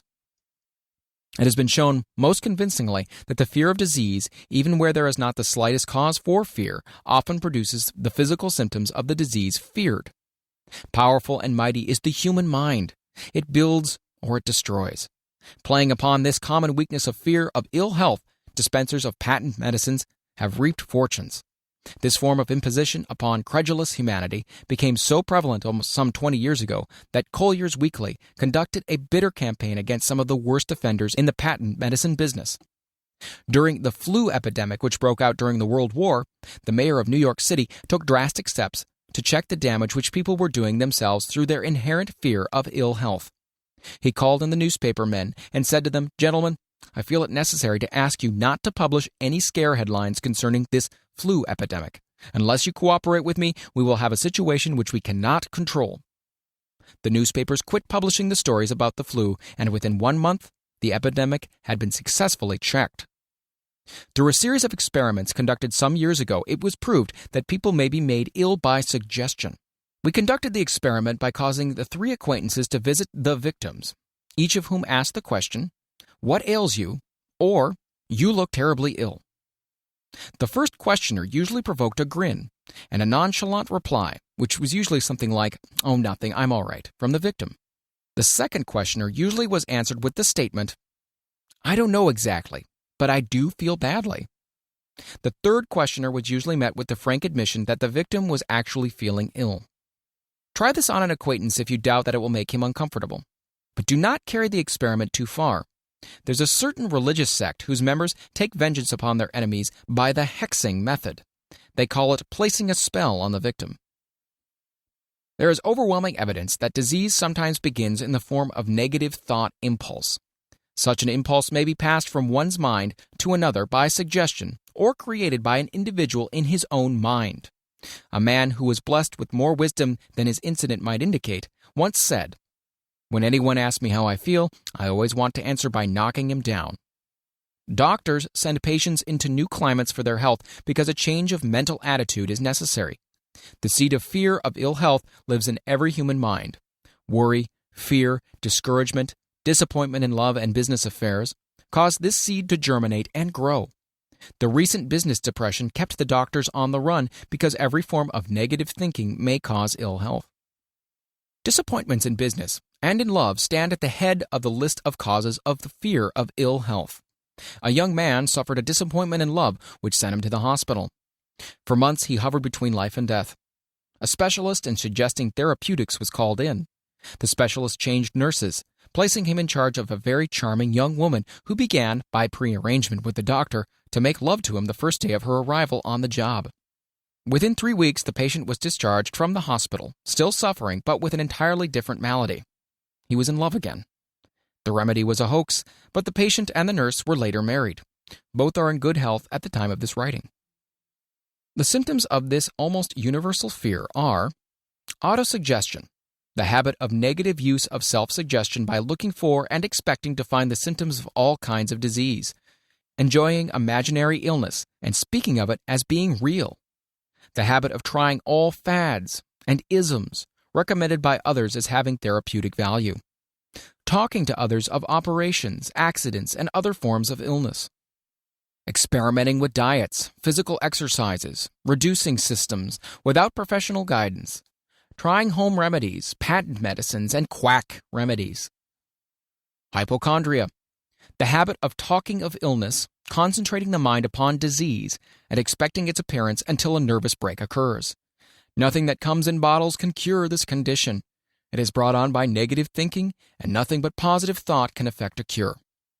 Hypochondria, a medical term for imaginary disease, is said to do as much damage on occasion as the disease one fears might do. Most so-called cases of nerves come from imaginary illness. Exercise. Fear of ill health often interferes with proper physical exercise and results in overweight by causing one to avoid outdoor life. Susceptibility. Fear of ill health breaks down nature's body resistance and creates favorable condition for any form of disease one may contact. The fear of ill health is often related to the fear of poverty, especially in the case of the hypochondriac, who constantly worries about the possibility of having to pay doctor's bills, hospital bills, etc. This type of person spends much time preparing for sickness, talking about death, saving money for cemetery lots and burial expenses and other things. Self-coddling. The habit of making a bid for sympathy, using imaginary illness as the lure. People often resort to this trick to avoid work. The habit of feigning illness to cover plain laziness or to serve as an alibi for lack of ambition. Intemperance. The habit of using alcohol or narcotics to destroy pains such as headaches, neuralgia, etc., instead of eliminating the cause. The habit of reading about illness and worrying about the possibility of being stricken by it. The habit of reading patent medicine advertisements. The fear of loss of love. The origin source of this inherent fear needs but little description because it obviously grew out of man's polygamous habit of stealing his fellow man's mate and his habit of taking liberties with her whenever he could. Jealousy and other similar forms of dementia grow out of a man's inherited fear of the loss of love of someone. This fear is the most painful of all the 6 basic fears.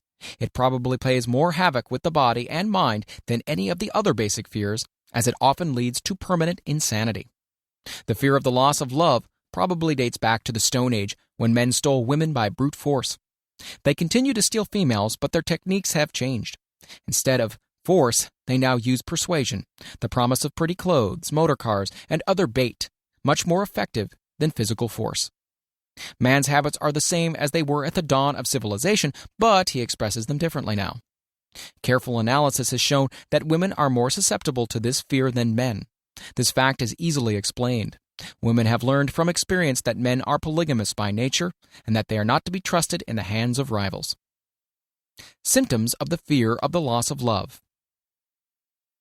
The distinguishing symptoms of this fear are jealousy, the habit of being suspicious of friends and loved ones without any reasonable evidence of sufficient grounds. Jealousy is a form of dementia, which sometimes becomes violent without the slightest cause. The habit of accusing wife or husband of infidelity without grounds. General suspicion of everyone, absolute faith in no one. Fault-finding. The habit of finding fault with friends, relatives, business associates, and loved ones upon the slightest provocation, or without any cause whatsoever. Gambling. The habit of gambling, stealing, cheating, and otherwise taking hazardous chances to provide money for loved ones with the belief that love can be bought. The habit of spending beyond one's means, or incurring debts to provide gifts for loved ones with the object of making a favorable showing. insomnia, nervousness, lack of persistence, weakness of will, lack of self-control, lack of self-reliance, bad temper. The fear of old age. In the main, this fear grows out of two sources. First, the thought that old age may bring with it poverty. Secondly, and by far the most common source of origin, from false and cruel teachings of the past which have been well mixed with fire and brimstone and other bogies cunningly designed to enslave men through fear. In the basic fear of old age, man has two very sound reasons for his apprehension. One, growing out of his distrust of his fellow man, who may seize whatever worldly goods he may possess, and the other arising from the terrible pictures of the world beyond, which were planted in his mind through social heredity before he came into full possession of his mind. The possibility of ill health, which is more common as people grow older, is also a contributing cause of this common fear of old age. Eroticism also enters into the cause of the fear of old age, as no man cherishes the thought of diminishing sex attraction. The most common cause of a fear of old age is associated with the possibility of poverty. Poorhouse is not a pretty word. It throws a chill into the mind of every person who faces the possibility of having to spend his declining years on a poor farm. Another contributing cause of the fear of old age is the possibility of loss of freedom and independence, as old age may bring with it the loss of both physical and economic freedom. Symptoms of the fear of old age.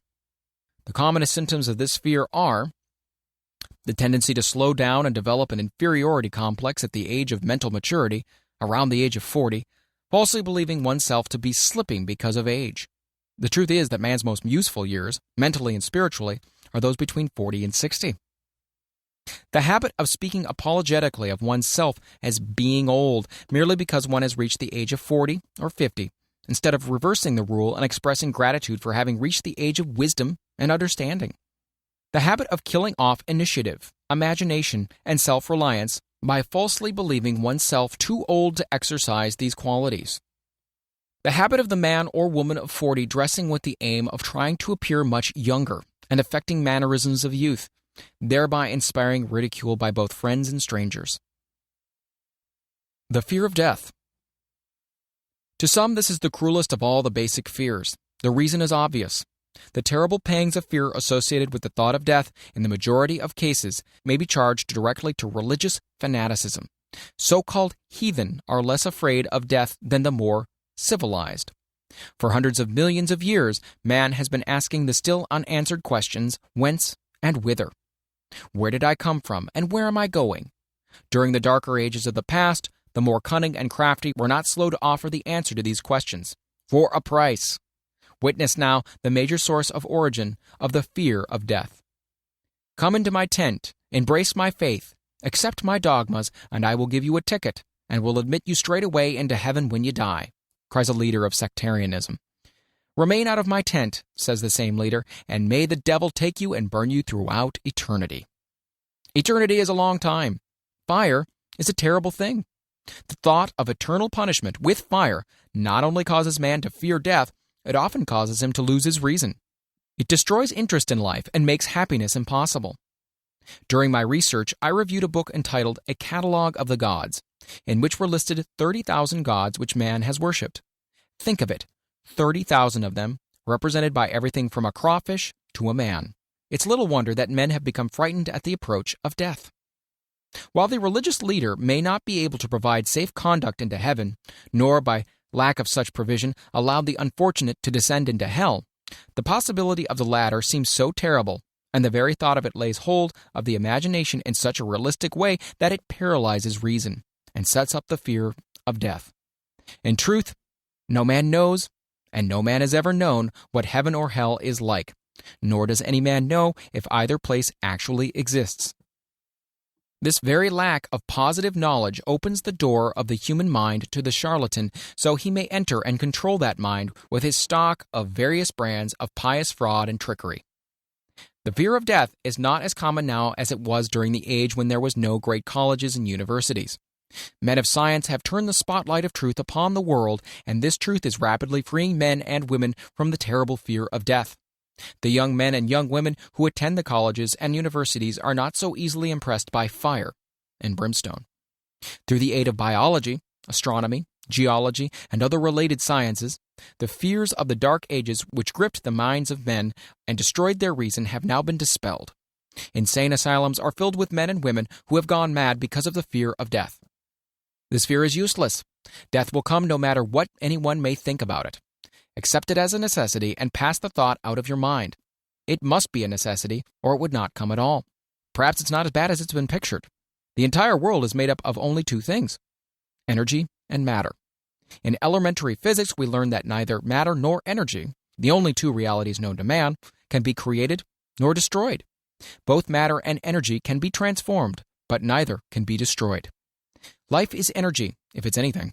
If neither energy nor matter can be destroyed, then of course life can't be destroyed. Life, like other forms of energy, may be passed through various processes of transition or change, but it can't be destroyed. Death is a mere transition. If death is not mere change or transition, then nothing comes after death except a long, eternal, peaceful sleep, and sleep is nothing to be feared. Thus you may wipe out forever the fear of death. Symptoms of the fear of death. The general symptoms of this fear are the habit of thinking about dying instead of making the most of life, due generally to lack of purpose or lack of suitable occupation. This fear is more prevalent among the aged, but sometimes the more youthful are victims of it as well. The greatest of all remedies for the fear of death is a burning desire for achievement, backed by useful services to others. A busy person seldom has time to think about dying. He finds life too thrilling to worry about death. The fear of death is closely associated with the fear of poverty, where one's death would leave loved ones poverty-stricken. In other cases, the fear of death is caused by illness and the consequent breaking down of physical body resistance. The commonest causes of the fear of death are ill health, poverty, lack of appropriate occupation, disappointment over love, insanity, religious fanaticism. Old man worry. Worry is a state of mind based upon fear. It works slowly but persistently. It is insidious and subtle. Step by step, it digs itself in until it paralyzes one's reasoning faculty, destroys self-confidence and initiative. Worry is a form of sustained fear caused by indecision. Therefore, it is a state of mind which can be controlled. An unsettled mind is helpless. Indecision makes an unsettled mind. Most individuals lack the willpower to reach decisions promptly and to stand by them after they have been made, even during normal business conditions. During periods of economic unrest, such as the world has recently experienced, the individual is handicapped, not alone by his inherent nature to be slow at reaching decisions, but he is influenced by the indecision of others around him, who have created a state of mass indecision. During the Depression, the whole atmosphere all over the world was filled with Fierenza, and worryitis, the two mental disease germs which began to spread themselves after the Wall Street frenzy in 1929. There's only one known antidote for these germs. It is the habit of prompt and firm decision. Moreover, it is an antidote which every individual must apply for himself. We do not worry over conditions once we have reached a decision to follow a definite line of action. I once interviewed a man who was to be electrocuted 2 hours later. The condemned man was the calmest of some 8 men who were in the same death cell with him. His calmness prompted me to ask him how it felt to know he was going into eternity in a short while. With a smile of confidence on his face, he said, "It feels fine. Just think, brother, my troubles will soon be over. I've had nothing but trouble all my life. It's been a hardship to get food and clothing. Soon I won't need these things. I've felt fine ever since I learned for certain that I must die. I made up my mind then to accept my fate in good spirit." As he spoke, he devoured a dinner of proportions sufficient for 3 men, eating every mouthful of the food brought to him and apparently enjoying it as much as if no disaster awaited him. Decision gave this man resignation to his fate. Decision can also prevent one's acceptance of undesired circumstances. The 6 basic fears become translated into a state of worry through indecision. Relieve yourself forever of the fear of death by reaching a decision to accept death as an inescapable event. Whip the fear of poverty by reaching a decision to get along with whatever wealth you can accumulate without worry. Put your foot upon the neck of the fear of criticism by reaching a decision not to worry about what other people think, do, or say. Eliminate the fear of old age by reaching a decision to accept it, not as a handicap, but as a great blessing which carries with it wisdom, self-control, and understanding not known to youth. Acquit yourself of the fear of ill health by the decision to forget symptoms. Master the fear of loss of love by reaching a decision to get along without love if that is necessary. Kill the habit of worry in all its forms by reaching a general blanket decision that nothing which life has to offer is worth the price of worry. With this decision will come poise, peace of mind, and calmness of thought which will bring happiness. A man whose mind is filled with fear not only destroys his own chances of intelligent action, but he transmits these destructive vibrations to the minds of all who come into contact with him, and destroys also their chances. Even a dog or a horse knows when its master lacks courage. Moreover, a dog or a horse will pick up the vibrations of fear thrown off by its master and behave accordingly.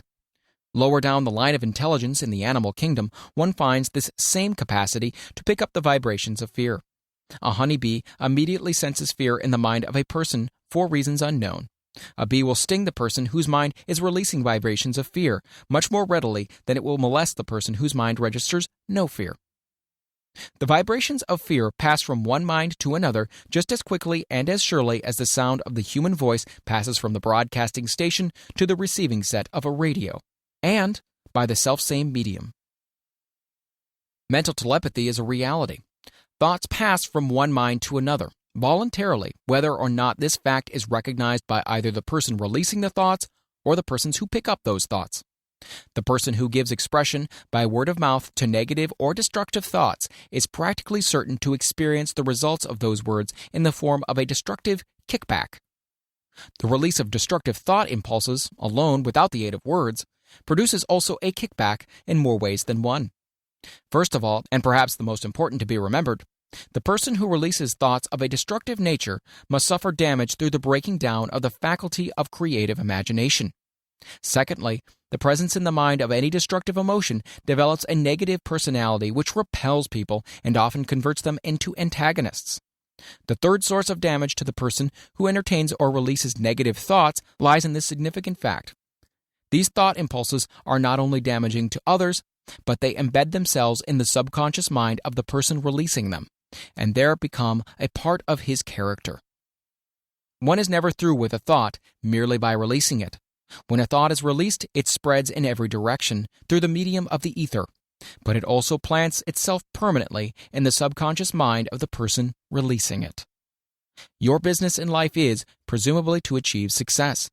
To be successful, you must find peace of mind, acquire the material needs of life, and above all, attain happiness. All of these evidences of success begin in the form of thought impulses.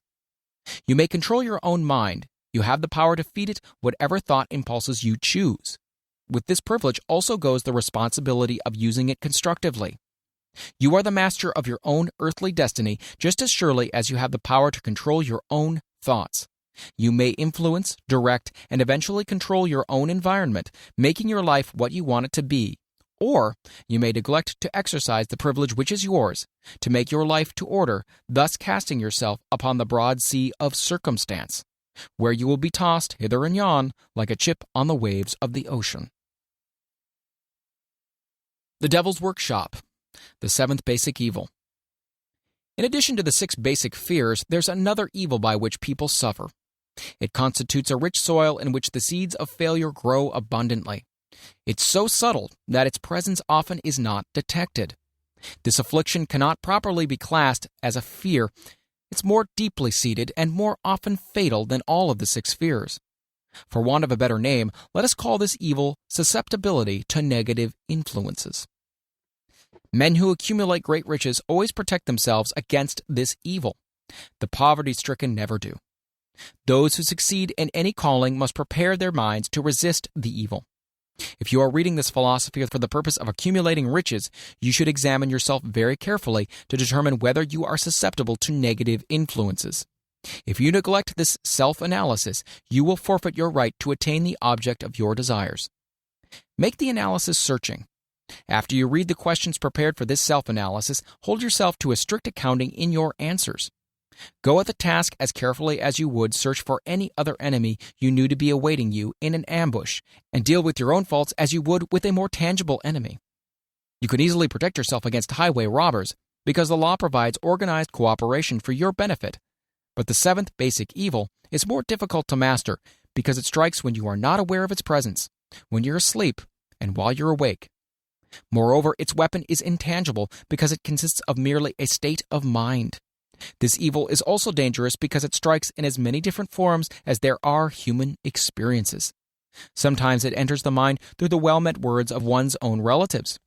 At other times it bores from within, through one's own mental attitude. Always it is as deadly as poison, even though it may not kill as quickly. How to protect yourself against negative influences? To protect yourself against negative influences, whether of your own making or the result of the activities of negative people around you, recognize that you have a willpower and put it into constant use until it builds a wall of immunity against negative influences in your own mind.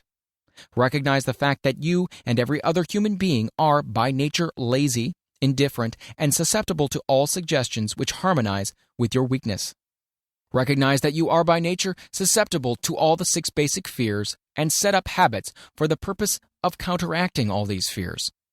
Recognize that negative influences often work on you through your subconscious mind, therefore they are difficult to detect, and keep your mind closed against all people who depress or discourage you in any way. Clean out your medicine chest.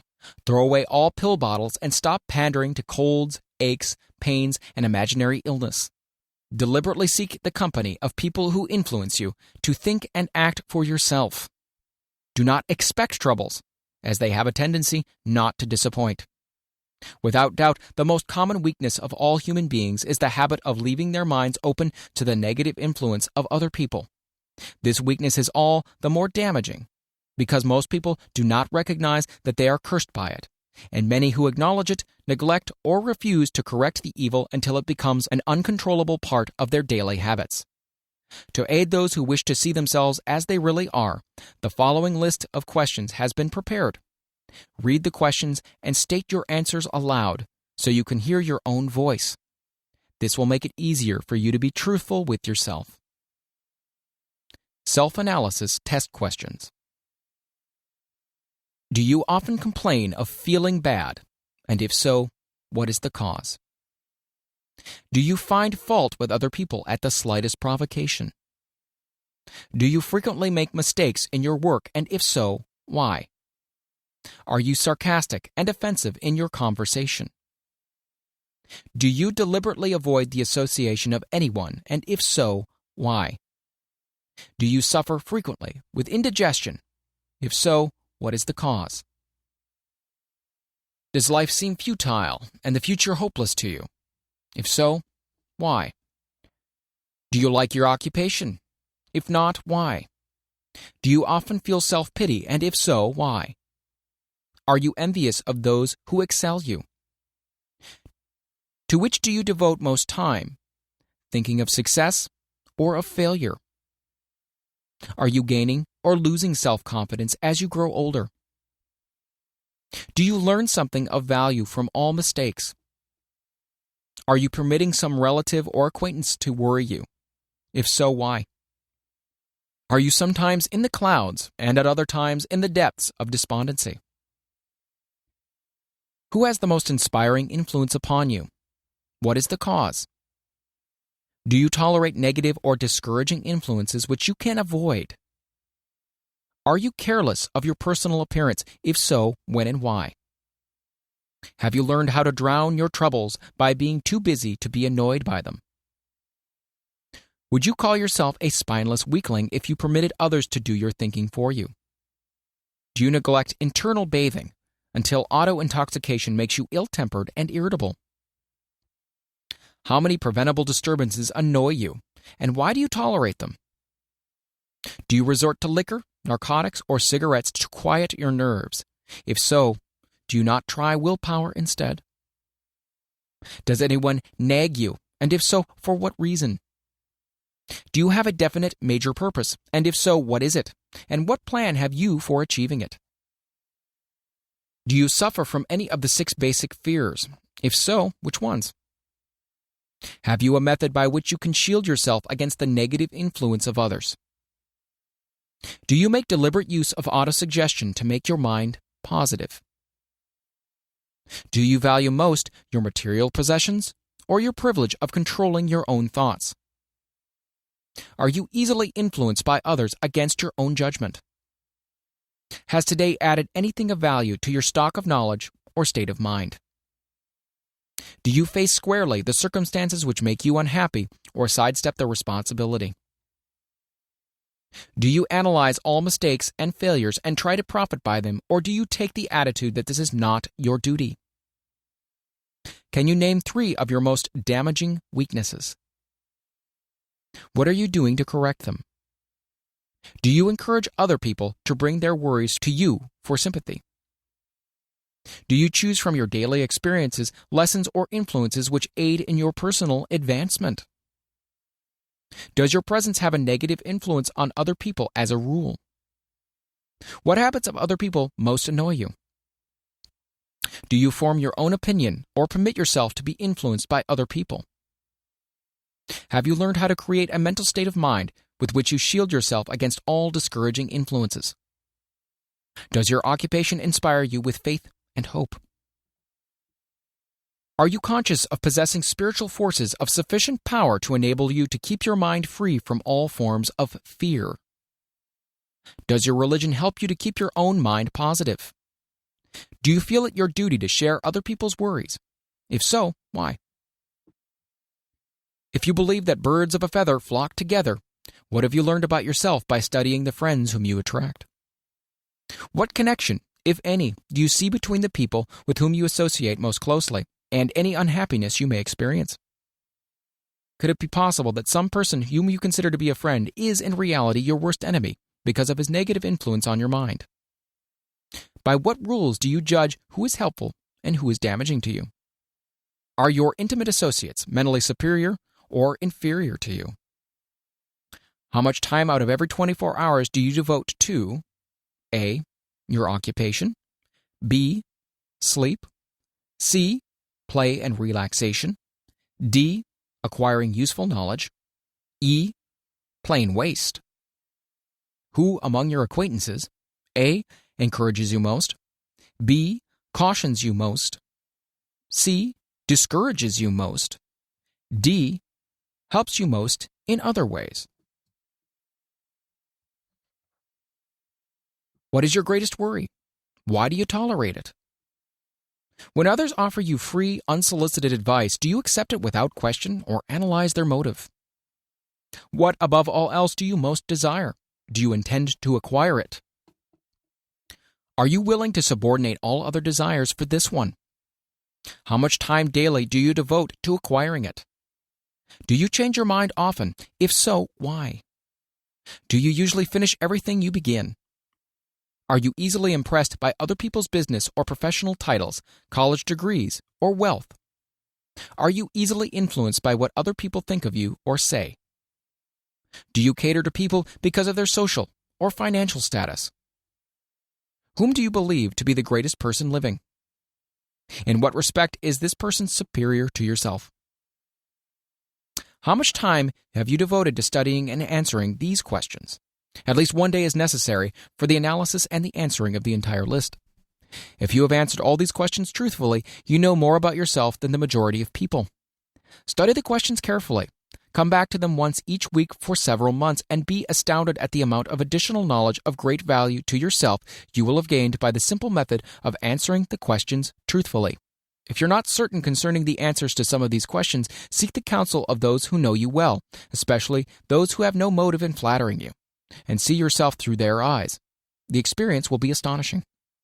You have absolute control over but one thing, and that is your thoughts. This is the most significant and inspiring of all facts known to man. It reflects man's divine nature. Thus, divine prerogative is the sole means by which you may control your own destiny.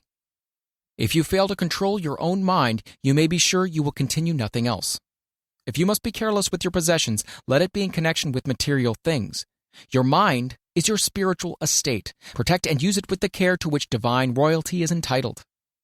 You were given a willpower for this purpose. Unfortunately, there is no legal protection against those who, either by design or ignorance, poison the minds of others by negative suggestion. This form of destruction should be punishable by heavy legal penalties because it may and often does destroy one's chance of acquiring material things which are protected by law. Men with negative minds tried to convince Thomas Edison that he could not build a machine that would record and reproduce the human voice, because, they said, no one else had produced such a machine. Edison did not believe them.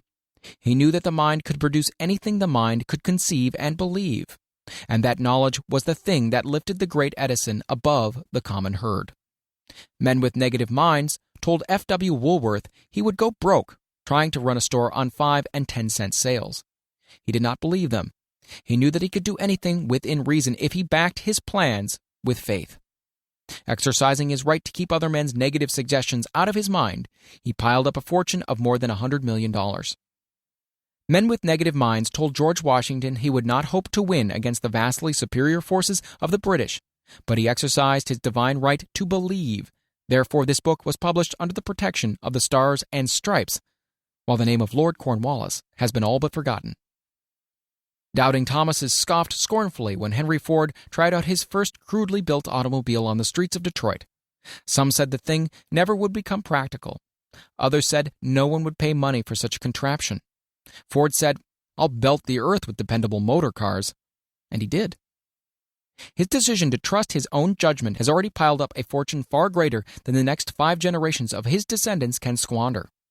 For the benefit of those seeking vast riches, let it be remembered that practically the sole difference between Henry Ford and a majority of the more than 100,000 men who work for him is this: Ford has a mind and controls it.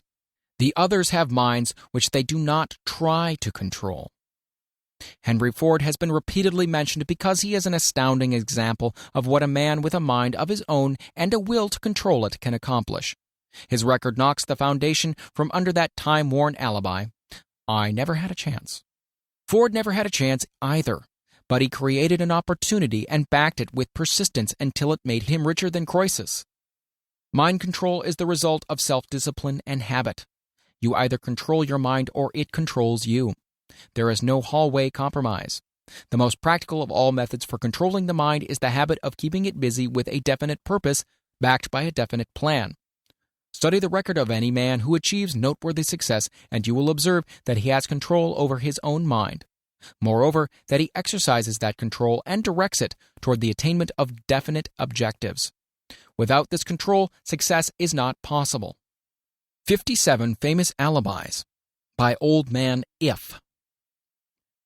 People who do not succeed have one distinguishing trait in common. They know all the reasons for failure and have what they believe to be airtight alibis to explain away their own lack of achievement. Some of these alibis are clever and a few of them are justifiable by the facts, but alibis cannot be used for money. The world wants to know only one thing: have you achieved success? A character analyst compiled a list of the most commonly used alibis. As you read the list, examine yourself carefully and determine how many of these alibis, if any, are your own property. Remember, too, the philosophy presented in this book makes every one of these alibis obsolete.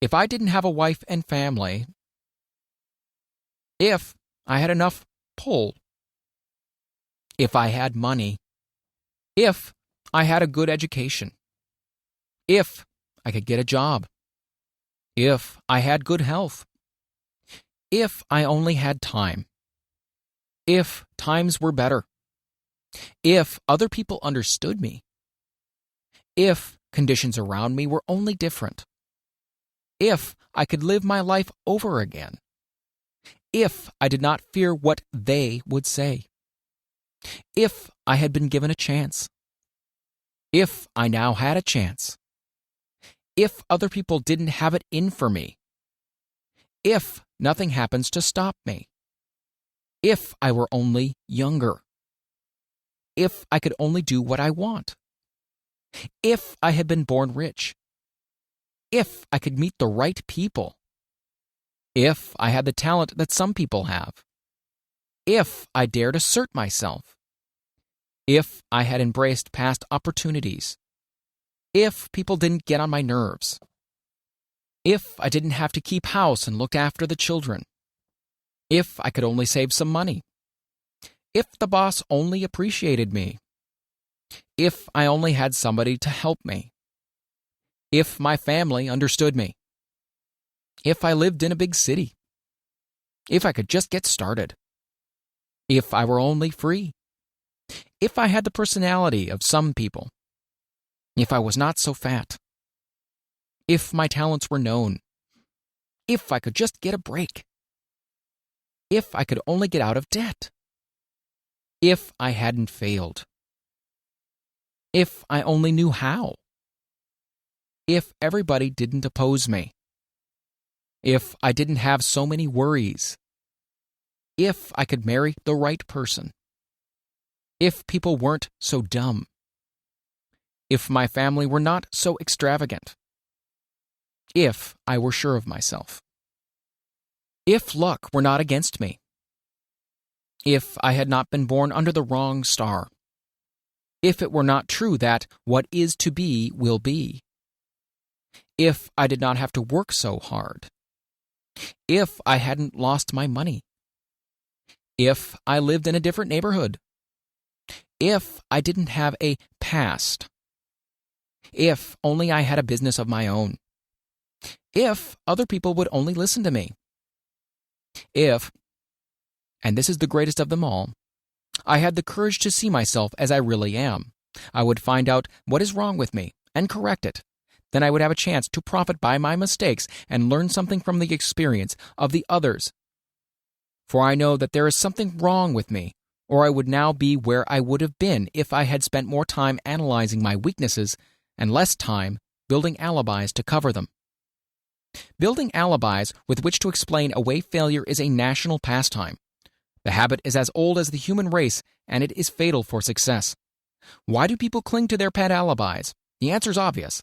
They defend their alibis because they create them. A man's alibi is the child of his own imagination. It is human nature to defend one's own brainchild. Building alibis is a deeply rooted habit. Habits are difficult to break, especially when they provide justification for something we do. Plato had this truth in mind when he said, "The first and best victory is to conquer self. To be conquered by self is, of all things, the most shameful and vile." Another philosopher had the same thought in mind when he said, "It was a great surprise to me when I discovered that most of the ugliness I saw in others was but a reflection of my own nature." "It has always been a mystery to me," said Albert Hubbard, "why people spend so much time deliberately fooling themselves by creating alibis to cover their weaknesses. If used differently, this same time would be sufficient to cure the weaknesses, then no alibis would be needed." In parting, I would remind you that life is a checkerboard, and the player opposite you is time. If you hesitate before moving or neglect to move promptly, your men will be wiped off the board by time. You are playing against a partner who will not tolerate indecision. Previously, you have made a logical excuse for not having forced life to come through with whatever you asked. But the alibi is now obsolete because you are in possession of the master key that unlocks the door to life's bountiful riches. The master key is intangible, but it is powerful. It is the privilege of creating, in your own mind, a burning desire for a definite form of riches. There is no penalty for the use of the key, but there is a price you must pay if you do not use it. The price is failure. There is a reward of stupendous proportions if you put the key to use. It is the satisfaction that comes to all who conquer self and force life to pay whatever is asked. The reward is worthy of your effort. Will you make the start and be convinced? "If we are related," said the immortal Emerson, "we shall meet." In closing, may I borrow this thought and say, if we are related, we have through these pages met.